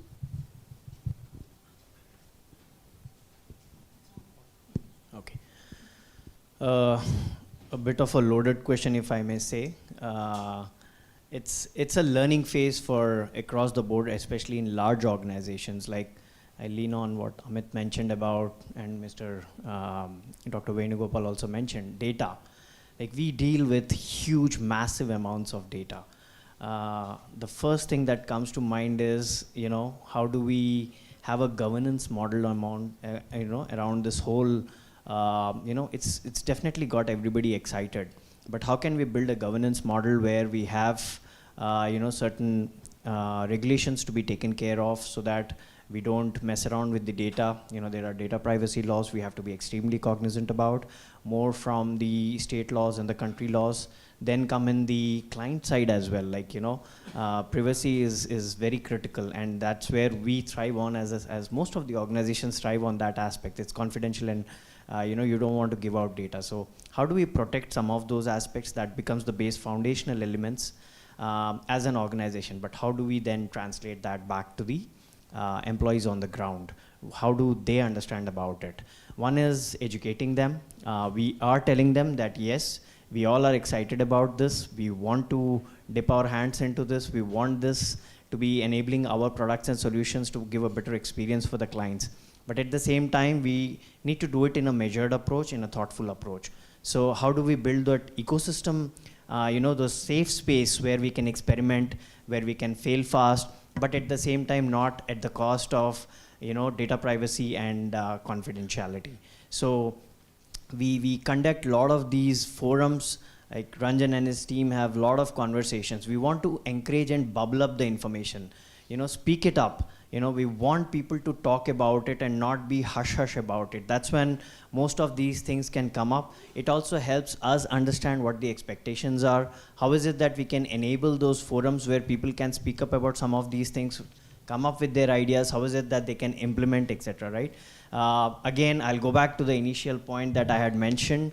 It's exciting. You want to use it to the best possible extent, showcase your talent, everything is fine. But what is it solving for you? What is the problem? Fall in love with the problem, take it step by step, and that's where we have to inculcate these habits within the employees as well and ensure them, empower them, and that's the approach that we have taken. So far it's working well, and we are extremely transparent about some of these things and communicating to them as well. So somewhere it's the faith we have in them, and the employees also trust the management in turn that they will be enabling as we move forward on that. So that's how has productivity improved or changed? Productivity improved or changed. One of the, I would say, examples that I can talk about is going back to the example that I mentioned about how we did away with case notes, right? I mean, imagine the time you are listening into a call, trying to jot down while, taking the call, and then after keeping the call, you again jot down. The amount of time it takes, right? Massive improvements in productivity. I mean, it's already coming summarized. All you have to do is just look at it. At the end of the day, it doesn't take away your job. It's at the end of the day, there is human intervention always that will come into place to validate what the Gen AI is doing as well. So that's where productivity definitely gains, at least what we are taking feedback from our own associates on how they are finding this experience for themselves, apart from what we are giving to the clients. So massive improvements on that front as well. Krishna Chaitanya, can you share an example of a product or initiative that has successfully demonstrated AI? What we do, right? I mean, generative AI, it's probably the coolest thing because... I like the way he said coolest. No, it is, right? Otherwise, most of the other things are enterprise solutions, but I think what we are doing is really creative AI, less generative AI, more creative AI. I'm sorry, what was your question again? I'll read it out for you. Can you share an example of a product or initiative that has successfully demonstrated or democratized AI? Maybe my answer or my context is not very pertinent to this particular question, but what we've done, the fact that at least in a sufficiently long term, we want to get to a point where consumers can design for themselves, right? We are, in fact, when we started out as a company, our solution was primarily for the large apparel brands. We were working with the likes of H&M, Myntra. The idea was to become a SaaS AI for their design teams. Now we've sort of pivoted away from that, and we are now targeting, what we are witnessing is young consumers, particularly Gen Z, Gen Alpha, their shopping preferences are changing, and they're now no longer buying from these large brands, but they're buying from these influencer-led brands. Like they're shopping a lot on TikTok or places like Instagram. In fact, there's a cool stat. In the first 3 months of this year, in Indonesia alone, TikTok did a commerce of around $3 billion. So the places that we believe people shop, they are moving away. The loyalty that people have for brands is shifting to smaller brands. In the past, we probably had 1,000 brands. We are getting to a point in the future where people are going to shop from 100,000 brands, right? Which means you have smaller and smaller brands catering to smaller and smaller customer, demographics, right? So the reason we exist, the reason a tech company should operate in an industry like apparel is because of this democratization, right? Is because of this creator economy that's coming up, and we are trying to build tools for those creators. And it's conceivable that in the near future, that consumers can start designing for themselves. I mean, if a woman wants to design an evening dress for herself, it's conceivable that she can actually get on top of, on this platform and sort of input her needs, her context, and AI is going to start giving options. So you're no longer bound by somebody else's creativity. So it's truly opening up creativity in a very commercial space like apparel. So even if I don't know sea of creativity, I can design a dress for myself? Precisely. All you need is a vision for what you want, and the idea. So obviously, AI is not going to do all of it, right? And there's a lot of work that needs to be done around it, which is the vertical AI that we are building. The idea is to convert every individual into a creator, at least for themselves. Wonderful. Dr. Venugopal, as a product leader, what top trends do you foresee in the AI domain, and how are you preparing your team for these changes? Yeah. See, first of all, the organization we started to change ourselves to a data-driven organization. So obviously, there is a lot of changes of trends and patterns in terms of this. So now, one thing which Krishna Chaitanya is trying to tell, a new trend is emerging called prompt engineering. Okay, so I think in future it's going to be more prompt engineers, and then most of the people, we have a different challenges. The first challenge is people coming from a software engineering background to an AI domain. So that's one challenge which we have to address.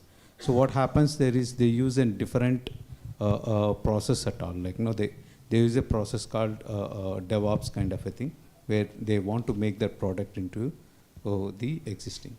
So the second change here is, if you are coming from an DevOps side of things, it never works in an AI kind of thing.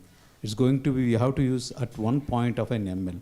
So the first and foremost thing here is, we have to develop engineers which are basically an AI engineers, and it is very difficult to find at the context. So what we are trying to do here is, we are trying to develop a citizen developers, do IT by yourself, right? And citizen data scientist. So that's one way we are addressing that. And second thing is the top trends of AI. I already mentioned about prompt engineering and Gen AI. Gen AI for a company with focus of R&D like us is a problematic. We can't use an open AI kind of frameworks here, because our entire things will have issues of the design and other things and R&D kind of thing. So we have to put a lot of governance on the cyber security as well as the the governance on people try to use that OpenAI kind of thing. So there is a lot of baggage. And then it also should facilitate the people, they have to use it. Like otherwise, we will be a back trend like what Ramesh was mentioning about Nokia was not able to innovate, or Nokia was not able to ready for a disruptive technology and design technology, right? So we also need to be there. So what we are trying to do is we are trying to use and use cases which we have developed, and then we are trying to use the use cases which we are trying to use for our own purpose. So the top trends of AIs are, like I already mentioned, something called composite AI. Composite AI is one fascinating stuff. Like now, for example, it's not one-dimensional way you can get a data for one problem. Like for example, talk about a problem like warranty, right? Earlier, warranty used to be driven only through the data of like claims and other stuff. Now you have to use an images and other stuff to be used here. And also we have to get from an, and our company, we have a production to end product. And we deal with a lot of technologies. We build in products which are basically manufacturing and hardware side of it, and also we build in software side of a products. So there's a fusion which is required here. So there will be a transition kind of thing. And I already mentioned about citizen data scientist, which we are trying to build with a lot of coaching and all. The other trend of AI here is Gen AI. I already mentioned about Gen AI and then the open AI kind of a platforms which we have to be little very, very cognizant. And then trust, like, and then value centers. So these are some of the things which we keep in this. And future AI trends is like, it's going to be not with an unidimensional analysis, it will be a multi-factored and multi-dimensional ways. So you have to be ready, and at one point of time, we have to make our workforce ready to change. So the digital transformation is one of the biggest thing, and change management is the things which we have to be ready for the future. Yeah. So I'm coming back to you. In ADP,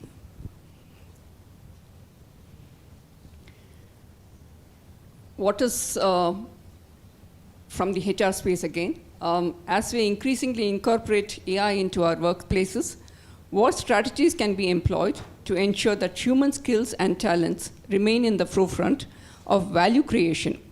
My second question is, how can AI be used to augment rather than replace human capabilities? Value creation. So one example I can quote is how,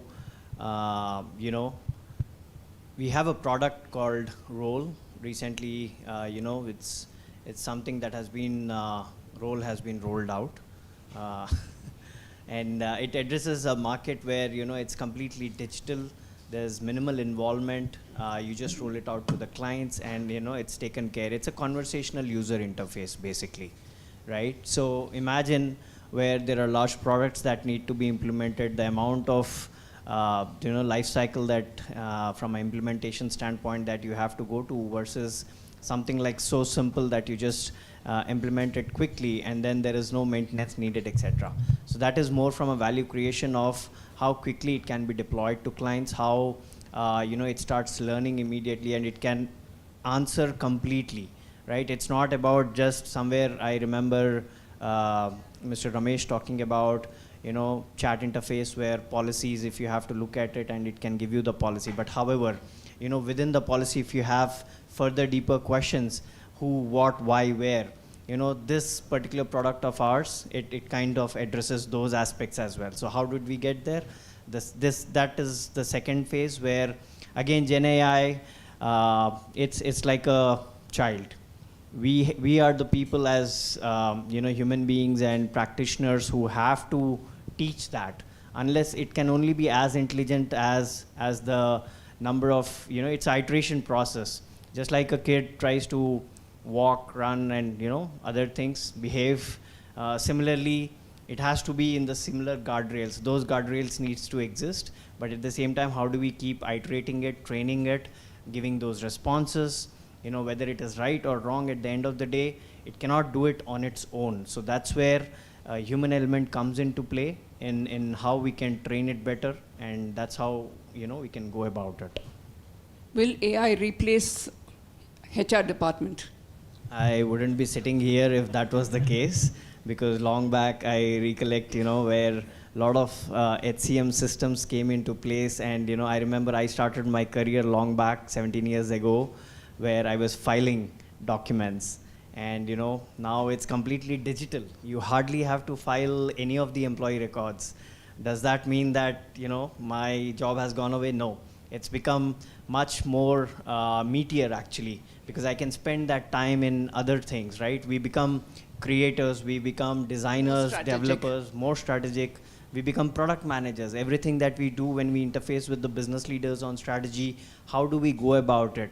It becomes more thinking game rather than operational and transactional stuff. So my job is safe. I'm sorry, as an HR person, I'm a little more partial to Som. Som, I have another question for you. As in the recruitment space, how's it helping? How's it getting people on board much faster? Yeah, that's one of the hot spaces right now. In fact, a lot of the studies and articles, in case if some of you have already gone through it, you will see that is one of the spaces. Two spaces where Gen AI, especially on the HCM side for HR practitioners, where it has the maximum impact would be on the hiring side, the talent acquisition space, and the second one is the L&D space. The first one, of course, the talent acquisition. Especially talent acquisition. Yeah, a lot of churn goes on. You have to sift through so many profiles. How do you create good job descriptions? How do you ensure that you get the right set of resumes for the right roles, what you're looking at?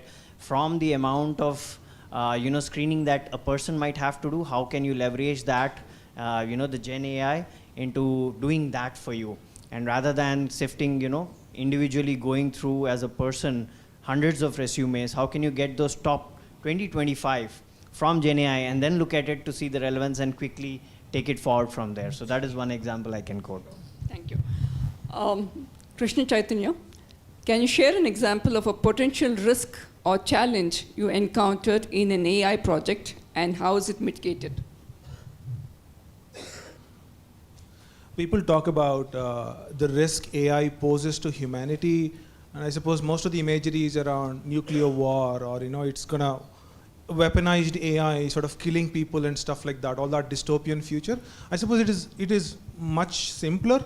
AI's risks or to the society are probably more around manipulation of information. For example, it's easy to now create new content, new imagery of things that have not happened, right? It's on places like Twitter, you could post an image that is generated by AI, which actually of an event that hasn't happened, which can trigger a lot of conflict in society. I think the risks posed are probably more around creation of information, which is really generative AI. We're talking about content being created by AI, which is, it's difficult to recognize that it is machine made. And this is still early days. When you go to ChatGPT today, it's going to give you a few answers which sort of look real but are not real.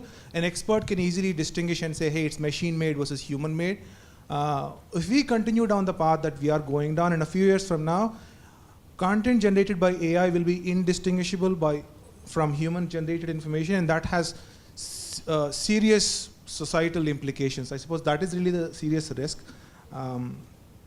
And yeah, it's really around generative AI, right? That's a big problem. Sure. Dr. Venugopal, how does your organization ensure transparency and accountability in its AI implementations? Yeah, see, first of all, we have one way of working, okay? One of the thing is we'll make accountable, okay? And then the second way is we also ask people to be more innovative, and we provide an equal opportunities and then democratization of things, okay? At the same time, we have a very, we have also in this security aspects like cyber security, and also our communications are more direct. And then we have an comms team which basically works with us to make sure that all the things should be there. And then, as I said, ours is an R&D organization, so all the people knows what is happening there, but we'll also ensure that that information won't get leaked to any other external parties. So to be frank, you'll all get surprised. We are not supposed to use Google in our, okay? Right. So, yeah, no, nothing. But we are more innovative, and we actually work for all the cars, like connected cars, and we also work something like we use an ADAS, which is basically for the cars which goes, and then driverless cars is a future of mobility. But we have a very strong team on generative AI. Okay, we built our own systems, own designs, and everything. But everything will be developed within ourselves. Okay. Sure. Amit, what skills do you believe will be critical for future product leaders in the era of AI? Yeah, one of them will be constant learning. I think that's given because the world's changing too fast. So to be able to figure what's out there as a capability, but at the same time not getting too hyped up is I would say is a very important thing, because like Ramesh also put it, putting the horse behind the cart before the horse. You are trying to, given Gen AI, what can I do with it is the question to ask, still okay, but I have to use Gen AI and do something with it, can be a very misleading attitude to have, and sometimes leads to failure. So in my mind, constant learning and being even more innovative than ever, because the way AI has cut through jobs is no more in the order of their being labor intensive and so on. It has cut through the creative aspects, and maybe Gen AI will also solve the problem of data scarcity, which was another thing which probably held up many AI prospects. So I would say all of this put together, but the basics of product management, the product management 101 doesn't change. Knowing the problem, finding the right problem to solve, figuring out, understanding the user. With those in mind, I think we have a bunch of rock stars here, so they'll go all the way into building great products. All right, we're really running out of time. I want one-line answer from all of you. On a lighter note, if you could have an AI system perfectly perform one task for you in your personal life, what would it be and why? I have the mic, I could start. Depends on if that AI was like capable in a physical way, then I would use it to keep my room in order, which is actually a mess. If it had emotional capabilities, surpassing human ones, I would use it to maybe understand what my wife means when she says something. I think it's typical husband problem. I don't think I'm just representing myself. Very, very man answer. I'll hand it over to Chaitanya. Personally, I hate driving, so I hope that we'll get to a point soon enough where sort of AI can take over driving, especially at least when you get on a highway, right? But now that I'm here, I just wanted to take a quick minute, and for any aspiring entrepreneurs, there's a lot of product managers here, and I think one logical extension for any product manager is to want to go out into the real world and actually build your own solutions. I just wanted to sort of summarize my own journey over the last 2.5 years as to what we started doing. And to borrow from Ramesh's comments earlier, technology is a necessary condition but not a sufficient condition for building products. And I would take one step further and say product itself is a necessary condition but not a sufficient condition to building a business in the real world, right?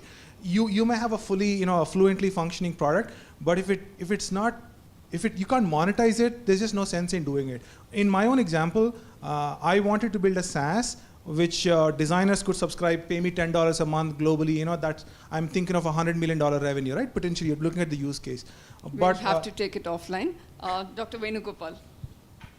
Yeah, if you ask me the personal product which I feel like, which manages my my expenses and my financials, okay. So there are a lot of AI apps, but it has to be in some bot which has to tell me, like it at the same time, it should not also tell many times, okay. For example, that's another problem, information overloaded, okay.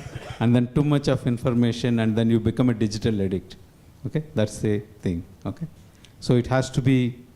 You should have an alert mechanism, but that alert should be contained to one level. Okay? So, what's your last thought?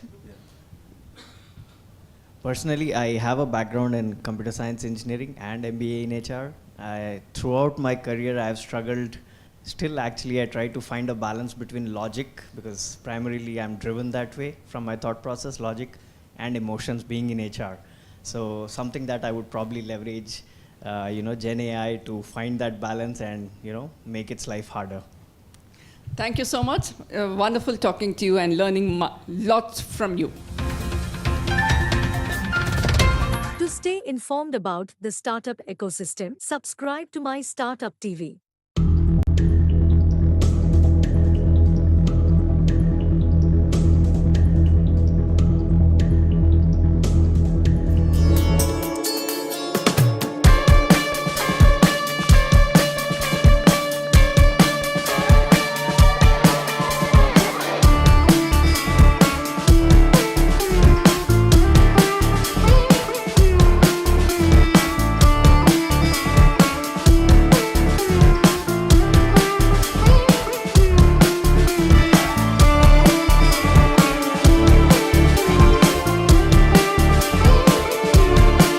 Our next item of the agenda is an expert talk, Building a Product Management Community. Chandrasekhar is a distinguished Senior Director of Product Management at ADP, with over 17 years of expertise in product management. With previous roles in NCR, Adobe, and Avaya, he is a seasoned leader known for successfully launching new products, achieving product market fit, and driving imperative growth for Fortune 500 companies. Proficient in Agile and SAFE technologies, Chandra excels in product strategy, lifecycle management, and leading cross-functional teams. His skills in competitive analysis and market research further enhance his value in the field, making a career characterized by innovation and product excellence. I invite Chandrasekhar onto the stage, please. ADP is always designing for people. As you heard from Ranjan in the morning, we are 18 billion plus in revenue, number one HCM company globally. We have clients across 140 different countries, 1 million plus clients. I don't think many of the companies can say that. Remember, our clients are pretty large. We have clients like Amazon, Sodexo, and so on, all the way from small business. Recently, when it comes to Gen AI, we have been following a principle of make it easy, smart, and human. You would have heard that in the morning. So you will see a lot of reference to the content that I've got in here today is going to be in the backdrop of that this is potentially very specific to a B2B setup, a large company like ADP with a big product organization based out of India. So we have talked about Gen AI since morning. So this is all being future ready. So we would like to have our product leaders, especially for a lot of large companies based out of India. We have seen a good number of product managers being recruited, hired, groomed internally in the recent past, in the last 5 to 10 years. So what does this really mean for all of us sitting in this hall here? So that's really the topic. I've got a few slides to take the conversation forward, but we'll try to keep it very interactive. I'll try to make some logical pauses in between a few slides, and feel free to ask questions. This is me sharing some of the learning from my side, but I'm sure collectively we can share a little bit more. Okay? So with that, we'll get started. And hopefully this will work. Yes. So that's the agenda. We'll start with a quick recap of what we have been hearing since morning. What does Gen AI really mean for product managers and product leaders? So Gen AI really brings in, I think we have heard since morning that a lot of new evolving use cases, right? And interestingly, I think we as product managers, we have got enough use cases in our backlog, right? As if we didn't have enough. We have use cases coming all the way from senior executives, from our customers, from everywhere. So Gen AI is just adding to it, right? So, however, this creates an opportunity in terms of use cases. Like one of the examples which was talked in the morning was the concept of creating job descriptions. We have been thinking about this quite a lot in the past. However, with the advent of Gen AI, this has gotten a little closer. Of course, we need to fine-tune it, we need to improve it, but that certainly has helped. Second, in terms of changing market landscape, in the last like 9 months or so, we have heard of many startups which have come in, and every large company is trying to play a role in Gen AI, right? So that certainly has a dynamics in terms of what we do as a product manager day in, day out. We have seen a lot of companies talk about Copilot in their respective space. Today in the panel discussion also we heard that. Third, embracing a lot of regulatory compliances. I think in the morning we heard about scenarios or use cases around candidate relevancy, where I'm trying to stack rank candidates based on the resume versus the fitment with the job description and so on. However, we have got a few states in the US who are basically saying that you actually need to give that option to the candidate whether they want to opt out from their resume being screened by AI. So that's a new regulation which is coming in. And many states are actually trying to get that in front of their population. So as product managers, we had to react quickly to those regulations. So that certainly is one of those things. Being ethical. We as ADP, as an example, we have data for 1 million plus clients, and that data is a goldmine of information. However, we want to be very careful in terms of how do we use that data, right? So being ethical in terms of how we use the data becomes critical. Finally, for a large company like ADP, and I think most of I've seen folks from ServiceNow, Pega, and so on, so these are fairly large companies. And for many of these large companies, we typically have a large suite of products, a large portfolio.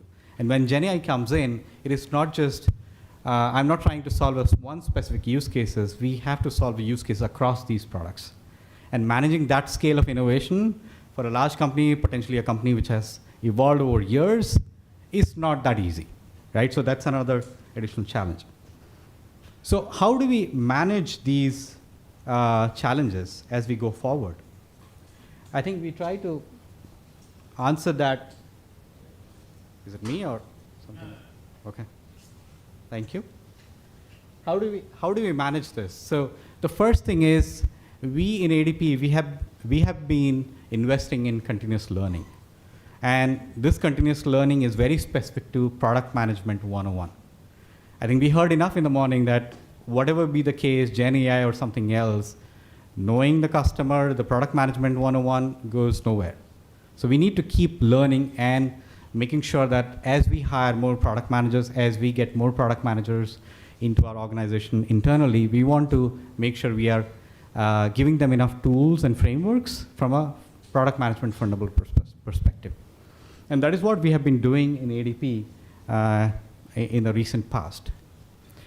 Now, it's equally important that these trainings and these boot camps are practitioner-led, because we do want to make sure that anything that is shared with the product managers, new product managers, are based on the experience of the practitioners. So that's been one of the focus, and I think that would apply to any other company. Solving real-life problems goes without saying. I think we had multiple boot camps where we talked about specific use cases in the area of talent acquisition, talent management, where we were trying to throw those problems at the new product managers and solve them using these frameworks that they may have learned in the classroom.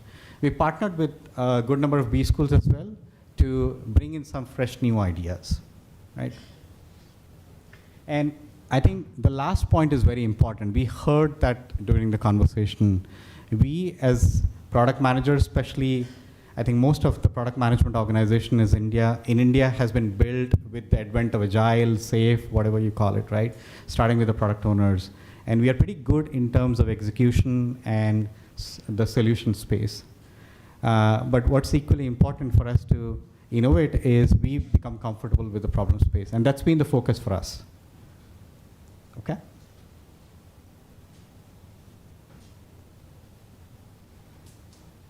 Customer at the center, nothing new. I think we have talked about it enough, right? Now, how do we do this? Being so many miles away from the customers, for probably most of us in this room, because our customers are sitting either in the US or in most cases in the developed economies in Europe and so on, right? So how do we solve this? Of course, we try our best, phone call, WebEx calls, and so on. But for ADP, over the course of last 20 years of existence in India, we have got a big footprint of service, implementation, support associates. And we spend a good amount of time as product managers sitting with them, taking calls, looking at their service request, and trying to draw insights out of those on what could be the pain points for the customers. So does it replace the direct conversation? No, it certainly aids to that conversation. The other area there we have been investing quite a lot is using tools around user behavior analytics, tools around product analytics to aid in our decision-making process. So most of the times, I think in the early days of product management, once you ship the feature, the job is done, you pretty much move on to the next feature or next capability. But there is a stronger emphasis on figuring out what's the outcome that you have been driving with the feature that you have released, and how does it feed back into the discovery cycle. So those are some of the tools that we can use as we go forward in terms of being closer to the customers. Some of the other things that you could potentially do is being part of the sales process. Let's say you have got a new product being launched, and sales team typically looks for support from product folks. So I think those could be some of those areas that you could potentially go and help. And in the process, you end up learning a lot more about what are the pain points and what's really working well for the customer with the product offering that you have. The third element that we have been focusing on is product community. And this is where we have been investing quite a lot in ADP in the recent last 6 odd months. So ADP grew from 50 odd product managers. ADP India grew from 50 odd product managers 3 years ago to 120 product managers today. So that's a huge growth from a product management footprint perspective. But it also comes with a challenge that many of these product managers either might have come externally to the organization, they might have come through B schools, they might have come internally. So there is some aspect which needs, some or the other aspect which needs to be bridged for us to set them to success, and which is where we are leveraging this community to help in terms of getting our product managers as far as possible on the same plane. So what does this community really do? So we use these, we call this community as Product Guild, and in Product Guild we share learnings across different business units, across product managers, be it in the small business unit, mid-market or up-market. And we share insights and we share learnings and frameworks and so on. So we are seeing good amount of traction there, some leading indicators that this is working well. I am pretty sure this could be some of those things that other companies could try as well, especially the companies who have been growing from a product management footprint perspective.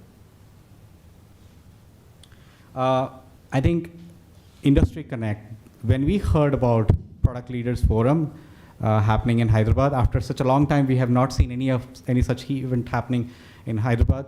And when we heard about it, we certainly wanted to tap into this opportunity, and which is why you see a lot of folks from ADP out here in the audience. We wanted to make sure that we were networking with our local community in Hyderabad and the product management community at large. Now, when you put the product management 101, the customer at the center, and community of sharing of knowledge and insights all together, then it creates a perfect platform for you to innovate. And we at ADP, we have been investing a lot on innovation. There are wider corporate level innovation initiatives as well as initiatives within ADP India, where we are encouraging our product managers to leverage the learnings across the three pillars that I talked before to innovate. I think we have got some good traction going from ADP India, where some of the newer products are built, conceptualized, and built out of India. So something for other companies to kind of think about in terms of innovation. So that's really what I had at a summary level. When you put all these 4 pillars together, this is where I think we can empower and encourage our product leaders to be future ready in terms of be it Gen AI or something else, right? So I'll take a pause and see if there are any questions and anything that you guys like to share from your organization before we go for lunch.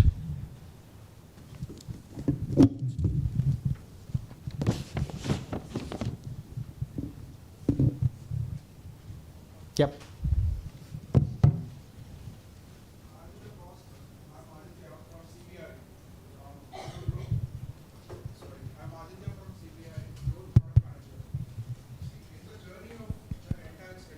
In the community part, we have a big thing on mindset part.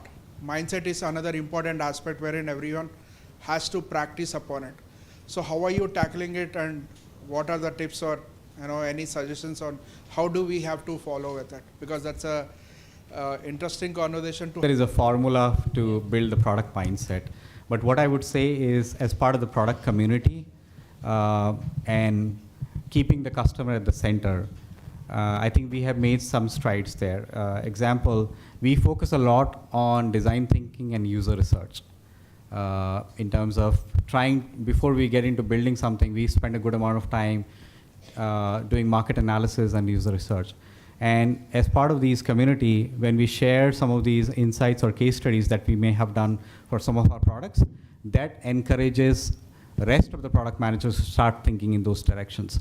So I think it comes as a result of a lot of discussions and a lot of deliberation on some of these topics.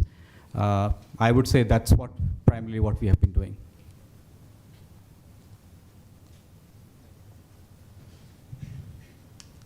So I have a question about how do you apply Gen AI, which basically helps a reduction in product leaders kind of a work. Do you have any use cases which you practice? Yeah.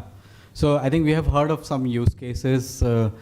I've heard Gen AI being used, whether, I don't know if, at least I have not used, or anybody from our organization has not used, but I've heard Gen AI getting used quite a lot in terms of competitive analysis. I've heard Gen AI getting used in terms of things like release notes and communication post-release and go-to-market and stuff like that. Do you mean like in the development cycles, like for example, when you're developing a product, in the development cycle, I thought you were talking purely from product. In the development cycle, I think we are exploring some ideas about how do we increase the productivity of our engineers. So in ADP, we have a platform, HCM platform, using which we can build apps.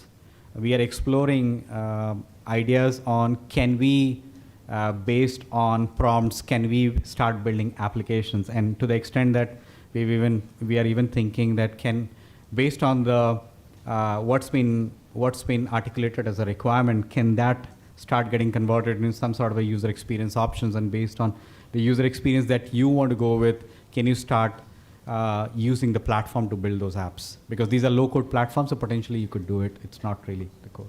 Okay, thank you. Yeah. So I have a question. Yeah.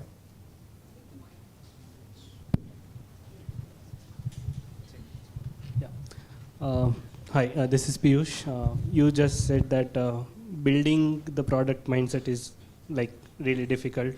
One of the thing is on the topic building product community, right?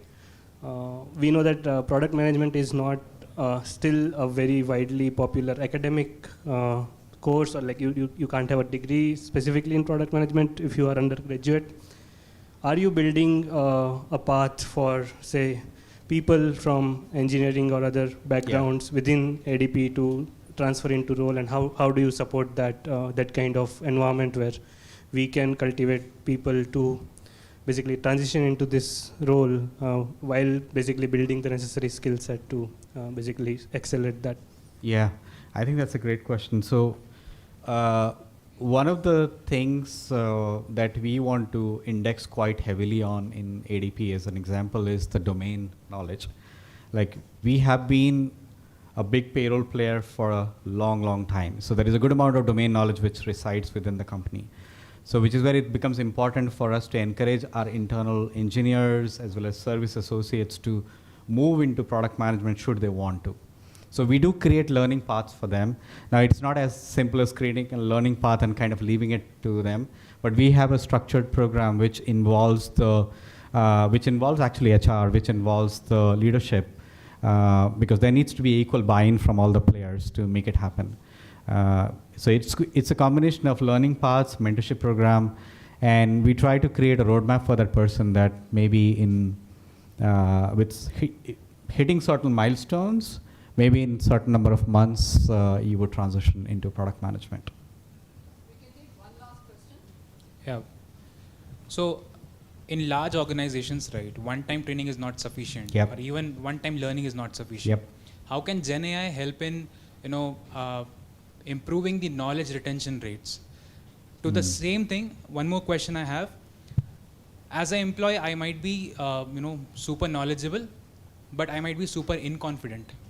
Okay. Very good question. I could be, I could be, very fast, but very inaccurate. There are multiple combinations. How can Gen AI solve this problem and improve the efficiency overall of a company?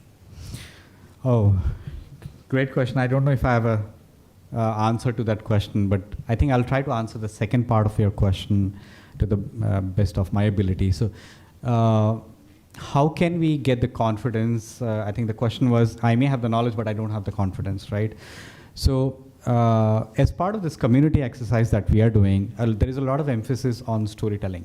Like, many of our product managers could have been coming internally from within the organization. So they may not be very comfortable speaking in large forums, speaking in front of the client, presenting to the executives, and so on. So what we try to do is we create this environment for them to fail safely. So this community is like, nobody's really judging you. You come in and talk about your product ideas, what you did for some of the launches that you may have done, what you did for some of the prioritization exercise you may have done, what you did for your discovery exercise, right? And we kind of encourage that way. To stay informed about the startup ecosystem, subscribe to MyStartupTV.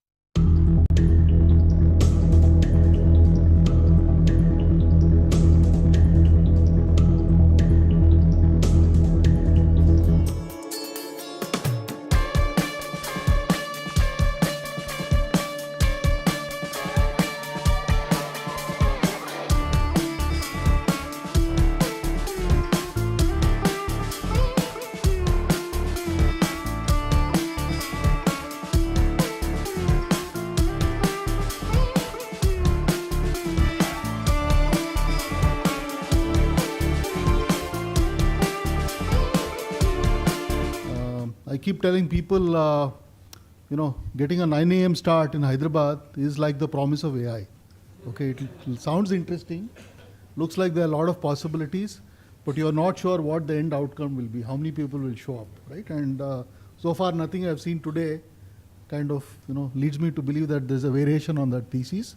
So next time, maybe Arun and team, think about a 9 a.m. start, particularly on a nice Friday morning. Yeah. Okay. So I think I was just thinking about, as I was driving into this event, I was thinking about what's happening with AI. I don't know how many of you had a chance to read a memo which Sundar Pichai put out, I think, in a couple of days ago. Anyone has read that? Yeah. So please read it. Right. It's a 2,500 word memo on the possibilities of AI. It's in the public domain. You can look it up, and it is surreal. I mean, if you look at how Google is thinking about what they're planning to do with AI, and I think it has profound implications. He also talks about responsible AI and a bunch of other things, but in some ways, And again, connecting back to the theme of showing up at 9, I was talking to a bunch of folks, including Ranjan here, and I said only people of a certain generation will show up at 9 o'clock, right? So in some ways, I guess we are kind of a little bit privileged that we get to be at the, at this point in time, looking at what's happening in AI and how it's going to be game-changing, transformative. So I think, obviously, AI is going to be a really fertile ground for innovation and experimentation. So if you look at one of the things I've seen, right, particularly in Hyderabad, and I have to give credit, a lot of credit to Ramesh here for a number of initiatives which they have kicked off. So about a month ago or a couple of months ago? Huh? Yeah, a couple of months ago, we had an event here. We had a GenAI Summit, which was done along with NASSCOM on T-Hub. Ramesh is always known for his interesting choice of venues. So he did it in a pub called Monastery. So we had about 16 GenAI startups. There was a nice dictionary of about, there's a nice compilation directory of about 40 plus AI startups. So clearly, I think there's a tremendous opportunity for Hyderabad to play to play a role as enabling an AI ecosystem and to lead the way, sort of thing, right? So as I was driving up here, I was thinking about how we've already seen. For example, I had to resist the temptation as I was coming in here to go to ChatGPT and say, okay, tell me about the role of AI in product management, because that would be outright plagiarism. So I said we shouldn't do that. So I think you can see already it is affecting the way you think, you talk, you read, you learn, and so on. So tremendous implications for people who are building products and consequently, obviously, product managers, right? I was looking at a report from Gartner, and Gartner, publishes all these nice reports. Some of them have to be taken with a large pinch of salt, sometimes with a large barrel of salt. But I think clearly GenAI is something where the time has come, and I think it will accelerate the innovation process. It will accelerate the quality of what is getting built, the diversity of ideas, and clearly create many more robust and differentiated products. Right. So there were some numbers I was looking at. Another report from McKinsey, right? And I do know sometimes they get some of their predictions wrong, but they tend to be more right than wrong. So they came up with a report where they said the potential of product and business opportunities with GenAI is somewhere in the tune of between 2.6 million to 4.4 trillion in terms of this thing, right? And clearly this is an area where I think as we have a unique opportunity in India, okay, we have a large workforce, okay, we have high quality academic institutions. There's a lot of collaboration happening between industry, academia, right, and the startup ecosystem, right? So there's a tremendous opportunity to help businesses to innovate, to streamline, and then to launch new products, right? So if you look at funding, right, which is something which we track closely, in 2022, GenAI generated about 2.1 billion of funding was raised in 1 year. And I don't think there's been any other stream of work over the last 40 plus years of venture investing where so much capital has been raised, focused on one theme. Part of my job, I have to travel quite a bit. And I was in the Valley, I've been to the Valley twice in the last 3 months. And every time we go and meet a VC and talk to them, the only thing they say is, if you're talking Gen AI, come and talk to us. Otherwise, go and meet someone else. Right? So clearly, the opportunity I think is huge, and I think when you think about it in terms of what I think the impact is going to be, right? It's huge. I think it's going to impact everything which classic product management requires you to look at. I think AI will help you make more data-driven decisions, right? Obviously, because now you have access to large, to looking at large data sets, crunching and finding patterns which otherwise would be hard to do. Obviously, there's a significant scope for personalization, okay, being able to deliver specific content, specific messaging, etc. And then obviously many other things around risk management, around automation, around NLP, and so on, right? So I think this is a great forum. I was looking at the list of people who are going to be here, and kudos to the organizers for putting together a high quality list of speakers. I'm sure the deliberations will lead to a lot of discussion, lots of new ideas will get generated, and hopefully this is another step in our collective endeavor here to make both Hyderabad, Telangana, and obviously India the place to be. There's no reason why, everyone knows about the Sam Altman thing, right? You can't build something with 10 million. I think we'll prove him wrong, right? And hopefully whatever we are doing here today would be a good next step in that process. Okay, so thank you for having me here, and I do hope you'll have some really interesting, you'll get to hear to some really interesting folks. But more than that, I think the conversations you'll have during the breaks is what will really enrich a meeting of this type. Thank you. To stay informed about the startup ecosystem, subscribe to MyStartupTV.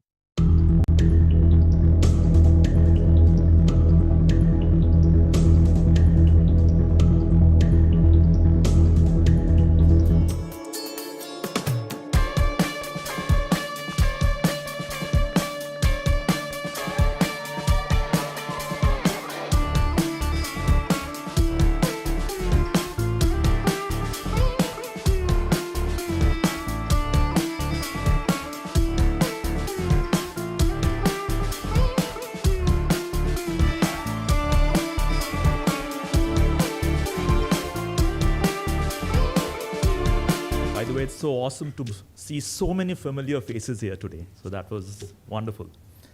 Thank you for having me here. So as we kick off this Product Leaders Forum, I'd like to share some thoughts on the exciting future of product management and transformative impact of GenAI.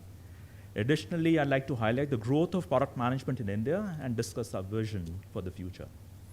So first and foremost, I'm very proud to represent ADP, a global leader in human capital management with revenues exceeding $18 billion and a client base exceeding 1 million. At ADP, we have leveraged decades of data and expertise to provide our clients with invaluable, actionable insights. We understand that in today's rapidly changing business landscape, data is the new currency, and insights are key to informed decision making. So as we look ahead, we recognize that GenAI is not just the future, but it is central to our strategy at ADP. So we are dedicated to leveraging the power of GenAI to engineer products that are not just great, but exceptional.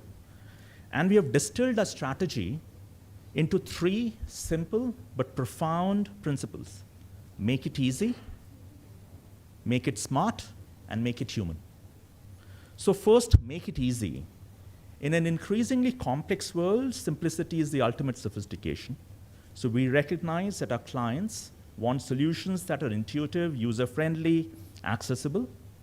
And GenAI allows us to reimagine user experiences. We've already actually released some versions of GenAI integration which enables that and makes complex processes feel effortless and empowers our clients to focus on what matters most, which is their people and their business. Next, make it smart. It's about leveraging the vast reservoir of data at our disposal to provide actionable insights. So GenAI enables us to analyze data at a scale and speed which was once unimaginable. We aim to offer our clients not just data, but the wisdom to make informed decisions that drive their success. In a data-driven world, being able to see the big picture and the tiny details is what's going to set us apart. And finally, make it human. In a world where technology threatens to dehumanize the interactions, ADP is committed to keep the human touch alive. Our products should enhance the human experience, not replace it. And GenAI should help enable better human connections, support meaningful interactions, and foster a sense of community. So what does it mean for the future of product management in India? It means that we are at the forefront of transformative journey. Our country has evolved from being a service provider to a global hub of innovation. And MSR is a classic example. We are witnessing a surge in talent and capabilities, making India a force to be reckoned with in the tech world. As product management leaders, it's our responsibility to nurture talent, mentor the next generation, and continue to raise the bar for excellence in product development. It is forums like this one that play a pivotal role in bringing product people together. They provide a platform for collaboration, knowledge sharing, challenging conventions, and networking. As we move forward, let's consider how we can strengthen these communities, foster innovation, and collectively shape the future of product management. In conclusion, I do believe we stand at the threshold of an exciting era of product management driven by the power of Gen AI. ADP is committed to leading the way by making our products easy, insightful, and human-centric. Together, as a community of product management leaders, we have the opportunity to drive innovation, mentor future talent, and shape the future of our industry in India. Thank you. To stay informed about the startup ecosystem, subscribe to MyStartupTV.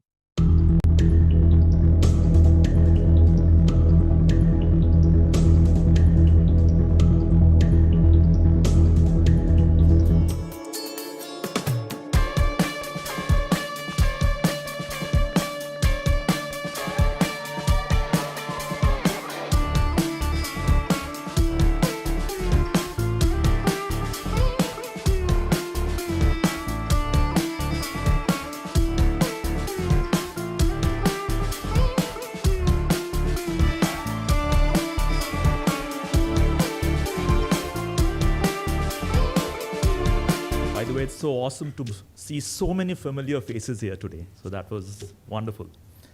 Thank you for having me here. So as we kick off this Product Leaders Forum, I'd like to share some thoughts on the exciting future of product management and transformative impact of Gen AI. Additionally, I'd like to highlight the growth of product management in India and discuss our vision for the future. So first and foremost, I'm very proud to represent ADP, a global leader in human capital management with revenues exceeding $18 billion and a client base exceeding 1 million. At ADP, we have leveraged decades of data and expertise to provide our clients with invaluable, actionable insights. We understand that in today's rapidly changing business landscape, data is the new currency, and insights are key to informed decision making. So as we look ahead, we recognize that Gen AI is not just the future, but it is central to our strategy at ADP. So we are dedicated to leveraging the power of Gen AI to engineer products that are not just great, but exceptional. And we have distilled our strategy into 3 simple but profound principles. Make it easy, make it smart, and make it human. So first, make it easy. In an increasingly complex world, simplicity is the ultimate sophistication. So we recognize that our clients want solutions that are intuitive, user-friendly, accessible. And Gen AI allows us to reimagine user experiences. We've already actually released some versions of Gen AI integration which enables that and makes complex processes feel effortless and empowers our clients to focus on what matters most, which is their people and their business. Next, make it smart. It's about leveraging the vast reservoir of data at our disposal to provide actionable insights. So Gen AI enables us to analyze data at a scale and speed which was once unimaginable. We aim to offer our clients not just data, but the wisdom to make informed decisions that drive their success. In a data-driven world, being able to see the big picture and the tiny details is what's going to set us apart. And finally, make it human. In a world where technology threatens to dehumanize the interactions, ADP is committed to keep the human touch alive. Our products should enhance the human experience, not replace it. And Gen AI should help enable better human connections, support meaningful interactions, and foster a sense of community. So what does it mean for the future of product management in India? It means that we are at the forefront of transformative journey. Our country has evolved from being a service provider to a global hub of innovation. And MSR is a classic example. We are witnessing a surge in talent and capabilities, making India a force to be reckoned with in the tech world. As product management leaders, it's our responsibility to nurture talent, mentor the next generation, and continue to raise the bar for excellence in product development. It is forums like this one that play a pivotal role in bringing product people together. They provide a platform for collaboration, knowledge sharing, challenging conventions, and networking. As we move forward, let's consider how we can strengthen these communities, foster innovation, and collectively shape the future of product management. In conclusion, I do believe we stand at the threshold of an exciting era of product management driven by the power of Gen AI. ADP is committed to leading the way by making our products easy, insightful, and human-centric. Together, as a community of product management leaders, we have the opportunity to drive innovation, mentor future talent, and shape the future of our industry in India. Thank you. To stay informed about the startup ecosystem, subscribe to MyStartupTV.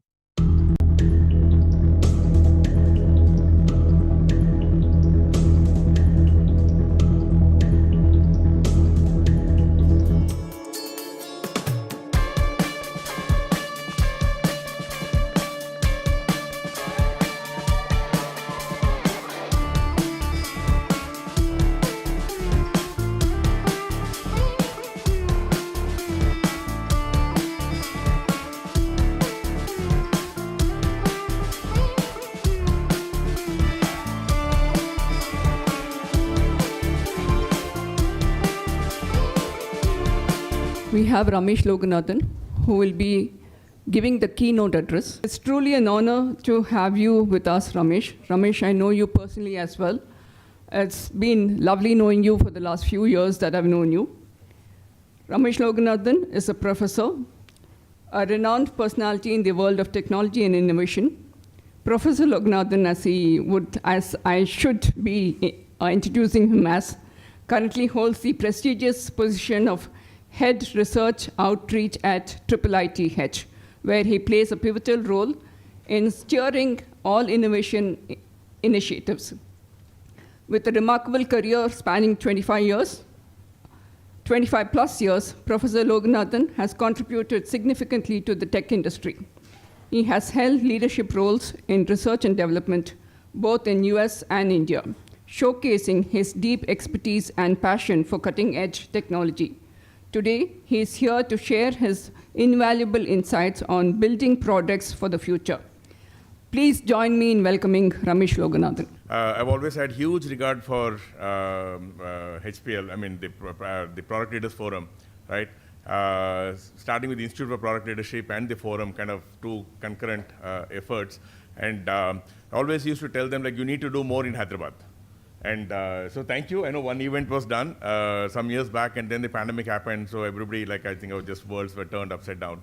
And so good to see it revived, and I've been nudging Vilash and others saying, like, let's do more tangible events, like we'll do the conferences, which we should do anyway, once in 6 months or whatever frequency, but let's do more of the monthly events, and where there's more tangible takeaways that can happen. So we will do. So I think the idea was to have this kick it off, right? So talking about, I mean, product for the future is a very, right? I mean, always we hope we build, innovation is radical, right? Innovation is disruptive. Innovation kind of shakes things up. It doesn't always happen, right? If you look at most successful companies, like look at ADP, probably one of the most successful companies, but innovation is subtle, right? It doesn't come and suddenly, ADP will not come and say, like, okay, we'll stop doing what we're doing and do something else. Right? It is like, it is very subtle. So innovation is everywhere. It's like, yes, a startup can come with a new product because they are starting from scratch, and they can. And larger organizations also need to innovate and do innovate to stay in business. We know what happened to Blockbuster. So they didn't, the writing was on the wall. It's a classic case study. right? In the US, if you know the Blockbuster video, they were everywhere. Like a McDonald's, if you drive through US countryside, if you can see a McDonald's, you'll see a Blockbuster, almost. Right? There's hardly any town anywhere in US that did not have a Blockbuster video store for ages. Right? They've been there in that scale for ages, and they just didn't see the writing on the wall. And in just few short years, they had to shut down. Now, and few disruptions happened, right? If you look at the disruptions that happened that affected and it was not all hard for them, right? Had they seen the writing on the wall, given their momentum and their IP and everything, it was not hard for them to pivot. They could have easily pivoted. They just didn't see the writing on the wall. They just said, look, somebody coming and setting up like there was something called the Red Box, if I remember right. The name was called Red Box. You could just, when DVDs were coming up, right? Blockbuster, you could get DVDs also, but here you could go new. They only had new releases. It's like a Coke vending machine. They used to have it in the supermarkets in the mid-90s or late 90s. And that was the start of the downfall of Blockbuster. They didn't see that. I mean, this was just a vending machine. They'd only have 30. If you go to a Blockbuster store, they'll probably have, like, I don't know, several thousand or few tens of thousands of videos and DVDs that they would have. The collections were huge. But this one had only 30 most recent or most popular movies, which is what trends most anyway. And you just go put your card and kind of pick your selection, and that CD comes out, you take it. When you come back, you just drop it off. There's a place to drop it off. Now, they were the first disruption. And then Netflix came. Netflix started shipping it home. Netflix said, like, why go to both were successful. I think the Red Box probably shut down. I don't know what happened to that afterwards. I left US. I didn't track it. Of course, Netflix has become very big. And Netflix also pivoted. Right? They started with shipping CDs home. Their innovation was to just ship CDs home. It's saying, like, you're going to watch new movies, and they had not a very large collection, and the collection that will move fast, and you get 2 or 3 movies at home at any given time. And there were such book clubs and CD clubs for a long time, but somehow nobody did the movies. Netflix came and did the movies. And then they pivoted again. When they were shipping CDs home, around the time US Telecom was going through a massive rejig, right? They had this, like, they used to call it like 3-in-1, 4-in-1, all kinds of fancy terms. Basically, like, the pipe coming in carries everything, from your internet to your telephone line to cable TV, satellite TV, everything was coming in. So since the wire was bringing internet and satellite TV together, Netflix said, why not, right, on the same wire deliver movies? And they pivoted. I mean, they were reasonably large already, and they pivoted. And they don't very quickly. They stopped sending any CDs home. And they still continue to pivot, right? A large company, because they're large, doesn't mean they were one of the largest. Amazon, I remember in the early, when AWS was launched, Netflix was one of the largest customers, because all the streaming was happening on Amazon AWS servers. And so I think innovation, it's more about looking for right opportunities. There's technology on one side, and there's applied technology, right? Innovation on the other side, right? The whole creative. I feel as a country, as an industry, we kind of lack on the creative side of it. Technology, we are good, right? I mean, we keep up the latest, greatest frameworks, greatest tools and technologies and APIs and libraries and everything. We can pick up very quickly and build, right? As an industry, we can build very well. We can build anything. I mean, today, if somebody were to come and ask any of our companies to say, like, can you build a Netflix grade streaming server? I'm sure we can build, right? It may take 1 year, 2 years, whatever it takes. And, like, we have the engineering prowess, we have. But building products engineering is only a starting point. I always ask this question: if Indians in Bay Area can build technology for the world, why can't Indians in India? The backgrounds are no different. Like, Ranjan lived in the US for a long time and came back, right? And many of us have lived and come back, right? And the profile is similar. It's just the environment, right? The environment, we don't think, so we're removed from the customer. Like, companies like ADP at least is still in touch with customers. Most companies in India would probably never ever understand what a customer is doing. You'd get requirements, you don't know who the customer is sometimes, or maybe you know, but you got the requirements and you start to build, right? You're never generating requirements. And that's a big part of product management, big part of creative thinking. If you want good products, great products, we have to first define great products. It starts with understanding what the customers are doing today, what they need, where the gaps are, right? And coming up with some, and that's a very creative process. I always say there are 2 types of product managers, right? I don't want to slot any of you, neither of those two types. Both are good. As an industry, we need both, but there are two types of product managers, right? One that are, I call them, again, pardon me for saying this to a room full of product managers, but I call them glorified clerks, right? They're bookkeepers. If you look at like the inputs keep coming in from field, from support, engineering also gives a lot of inputs. I remember when I was in the Bay Area, product management was so weak. They could not say no. I mean, like if a senior director or senior architect, especially architects, like technology companies, architects have a huge say in very strong tech companies. If an architect comes in and says, look, this is the latest communication, actually was there, one such initiative. This is the latest communication framework we have to adopt. Now, absolutely no business case. Business value was zero. The communication framework we had was good enough for servicing everything Inform is needed as a database server. And they still said, like, we have to build this, and the product management organization could not say no. 1.5 years, like almost 25% of engineering time was used to build it for zero market value. No wonder Inform is shut down in a few years, right? I mean, you can't spend that kind of resources on things that don't have market value. So the understanding, but then we need that also. We need to keep track of all things coming in. There's some minimal value addition that happens in terms of prioritizing and such. But the bigger part is like the creative process. That's why great products happen, right? If Apple came and said, let's build another mobile phone, they would have been just that, right? Another mobile phone. But that's not what they came and said. So they said, like, let's disrupt. Let's completely reimagine mobile phones. And of course, not that everything Apple has done has become successful. There are many things Apple tried that failed also. But look at the successful products, it's a super creative process. They said, like, it's not just technology. Technology was a very important part of it, but technology was only a necessary condition. The sufficiency was something completely different. Right? The sufficiency was to completely disrupt the thinking. Like, I mean, you hear this often said in the Apple context, but it's true in most contexts. Some things you can't get from your customer. If you ask the customer, tell me what the next new big phone could have been, I don't think anybody would have described Apple phone. Right? They may at most talk about some pains that they're having today. Or they may talk about some things that will be nice. It'd be nice if I can do this also. Like, it would be nice if I can take pictures in the night. It could be nice if I can, some small incremental things might come. But nobody's going to come and say, like, can you think of a phone with a single button?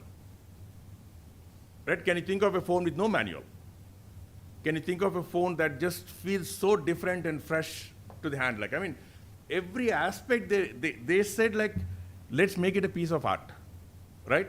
And like that, and that wow factor, there are very few phones in the market that came before or after that just wowed the audience, wowed the customers, right? Like Apple iPhone did. Like iPod did some of it, but iPhone just blew like in the US, I remember, by then I'd moved here, but I used to travel a lot. I mean, like, I used to travel at least once every 6 to 8 weeks. And I would see few iPhones. The next travel, I will see more. In no time, in less than 2-3 years, 9 out of 10 phones are iPhones. That's how much of the market they captured. Like, I mean, it went crazy. And that's because everybody was so impressed, right? The wow factor, that's what makes delightful products. The wow factor is so strong. Everybody, you want to tell somebody, you know what? iPhone, did you get it? I got one. Like, I mean, that whole thing, it impressed the customers so much that they became the most vocal champions. I don't think Apple even needed to advertise. And they made sure it's not just the technology. Technology is only one small part of it. Very important part, yes. But not that other leading players had any less technology in their phones. Right? So technology was not the differentiator. How they packaged it, right? How they conceptualized what the phone should be, how the phone should be. Thinking of a phone with one button, thinking of a phone with one button would mean, like all of you know, you all understand UI, right? Thinking of a phone with one button could have been a UI disaster. Right? People have said, like, I just want to make a call. I don't know where to press. How do I make the call? You could have just taken the user into a jungle and then just let the user loose, not being able to figure out where to go next and what to do. But that's not what happened. They designed it so well, you don't need to know anything. You just go, it's very intuitive. How do you make a phone intuitive with a single button? And not have too many buttons. See, they didn't even trick the system. See, today, if you look at most phones, there are 3 buttons, 5 buttons on the screen always. Right? Though they say like there's one button, but Apple didn't even have that. Almost never even had a back button. Today they have, but early days. with that single button, it was intuitive. Right? You could figure out that you can always go back to the home screen. I remember my nephew when he is now 11, when he was just about maybe 12 to 15 months old. He figured out Apple phone. I was amazed on, like I said, I used to travel a lot. So I used to go there to visit him when he was growing up. And he would play a video when he was not even max 15 months, right? He could play the cartoon video he wanted. I was shocked. I just said like, I want to see it. So I just took the phone, put some random thing, gave it to him. He was sitting on his high chair. He figured out that like he keeps pressing that single button, it goes back to the home screen. And he keeps doing it until it goes to the home screen. It doesn't matter where what you're doing, and it will take you to the home screen. The moment he goes to the home screen, he recognizes the YouTube icon. The moment he goes to YouTube icon, he knows that like if he scrolls once or twice, he will see the cartoon icon that he wants. Using 3 images, the home screen, YouTube icon, and the cartoon he wants. Every single time, I moved the cartoon around. I moved that icon around, and I gave it back to him. He could figure it out. Because he knew that like if it's not there, he does this, it goes up, he sees some more pictures. And he needs to do it until he finds a picture. And that's how intuitive. If a 13, 14-month-old can play the video he wants, you can imagine. I mean, it is remarkable. Of course, no, everybody follows their paradigm. But coming up with it when phones had big keyboards, like you remember Nokia came around that time, the Nokia brick. You slide it up like it is 4 mobile phones in one, right? And very kludgy. Of course, it caught everybody's attention because like now, when you walk around, one of the most expensive phones in the market. But imagine Nokia brick came at the same time around the same time as Apple phone came. Just look at the difference. No wonder Nokia doesn't exist anymore. They just lost it. A company, can you believe, 100-year-old company that has over the years innovated, kind of reimagined, pivoted, just lost it somehow, right? I don't know how it happened. That country is still a very, very creative country. It's one of the most creative countries in the world today, right? In terms of innovative thinking and creative. But somewhere it got lost, right? So it is just, and their whole thinking of a product was that like I said, technology is necessary, but only a small part. It's not the sufficient condition for successful products. Technology is only a starting point. Now, from the single button, right, the few mandates, it should look good, so the way they packaged it, they said they were the first ones to come with a small, tiny box. Right? Mobile phones used to come in big boxes with some of them used to have manuals. They definitely have small instruction books. They definitely have fold-out instructions. Right? This comes with nothing, almost nothing. Right? And with a pin, it comes just to put the SIM. And like almost no instruction. They were so confident. It doesn't matter who it is. They can use the phone. Right? When you start the phone the first time, it asks for a few things. And once you do that, that's it. It is set up. Now, today everybody follows the model. So they said like, and the unboxing, the box packaging, the attention to detail that Apple had, right? The box was like from the color to the shape to the texture to the edges, how it feels in your hand. It was not like any other box. Right? Anybody could have done it. They didn't invent any of that paper or cardboard or right anything. They didn't invent it. It's all existing. It's just designing it, right? Putting it in that shape, in that size. When you open it, the way it looks, the way the phone's laid out. So the whole unboxing was like, it starts from there. You're wow. Every step you're wowed. Right? It's not just that once you access the single button intuitiveness, you're not going to be wowed when you play with it.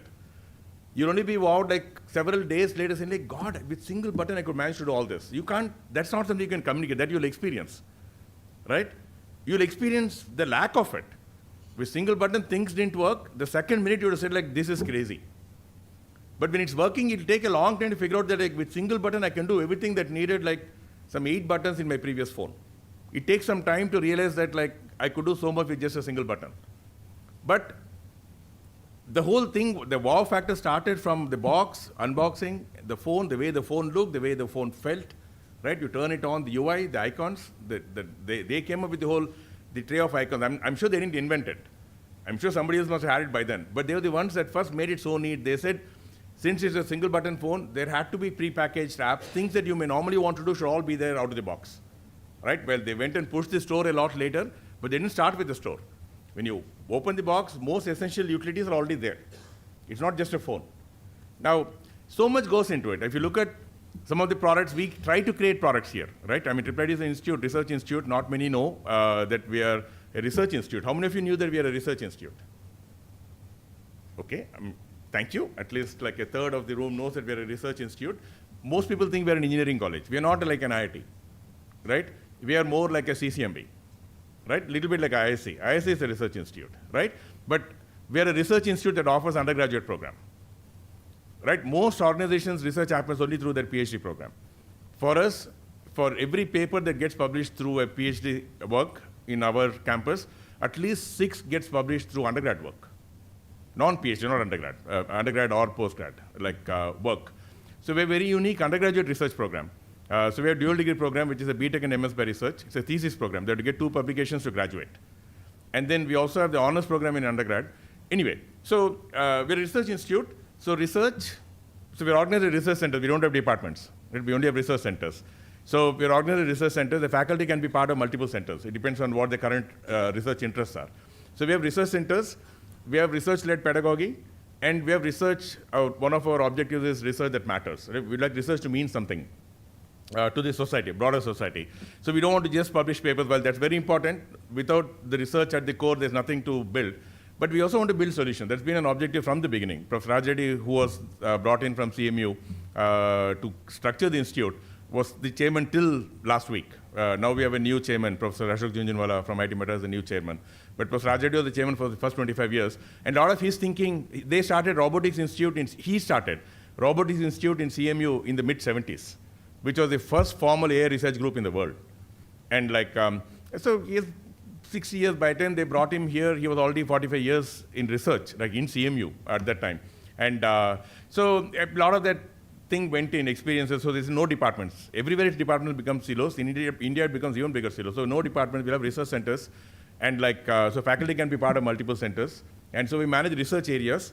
And research should mean something to society was something that Professor Rajreddy pushes a lot, even till date. We have a center we started in his name a few years back in the pandemic, where we work with NGOs to create emerging technology, AI and other technology-based solutions for NGOs. Because who's going to go build them a fancy AI solution or a camera vision solution or an LLM-based solution? Nobody's going to do it for NGOs. And we said we will build such solutions directly from kind of the front lines of research, solving problems they have in the field. Right? We work with NGOs, identify pressing problems which technology could address. We build it. It's an engineering group on campus from latest in research. Now, these are things that he used to push a lot. So we started our incubator in 2008, thinking you start an incubator and like professors and students will just line up to take the research work forward. In the first 10 years, we have had less than 5 startups come out of research, maybe 3. I'm giving benefit of doubt, assuming I forgot something, which I probably did not. Max 5. While we had about, like in the first 10 years, nearly 200, 250 startups come out of the incubator. Our incubator startups from outside can also come and work. It's not necessarily our own students and alum. And today we have had about 500 startups. We just celebrated 15th anniversary last week, 2 weeks back. And so we've had about 500 startups, and still not many from research. But so we've done many things. So if you just fast forward today, we have a product lab where we started that in, the idea was there for several years before, but finally we could do it in 18. It's an engineering group, we had to fund it. So it was funded by the institute, and with a product manager, the first person we hired was an MBA from Babson. Well, like all of you would know, many of you might know, Babson is one of the best places for entrepreneurship. So somebody who was working here in Qualcomm went to the US for MBA and decided to come back immediately. That's the first person we hired. We said, this group has to have a product manager. If you're trying to build products from research, without a product manager, you can't build. It's not just about, the second thing we said was, this group should not have researchers. If you have researchers, that group will do more research. We'll want to publish papers. We said that group should not have researchers, should have only engineers. We'll work with research groups if you need research inputs or anything from research, but this group should not hire researchers. So strictly no PhDs in this group, right? Consciously. And so it's an interesting experiment. We've had very small team. The team was at no point more than 6 or 7 people in size. We've built about 10 products. Prakash, we got somebody who was in the industry running research in Honeywell for a long time. When he left Honeywell, the group he had started had about 150 PhDs that was working in Honeywell Bangalore in that group, and then worked for a startup. So we found a person, very good profile, worked a lot with research institutions, and then he's the technology transfer officer and he runs the product labs. So now if you look at our experience in product lab, we got a product manager, we have a UI designer, we have advisors that we get, mentors from the industry who come spend few hours a week, few hours a month. Because we are building a product, you don't need to talk to somebody every day, right? Even if they come and spend 1-2 hours every 2 weeks, it's good enough to give good direction in terms of the product. And we've done about 10 products, and not all are successful. But these are all, we said this group will only work on products centrally based on research. Some seminal work or research work published, and that should be at the core. If you look at, going back to my earlier point, if Bay Area can make products for the world, why can't India? Right? One of the key reasons is our connect with academia is very weak. The industry and research don't forget talking to each other. They're just miles apart. You can't even by mistake, you can't touch the other. It is like you have to make serious effort, either the research to come into industry or industry to come into research. They're completely immiscible worlds today. So we said we need to create this, since it won't happen organically, let's do this inorganically. Let's create this, right? Put in cart before the horse. And it's very tough, very tough. I mean, if you take the multiple problems, I mean, if anybody's interested, I can share. I wrote a paper based on our experiences. I wrote that in 18, based on IIIT's experiences. I'm very involved with IIIT for many years, though I moved full-time in 16, but I've been involved since 2002, and with startups and with products. So so it starts with one of the products we took. It got this professor, who's also a current dean of research in the computer vision space. They have they're two of their most, one is called CVPR and the other is called ICCV or something. Two conferences where as a computer vision researcher, if you get a paper there even a couple of times in your career, you're considered very, very good. Jawar has a paper there every second year, right? And it's phenomenally well known internationally, definitely nationally. And so his work on badminton, they went and took broadcast badminton, a lot of broadcast videos available on the internet. So they took broadcast video and built this model to recognize, after the game, it will give a kind of the analysis that maybe a coach would give the player. If the coach had observed the game for an hour, right? At the end of it, if the coach were to go and talk to the player, saying you know what, your footwork was very weak today, you were on the lines, you were kind of bad, you missed a lot of points on the net. They would say things like this, right? Your backstroke was weak, your front stroke was good, right? Whatever, things like that. The system will generate that kind of insights, which is fantastic work. So that's the first product we took. We said, let's build it. Now, what we realized through that and few others we did at the same time, right? Research, the objective of research is knowledge creation, right? While they have a broad idea, they don't go randomly and do anything. Most professors have an idea, but imagine they went in this particular area, right? Badminton. If you hit an issue with not finding the right videos, you can reframe the problem. I can reframe the problem because knowledge creation, even if I reframe the problem, I'm still going to create knowledge. I'm still going to get my papers and publications and conferences and such. Now, real world you can't. So we took this and we said, we'll work with academics.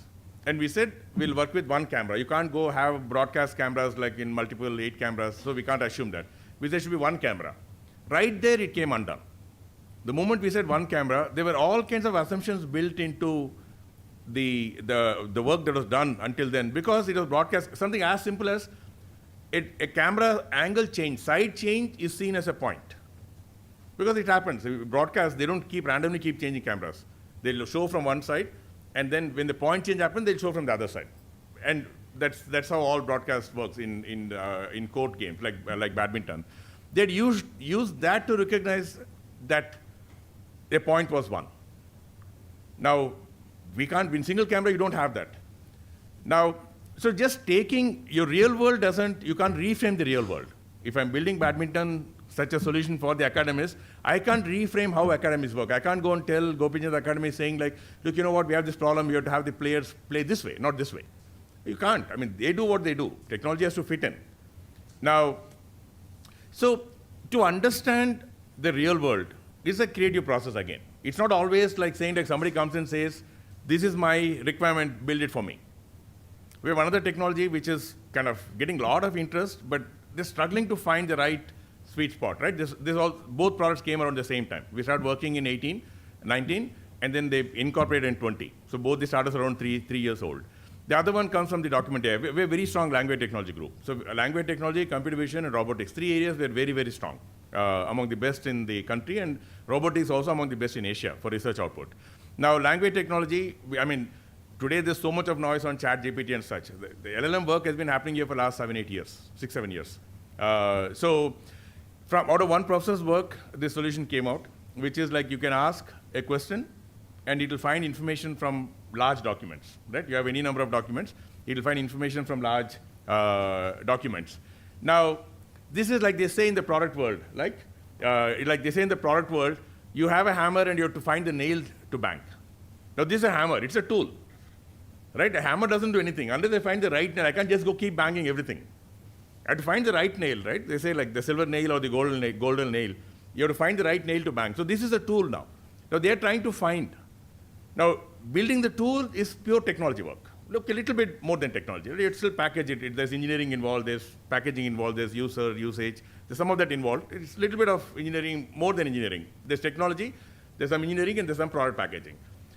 Now identifying what this can solve. Right, a question answering system, what real world problem it can solve. There are very, very wide possibilities. It can become a virtual tutor, like in the education world. It can become State Bank is the first customer. They're using it for their SOPs, right? The 250,000 employees, they have a SOP, they have like some 20,000 one-page FAQs today. And they do that because they can't find information from their 300 SOPs, very large documents. So now they're putting this QA system there, so they can ask any question on policy, process, and such. It will find the information from those documents. Now, it could be for SOPs, it could be for customer support.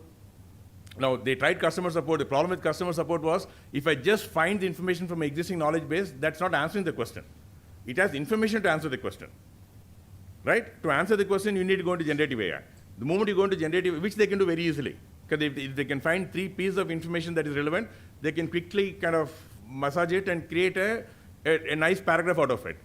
When they do that, like which is the problem with Gen AI, right, today, ChatGPT, you get incorrect information, you get new information. And customer support, you can't give new information. You can't go and tell like my thing said, like there is some 4 balls here as switches, you roll the 4 balls and the mic will come on. Well, there's actually a simple red button here. Now that's the kind of, it generates information which is not kind of real.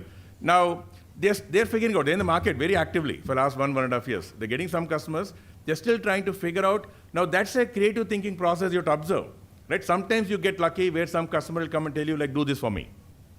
Right, State Bank came and told, do this for me. So they got excited. State Bank asked, so every bank should want. They've talked to every single bank. They say, often they say, no, our SOPs are not that big. State Bank is large, our SOPs are much smaller. Or they say like, yeah, it is there, but not such a bad problem. We won't pay for it, at least, right? Now, so when somebody comes and asks, that may not be, so it's a creative process where you have to observe and connect. So that is the creating technology products for the future, right? Technology is only a starting point. The observations and connecting the dots is a much, much larger problem. If we don't do that, we can't create products for the future. Thank you. To stay informed about the startup ecosystem, subscribe to MyStartupTV.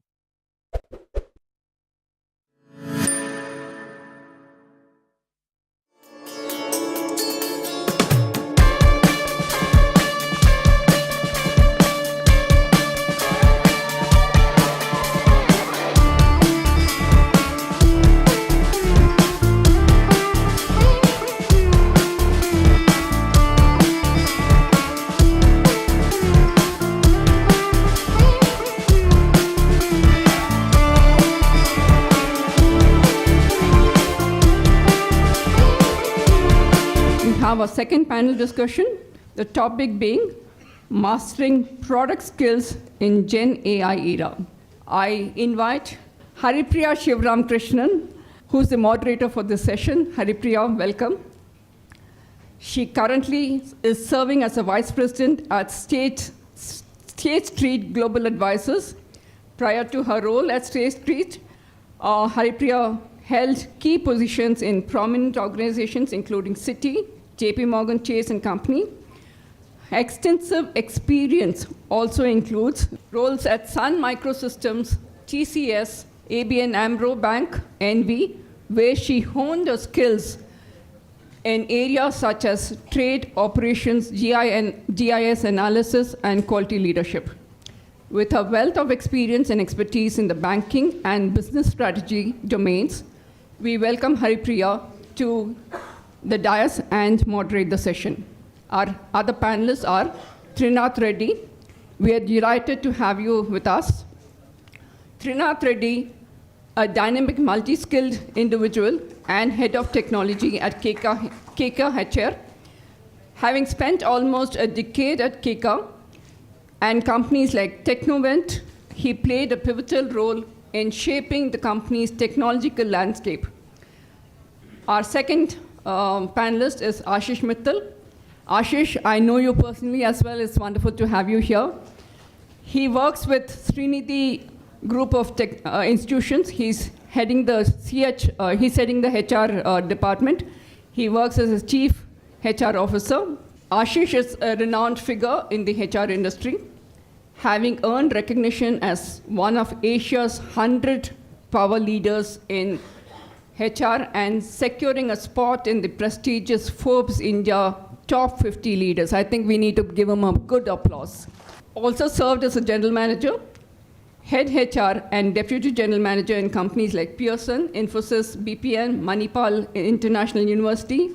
He has also held key position in Akshaya Patra Foundation and the Heritage Foundation. Next panelist is Professor Raghu Reddy. He is an accomplished professional currently serving as the Associate Professor and Head of Software Engineering Research Center at IITH. With a tenure spanning 12 years at IIITH, Raghu has held pivotal roles including program head for MTech in product design and management programs, director and for PG certificate in software engineering for data science, as well as previous positions at prestigious institutions like Rochester Institute of Technology and Colorado State University. With his extensive background and continuous contributions to the field of software engineering, we welcome you, Raghu. Our next panelist is Sai Satesh Vedam, a versatile and accompanied product leader. He is a chief product officer and co-founder at the Institute of Product Leadership, where he plays a pivotal role in shaping product leadership and education. Sai Satesh's expansive career travels around, includes a remarkable stint at Oracle. I wouldn't like to call a stint, a huge tenure, where he has held roles such as principal product manager, director of product management, and senior director of product management, along with contribution to Sun Microsystems. Welcome to all of you, and Haripriya, I hand it over to you. So broadly, we'll cover impact of Gen AI on the product skills, the role that HR will bring in, the product management, plus the continuous learning in Gen AI era. We'll touch a little on Indian market and specifically to organization, and last, how we build future product leaders. So with no further ado, I'll get started.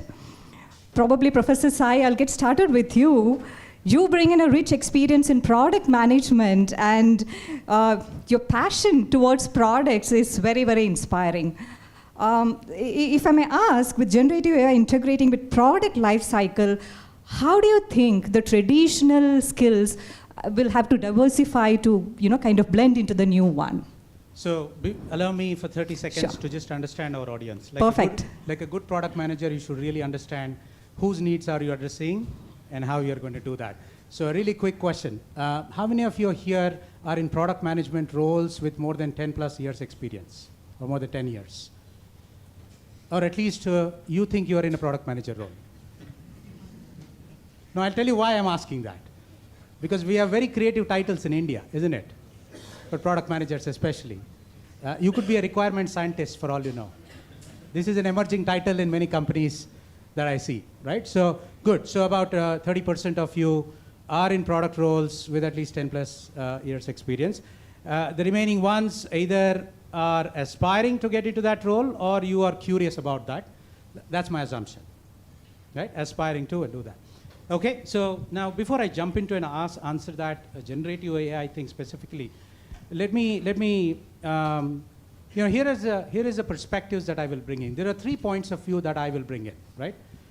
The first one is for all the programs that this IPL, not the other IPL, Institute of Product Leadership, works with lots of industry practitioners and leaders who are building products in various companies, building companies, right? And continuously we work with them. And one question we ask them regularly: what is changing in the landscape that you think we should bring about to help people get better at?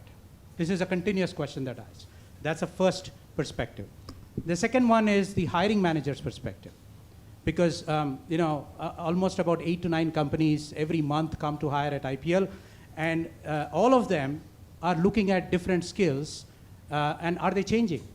So how important is generative AI? Are they looking for any of those skills right now while hiring? And the third one, my own journey, my own perspectives as a product coach, as an executive coach, who I work with hundreds of people in helping them transition into those careers. Now, fourth, I did not do deliberately. I have not consulted ChatGPT. Right? So these are the 3 points of views that I will try to bring in so that you know where they are coming from, right? Now, I'd like to jump in and talk about, before generative AI, what are the core product skills? And there are lots of competencies in that, right? And just to level set everybody's understanding, at least for the purpose of this discussion, I want to frame what product management is. As I said, there is lots and lots of definitions, lots of misunderstanding in the industry. I spent 25 years working as an engineer, 14 years as a product manager and product leader, and I work with hundreds of companies which are trying to hire, right? So when I say product management, I'm referring to role, not a title. And so what is that role? That role is very simple, very difficult to achieve, but very simple. It's an art and science of identifying the market needs and driving the team towards creating compelling, profitable, and competitive products. Now, there are a few key words here. The art and science. Second one is driving the team. Now, if you're a product owner, you might be thinking you own the product. And a lot of you may have heard of this cliché that product manager is the CEO of the product. Right? You are driving the team towards creating compelling, competitive, and profitable products. That's it. That is essentially product management. Now, in that context, what are the core skills? Market analysis, which has many competencies. I won't go into that unless you have questions, right? And because we want to see how generative AI now impacts or influences all these things. Strategic planning, product planning, go-to-market, and sales enablement. The go-to-market and sales enablement part comes at a product leadership level where you interlock with product marketing and do that. But the first 3, market analysis, strategic planning, and product planning in the context of products are super important. So now let's bring in this new beast. The Gen AI. About, right? The generative AI. Now, I'm sure everybody has heard, and that's why you're all here. And I believe we are at a tipping point of the hype curve right now. Right? You guys know the hype curve, right? The next one is trough of disillusionment. I hope it doesn't fall into that, because lots, and I've seen in my own career 7 such disruptive things come. Some of them stuck around, some of them just went away. But this is truly disruptive. There's no doubt about it, right? I hope you guys can hear me, right? Yeah. Now, if you look at every such skill that I talked about, there are 2 ways to think how you as a product manager can leverage this generative AI part of it. When I say generative AI, I'm not just talking about the large language models of text, but also image, audio, video, all kinds of content. Right? Now, you put this into 2 categories. One, you as an individual product manager working towards improving your efficiencies and speed up your creative process. Today, that's where the most use is. The second part typically is generative AI in the enterprise, which means companies trying to leverage that to build products to compelling experiences. Now, that has a long way to go, and I have my reasons, and I'll come to that later, right?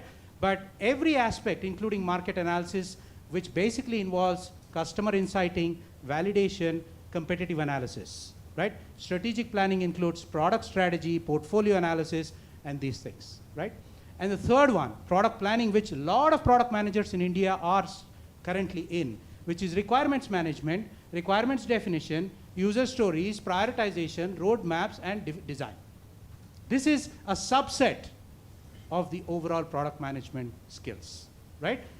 Would you agree? The most of the PMs in India especially are in that product planning stage.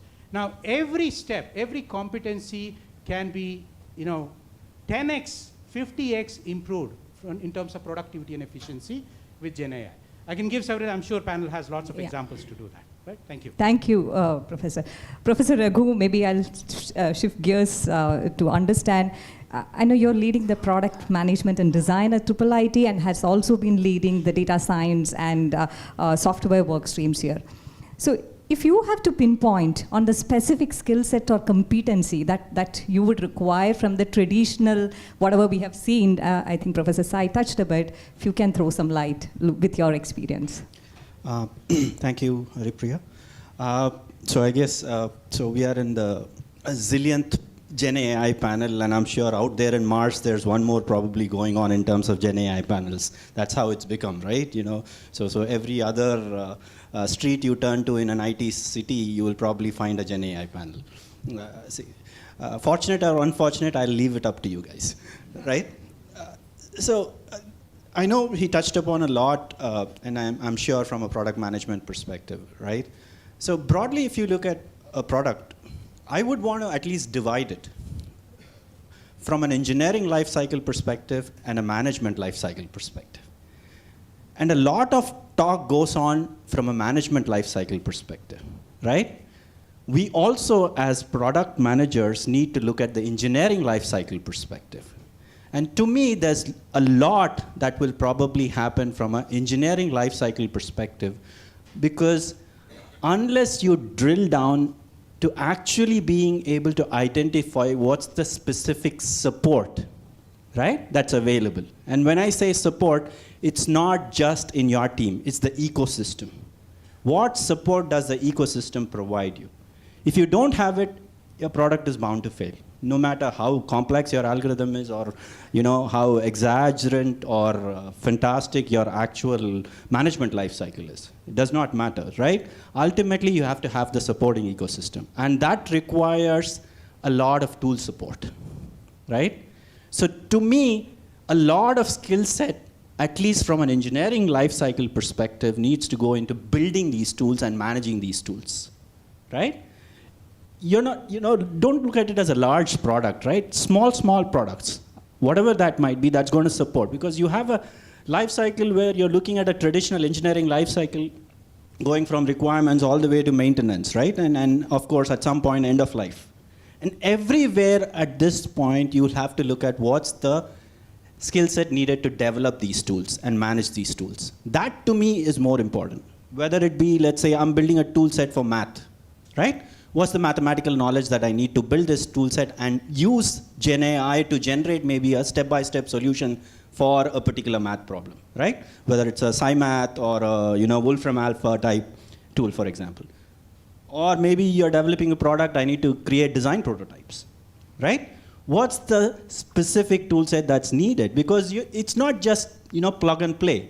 You're typically looking at tailoring a particular solution, because it's not as if you're going to use ChatGPT as it is. It's not as if you're going to use Llama 2 as it is, right? Your large brain, which are the large LLMs, have to be transferred into a small brain. That's the skill set that's needed. How do I transfer them and apply it in the context of your particular solution? Generics, yeah, well and good, that ChatGPT can provide, right? But as managers, how do we bring that value? The additional add-on values is that transfer of knowledge to your problem, your product, your organization. Absolutely, and in the tea break, he also touched upon how engineering is one of the key streams, and it was good to know the statistics, 68% research still happening on computer. Thanks for that. I'll move into understanding the HR role. Mr. Ashish, your experience in HR spans across, corporates, NGOs, which is very interesting, and also academia. And you stress a lot upon work-life balance too, so it's interesting. Could you share insights on how HR practices and talent acquisition strategies have adapted in response to the changing technologies? Sure, thank you so much. So I'm going to start actually, I would say I would like to, with the Gen AI, I would like to focus on 3 key areas. Okay, we're looking because as the HR leaders, we are bombarded day and night. Every day is a different day for HR leaders. You can ask anybody, and nobody knows where we are going to be for the next 15 minutes. So 3 main areas where you're looking is, first is improved efficiency. Okay, so the point over here is, since there's a lot of data and we want quick analysis, and so we want generative AI to help HR leaders to take better informed decisions. Okay, and so with this context, I would like to share one particular incident which just happened on 5th September, 3 days back. I'm just linking that. It just struck me just a few seconds back, and I thought this is the best place. 5th September, I kind of reached home around 6 p.m. I was completely exhausted. Last 3 days were kind of roller coaster ride. And I was about to hit the sack. And just when I got a call from one of the senior academicians, I do not know why he called me, probably, yes, he knows me pretty well. He said, Ashish, I have decided that I want to commit suicide in the next 15 minutes. Of all the blues, I received this call. I was zapped. And I said, yes, this person definitely needs my help. And I said, just give me 20 seconds. I just had 20 seconds to take a decision. I had not done any physical fitness for the last 3 days. So I said, let me carry my power bank, let me carry my Bluetooth set. And I decided, and I connected with him, had a non-stop conversation for 4 hours non-stop. Understood his entire problems, what he or she was going through, gave a resolution, and after 4 hours, he was completely decided normal. And the challenge didn't end over here. I had 2 more employees, major escalations. They wanted my time. I said, Ashish, anyways, I'm walking, so let me just continue my walk. So the question which rang to my mind, today was, as we have so many PMs, project managers sitting in this room, can we do something that, what if I had a board review presentation next day? And if I didn't have time, because you don't know. So can there some tools be developed which can actually help, we call it early warning indicators, wherein a person is not well, mental wellness, so that the right help is provided to the right individual at the right time. We're talking about Industry 5.0, which talks about technology taking care of human beings, right? So is there some kind of tool? Secondly, as HR leaders, we want all the routine works, redundant transactional works to be taken over by GenAI so that we can actually focus on strategic areas. We can understand interacting with the employees, trying to understand their pain points, and trying to see that we can give our best. So this is one of the key things, and yes, so I would say a lot of expectations are there in terms of from GenAI and from an HR perspective. We are looking how to make the life of HR leaders work at a very strategic level, removing all the transactional jobs out. Thank you, Mr. Ashish. Mr. Trunath, I know Keka urges us to reimagine HR, right? So, we always talk about Workday, so I was just trying to understand how is Keka bringing a change. So, in your experience with HR technology, what innovative tools and solutions could help HR professionals in assessing the right candidates? So, at Keka, we have kept employee experience in the forefront. In fact, we go by for the love of employee experience. Let me take a simple journey of an employee where it starts, right from employee persona and from hiring manager persona that we touched, and the well-being of an employee.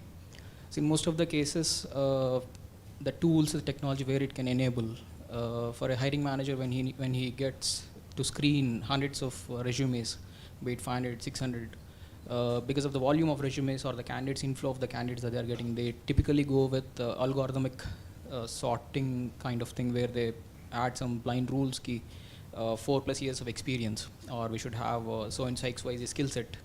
Rather, in this era, you can avoid or you can overcome those kind of bias, trying to understand the skills, the responsibilities that you need for a particular role, and mapping with the candidate resume. You can analyze with the tools that we have today.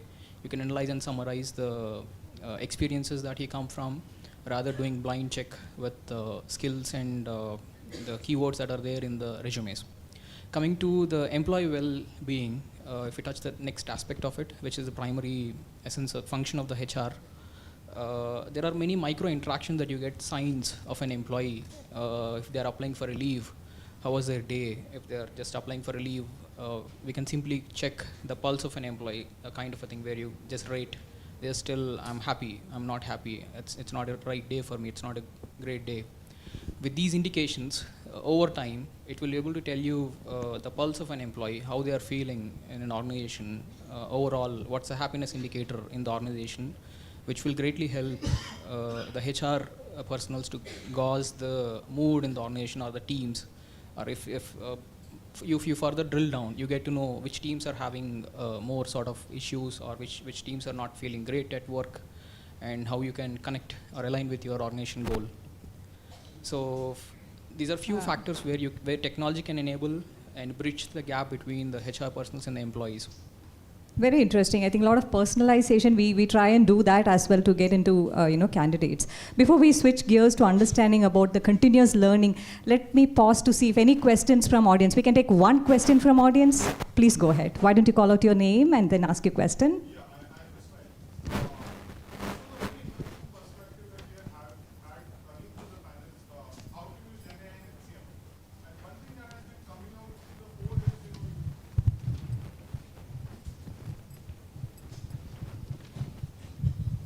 Thank you. So one thing that has been coming out to the fore is sifting through resumes and helping hiring managers take those right calls. So whenever you're using GenAI, there can be two aspects to it. One, you are using it as a mere language model trying to understand the keywords.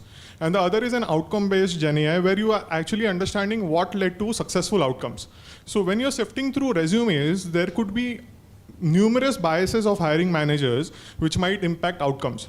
So, like for example, there could be very well a case where certain kind of people from a certain colleges or... All right. So my question is, how will you manage these biases if you're using GenAI to sift through resumes? Mr. Trinath, you want to give a try? So with GenAI, particularly with GenAI, if hiring managers are going through the profile, see, one thing is for sure, GenAI is not going to replace the human factor of hiring manager and his decision-making skills. It's just going to be an assistant for him, or kind of AI assistant or a co-pilot, which is working with the hiring managers and giving indicators which profiles are a good match for the given role. And in fact, GenAI can in fact even hide the details like demographics of a candidate or gender of a candidate, where you can configure in the products, which will reduce the biasing factor to a great extent. It's more of matching the responsibilities that you need for a particular job and the experience that the candidate carry. Thank you. Yeah, just one context to it. In HR, we have something called blind hiring. Okay, so we do the blind hiring for a few roles alone. So of course, it's debatable, but we hide all the demographics, everything, so that we can just focus on the skill set alone and not anything else. So there we kind of help to reduce all the various biases. I want to give a simple answer. I don't think anything changes because of GenAI. Okay. The problem of fairness and bias has existed since 1980s, right? GenAI, just because the buzzword came in, nothing has changed. So you would still want fairness, you would still want bias to be eliminated. And what's the background, what's the data set that's needed, what's the balancing that's needed from your entire data sources, that still applies. Thank you. We'll try and understand right now about a little on continuous learning. Professor Sai, you have played the role of product management, a coach, been a co-founder as well, I think, and been in academia. So you bring in all together, right? So in this evolving Gen AI landscape, how crucial is continuous learning, and what is your suggestion for individual learning as well? Well, I think there's no debate about continuous learning, irrespective of generative AI, yeah. right? But here's a slight difference that I'm at least viewing it as. I believe that we are kind of at a tipping point of what was called as a knowledge era for a long time, which means the intent of accumulating knowledge through a learning continuous habit. It's a habit, right? Some people have developed that habit because I want to accumulate knowledge. I don't know when it'll come to use. Whenever it comes to use, and I have a phrase for this, it's called inventory of skills, right? So a lot of people have that, and it served well for a while. I believe now, because a lot of things are very dynamic and complex, we are shifting to what I call as a single loop and double loop based learning. Let me explain that single loop and double loops. Single loop is very simple. An event has happened, and you have observed the result. Now you need to analyze that and figure out why it has happened and come up with a solution for it, which is what most of us do, right? But we are doing these things repeatedly, continuously, and at a rapid pace now. And what that means is there is no time for deep learning, pun intended, right? There is really no time for spending time, enough time to learn. So we have to learn things very efficiently, rapidly, and move on, right? Yeah. So that's now double loop learning is after you analyze and make a decision, it's important to take a pause and say, can this be applicable in any other situation? Now that is something that I believe we all have to ask, right? And this is where I strongly believe it's not just about Gen AI. Gen AI is going to accelerate this. Is interdisciplinary learning is going to become critical. Because things that have happened in your world are going to be applicable and can be made applicable in other, which has always been there. It's going to become more urgent. So if you are the person who are able to connect these dots together across disciplines, right? You may come from engineering. I come from engineering. I was part of the team that built Java, right? And that experience, don't leave it there. Now, are you able to connect with some other, chaotic scenario in business? And to me and so I'll summarize in two parts, right? There is something called extraction and there is something called transfer in learning. Extraction is what I just talked about. What will you draw from it? And so that not with the intent of solving that particular thing, but able to apply it in different contexts. Now, transfer is super critical because transfer includes linking, as we said, connected. And I strongly encourage and urge many of you to start teaching. Teaching is the best way of learning anything, right? In whatever way that you can. If you develop this habit of teaching, then the moment you read something, the moment you experiment something, and you go and talk about it, you go and tell 10 other people, that sticks in your mind.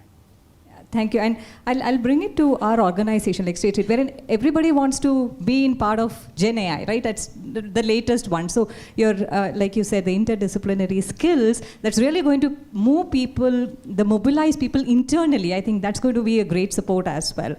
Mr. Ashish, you have penned a very good article on power of employee experience. Why don't you talk about, as HR professional, what strategies and resources do you believe are efficient in continuous learning?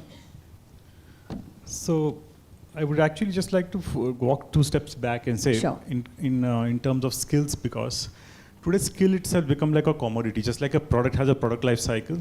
We know that what skills we have today, high possibility it'll be redundant, outdated in the next 2 years. Unlike the olden times, like you just learn something and you're going to retire with that skills. So I think today one of the areas which as HR leaders where we are trying to focus is more on personalized learning, because it's not one shoe fits all. Everybody in the education space, we talk about bite-sized learning, micro-sized learning, right? So because employees want to learn at their own pace, right? They want to probably learn at night 12 or morning 2 a.m. or 3 a.m., whatever. They need to have the right tools, right infrastructure, right facilities, right opportunities for them. So as HR leaders, we try to ensure that we provide this best personalized learning, because this personalized learning will help us to get a lot of data, which particular concept a particular employee has understood or not understood.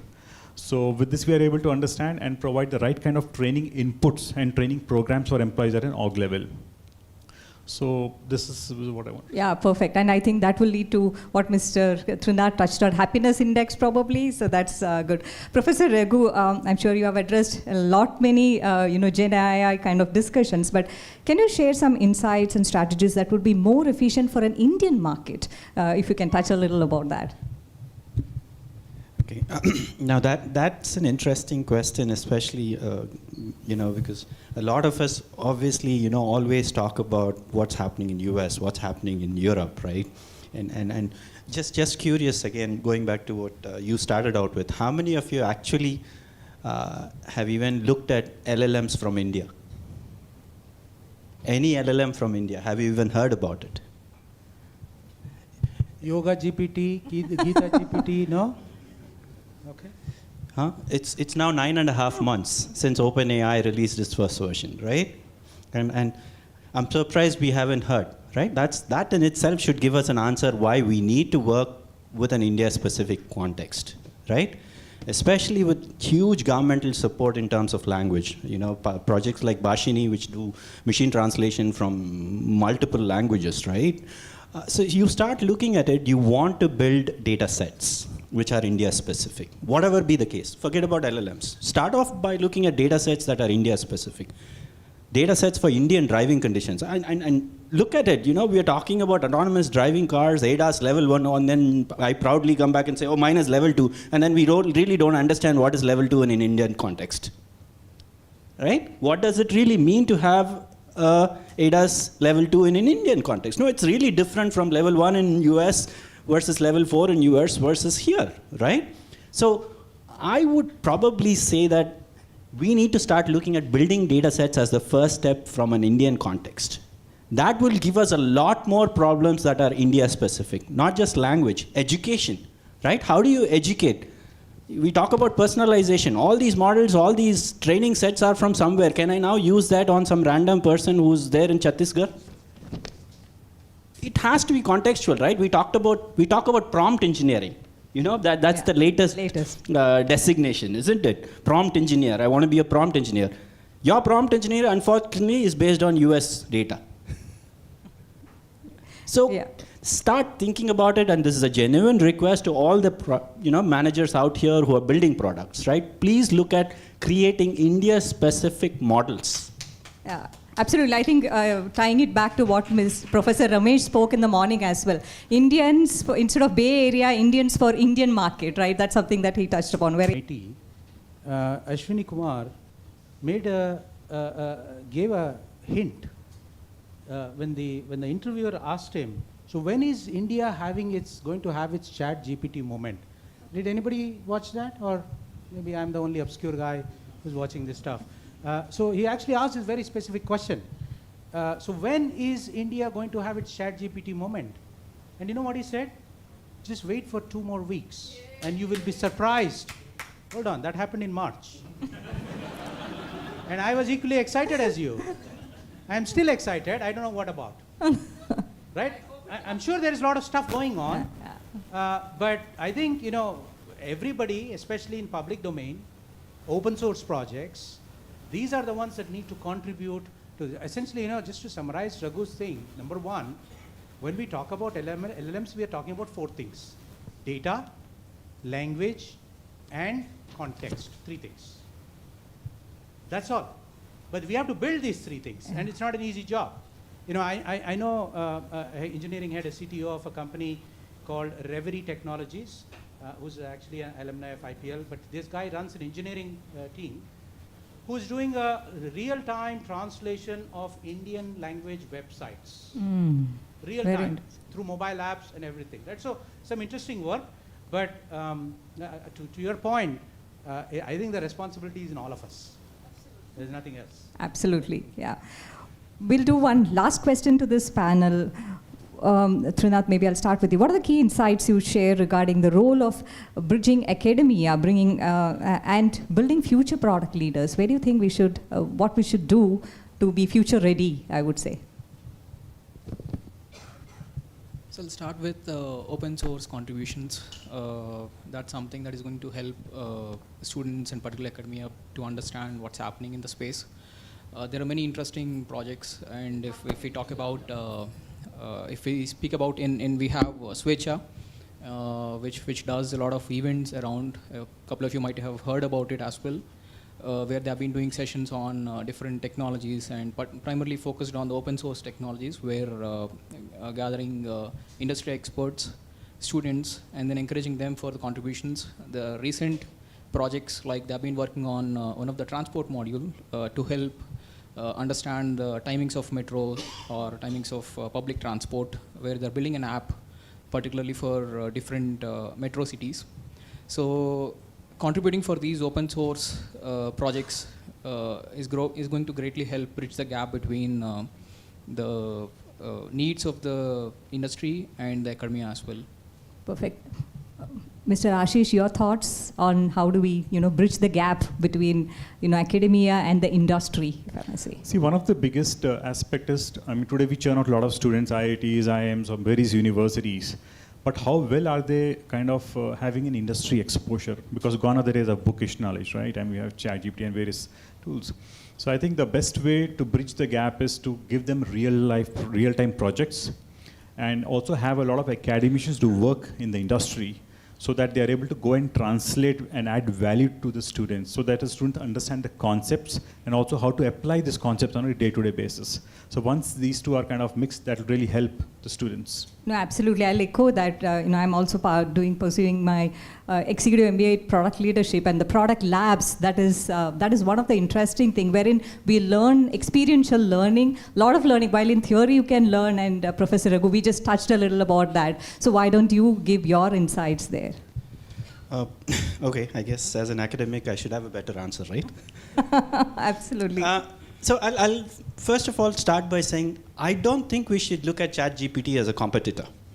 Okay, see, unfortunately what happens is, as academics, we are always afraid of change, right? So when things come along, technology comes in, we tend to fight it rather than embrace it, right? And to us, at least from IIIT's perspective, I can say, I think we encourage people to use ChatGPT. You want to write a programming assignment, it's not about finding the solution. Okay? In fact, a lot of instructors I know, for example, if you create a programming assignment, they would start off with ChatGPT and create the programming assignment, and then tweak it, because ChatGPT can't act on it anymore. Now, it's about understanding the program and the nuances of the program rather than just trying to build a program, right? That's where you start kind of thinking about the mind and what sort of changes should somebody, learn as part of programming, for example, right? Going back to the whole real life experience, for example. So we have been running, at least I personally have been running a course which is taught to the sophomore students, second year undergrad engineering students. It's called Software Systems Analysis and Design, right? And the course fundamentally requires a 3.5 month, 4 month project that they have to do. And these projects have real clients. And when I say real clients, these are, projects that are actually elicited by industry people, including startups. They will propose a project, we scope it down in the context of what you can do in 4 months, and the student is expected to deliver, including deploy their particular piece of prototype as part of that project, right? Wow. And so this is built into their second year curriculum itself. So as a result, we don't think there is that much problem. They don't get scared of anything hands-on, right? So devil is in the details. You basically ensure your hand in addition to your brain also works. Absolutely. And Professor Sai, you keep encouraging to use ChatGPT. He would say, use whatever, but show me what prompt you used, right? So you may want to conclude on this topic. Yeah, no. I kind of straddle both worlds, and which is unfortunate in certain ways. But I think let's take two parties here. One, we said the academic institutions. Right. The other one is all our companies, industry where we work in. It's going to happen a lot more. Is number one, weaving this generative AI usage into every assessment, every project, and basically say, go use it, right? And I'll give you a simple example. I teach product strategy in the executive MBA program, and for a couple of years, one of the basic assessment was take a company, pick your favorite company, and do a strategic analysis of that company, right? So the strategic analysis has several elements: internal, external, political, economical, business related, all kinds of things. If you have to really do it well, it would take you 3 weeks. And today, you can do a strategic analysis reasonably well with hallucinations. Now, if you don't know the word hallucinations, it's okay, you're spared, right? You can do that strategic analysis in 3 minutes. But you have to iterate and iterate to get to that right thing to ask, right question to ask to get that strategic analysis. But what I'm saying is, don't ask students to, or don't evaluate students on the output. Evaluate students on the critical thinking, right? Which means, how did you get this, and why did you consider not? And several institutes that I'm seeing are changing that part. So that's on the participants, students part. Students doesn't mean just college students, right? Anybody who's learning. Yeah. And on the other side, which is an industry, I believe institutes like IIIT are doing enormous amount of research. Yeah. And we as industry need to partner with to commercialize, to productize those research. Right? If that is not happening, we will be for a long time, we have been solving customer problems of some other country. Of course, we've been doing that now for the last 7 or 8 years. We've been focusing on our own needs and our own problems, which is good. But there's a lot of incredible amount of research that is happening in institutes like this. And so to me, bringing that and formalizing that structure is the only way to do it. Thank you. Very, very interesting discussion. We'll take ask two two questions from the panel. Yeah, we can take audience. 2 questions quickly and short questions, please. So we'll take the middle one. Thank you. My question is more around application of AI in the real life products. So what are the risks, privacy issues, ethical implications and compliance, legal compliance, challenges that you have seen with real life, applying Gen AI in the real life products? I think more towards data privacy. How do you manage that in this, Professor Sai, you want to take this? So quickly, I think there are 2 aspects to it again. One is there is a lot of reluctance. And by the way, I said one of the perspectives I speak to lots of these product leaders who are leading product initiatives and how you're bringing that. Something came out very interesting. 39% of the companies, at least among 20 odd companies that I talked to, basically said they have no intent of doing anything with Gen AI in this year, which is fascinating.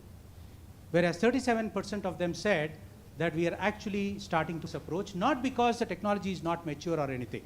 It's because of simple reasons. Number 1, lack of domain-specific models is number 1 thing. Absolutely. Right? We have generic LLMs, large foundational models that were built on public data, who knows what it is. But your business, for example, State Street is a financial services company. You have your own ontologies, you have your own context and data. So domain-specific models are being built. So that is going to take some time. Now there are different approaches different companies are taking to that. The second part is this access control, right, privacy, data security, right? You cannot just open up these public large language models to everyone in the company. How many companies have banned this inside your company network, right? This is because you can upload any kind of data, nobody knows. There is a clear violation of access controls there. So companies are trying to figure out how do we do this. Now there are a few companies who have isolated containers where they are doing these experiments. There are companies that are doing enterprise versions of this ChatGPT, which is horrible, by the way. It's very expensive and all Very, of that, the right? cost, yeah. So a lot of things. Now, the other side of your question, which is from a customer experience standpoint, there is, as Professor Raghu said, there is going to be an inevitable and there is already inevitable bias.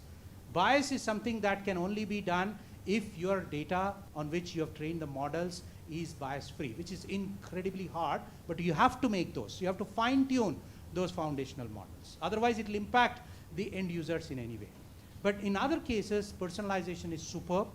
Now, data privacy, I work for a company whose CEO said 25 years ago, there is no privacy, get over it. I will stick by it.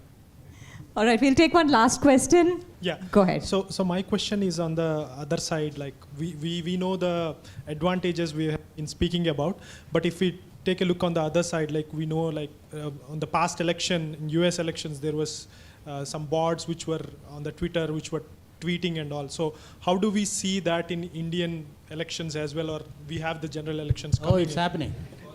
So Professor Raghu, yeah. Yeah, I like that question. See, I think if you want a managerial perspective, you do a SWOT analysis, right? But if you really start thinking about it, as recently as I think 2 weeks or 3 weeks ago, there was a major report that came out about the problems with AI, right? And that applies to Gen AI as well, whether it is ethics, fairness, bias, whatever are these characteristic qualities that you typically associate with any system will probably exist with AI-based system, right? So how do you handle it? That's where the real question is, whether it is prompt injections or whether it is hallucinations or any of these new issues. Of course, the verbiage changes, right? But ultimately, what do you want? You want factuality, right? The new words keep popping up. Eventually, think about it. You want a system to be correct. True? It's not because of AI. You know, whatever be the system, you want the system to be correct. Now, can you reduce the probability of your output, wherein your output is giving facts or realistic enough that they are equivalent to facts? That's where I think research is probably going to go in, and a lot of this research is directly translated to whatever applications is being built, whether it is for politics, whether it is for Times of India or whatever, to give these election analysis, right? Ultimately, they are not building anything. It's people like us who are building things and they are using it, right? Unfortunate thing is they probably plug in data that suits them best. That's where the real problem is. Well, I love this because I actually have been part of a political party for a long time, card-carrying member. I have deep interest in politics because that's the only way transformative change happens, and I truly believe that. And I also work with lots of political consulting organizations to understand what they do. At least there's one company in Bangalore called Rajniti. This is a political consulting company. They are using AI beautifully. Now, how the output, what they use it for, I don't know. They won't tell you, right? We will only know after the results come out. But exactly the same tools that we are building, all of us are building, are being used for different applications, just one other application, right? If you have not watched the Cambridge Analytica documentary on Netflix, that will show you a lot of answers. Yeah. So just one last thought. If anybody is interested in building a Play Store for LLMs, please come and talk to me. Interesting. Thank you so much. Yeah. I resonate with what you said. Teaching is the most gratifying job ever.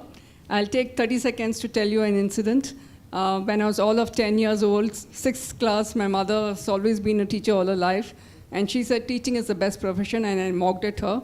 And for the last 13 years that I've been teaching, every time I enter the class, I kick myself and tell, Mommy, you were so right. It's also a poor profession in this country. Very badly paid, yes. Ashish, I have a quick question for you.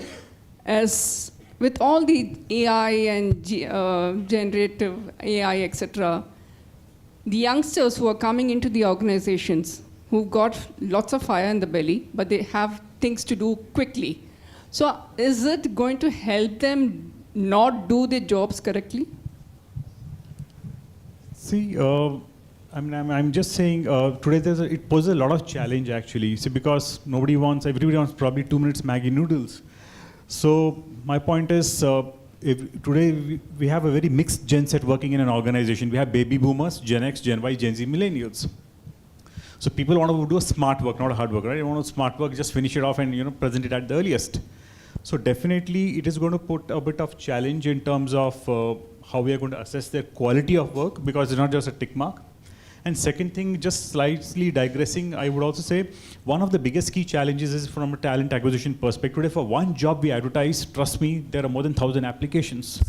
Few months back, I was very happy with my team. Oh wow, what a well-constructed CV. Right choice of words. 4 months back, I saw 90% of the CVs had the same language, ChatGPT.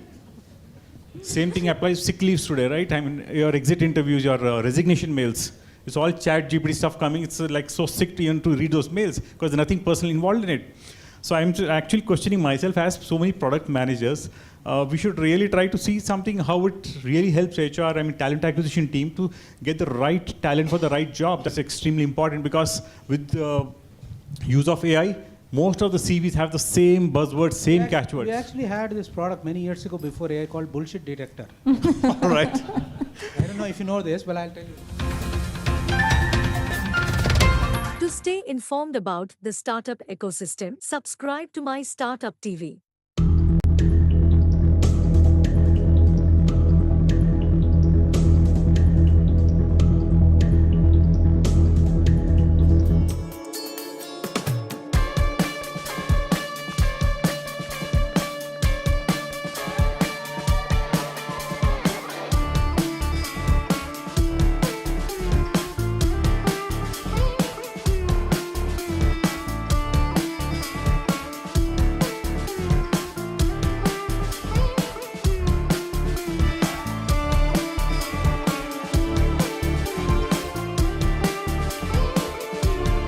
we have Abhilash, who will do the opening notes. Abhilash is a seasoned product management professional with over 18 plus years of experience, worked in startup to MNCs over these years.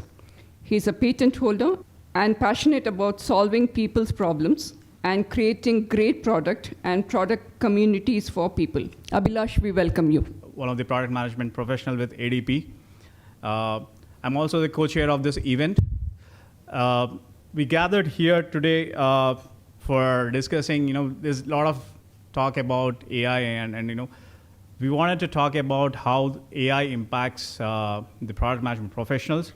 So that's what this conference, why we started off here. I will brief about what is this Product Leaders Forum. Product Leaders Forum is a non-profit, volunteer-driven organization where we have thought leaders coming together from different areas, whether you are a developer or a product professional or an architect or any streams of your careers. We come together and become the melting pot of ideas. So we bring up something out of it, get together and grow as a group and as a community. So we become global leaders for global companies. Now, it's our responsibility here, while we have ecosystem like ADP and T-Hub and our ministers who are supporting us in every way to get as many opportunities as they can for us, and it's equally our responsibility to make sure that we up our skills, up our levels, so we deliver greater products, greater value to the world, right? So Product Leaders Forum, the sole purpose is to cultivate this environment and where product professionals come together and grow together, right? And especially today, what we gathered here is we're seeing AI is taking over, right? AI is everywhere in our pockets, in our laptops, and everywhere. And while everything around is growing, and it's our dire need, and it's our responsibility also to see that we also grow it and see how we apply AI, not just in our lives, but also in our products that we build and the services that we provide, right? So today in this event, we are going to discuss a lot more about how are these trends shaping the industry. We have a lot of guests from, distinguished guests from MNCs and greater companies that are actually taking a greater initiative in this and proving them how to apply AI. So we are going to hear from them and learn from them. On the course of this conference, the speakers are going, and the panel will engage. So please feel free to ask your questions, challenge them, so you get better to take away from this conference, right? And I would like to thank Ranjan and our partners, MSR, and Ramesh Loganathan sir for giving us IIIT. It's a greater collaboration for Product Leaders Forum and IIIT to engage, so where the academia is coming together. So there's a lot of research happening here, and it's an opportunity for all of us how we can use this research and apply. So it's a kind of a win-win for us to getting the research and also the application coming together and make greater things forward. Thank you so much for giving us this venue and partnering and motivating us. Thank you so much. With this, I would like to say let's embark on this journey, have a wonderful session today, have more and more networking. We are going to have some startups who are applying AI. So we are going to stay there and see how they are trying to see and how they are trying to solve the challenges. Keep it open, enjoy the most, have fun. Thank you so much. To stay informed about the startup ecosystem, subscribe to MyStartupTV.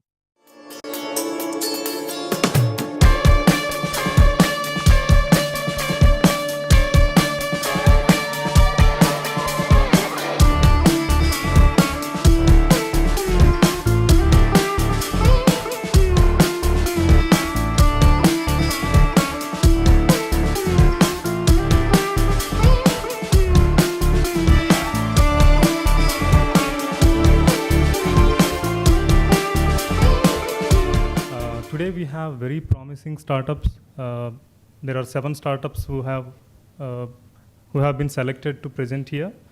May I invite Shravanti, Upadrashta, and Ganeshwar Rao from Janjet Technologies? Trying to solve a problem of enterprise knowledge base and enterprise knowledge search within an enterprise. So you all come from product managers, right? Building products again. But how frequently do you go to your development team or go to your knowledge base searching for information which was like built over decades of your operations, right? Your company operations. So we make that search easier for product managers, for developers, for customer support, for marketers. Through LLMs, again, the mission is to revolutionize the enterprise software category for their own internal knowledge base and improve productivity and efficiency gains for enterprise software companies. The problem, again, as I said, it is inefficient and ineffective enterprise knowledge spread over multiple sources of information. It could be Jira, it could be documents, it could be Confluence, SharePoint, videos, training videos, etc. So, and typically the degrees of difficulty, the wait time, or the turnaround time, the delays, wasting time, just the wait time between multiple teams asking for information. So we try to minimize all of that by feeding all your data, internal knowledge base into the LLMs and making your search easier. Search for information. So whatever demos you have seen from ServiceNow, right, on the LLMs. So we enable all of that for your own knowledge base, for your own enterprise, internal use, hosted on-prem. And our commitment, again, it's through strategic partnerships is what we are growing. And we invest in research and development heavily. The part of our team is IIT researchers. I'm myself pursuing PhD here at IIT Hyderabad. And the team is pretty strong in enterprise software development and also the Gen AI LLM space. And this is the market size that we are talking about, just the enterprise knowledge search market. It's 50 billion as per knowledge sourcing intelligence. The serviceable available market right now, we are seeing ourselves in the North American, Indian, and MEA space is 1 billion, and obtainable market, just some part of it, at 250 million for ourselves. So this is the core team, as I said, and these are a couple of accolades that we have won over a period of time, pretty recently in last 6 months, I would say. So we are part of NASSCOM 10,000 startups, NASSCOM Tech.V program, Startup India certified, T-Hub incubated, Lab 32 program, we recently onboarded into the Lab 32 program. We are Udyam registration, MSME registered company. And we are also recently signed up as IBM Partner Plus and Microsoft Partner, just to showcase that we are a trustable entity and you can do business with us, even though we are a small startup. And this is what we want to, these are coordinates. So the revenue model is a combination of software license fee plus implementation or professional services plus the maintenance and support. I would say we are going back 20 years in terms of revenue model, leaving out the SaaS way of doing things. And what's your thought process behind that? Do you have any active customers right now? You're in this development of the product phase. Where are you? We are in the development of product phase. The product is being built along with the pilot customers. So we have signed up a couple of pilot customers, the product in the development stage, but tested along with them, being built along with them. What level of development is the product? Where are you in your development cycle? I would say 20% on the this thing. Okay. But the customer has signed up and we are building along with them.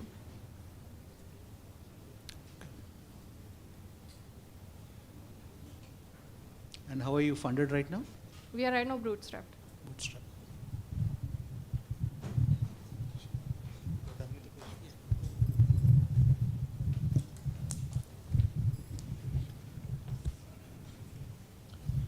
Sorry, in between you mentioned about so much of data, knowledge search you will be doing and all those things. In ServiceNow we have something called as CMDB, Configuration Management Database, I think, if I remember the name, full form correctly. In that it gives a specific ID with that ID, CI tag is what they refer it as. And it provides the complete, past 20 or 30 years of information completely. I just want to understand how it is different from your idea versus ServiceNow, which is already there. I know you might be mentioning about LLM, but I think in the previous session, they already mentioned that they are already using that LLM as things. ServiceNow being a big company versus Gen Z just starting up. I just want to understand the product much more details. Sure. Thank you. So when you talk about ServiceNow as an application, whatever knowledge or information that you're getting from a specific ticket, it is just limited to the information ServiceNow has. But what we are talking about is multiple information sources. You have, as teams, you will have working with multiple tools like Jira, Confluence, SharePoint, your documents, your mails. How do you, yeah. I'm sorry, I'll just follow up with that. ServiceNow can be integrated with all those things what you do, because I did that in my previous organization. We'll have to take it offline. We are running out of time. Questions from the jury, please.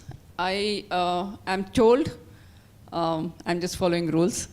No questions from the audience, only from the jury, please. I'm sorry.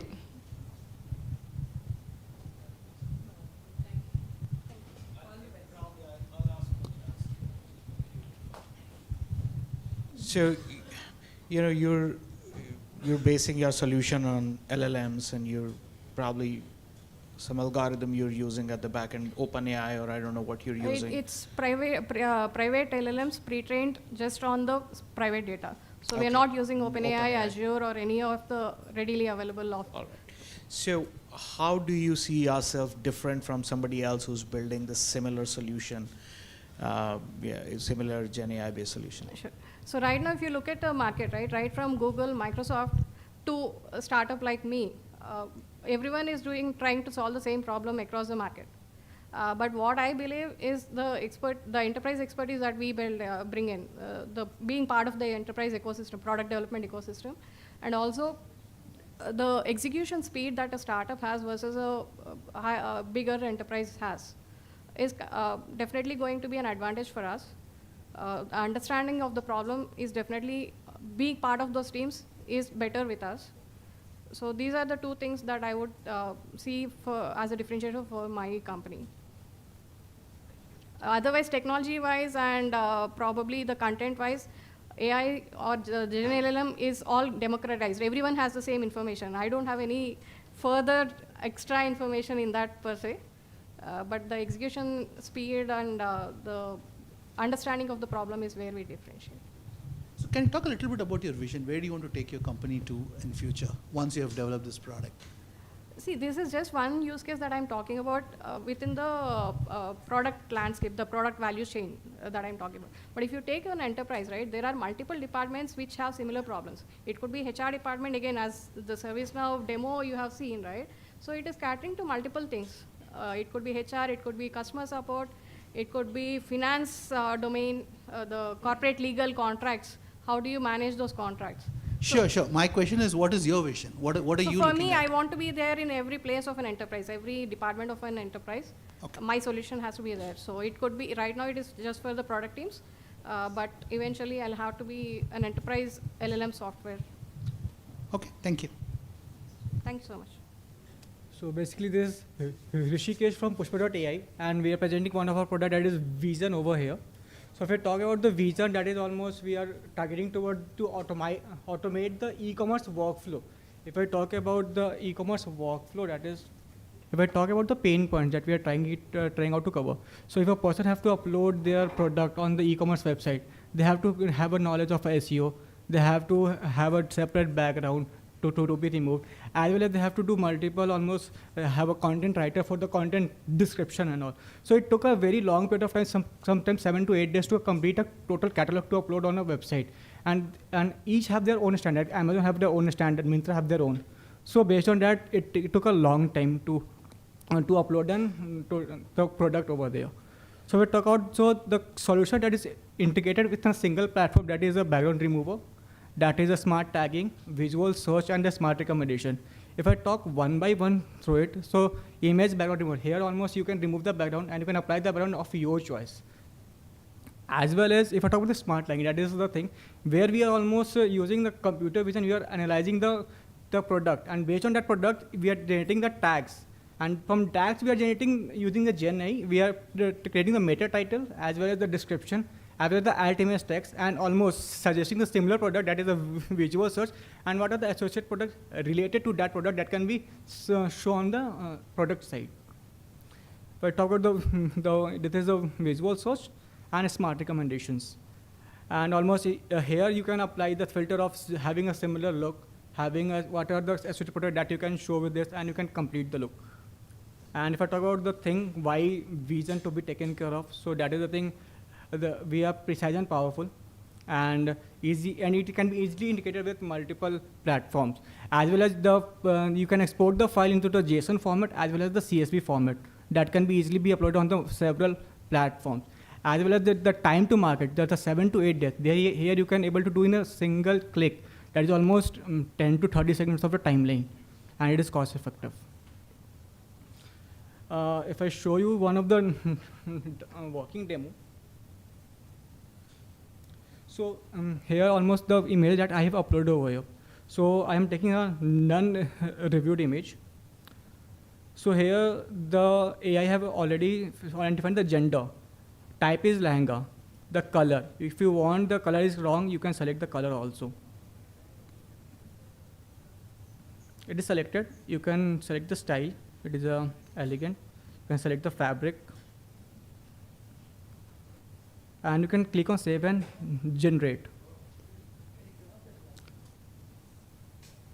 So if you will see that the SEO tags have been generated. Rosy brown lehenga, pink lehenga, what are the tags that is being used for the Google search? If you will take the title and H1 tag, that is rosy brown lehenga for a woman or a girl. So it, and as well as if you see the description is already automatically over here. The rosy brown lehenga is perfect for a traditional occasion, a beautiful description. As well as the alt image tags. That's true. Just wrapping it up. Then there are similar products, and you can add the associated product, and it all you can save and you can export into the format you want, like a JSON or a CSV format. This is the entire product, and this you can change the background of this image also using this tool. And if I talk about the structure, that how we are going to monetize it, the pricing structure. So basically, we are trying to almost providing on the credit basis. So first, we are going to give it a free trial for 14 days, where user can see all the options and almost try all the activity that we all have over there. And if I talk about the professional, they are almost the pricing will be depending on the number of credits that they want. If the number of services credit they want are higher, the price is going to be decreased. Basically, the API-based calls, and the credits will be deducted based on the amount that they use. If they are generating it again and again, the credits rating will be the users will be higher. And if I talk about the business model that we are trying to get it into, so this is an AI model that is trained on right now on the Indian data set. If you want to do it for a shoe, if you want to do it for a necklace, if you're going to do it for several other sectors like fashion accessories and all, so that custom model can also be trained, and based on that there will be a setup cost, and we can proceed on it. So thank you. What's your go-to-market plan? So the go-to-market plan is almost right now. Almost we have launched this product, and we are almost working with some of the small scale who uses to upload their products on Myntra and all. So if I talk about them, we are still trying to understand what are their problem pain points, and we have asked them to use our product and send their feedback to us. How are you reaching them? How are you reaching those people? We are reaching through Instagrams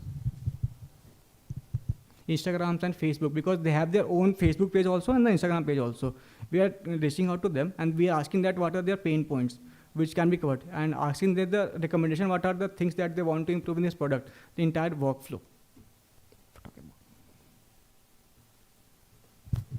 What's your TAM? So basically, if you will see the CAGR growth rate is of 10.6% of automatic cataloging, and almost the growth rate is almost for 2026 is almost $1.9 million in the market. So automatic cataloging. it is overall market. So basically, if I saw one more thing, that is almost, if I try to cover it over, e-commerce is a space where almost we are selling each and everything. And it is an AI-based model. It can be trained on each and every type of product. So if you can say right now we are doing for the fashion only for the dresses, it can be scalable to the multiple category, like almost even if you want to tag you can say food grains also, that can be also done. Just in the interest of time, sorry. So who are your target e-com platforms? Amazon, Flipkart, who are these? So the target, they are not we are not targeting the platforms. We are targeting the sellers who are uploading their product on this platform. Which platforms? Myntra, Amazon, and as well as you can say Myntra, Amazon, and Meesho. Okay. And so it is not only for a single platform. The CSV format and the JSON, that can be also used to upload on your own website that you are hosting on different like Wix and Shopify. So entire catalog can be uploaded with. Do you have any customers, paying customers, right? So not exactly the paying customer. That almost we are doing this small contribution with the small sellers and all who are uploading their products using this platform. So they are using it today. What's the feedback? So feedback almost based on that, almost they are getting almost 80% accuracy in the Indian dresses, and in the Western dresses they are getting almost 75% accuracy. Then why are they not paying you? Why are they not paying you? Sir, we have just started. So we have just launched this product, not the thing. We have just started this product. Okay. Can you run us through the competitive landscape? Do you? No, we have not presented over here. If we are talking about the competitive landscape, so Streamard is our competitor in India, if you are talking about. But the thing is that they only provide the tags. Okay. But if they here almost not we are providing the tags, we are almost having a Gen AI which is providing the entire solution, the recommended product as well as the associated product, and as well as you can say the main thing that is most of them have faced while we are doing the primary research over there. That is almost they don't know how to write a SEO friendly content. Okay. And a beautiful description. When you say you just launched, how long have you been in the market? So for this product, almost it has been 2 months of time. Okay. And how many customers are using it? Right now, 10 of them are using it. Team? Team is of 13. 1-3. Okay. You have a background, team background? No. Rohit Jain, Anurag Kushwaha. So if I talk about Rohit Jain, he is almost having a 20 years of experience in marketing and operations. If I talk about Anurag, almost he is almost having a building a scalable solution with the MeetY and all, and he in the IIT Guwahati. Okay.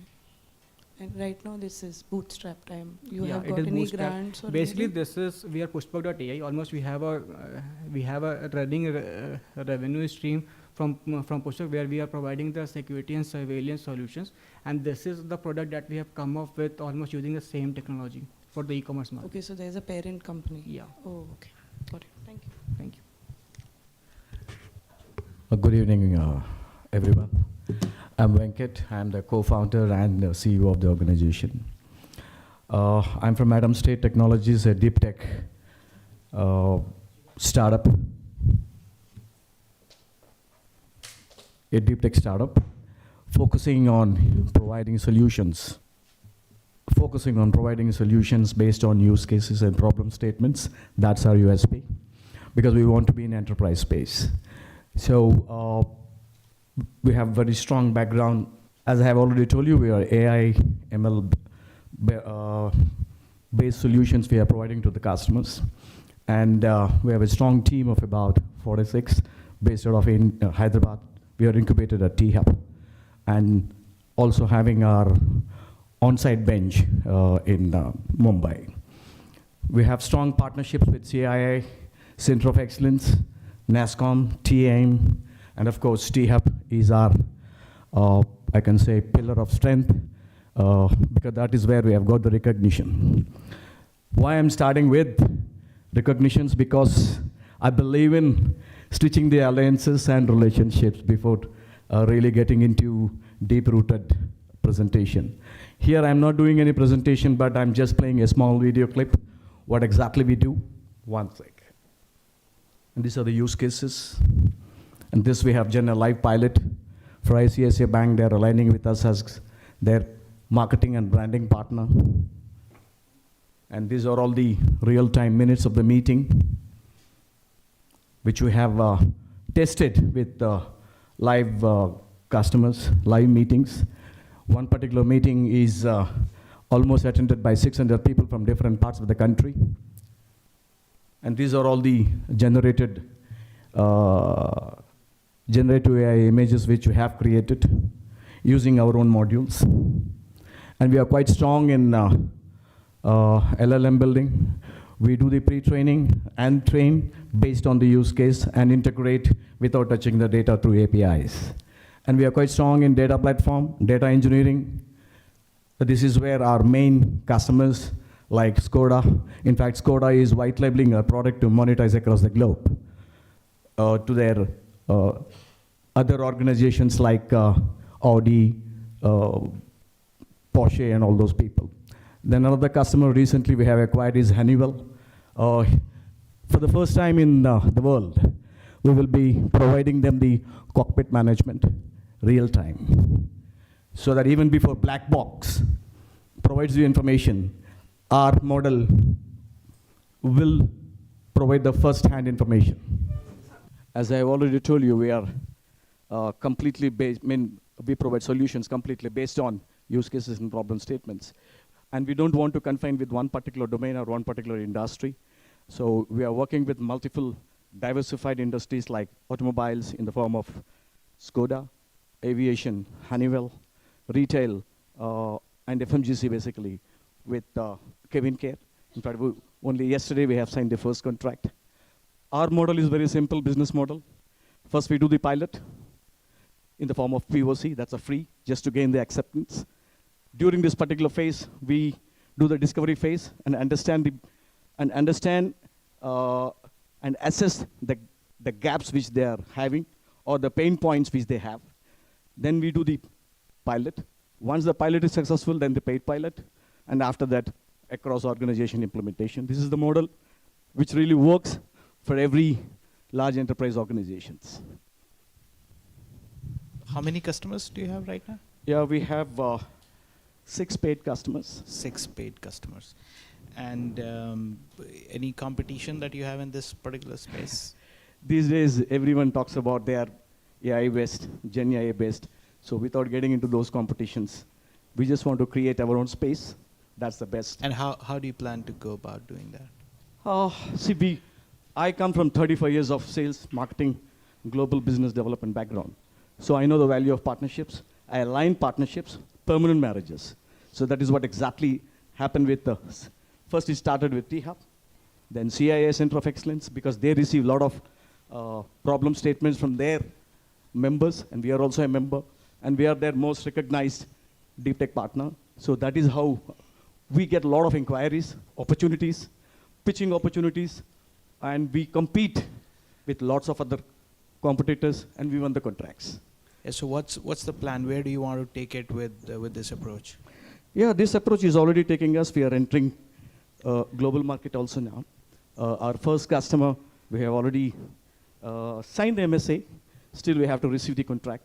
That is Health Ministry, UAE. So there we have done, in fact, we have addressed their last 2 years problem. That is conversation between Arabic doctor and patients from multi-Asian countries. So we have done the live speech-to-speech recognition, then translate into multiple languages. And it's auto. The moment I talk in Telugu, it detects in Telugu, and if the other person is Arabic, it translates into Arabic. How big is your team? 46 we are at this point of time. And founding team? Founding team 3. 3. I am the one. I have retired actually, but my son pulled me here. So he's the co-founder, he's the CTO. So he's specialist in providing, in creating solutions. So he's a big solution architect. Earlier he worked with ICICI Bank as a consultant. And of course for Genpact, he's a strong DevOps guy. So that is where the patience comes. That is where the assessment model comes. I myself got white labeled by McKinsey. Yeah, you have no signs of being retired, by the No. way. As an entrepreneur, I can't retire now.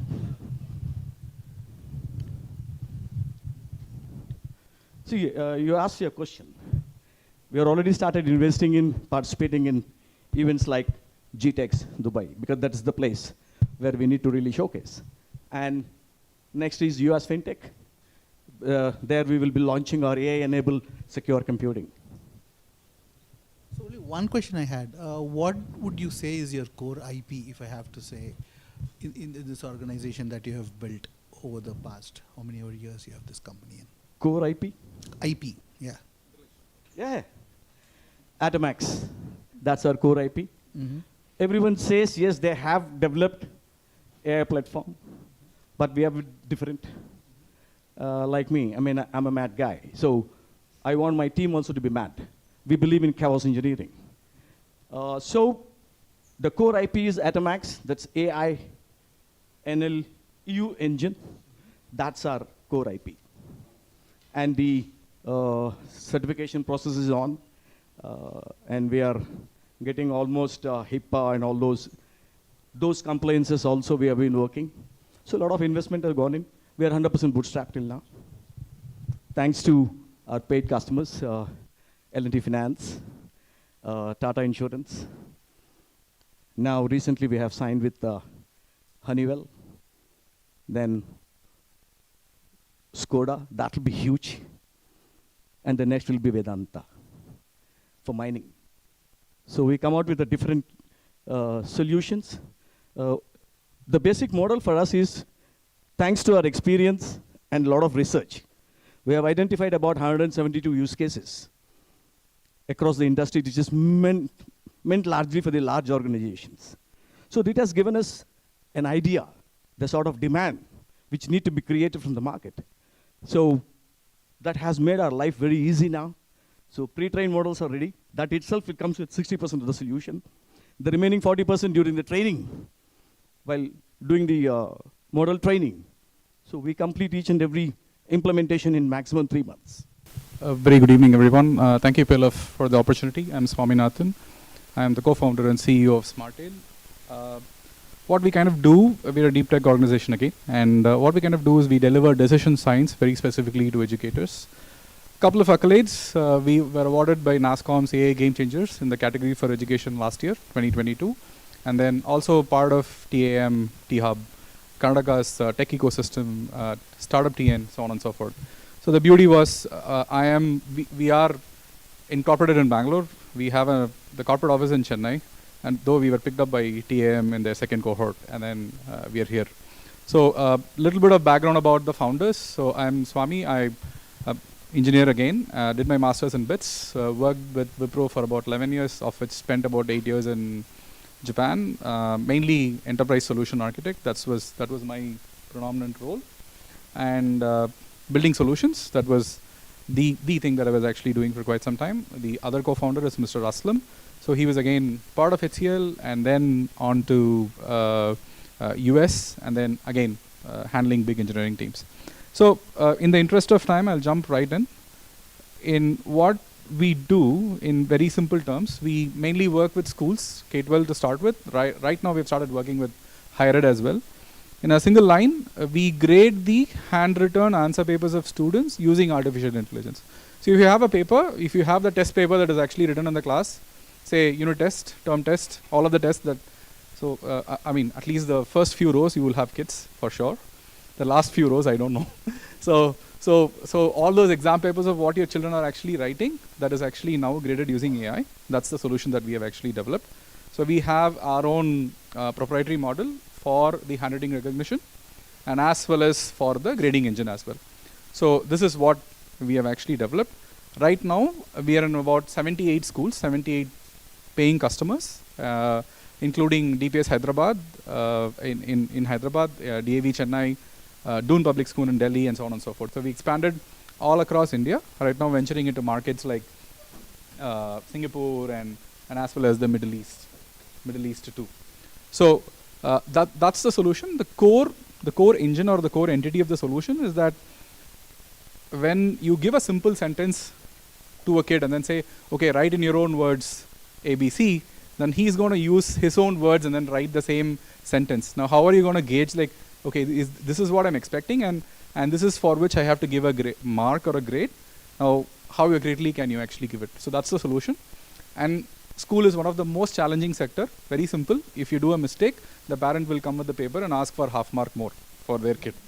So which means, if schools are paying us, which means we are already accurate. As simple as that.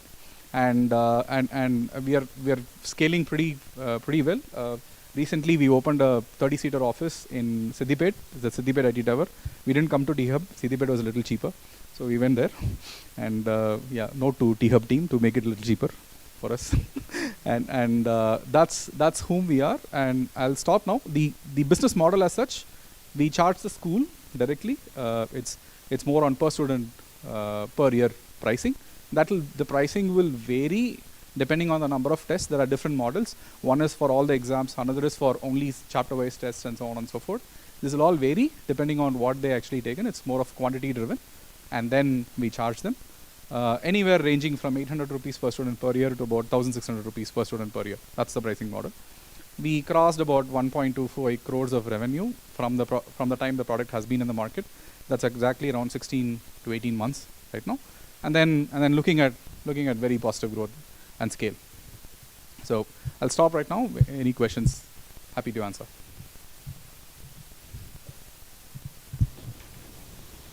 So I guess right now this is only English, right? Or other languages also? Okay, so yes, it's only for English-based subjects and for mathematics. So all the subjects, like you take your physics, chemistry, mathematics, all of that. We don't do Hindi or Tamil or any of that. That's where, I mean, I was very interested when he was talking, and then we want to have a word with him. If we can grab his, the NLP layer and start grading. I just have to find if there is anybody else who can help with Hindi extraction. So, but we are more interested as a market, it's still small. So we're more interested in probably Spanish and Arabic, because that's a more lucrative market in terms of the size itself than Hindi. Yeah. And what is the accuracy that you get with So from the handwriting standpoint, we're about 98% and growing strong. From the grading itself, we're about 95% and moving on. So I think only with time it's going to improve. The good part is nobody has the data that we actually have. So we have a few million answer papers of students from different schools. So we exactly know what they've actually written, and that's my data mine. So even if somebody wants to build, they have to still go and collect all the answer papers and then start understanding how children even write. So a simple example I'll tell you, which war happened between 1924 and 1930? Any guesses? Something like that? World War I? Yeah, great. So if you ask the children to write, this is the answer. One guy will write FIRST World War. Another guy will write 1ST World War. Another guy will write WW1. Another guy will write 1-WW1. Right? So I'm saying just with one single phrase, they will kill you. So I jokingly say this to all the teachers when I address them. In very simple terms, when we started working on this, we thought this is like an apple. What can children write? This is not a big deal. And we will just cut it open and eat it. And we will all be millionaires in the second year. Then is what we actually realized, that we were actually peeling onions. And literally it makes us cry every single day.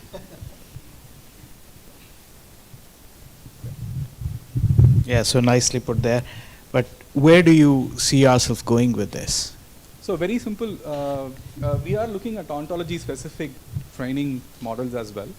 In the sense, today why did we actually enter into the school segment? Is because the ontology is already pretty small. The context is pretty small. So now we are also working with grading the MBBS answer papers. That's a pilot that's actually going on. So, and where this is a new ontology altogether. The normal ontology that you actually have trained will not work for this. So that is a special training that we have to do. You can get into law, you can get into all of these places. So one is the grading engine itself. The other is how can we get into any sort of assessment. Sorry to interrupt you. Just in the interest of time, can you also talk about the revenue projections? When you say where you're going with that, what do you see, how you see yourself scaling up? I think we should be able to do about $4 million in the next 2.5 years' time. $4 million. Yeah. Okay. And so who all are the founders? So Aslam, Aslam and then Kannan. So Aslam's background is, as I was mentioning earlier, so he was from HCL. We both worked together in our previous organization for about 8 years together. So we were colleagues, then friends, then we started this together. Then Kannan is another co-founder, so he's from JP Morgan. So he was a senior VP at JP Morgan. So he takes care of the technology, I take care of the product, Aslam takes care of strategy and stuff. So apart from the availability of the answer papers with you, what else is your differentiation? So I'm sorry, I didn't get this. So apart from that, what's your USP apart from, that differentiates you from anybody who decides to build this solution? So today I am looking at the answer papers because that's the input mechanism that is actually there. Tomorrow it could be video, tomorrow it could be audio, tomorrow the input mechanism can still change. So the USP is the grading engine itself. So that's where we have filed for a patent as well. So just waiting for it. So I will also make a pitch before, so to reply to your comment that you made, okay? First of all, there's a lot of difference between Siddipet and Knowledge City, considering the area. And T-Hub is not a co-working space, it is an ecosystem. There's a lot more that we bring to the table, just than offering space. That was a joke. No, but I'm I'm a representative of T-Hub and I need to make sure in the benefit of the audience.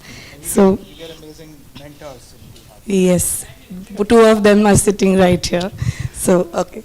Just to make the mood light. Just to make it very clear, nothing against T-Hub, I love T-Hub. Thank you. All go for T-Hub, please.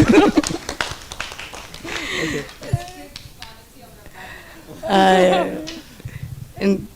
No, it will not affect the rating for sure, but it was important for me to respond. Couple of questions. You mentioned about the handwriting. You have 1 million papers. So to do that, how many pilots did you have to? 140 pilots. So since when? We started in 2019 November, just before COVID. So the first couple of years, we were just collecting papers. Got it. So if we all remember, so 2020 Feb was when we all went into lockdown. So this was just before lockdown. We were 4 months early to lockdown, and I think by then we had collected about 50,000 papers, 50,000, about 10 MOUs that were signed, and we just had a presentation. We went to the schools and said, hey, we will do this, but we want all your papers and so on and so forth. So after the schools opened up, once the curbs were all out, we went and collected all the previous year's answer papers. So now, then we started understanding how children write, what's the sequence and so on and so forth, what's the different ink patterns that they use, paper quality, which GSM. So there's a lot of analysis that was actually done based on these papers. And then right now where we stand is that, on an average last month, we graded over 1 million answers, individual answers.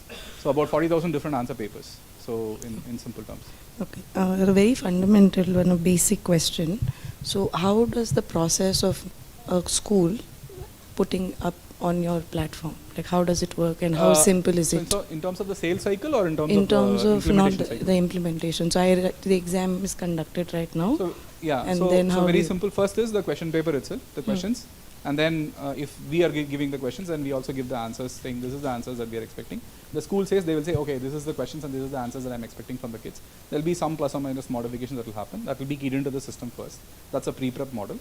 Then the exam happens. There are a few many instructions that we give to the kids saying, please write the questions on the left-hand side, write the roll number on the top, so on and so forth. Once the test is done, we have a multi-page scanner which can scan up to 60 pages in a minute. So you put the whole bulk of 60 pages in a particular scanner. So in 2 minutes for the whole class, the scanning is done. That one single PDF comes to us. We then identify this answer papers belong to student A, student B, student C, so on and so forth. Then we go inside and then dissect each and every answer out of the answer paper. Then we grade it against it. Then for the student, it's his paper. Again, what's the points that he has actually missed and what's the mark that he has actually got.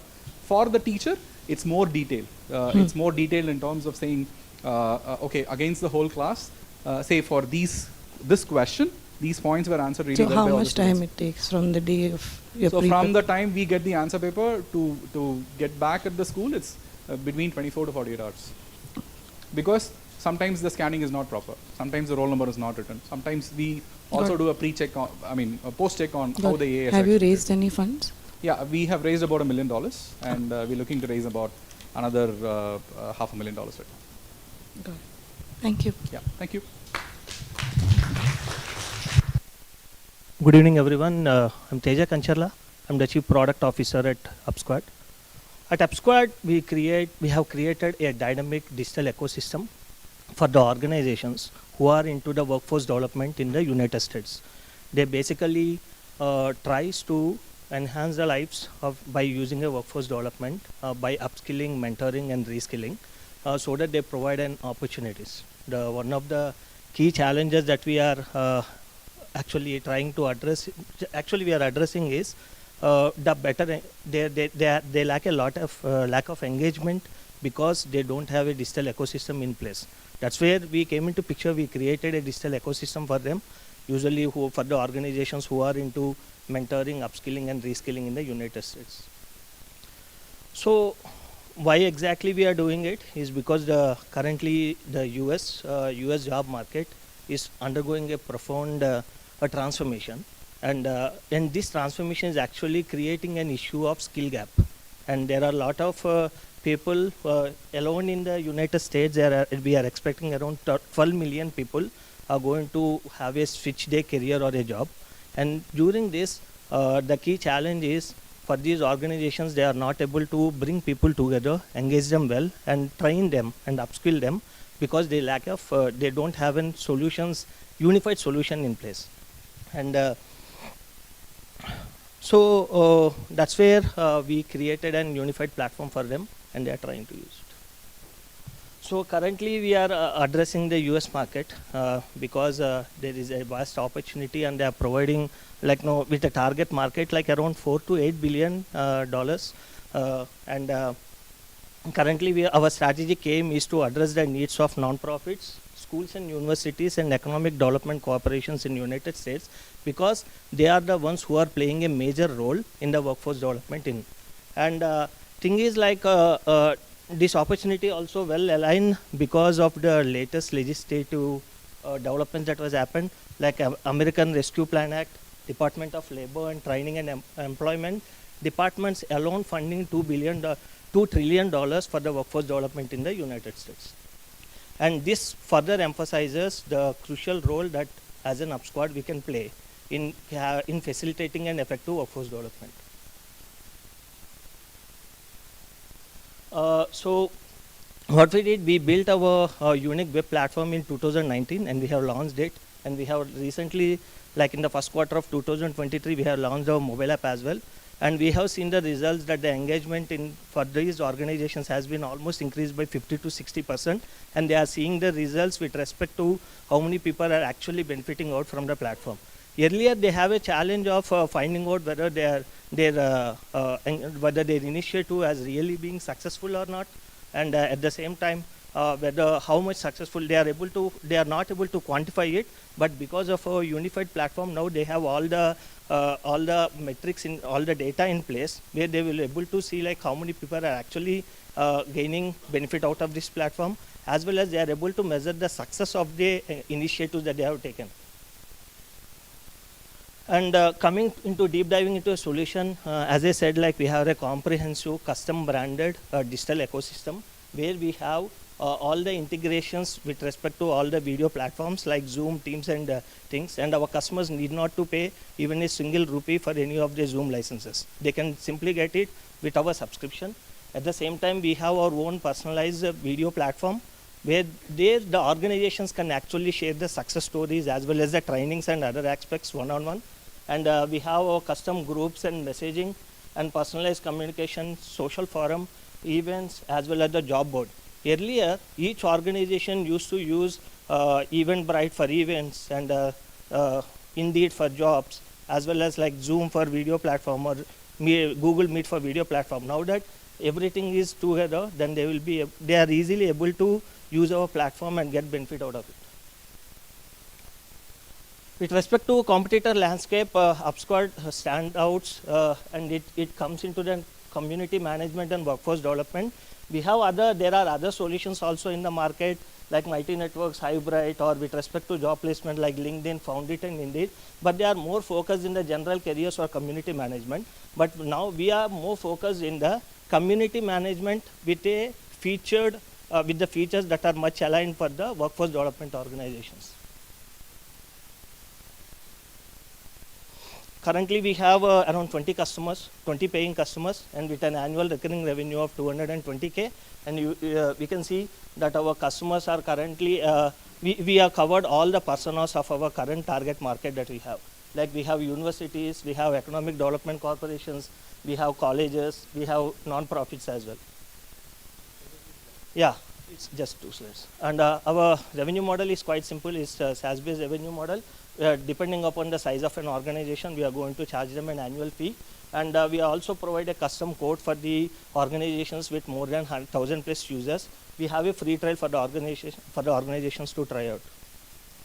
And to startup journey, the key milestones is we have raised $1 million angel investment in 2020, and around, like as I mentioned, like we have around 220K annual recurring revenue. And our current ask is we are trying to raise a fund of around $2 million, where we want to allocate these funds into both sales and marketing as well as the product development. Those are the key things. And and we are targeting around 400K annual recurring revenue by end of this year. We have few deals already in the pipeline, bigger deals like which pays like around 75K to 100K per year. So which we are expecting it to go around 400K. And by December 2024, we are expecting to gain around like 80 customers with annual recurring revenue of $1 million. And the key product enhancement that we are already making, which is in progress, is open API integrations, which actually streamline the onboarding experience of our organizations. They can easily integrate with their existing systems that they are using.